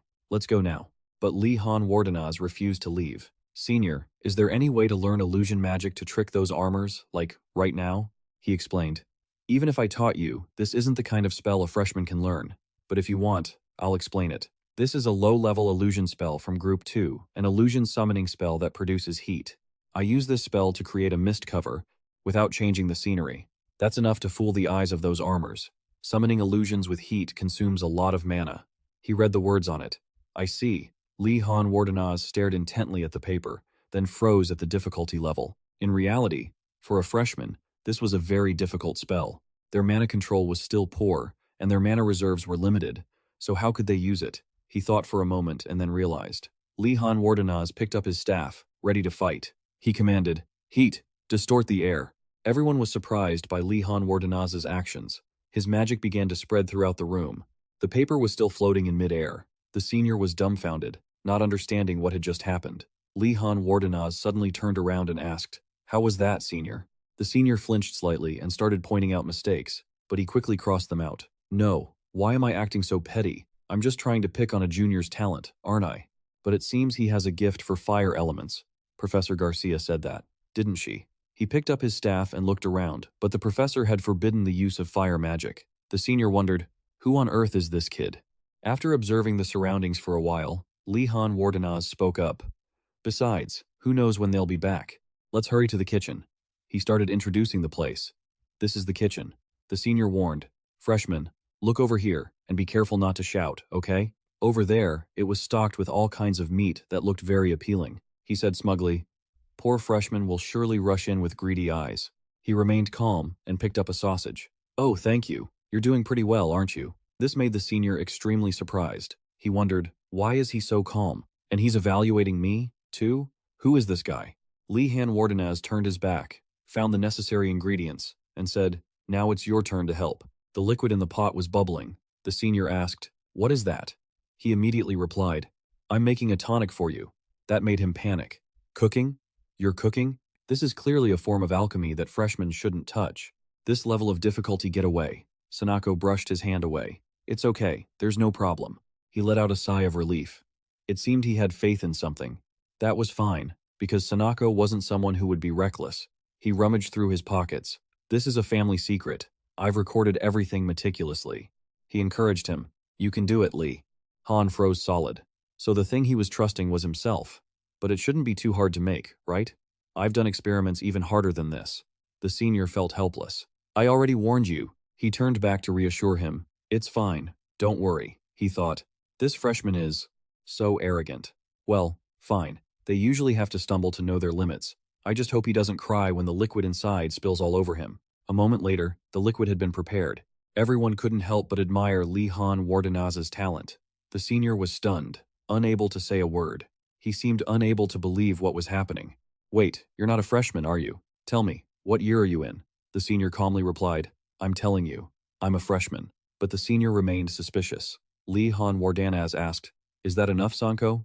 As he stirred the liquid in the pot, he said, Yes, this is my family's secret technique, beer candy. The senior was stunned and asked, What? Sanko fed it to Lee Han Wardanaz. This beer candy is a nutritious snack with incredible effects, and it serves as emergency rations too. It can be stored at room temperature for several months, and just a piece the size of 2 finger joints provides enough nutrition for 2 days. He licked the candy. It's tasty, isn't it? Like malt candy, right? He continued his introduction. Furthermore, it even helps restore mana. Our family's ancestors were once trapped in a mine and short on beer, so they created this as a substitute. That's how it got its name. Lee Han Wardenaz listened to the story. I see. So that's how it is. Goal achieved. Now let's get out of here. The senior was startled when he heard that. He slammed the paper against him. We've got trouble! Lee Han Wardenaz asked angrily. What's the matter? The senior warned. Don't say anything. There's a shadow approaching from the outside. The custodian is getting closer. He stopped in front of the door. Bampatan said nothing, just looking toward the door. He quietly approached the door, which made everyone even more panicked. The senior quickly instructed, Hide, in the corner. Let me cast a spell. He asked, Are you sure this will fool the custodian? He reminded him, I don't know, just stay quiet. Bampatan placed his hand in front of the door, but even after a while, it wouldn't open, leaving Lee Han even more confused. It's standing in front of the door, but why won't it come in? A beam of light emitted from his hand. Bampatan stood before the door, casting his magic. He sensed something and quickly spoke up, Senior, the custodian is using magic.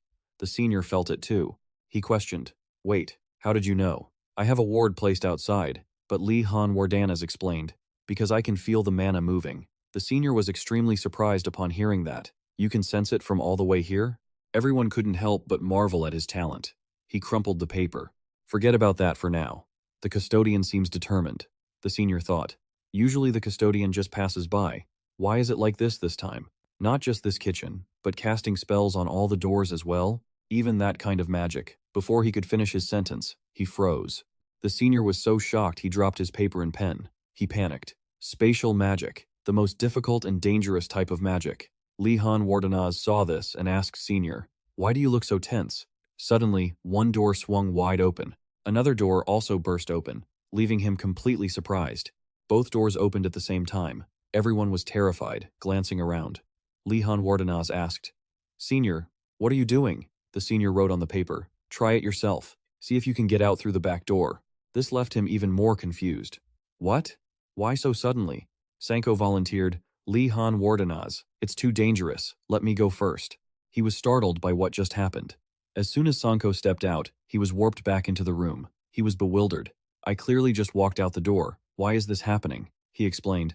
The space around the door has been warped. That's the custodian's magic. He asked. Is there no way to solve this? The senior admitted, That's right. Do you know what it means to be helpless? Lee Han Wardanaz stared at the paper for a moment. He closed his eyes and thought for a bit. Then he said, Finally, we're going to the punishment room, aren't we? This left the two of them panicked. Oh no, no way. Lee Han Wardanaz calmly replied. Well, I was prepared for this from the start. Just keep your promise later, that's all. The senior was surprised by his expression. Even though he had been sentenced to the punishment room, his expression hadn't changed at all. Can a freshman really be this calm? He was done for. Now he felt embarrassed for joking around earlier. Only then did he write it down. Actually, there is still one way. This made the other two rejoice. Is that really true? The senior set a condition. But you all have to help me a little. He took some corn kernels out of his pocket. The senior began to eat them slowly. He sighed in relief. I'm saved. Using that magic earlier drained all my mana. Sanko was skeptical. Can you really do it? The senior said confidently. All right. Watch closely. He picked up his magic wand. Okay, I have to do this. I'm a third-year student, a symbol of pure silver. I have to show.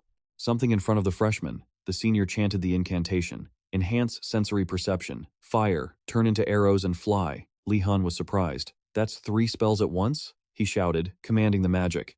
The magic flew toward the door. He silently evaluated. The magic is on par with Mr. Li Han Wardenaz. The form is still incomplete, and the control during casting isn't stable either. It needs much more practice. Wait, am I thinking like Professor Velati? My thoughts are contaminated. It flew into the door. The attack created a massive explosion. Both of them stared intently in that direction. They didn't know the result, but the magic still had no effect on the door. The senior was helpless and silent for a long time. He stammered, "I apologize. It was a failure." The senior continued to take out those corn kernels from before and started eating them slowly again. He apologized and explained, "The custodian's magic range is stronger and wider than I thought, so it cost too much." Mana. Sanko was extremely angry. Does that mean only the beer candy survived, but the escape was a failure? The senior was steaming with rage. "You idiots. Even the difficulty of this magic. You don't understand." Li Han Wardenaz stood silently in front of the door, watching, then touched it with his hand and called, "Senior, I'm determined. Teach that to me. I'll give it a try." He was panicked. "What? You think you can learn it?" The senior remembered what had happened before, creating a low-level illusion of pahit, successful on the first try. Making beer candy, successful on the first try. He had no choice but to follow Li Han Wardenaz's request. "Fine, do whatever you want. Wait a second, let me write down the details as clearly as possible." He heard that, and thanked him, then started reading. The senior began to instruct. This magic requires at least 3 steps. First is the second-tier incantation, Enhanced Sensory Perception. It's a support spell that helps boost reflexes. Not only that, it's also necessary when facing those who distort senses. Just like its name, it enhances all 5 senses. Next is the first-tier incantation, Spatial Awareness. It's a support spell that helps the user feel the space around them clearly. It's often used by battle mages and is also essential when facing spatial magic. Although it's first tier, it's as difficult as second-tier magic. Finally, there's a spell with great destructive power. You just need to find the weak point in the distorted space. Li Han Wardenaz sat there reading for a while and finally understood. He pondered that he couldn't learn level 2 spells yet, but level 1, Spatial Awareness, was something he could pick up just from this explanation. He could swap the enhanced senses for Gonadante's Quickstep and the finish with Gonadante's Sharp Hands. Li Han Wardenaz stood up. "I'll give it a try." He grabbed his magic staff and got ready. His upperclassmen felt jealous inside. "Fine, you arrogant freshman. This time, you'll fail, so you can feel how much I've suffered." Wait, did he actually succeed again? An hour later, everyone escaped safely. Radford looked at Li Han Wardenaz with admiration and praised him. He didn't forget to thank his senior. "Thank you, senior. You teach even better than the professor." Seeing him stay silent, he continued, "Senior, why aren't you answering?" The senior felt his pride wounded. "My magic practice was all for nothing? I thought I was one of the best in my year, so confident." And yet Renji speculated, "Maybe he already left?" The guy next to him added, "He probably said everything he needed to, so he just left." "So cool." The senior wrote on a piece of paper, "I'm still here." He guessed, maybe he ran out of mana and is just tired. Li Han Wardenaz finally realized it. Wait, maintaining an invisibility spell while low on mana, how could he even do that? He wondered, does he use cursed artifacts like I do? The senior stood there stiffly, frozen for a moment. The senior trembled as he wrote, "I didn't cast it." The guy next to him and Li Han were both shocked. Huh? The senior's face turned pale. Is it because the headmaster's skull forbids seniors from interacting with freshmen, so he's using magic again? Why go that far? The senior finally decided to acknowledge Li Han Wardenaz. Whatever. Even if this freshman genius is shocking, in this school, what's a little shock? Live long enough, and you'll meet geniuses that everyone has to be wary of. The senior wrote a thank you note. He then asked seriously, "At this school, people who meet at night don't ask for names or family origins, but I want to know yours. Can you tell me?" He widened his eyes in surprise. He doesn't seem to care? Or is he hard of hearing? He's heard my name called out all night long, but whatever. Li Han. I was about to speak when he was interrupted. I should give my name first, right? He began to introduce himself. "My name is Bampatan, of the Marathi family." He immediately recalled his previous memories of this senior. Li Han was silent for a moment before introducing himself in return. The senior laughed loudly. "And Rogot is full of schemes and tricks. If you want to survive here, you have to use every method available." The next day, in basic swordsmanship class, Ingarel introduced the lesson. "This week is for checking how far the students have kept up," he happily introduced. "Because of that, we've invited some outside guests. The knights present here will be your opponents." He stepped forward with a blank face and a murderous aura. The White Aries Knights are one of the most prestigious orders in the Empire.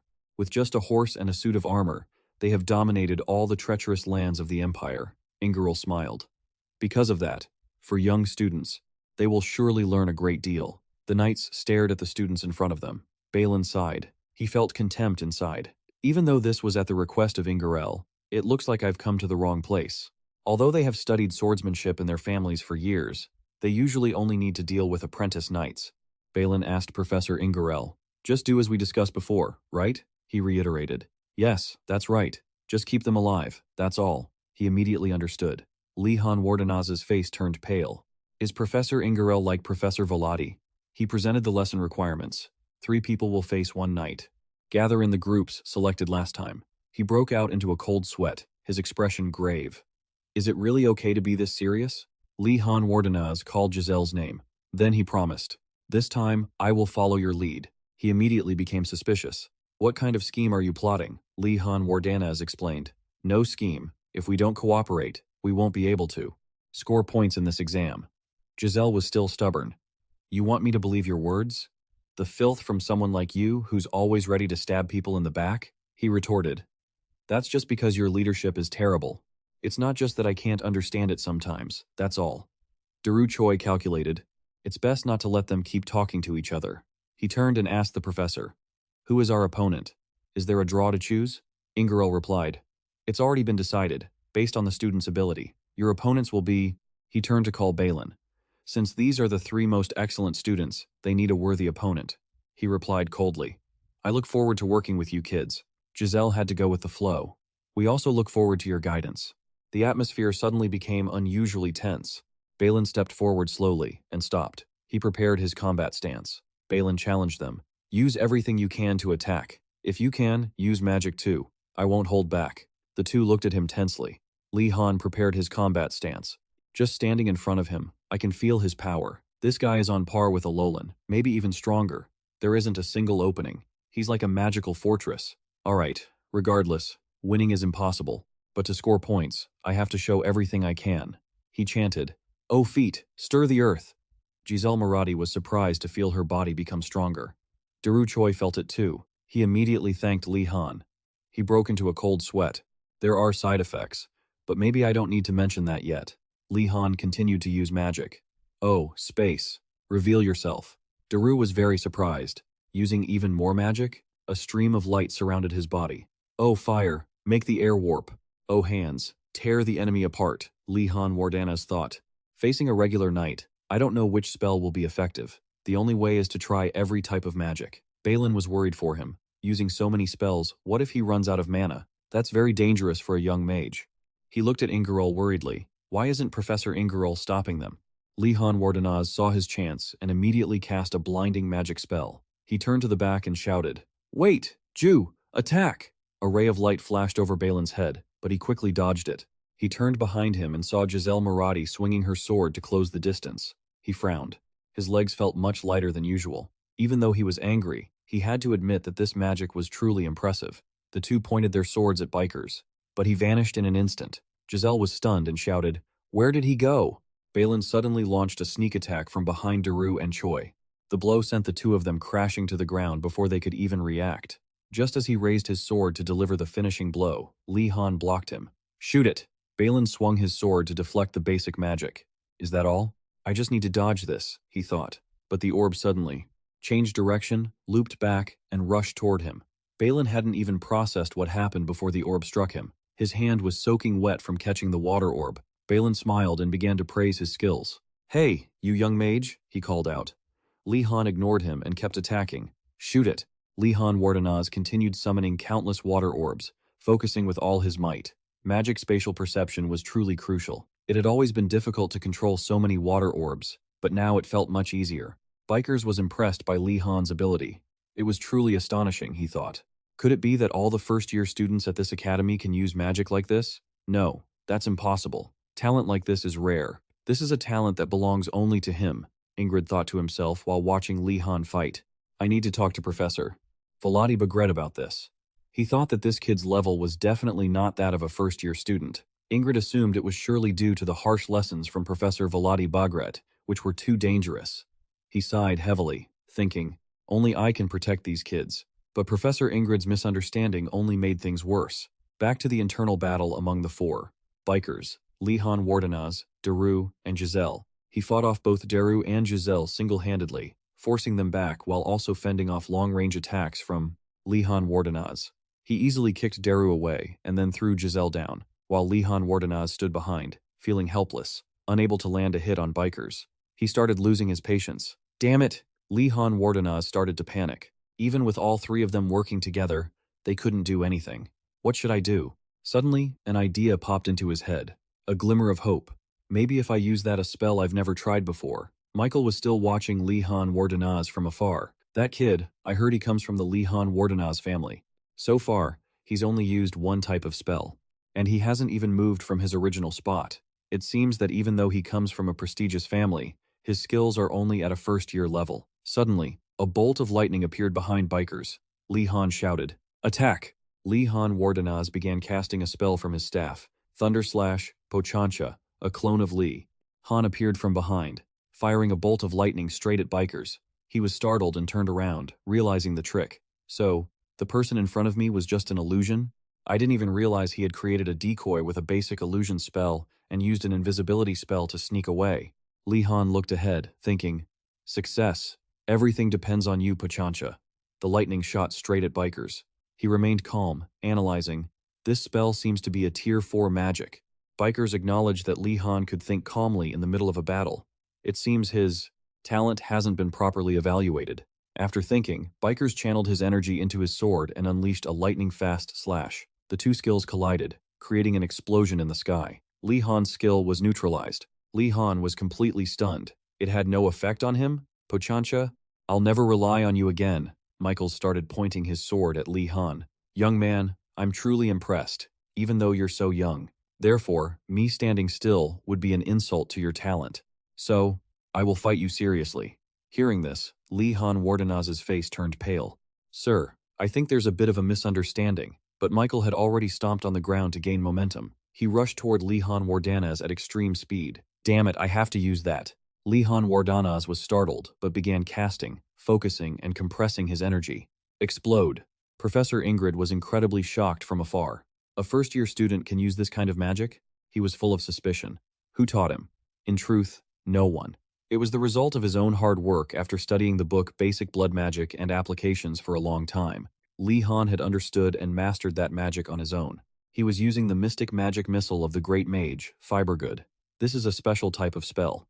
Most magic missiles are Tier 1 spells, but this incantation is different. The user immediately draws and compresses a large amount of magical power, a process that no other magic missile spell uses. Lihan Wardanaz began channeling his power. His staff emitted a reddish-purple glow. This was a spell perfectly suited for Li Han, who possessed a magical power source as vast as an ocean. Even Lihan Wardanaz didn't expect he would have to use it in real combat without ever practicing it before. A red energy orb began to form on Lihan Wardanaz's staff. It radiated intense energy waves. Please, don't fail. What is this strange feeling? Did I fail?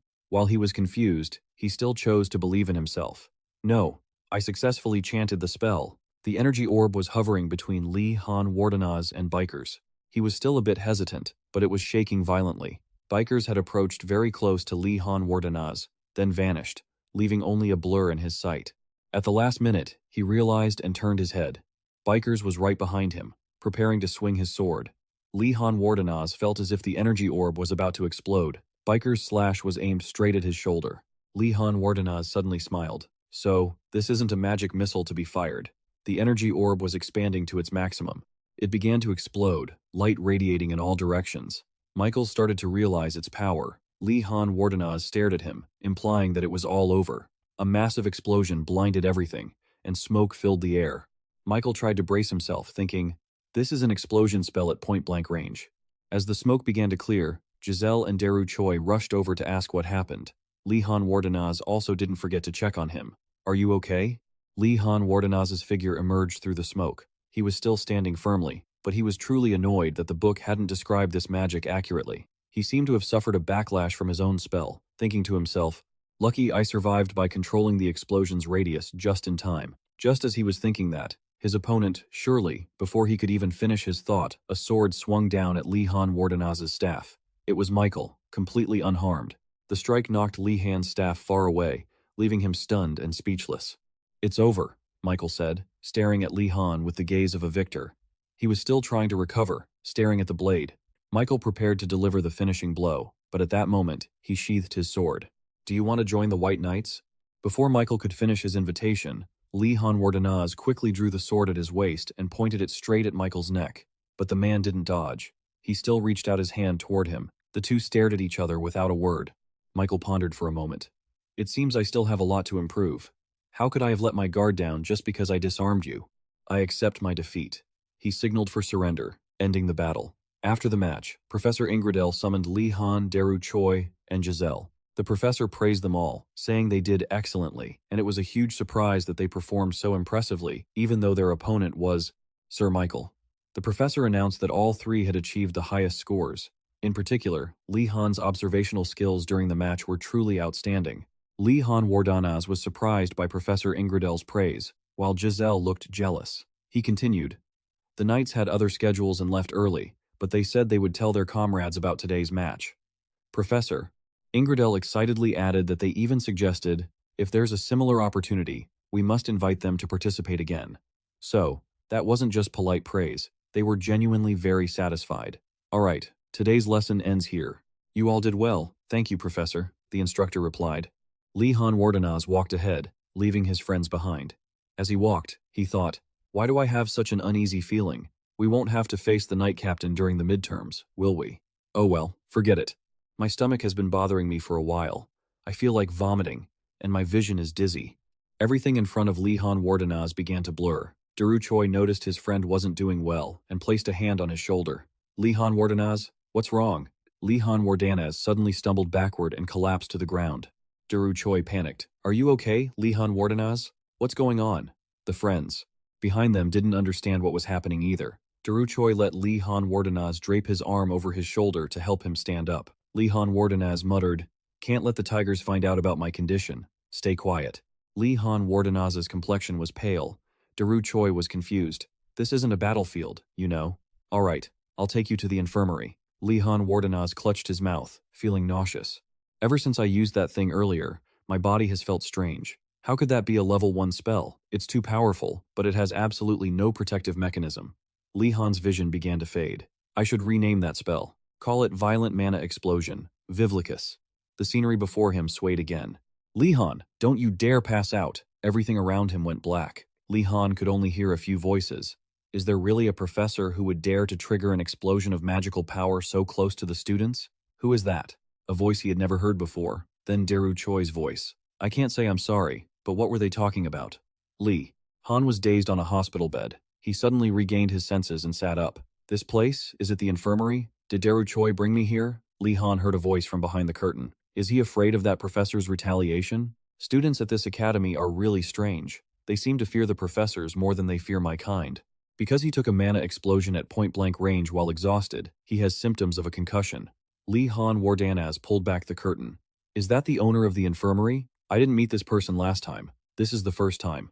I've cast a healing spell. He'll be fine." It was a book with eyes, floating and talking to Daru Choi. "Thank heavens, thank you, sir." Li Han Wardanaz was absolutely terrified and surprised. "Did that book just talk? And I didn't expect you to be walking normally after that explosion. Your willpower is astonishingly strong, but never do that again." The book turned to look at Li Han Wardanaz, making him jump. Thank you for treating me. It seems you don't know how to address me, do you?" Daru Choi asked. "You're awake?" The book began to open wide. "I am the devil of the infirmary." "A devil?" Li Han Wardanaz was shocked. "I see." Li Han Wardanaz remembered the case of the Forgotten Beast statue. The book replied, "That reaction is so boring. The other new students are usually terrified. After being at this academy, I'm used to it. Is it because of Gonadantes?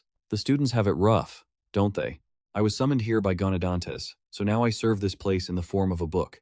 Daru Choi chimed in. "But your voice sounds happy. Don't tell me that means I have nothing to complain about," Li Han warned. "If you act recklessly, the headmaster will punish you severely." The book was surprised. "Smart kid. With your massive mana reserves, I even suspected. I thought you were Gonadantes in disguise. He does that sometimes." The expressions of Daru Choi and Li Han Wardanaz turned pale. "I should be more careful when dealing with this book." Li Han Wardanaz asked for permission to leave. "All right. Because I still have another class and my body feels better, I'll be going now. The book agreed. Sure, visit me sometime. Here, I'll give you a gift. You must be having trouble controlling that mana volume. I know a few devils who specialize in absorbing mana. Do you want me to introduce you to them? Li Han Wardenaz had hoped for more, so he was disappointed. No thanks, I appreciate your kindness. He urged Daru, Choi to leave the room. A devil summoned by the headmaster is definitely not simple. This isn't someone I should get close to. Back to the Imperial Basic Geometry and Arithmetic class. Almost the entire class was bored.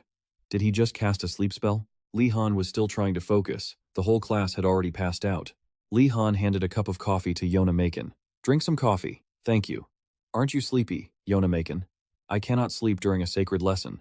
Li Han's face brightened with vanity. While Yona Macon didn't understand what he just said, Li Han Wardenaz wanted to impress Professor Alpin Nathan. He used to be a high-ranking administrator of the Empire. He slashed so much of the mage's research budget that some professors still hold a grudge against him. But his goal is to become a civil servant at the Ministry of Magic. Li Han Wardenaz's burning determination made Yona Macon worried. She thought building a relationship with him wouldn't hurt. Professor Nathan ended the class. That's enough for today. Remember this equation. Giselle jolted awake after dozing off. Class is over? Not quite. Now we're having a pop quiz. Giselle was desperate. This is a disaster. I mean, a real disaster. We're lucky, Li Han said confidently, while Giselle shook her head repeatedly. Lucky? How is this lucky? Li Han was determined. This is my chance. If I get a perfect score on this test, Professor Nathan will definitely notice me. Professor Nathan picked up a staff and cast a blue spell. Streams of light flew toward each student. All right, whoever finishes can turn in their paper and leave.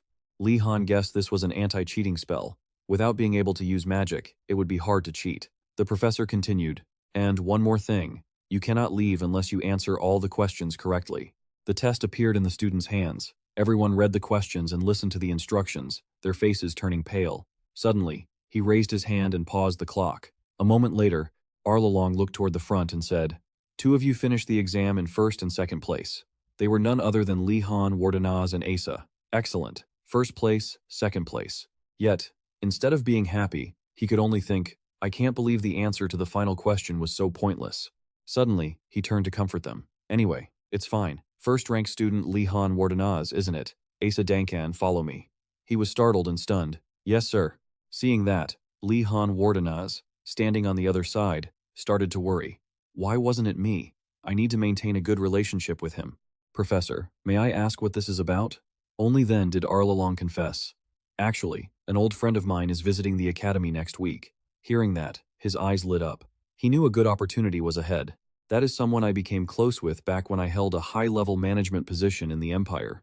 He wants to test the abilities of the students I am guiding. Then, he immediately said, therefore, I want Asa Dankan to prepare a basic magic circle. But Asa was a bit worried. Me? Shouldn't Li Han Wardenaz be the one responsible? She didn't want to take on any more tasks. At this moment, Arlalong was helpless. Li Han Wardenaz already has too many private lessons. We shouldn't burden him further when he's already so busy. Since this was a valid reason, she gradually accepted. All right, I understand, I'll do it. Seeing that, he finally realized, this is my salvation. Just as he thought that, Li Han shouted, that's not it, Professor. I will assist Asa Dankan with this. That made Asa freeze. Li Han Wardenaz Arlalong heard that and asked, are you sure? He immediately replied, yes. Whenever a personal professor asks for something, it's always very important. That touched her deeply. He's sacrificing that much for my sake? Those words finally put him at ease. Very well, then both of you do this together. Thank you both. Then, the two of them left just like that. Watching their backs, Arlalong suddenly thought, originally, I intended to nominate Li Han Wardenaz for a leadership role, but with his ability and enthusiasm, it's better to let him focus entirely on his studies. I will support you with all my heart, Li Han Wardenaz. That day, the sky was unusually clear. At the same time, in another place, Yona Macon was busy yawning. Li Han Wardenaz saw that and asked, so, what time did everyone leave the exam room yesterday? And he received the answer that it was past midnight. At that very moment, from in front of them, the sound of a pot banging echoed. Uragum was there, saying enthusiastically, welcome, everyone. I'm sure you all know what we're doing today, right? Hearing that, the students below started whispering. Saying it like that made the exam sound annoying. Even though Professor Uragum said similar things, he made it sound much more unpleasant. Then, the old man immediately shouted, "All right!" Uragam pointed outside the door, ordering them to line up and enter one by one. This made even Lihan Wardanas curious. "Why aren't we doing the test in the classroom like usual?" Then, he replied, "You thought there would be a Q&A session with me before the exam?" As soon as he finished, Uragam Jimda stepped outside and said, "Stop whispering. Go in, one by one, in order." Only then did he dare to voice his inner thoughts. "I wonder if there are any monsters inside the classroom." Then, Yona Macon immediately added, "A pig rushed to attack us on the very first day, so it's not impossible." Just then, a voice echoed from outside. "Lihan Wardanaz, you go in first." Since he couldn't do anything else, he just stepped forward. At this moment, Uragam looked at Lihan and said, "This is the test." All around him were countless labeled potion bottles. "Only use the ingredients available in this room." The old man held up a potion bottle and declared, "Create this type of potion." Just those words made Lihan Wardanaz's face turn pale. Then, he tried to calm himself and asked, "Is this what you taught in the previous lesson?" He immediately heard the answer, "No." Seeing that, Lihan Wardanaz continued, "Then at least, can you tell me what kind of potion this is?" He received a cold answer, "No." Saying that, Uragum even intentionally flipped the hourglass over. "It's best if you start right away." Seeing that, Lihan was sweating profusely, but since he couldn't do anything, he turned to ask, "Professor, does this mean I'm allowed to use anything in this room?" He only heard the old man say, "Did you bring your own ingredients? Just do as you like." Seeing that, he replied, "I understand." At this moment, Lihan Wardanaz's eyes widened, showing his determination. Using some sort of power, he lunged forward. He grabbed the potion bottle. Seeing that, Uragam raised his hand to grab him, but Lihan Wardanaz had already pulled back. That scene left the old man blank-faced. A moment later, Uragam reacted and shouted, "Hey! You can't just take the professor's belongings like that." So he had to bow his head and apologize.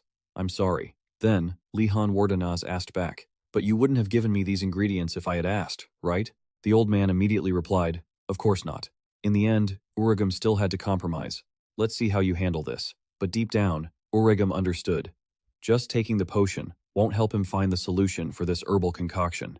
This isn't an easy exam, even for someone like you. Suddenly, the old man's face twisted. What is that magic? Outside, the sky remained clear. In the library, a voice suddenly echoed.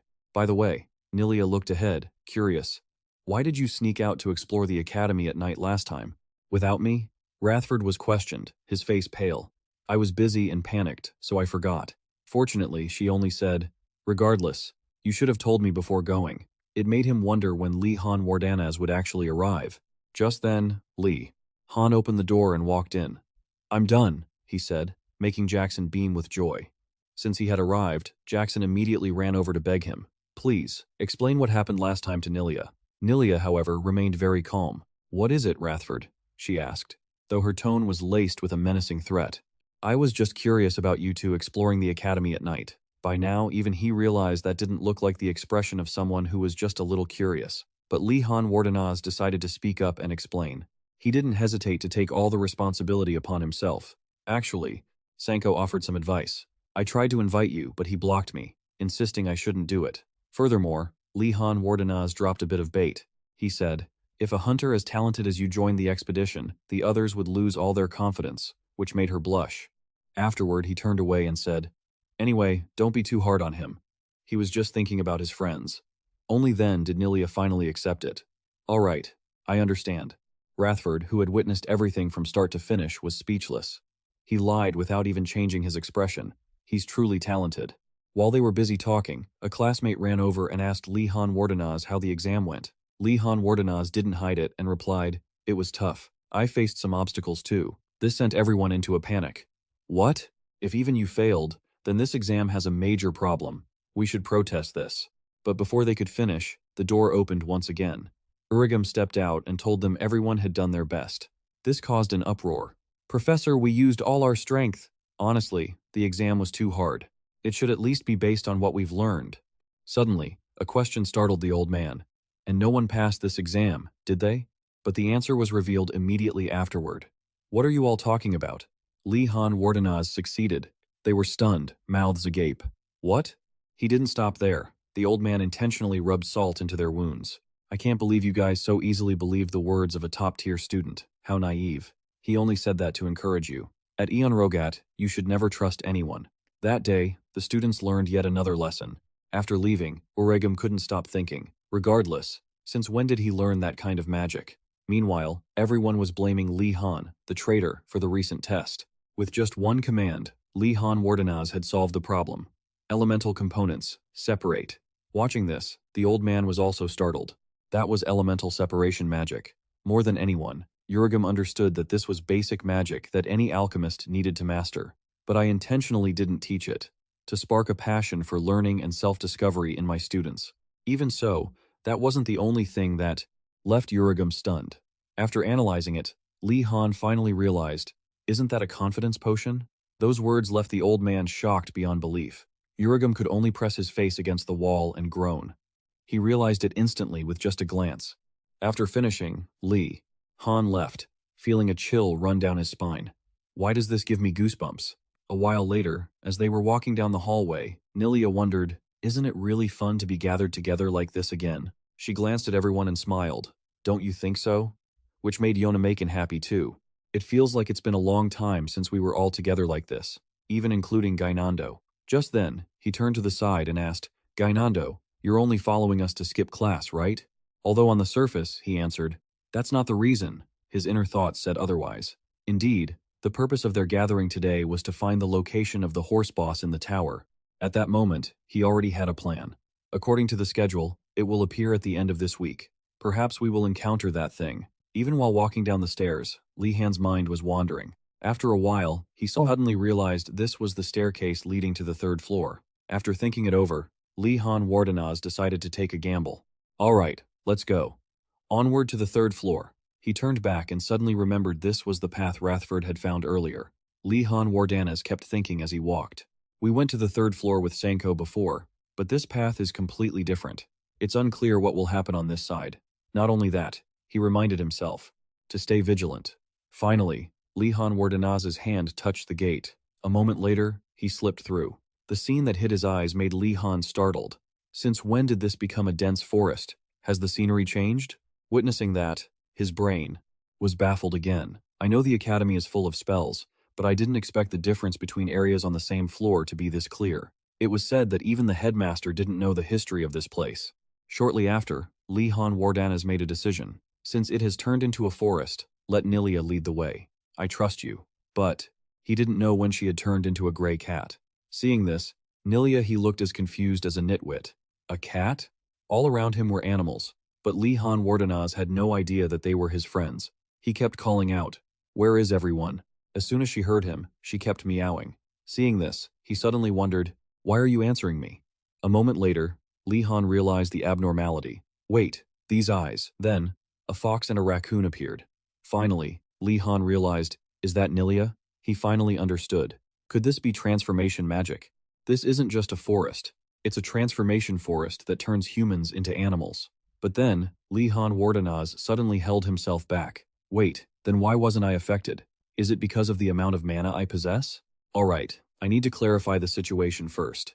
After analyzing for a moment, Li Han gradually figured it out. Yona Makin, Nilia, Rathford. But then he had a question. And where did Gainando disappear to? Having said that, he ordered, Sakan, go check that area. As soon as it hit the ground, it turned to look for them. Seeing that, he approached and asked, is there something there? When Li Han Wardanaz reached out his hand, a flame gradually appeared in front of him, which made him feel completely confused. There was a powerful surge of mana coming from that direction. As it turned out, a tail was sticking out from there. It was none other than the person Li Han wanted to find. He looked in that direction, a thought suddenly popping into his mind. A mouse? Then, Li Han Wardanaz grew curious and approached.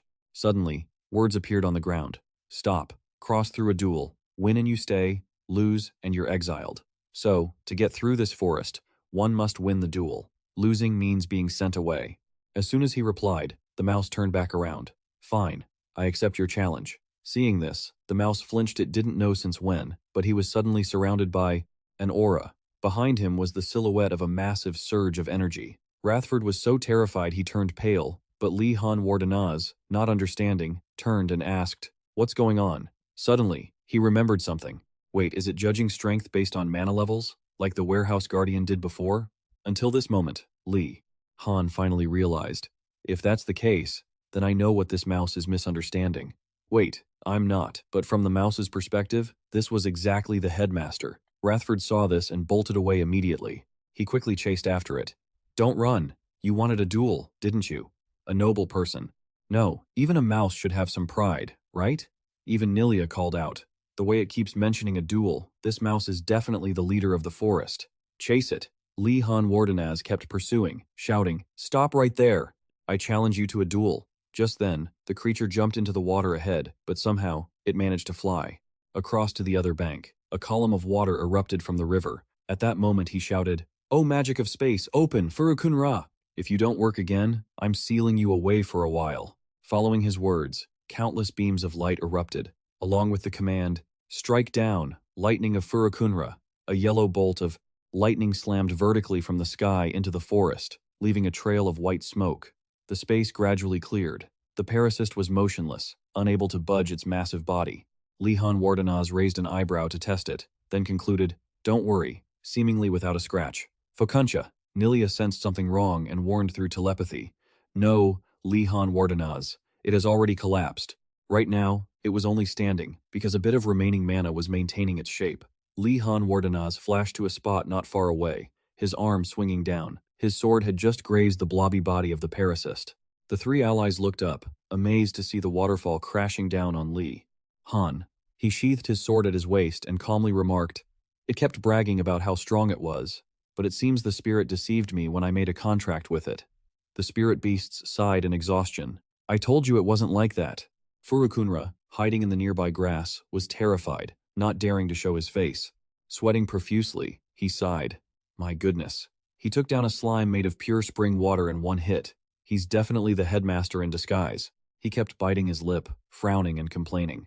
Usually he doesn't care about anything, but suddenly he appears to cause trouble. It's just like those other times he acted up. Suddenly, something landed slowly right in front of him. At that very moment, Li Han shouted, So you were here! In a split second, Furukunra shrieked as a thread of spiritual power tightened around its body. A piercing scream echoed. Get out of the way! Li Han walked over slowly and asked, Hiding here, huh? Looking at the little creature's expression, he felt bad. It's trembling. It must still think I'm the headmaster. So, he wanted to explain immediately. Hey, the words he was about to speak. Li Han Wardenaz swallowed back, replaced by another thought. Wait, should I explain to clear up the misunderstanding? Even if I explain, it'll just challenge me to a duel again or something. So, he decided to play the villain role perfectly, putting on a menacing expression. That's right, I am the headmaster. He crossed his arms and set a condition, but if you let me and my friends leave this time, I'll let this slide. The little creature let out a few sounds, its tail stiff as a wire, wagging and pointing behind him. Ahead was a clear, seemingly safe path. A few seconds later, it appeared in a different form.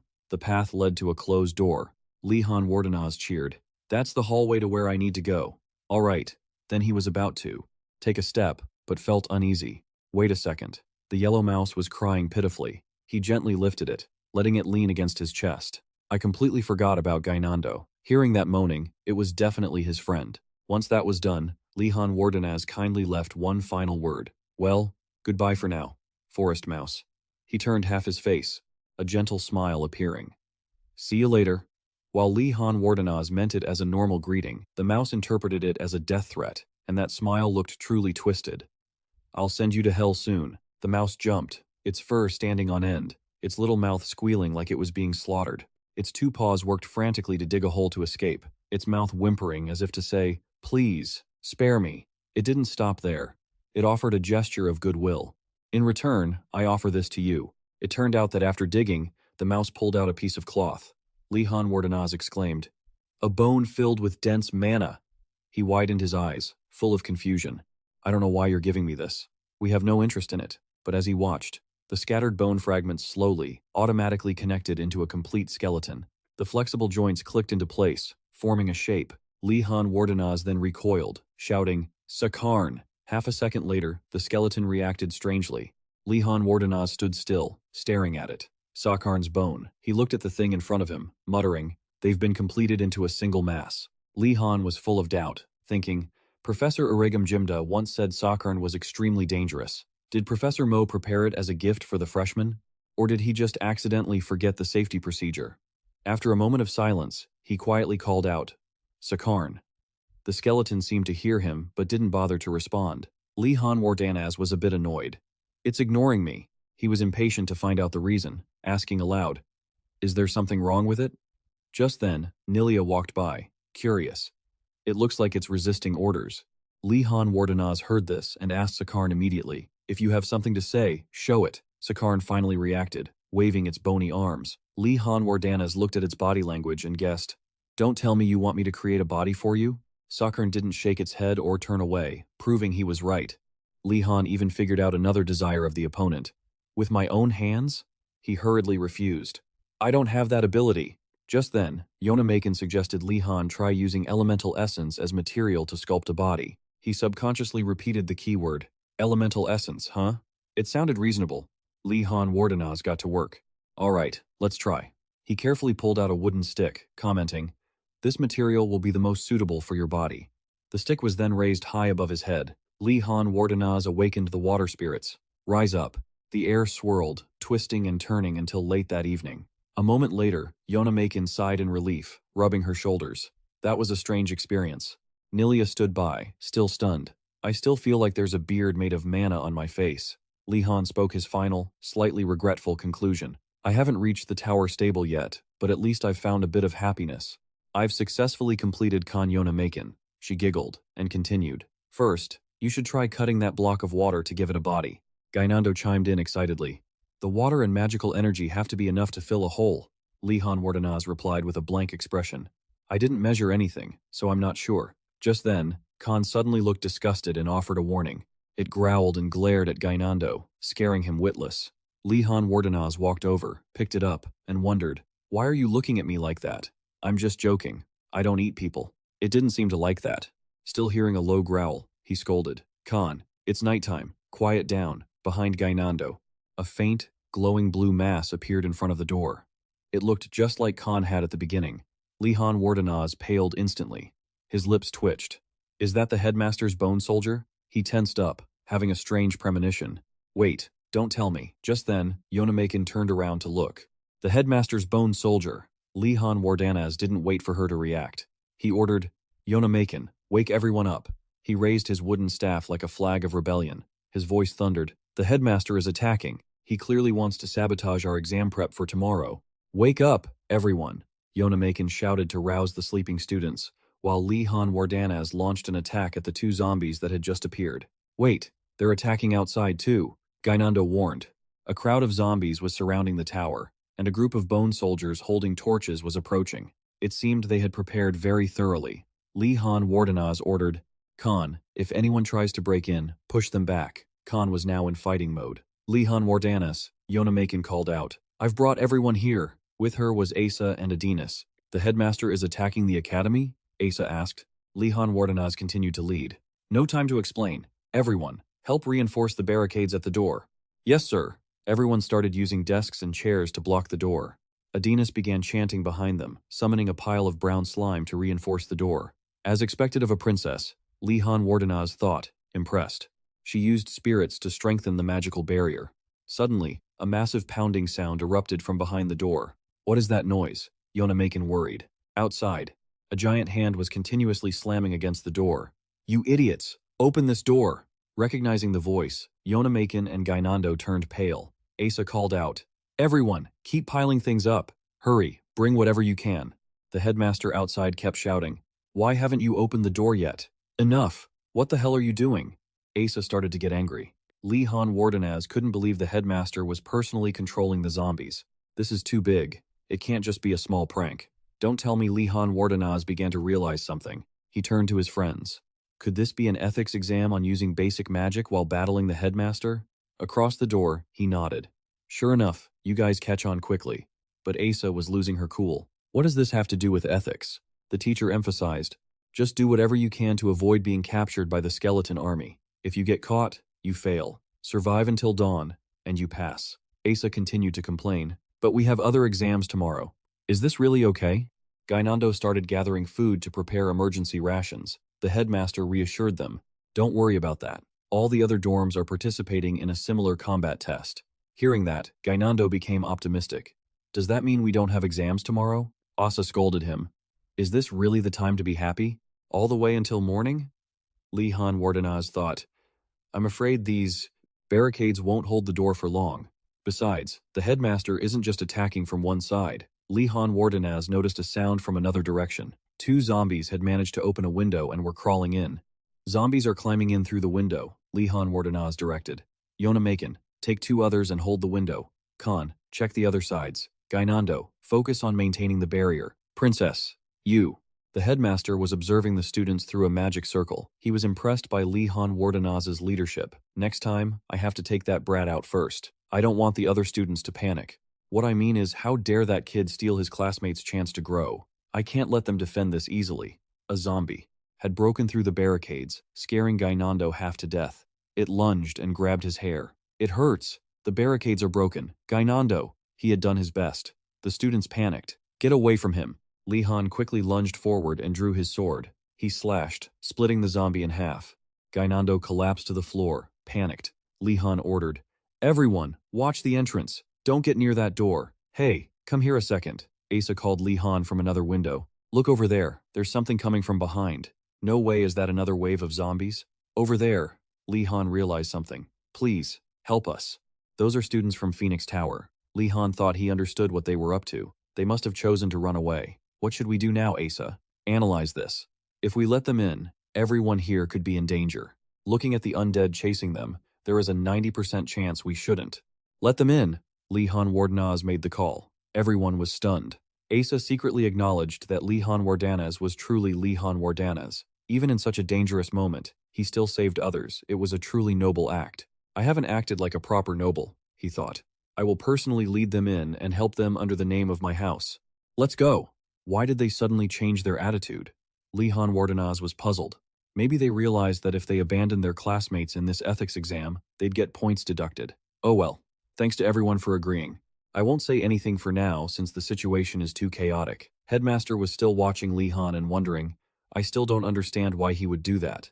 Helping students even from other dorms? Why? Why does he act so selflessly? Actually, helping other dorms in the academy isn't even part of the exam. It reminded him of his own youth, but his way of thinking was still impossible to grasp. They'll keep misunderstanding each other. We must not lose points. Li Han Wardenaz fiercely wiped out the zombies. The entrance to the main gate is safe now. Everyone, hurry inside. Li Han Wardanaz led the students from the Phoenix Tower in. Thank you, Li Han Wardanaz. All right, now I just need to get inside. Suddenly, Asa collapsed. My leg, I've got a cramp. I've been hit by a curse. I can't move. Li Han turned to look at Asa. He had a gut feeling that something bad was happening. Without a moment's hesitation, Li Han immediately hoisted Asa onto his shoulders.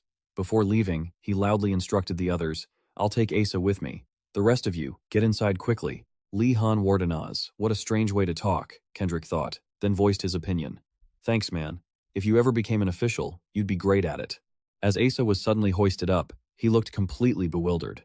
Suddenly, a strange, illusory, magical aura surged forth, engulfing the entire space. Li Han Wardenaz looked back cautiously, while Asa couldn't help but be shocked.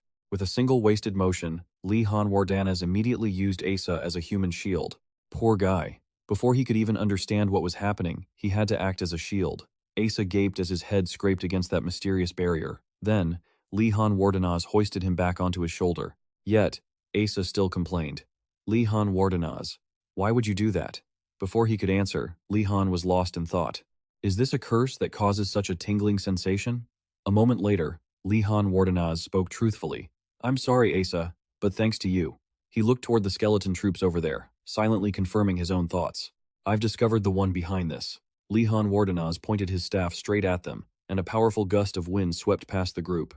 The speed was incredibly fast. In the blink of an eye, one of them exploded. However, Li Han Wardenaz still couldn't put his mind at ease. He observed his surroundings, thinking to himself, Damn it, there are too many things bothering me. Just then, sparks flew in from somewhere, and a voice rang out from behind. Magic. Power erupting. Scorching flames flew straight toward the skeleton soldiers, blowing up into a massive fire. That person called out, Li Han Wardenaz. Li Han immediately turned back. It was 3 other students. You came to help too? Their expressions clearly showed anxiety. One of them loudly warned, all the students from the Phoenix Tower have been evacuated safely. You should head back to the safety zone too. Li Han Wardanez replied. I understand. In his distraction, he had been surrounded by the skeleton army. Damn it, I've been cornered. Suddenly, a guy with orange hair shouted, Flame burst! This action couldn't help but surprise Li Han Wardanaz. He stared for a moment. In the sky, a rain of fire fell. It originated exactly from that person. That guy successfully sent the enemies running in chaos. Asa, who had been silent until now, suddenly spoke up. Is that a fire magic skill? It seems he's quite fired up. She assessed the guy. A male student actually able to use such magic? In reality, Li Han Wardanaz was wondering the same thing. Could that guy be a half-human, fire elemental spirit hybrid? Suddenly, the guy shouted, cutting off his train of thought. This is our chance. Everyone, move inside the tower. The fire was still burning, and they hurried inside. Hurry, move it. A moment later, they had all gathered safely in one spot. The guy who used the flame magic took the initiative to speak.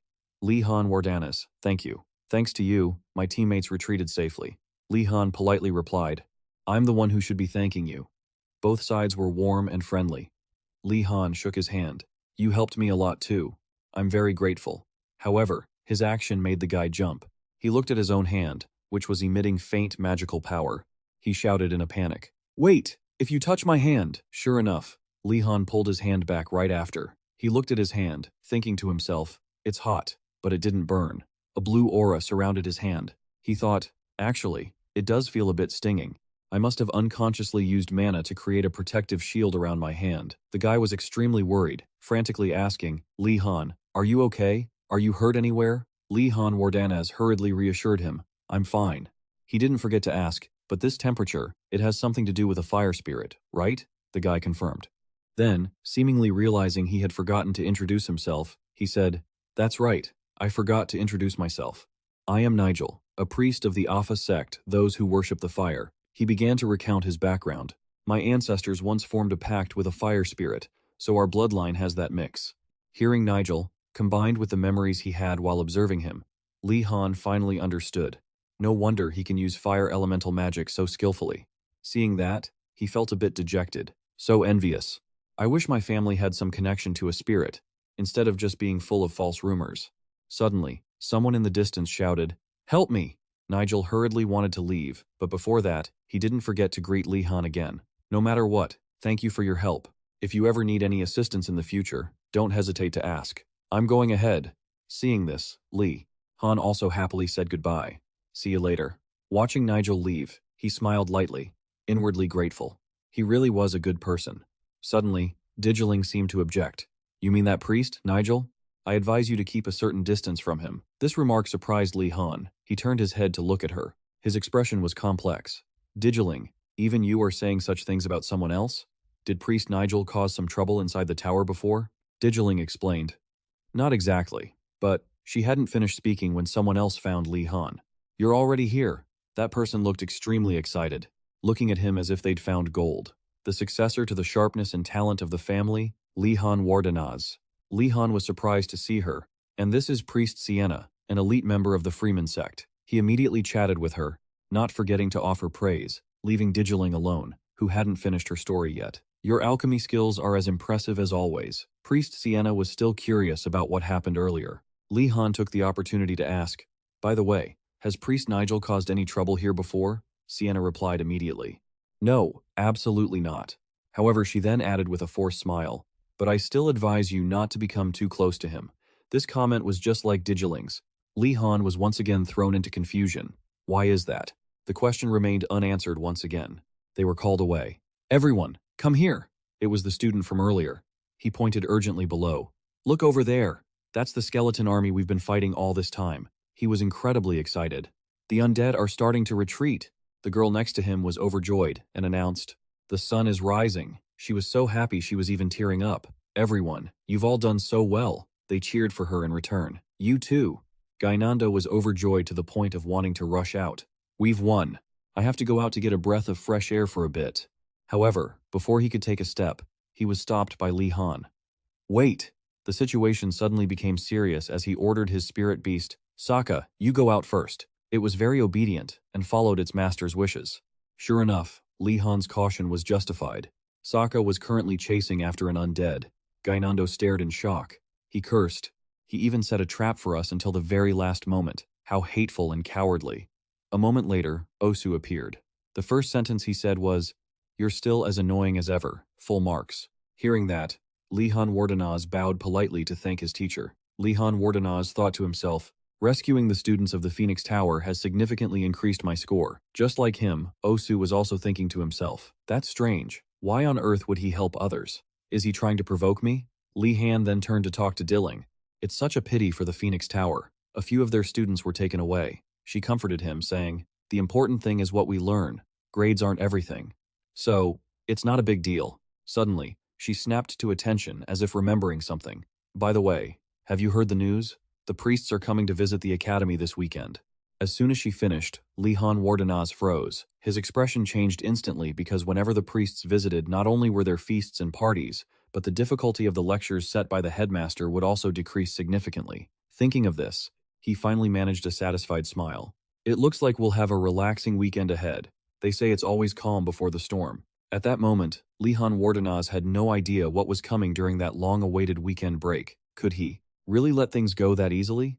It's hard to believe. After Professor Gaxi's calm, quick exam was finished, the professor checked in on Lihan Wardenaz.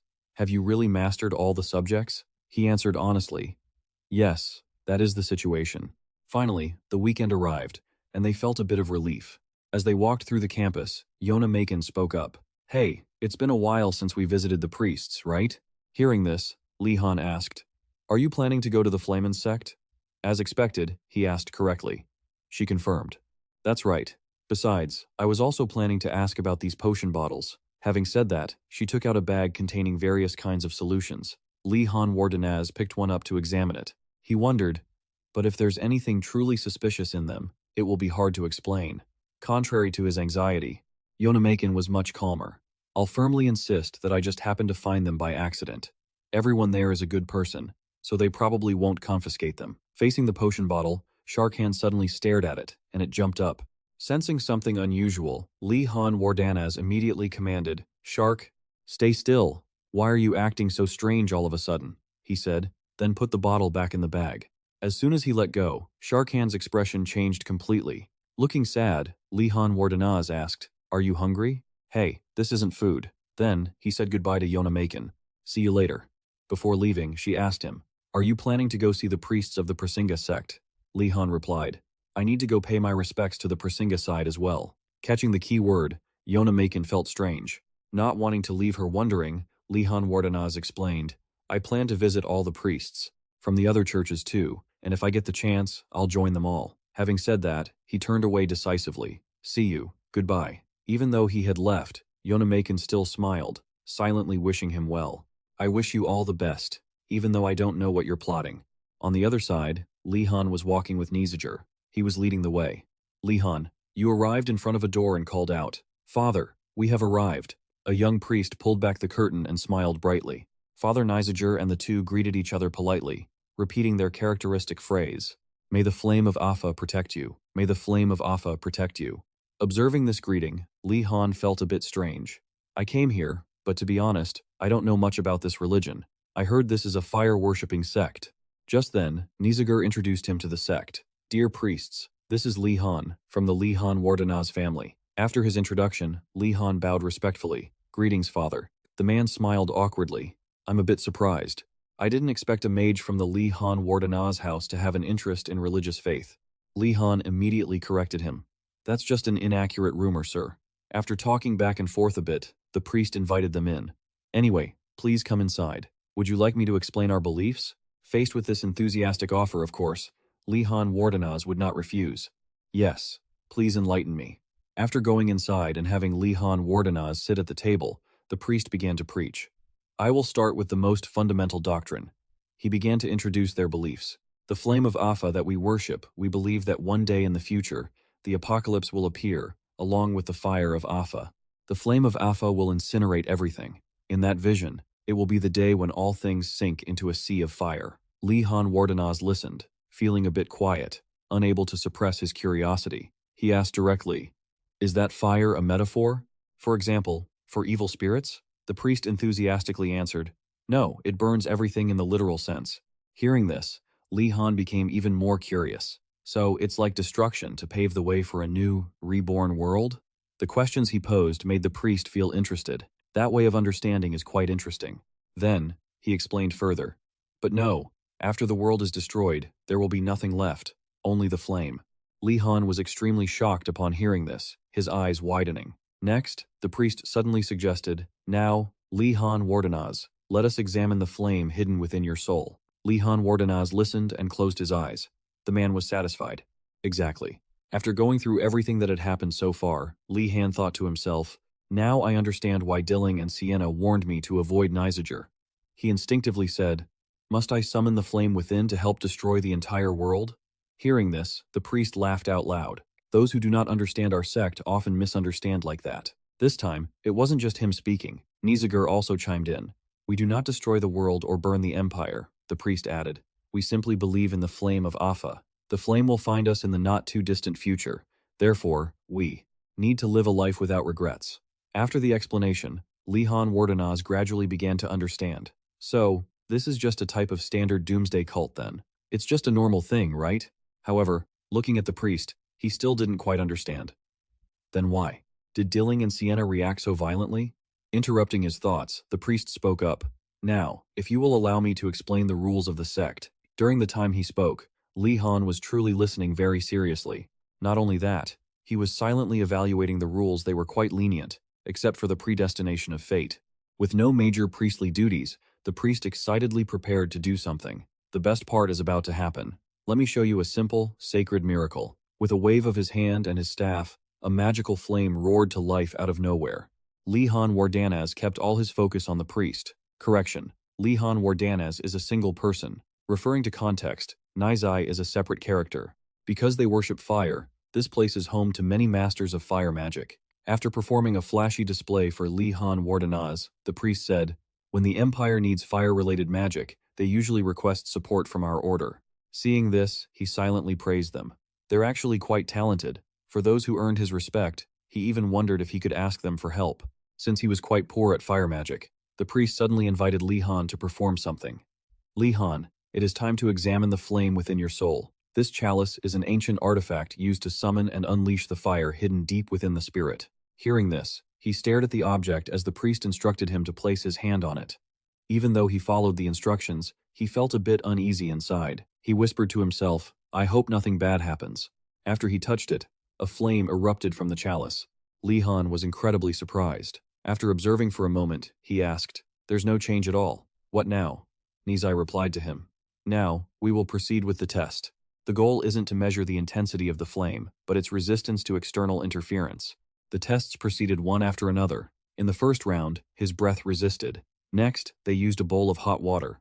In the second round, the water resisted and evaporated instantly. The priest and other clergy seemed worried about something.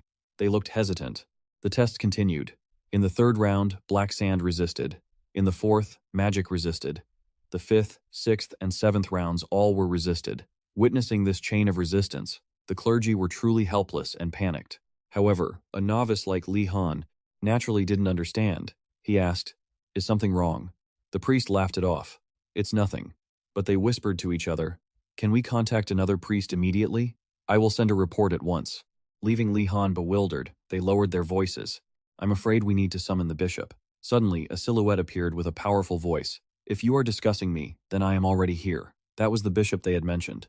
He said, "I happened to be visiting because I wanted to check on the students here. It seems I arrived at the right time." Seeing him appear unexpectedly, the priests were shocked.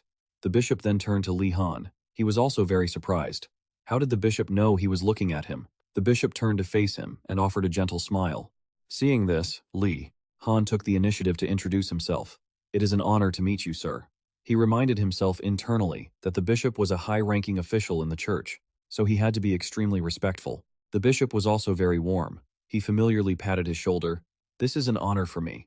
It's been a long time since I've met someone who possesses such a powerful flame." Furthermore, he looked at him with empathy.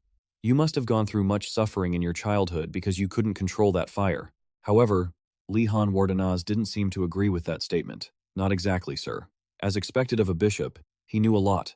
I understand you come from the Li Han Wardanaz family, and they taught you fire-resistant magic." Hearing this, Li Han Wardanaz felt even more ashamed. He thought to himself, Actually, I haven't learned it yet. After some back and forth, the bishop finally got to the point. But you certainly cannot rely on your family's magic forever. Li Han Wardanaz, you need to learn how to control the flame properly. To these words, he didn't know how to respond for a moment. After a long while, he replied, "Yes, I understand." Only he knew that this was exactly why he had come here to hone his fire magic. He could learn many things here. The bishop honestly shared the truth. However, this method will be quite harsh for a student. Do you feel okay with that? After hearing his words, a figure flashed through his mind. He hesitated for a moment, then finally said, "I am ready." Even so, he knew that, of course, it wouldn't be easy. But it probably wouldn't be much different from the training sessions with the professors. Nothing is easy, but if he didn't learn how to control the fire here, it would be much harder later. Suddenly, after making up his mind, Li Han Wardanas ripped off his robe. Then, "Release your flame, sir. I am prepared." This move of his left both the priest and Nizai stunned. Seeing there was still no movement around them, Li Han gradually sensed the problem. Sure enough, the bishop asked, bewildered, "I'm sorry, what did you say?" At the hut that Li Han Wardanas entered, he sat down, crossed his legs, and closed his eyes to meditate. Li Han Wardanas was a bit embarrassed that the method was so easy. So the method was just sitting and meditating? Opposite him, a priest was talking to the bishop. Feeling the fire element directly when it enters the body is truly intense. The bishop laughed and replied, "You students love to joke." Seeing them chatting happily like that, Li Han Wardanas could only offer a weak smile. Looking at the torch where he was meditating, the bishop evaluated, "However, this is quite impressive. You've been meditating for an hour, and the candle hasn't gone out." Li Han Wardanaz asked, "So, does fire magic suit my talent?" This surprised the bishop. He thought to himself, "Actually, before this student was admitted to the school, I made a promise. A commitment to Headmaster Ganadantes that Li Han Wardanaz, a young man with outstanding potential to become a great mage, would not be drawn too deeply into the path of faith." Yet, Li Han Wardanaz not only showed amazing compatibility with the fire element, but his spirit was also incredibly steadfast. After a series of thoughts, the bishop broke into a sweat. He thought, if this truth comes out, this student might decide to become a priest for the Alpha Order, and that would mean I broke my promise to the headmaster. After careful consideration, he helped Li Han Wardanaz up and said, "Li Han Wardanaz, your talent for fire magic is just average." He also seemed very indifferent. "I understand." Every priest standing nearby felt completely confused. Average? He's so elite, how can that be called average? As Li Han put on his robe and prepared to leave, the bishop spoke up, "Li Han, take this." He put a shiny gold ring on him. Li Han immediately felt something strange, and that meant he had fulfilled his promise to the headmaster. After considering everything, the man helped Li Han Wardanaz up and said, "Li Han, your aptitude for fire magic is just average. You seem pretty average yourself." "I see." Every priest standing nearby felt completely baffled. Average? Someone as elite as him is called average? When Li Han put on his robe to leave, the bishop spoke up. "Li Han, take this." He gave him a shiny gold ring. Li Han immediately sensed something strange about it. "I can feel the flow of magic from it," I said. The bishop explained that these rings are used to absorb fire elements whenever I use fire-type magic. They'll protect you. A moment later, Li Han Wardanaz's fingers were completely covered in rings. Do I really need this many? Instead, the bishop looked a bit worried. "I'm afraid this might not be enough." He turned to a priest.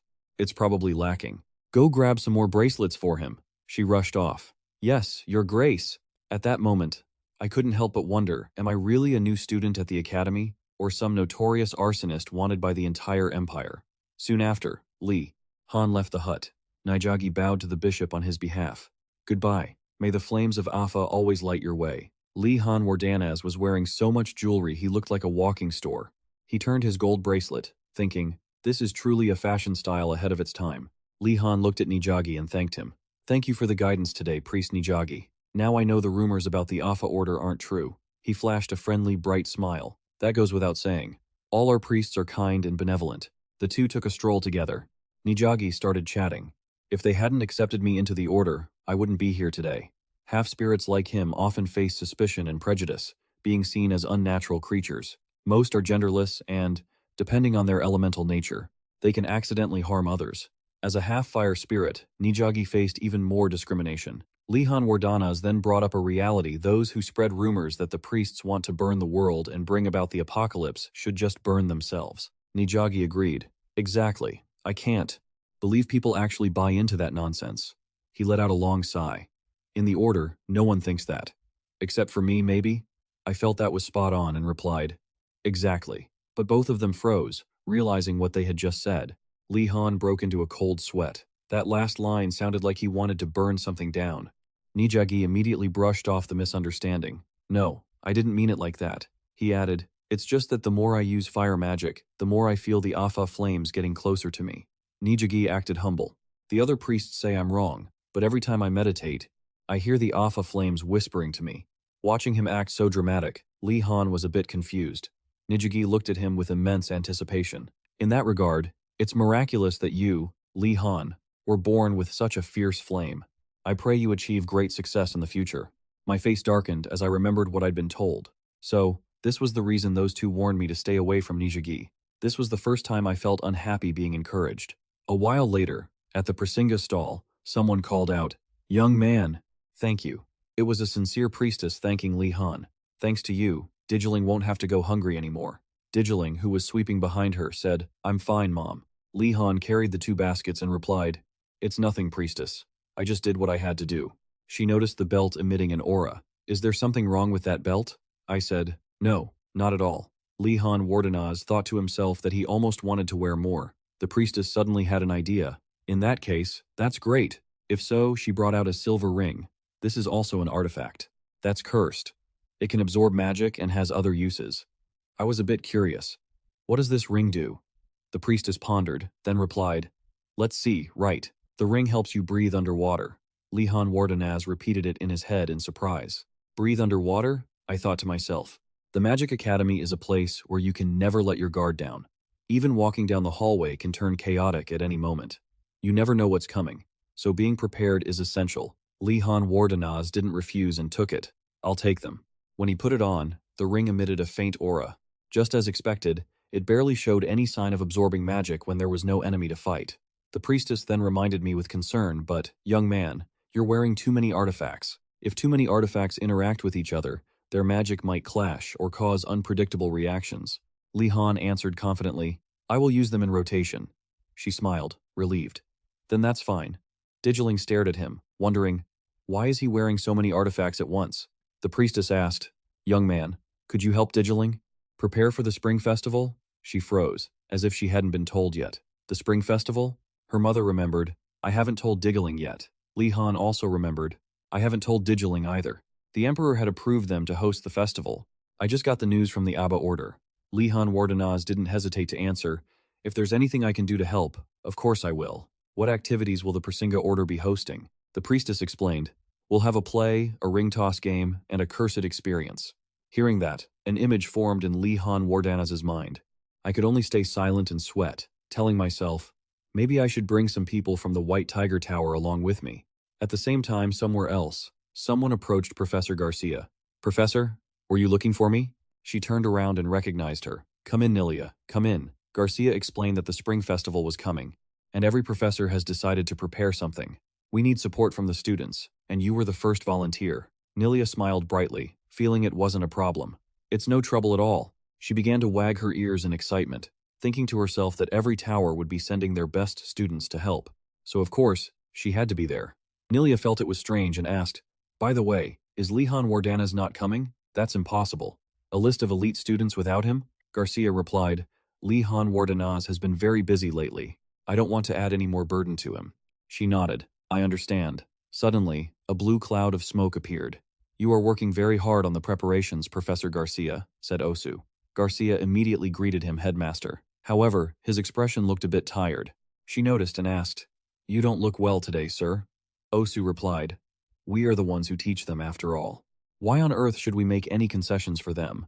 I only find joy in seeing them suffer from the lessons I teach. Garcia covered Nilia's ears. This left her a bit confused, so she asked, in any case, Headmaster, have you found a student to assist you yet? A name popped into OSU's head.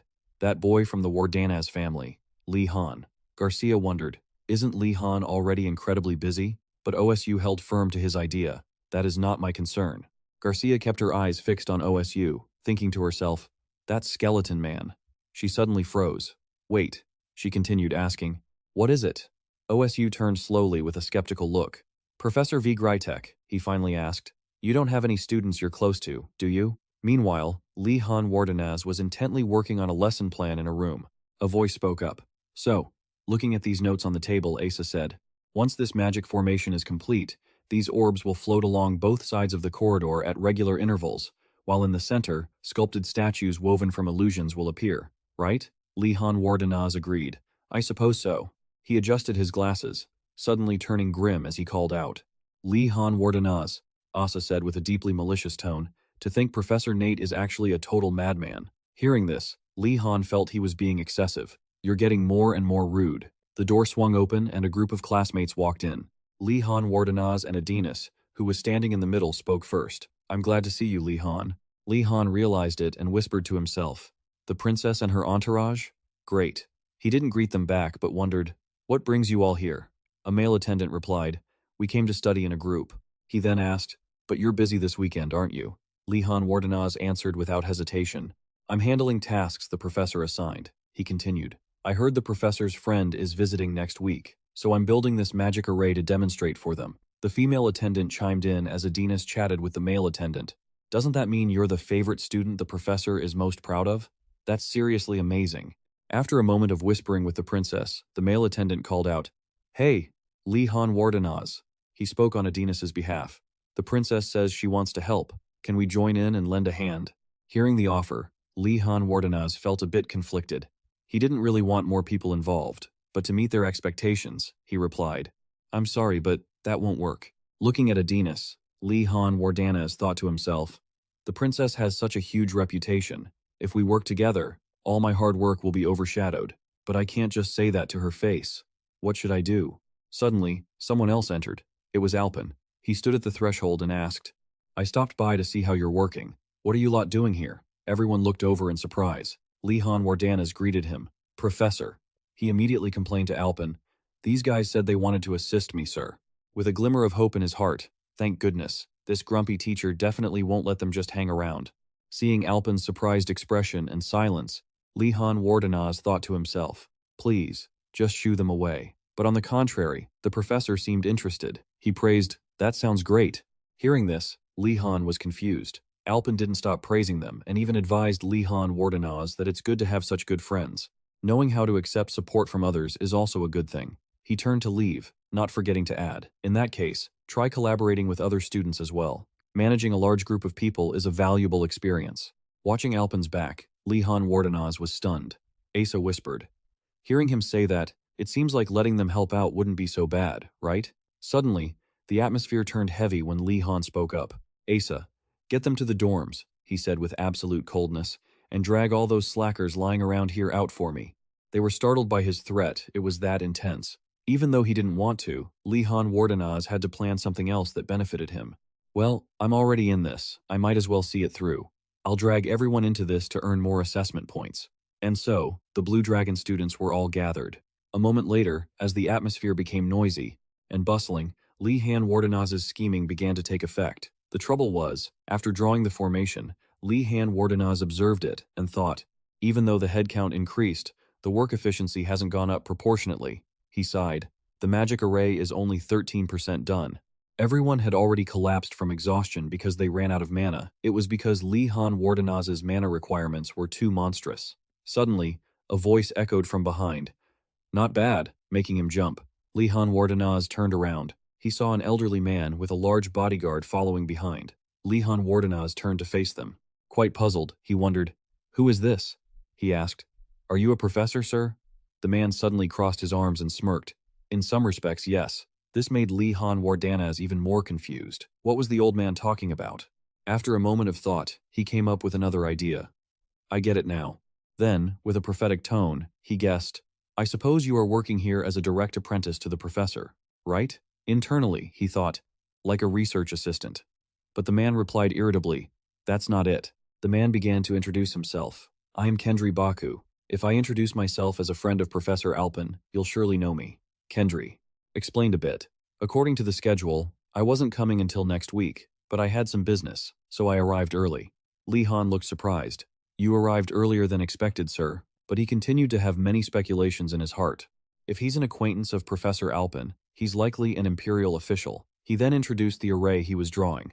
This formation is being prepared to demonstrate for a distinguished guest. The man then surprisingly praised him. Already started preparing. That is indeed Alpen's style. Kendry laughed and said, "Sorry for making you work so hard." The bodyguard behind him asked quietly, "Honestly, sir, you did arrive a bit too early, didn't you? Nothing is finished yet, is it?" The man immediately revealed his plan. "If I arrived on the scheduled day, it would be hard to check the reality," Kendry whispered. "Cunning mages like poisonous snakes will hide every possible flaw that could be caught. You have to show up unannounced to see it with your own eyes." He looked at Li Han Wardenaz. "I heard that you students aren't given proper food and are trained extremely harshly." Seeing the boy's bright and healthy expression, Kendry assessed the situation. But looking at the complexion of this student, it seems the rumors were wrong. It's not for nothing that this academy has a bad reputation. They must have picked the wrong student as a sample. He then asked, "By the way, this formation is so complex. Have you already deployed? You've uncovered more than I expected. How long have you guys been working on this? Since the beginning of the semester?" Li Han Wardenaz replied immediately. "No, sir," he answered honestly. "We only started working on it today, sir."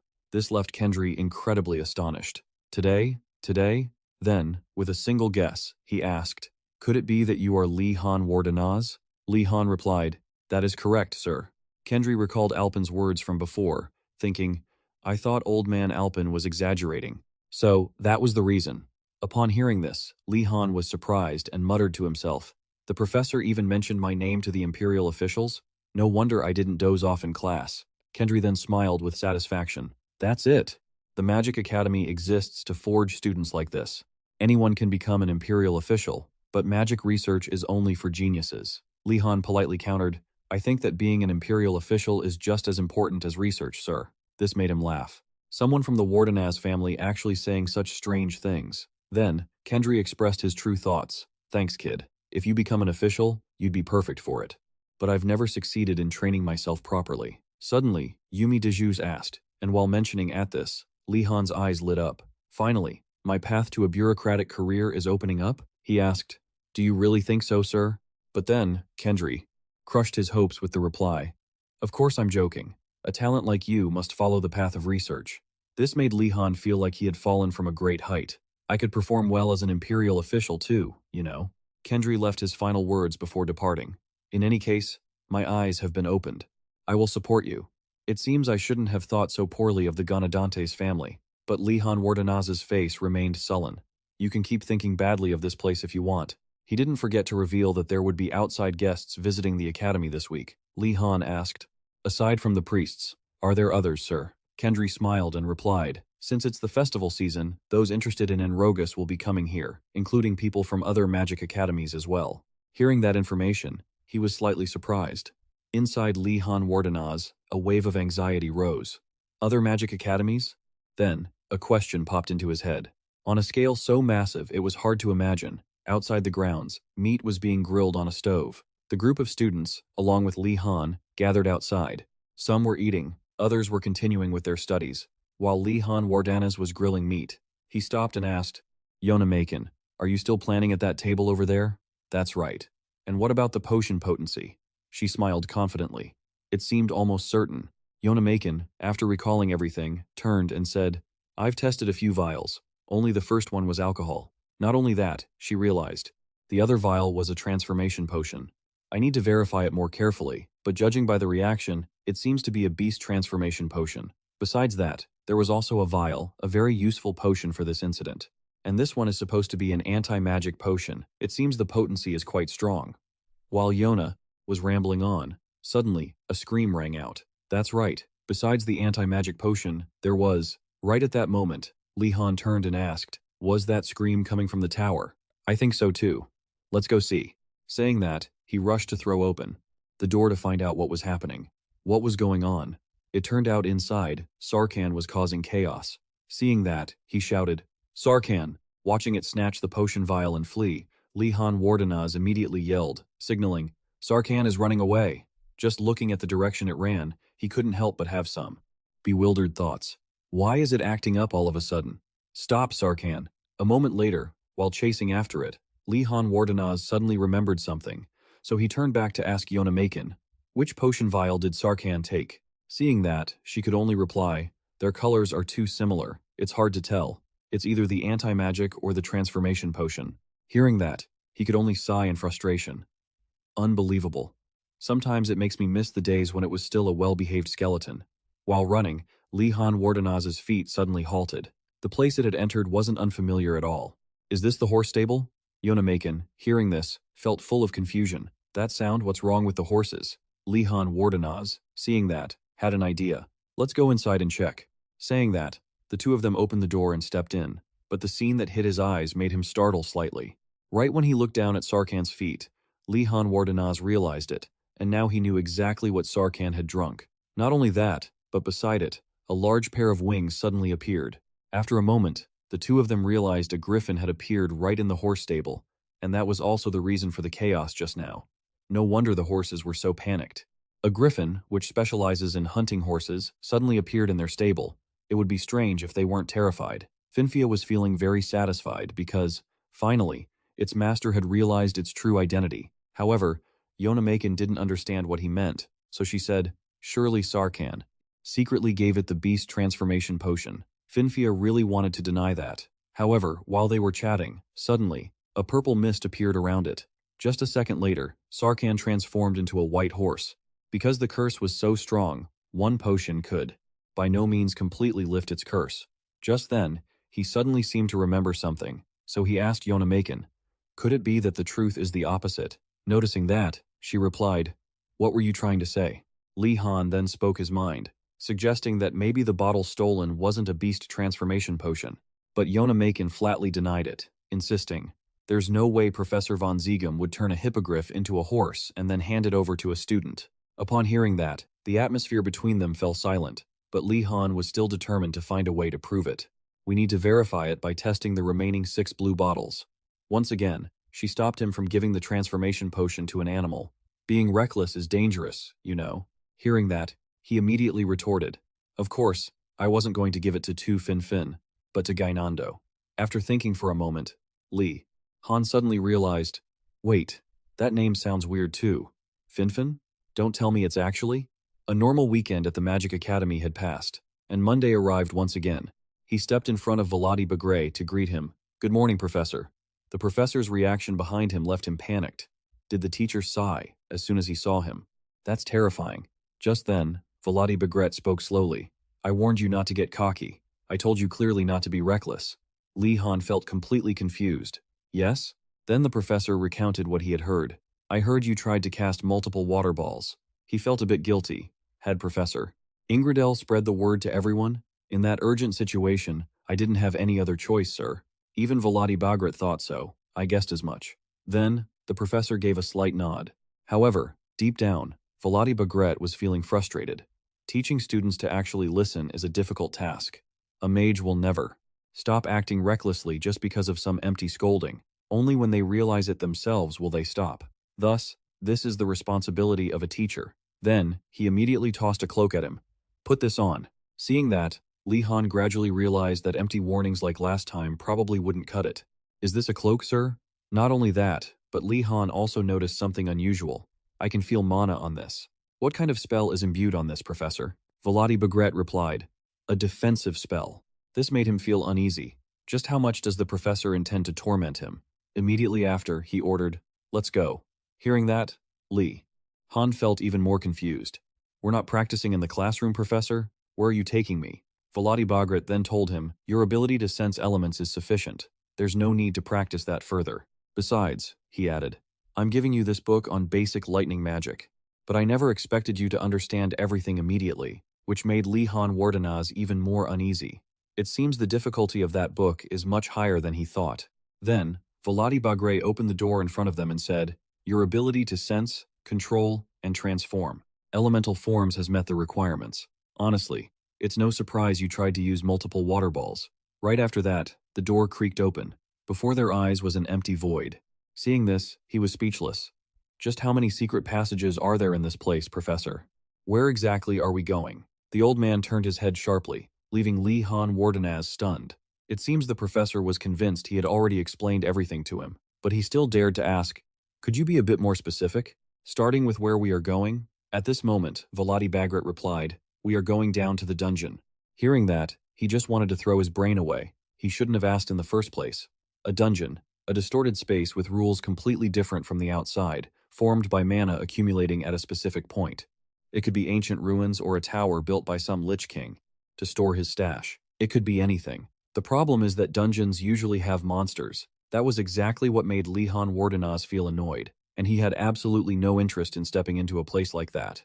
He then turned and asked, "Professor, don't you have any armor, other than this cloak?" But the old man didn't care at all. Armor hinders the flow of magic. This statement made him even more bewildered.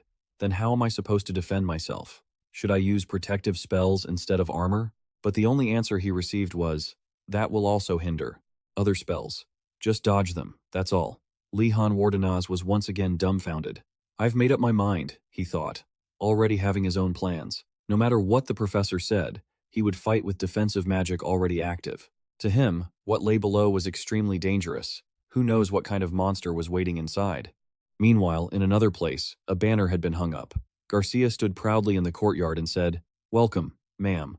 Please follow this way." Opposite her was Eumenides, the Grand Mage, who pioneered this water magic system. She has a resounding reputation throughout the Empire. The spells she researched are being widely applied by royal mages. Even Professor Garcia was her student back when she was at the academy. Afterward, she immediately stepped forward and said, "It is a great honor to have the chance to meet you." But Eumenides replied calmly, "There is no need to show this much reverence to an old mage." Garcia looked at her, and a thought crossed her mind no one could tell by her current appearance, but in reality, she deeply admired Eumenides. She guessed that this kind elderly woman must have been a warrior mage in her youth, having achieved countless glorious victories. She observed the surroundings and said, "The Magic Academy has always been a wonderful place, and so are the students." I completely agree with that assessment. But the words that followed from Eumenides made Garcia startle, although the professors are not quite the same. Right after that, she had to correct herself. Is that really so? It seems everyone is working extremely hard. Only then did she sigh. The problem lies in their personality, not their professional ability. I suppose with the presence of Gonadantes, we just have to accept it. That person is probably the root cause of all the trouble here. Garcia could only think, I completely agree with that. Then, she immediately tried to probe. Are you teaching any particularly interesting students, ma'am? Eumenides immediately replied, yes. There is nothing that makes me happier than guiding a talented student. Thinking of that, her heart was strangely joyful. I have solved almost everything in my life logically, but I have never succeeded in training myself properly. Then, suddenly, Eumenides asked. Speaking of which, this scene, she couldn't believe her eyes. That screen, was it created by illusion magic? Did he actually send the young Lihan Wardanaz into that dungeon? Vladi Bagrat Vegratek should be working around here, right? I need to meet him before I leave. Could you show me the way? Garcia replied immediately. Yes, of course. As she led her away, she thought to herself, at this hour, it should be the basic magic theory class. Or rather, the basic magic combat practice. I'll take you there right now. Wonderful. Garcia finally felt a glimmer of expectation and hope. Eumenides would witness his teaching and fly into a rage. And so, the two headed toward Vladi Bagrat's classroom, but the room was completely empty. This made her wonder. It was clearly class time, so where could they have gone? However, Eumenides didn't care and calmly used her magic to track them down. Immediately, streams of blue energy appeared beneath their feet. After a moment, she said, he is conducting the lecture at another location. Based on the traces left behind, I am certain he has entered a dungeon. Garcia was shocked. What? A dungeon? She understood one thing better than anyone. When students reach a certain level, the fastest way to train them is through real combat. While Eumenides, I was busy talking, she rushed forward. Based on this, is he teaching the third years, or perhaps the fourth years? As soon as she finished speaking, she heard Garcia shout, "Let's go!" Eumenides was puzzled. Why are you reacting so intensely? The answer was, I'm afraid Professor Vegratek has taken the first-year students into the dungeon. She was horrified. The first years? Yet, Eumenides confidently declared, then they must be incredibly talented. This left her completely frozen. Talent isn't the problem here. She still maintained a calm demeanor throughout. In my day, we taught magic directly inside dungeons. The mana capacity there is abundant, making it easier to cast powerful spells. She didn't stop there, adding, every magical phenomenon occurs there, making it an excellent reference material. However, Garcia argued that modern mages no longer learn that way. Still, Eumenides insisted that balance and safety limits are crucial. Vladi Bagrat Vegratek will always keep things within the allowed limits, so you don't need to worry.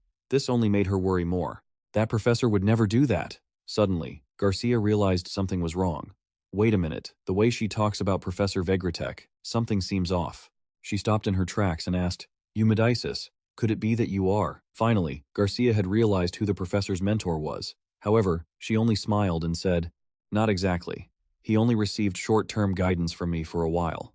Even so, she stuck to her own conclusion. I suppose most people would call that a mentor-student relationship. Garcia then got straight to the point. What happened between the two of you?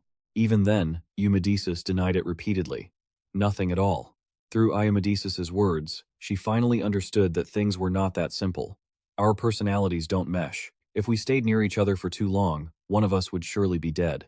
That remark only made Garcia feel more uneasy. That is something I can believe.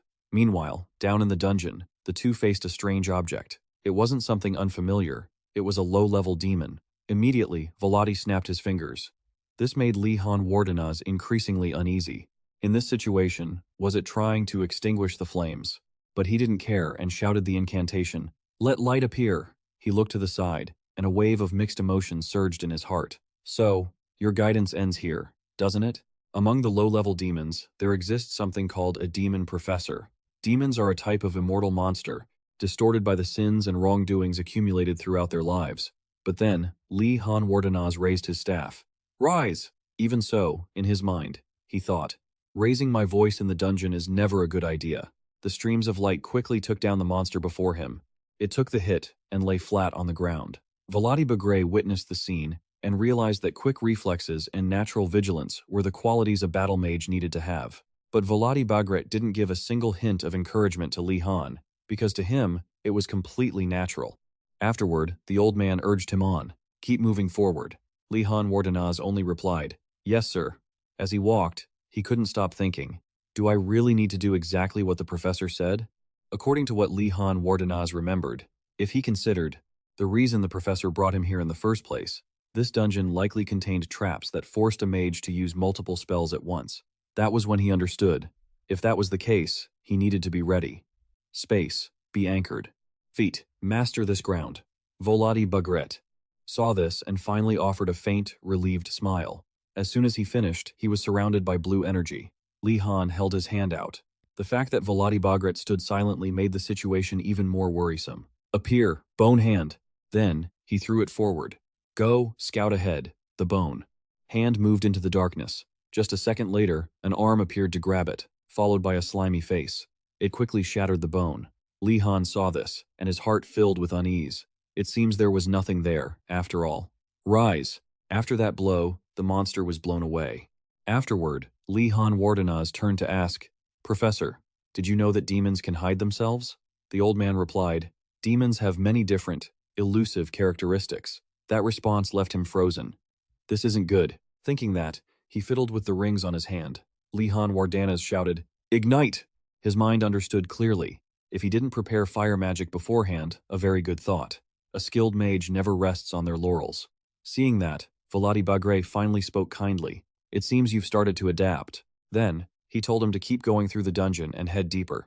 Finally, Volati Bagray left one last sentence before vanishing. I will wait here. That action left Lihan Wardenaz dumbfounded. He couldn't control his anger, but could only curse under his breath. That damn professor! Why leave me here? Lihan Wardenaz moved deeper and deeper into the dark cave. Volati watched through a screen and saw him call out, Professor! Right at that moment, Eumedices appeared along with Garcia with a greeting. Volati Vegretek, it's been a long time since we last met. She witnessed, and even left him there all by himself, but she didn't seem to care, instead leaning in to ask, Han, what is this new student's current level? Upon hearing that, the old man immediately reported on Lihan's status. Elemental control, shapeshifting, and the use of multi-layered magic control, all skills have reached a level of rigorous training. This left Eumediju incredibly stunned. What? Is that really true? She heard the report but still couldn't believe it was real. Gonadan, are you trying to set a trap to deceive me? Certainly not, Professor Eumedijus. Unfortunately, it is absolutely true. Furthermore, Garcia Kim added, the reason that student uses such excessive magic is because he has been guided and taught in an incredibly strict manner. But Eumediju didn't pay attention and suddenly called out, Volati Bagret! Her words were like a blade cutting into a deep wound. Volati Bagret, I have always harbored a doubt. Are you even capable of training anyone? However, the conversation didn't stop there. She smiled and said, It seems I have underestimated your ability. The success of a student can only come from the proper guidance of their teacher. But Volody Bagre remained cold. I thank you for your praise, but Yumidijus didn't care at all. What is the objective we need to achieve today? The answer is the realization of multi-layered magic control. The conversation continued, and as for the monster chosen, the old man replied, It's the ghouls. Even Garcia breathed a sigh of relief when he heard that. Ghouls? Aren't they not too dangerous for a newly admitted student? Yumidiju stared intently at the screen and said, A new student is still just a new student. However, she quickly offered an analysis, but there are different levels of difficulty. With his level of proficiency, dealing with ghouls is entirely feasible. Over on the other side, Li Han was still fighting non-stop. The heat is distorting the air. Magic shield, deploy. Streams of heat were unleashed to annihilate the monsters, which surprised Yumidiju slightly. The amount of mana he possesses is significantly larger than I anticipated. Suddenly, she realized something was wrong. Everything became unnaturally quiet. Garcia Kim thought everything was finished, so he asked, Is it all over now? Just then, a slimy arm reached out. He saw it and couldn't believe his eyes. It was so massive that one strike could take out Li Han Wardanaz. It was a mutated ghoul. She seemed unable to imagine what would happen next, so she cried out, Hasn't this situation exceeded his capabilities?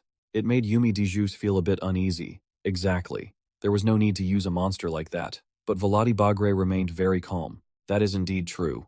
This is a situation completely outside the initial plan. The two of them were shocked out of their wits when they heard that. She thought for a moment, then said, Letting him go in is not appropriate at all. I will go in his place.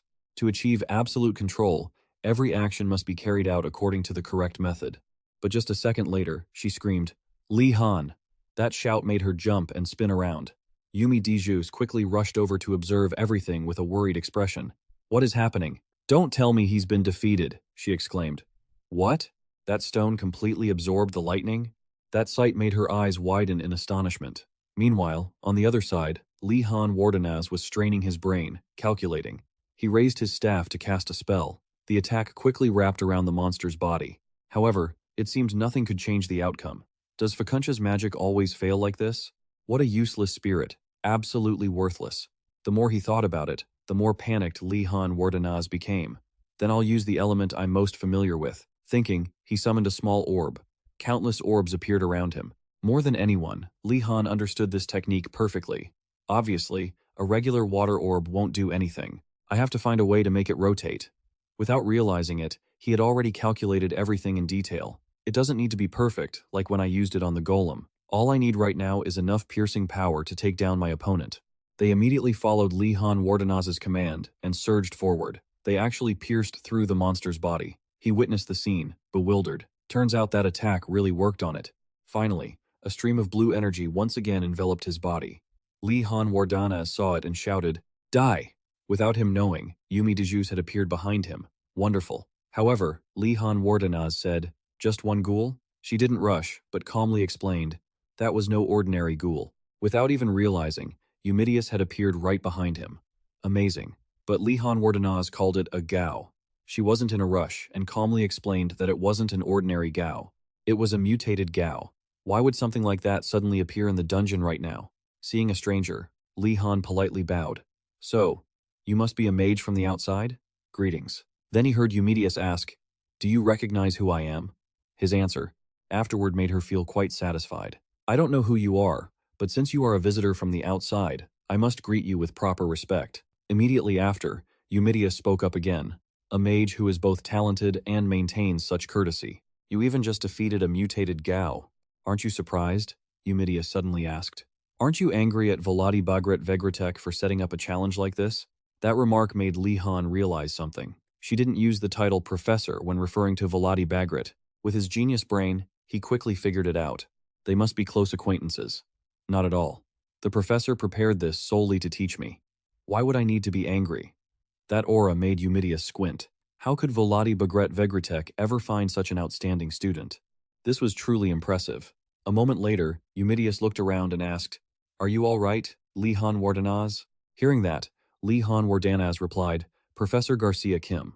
While she was panicking, not expecting him to face a mutated Gao, he seemed completely unbothered. I am still fine, Professor.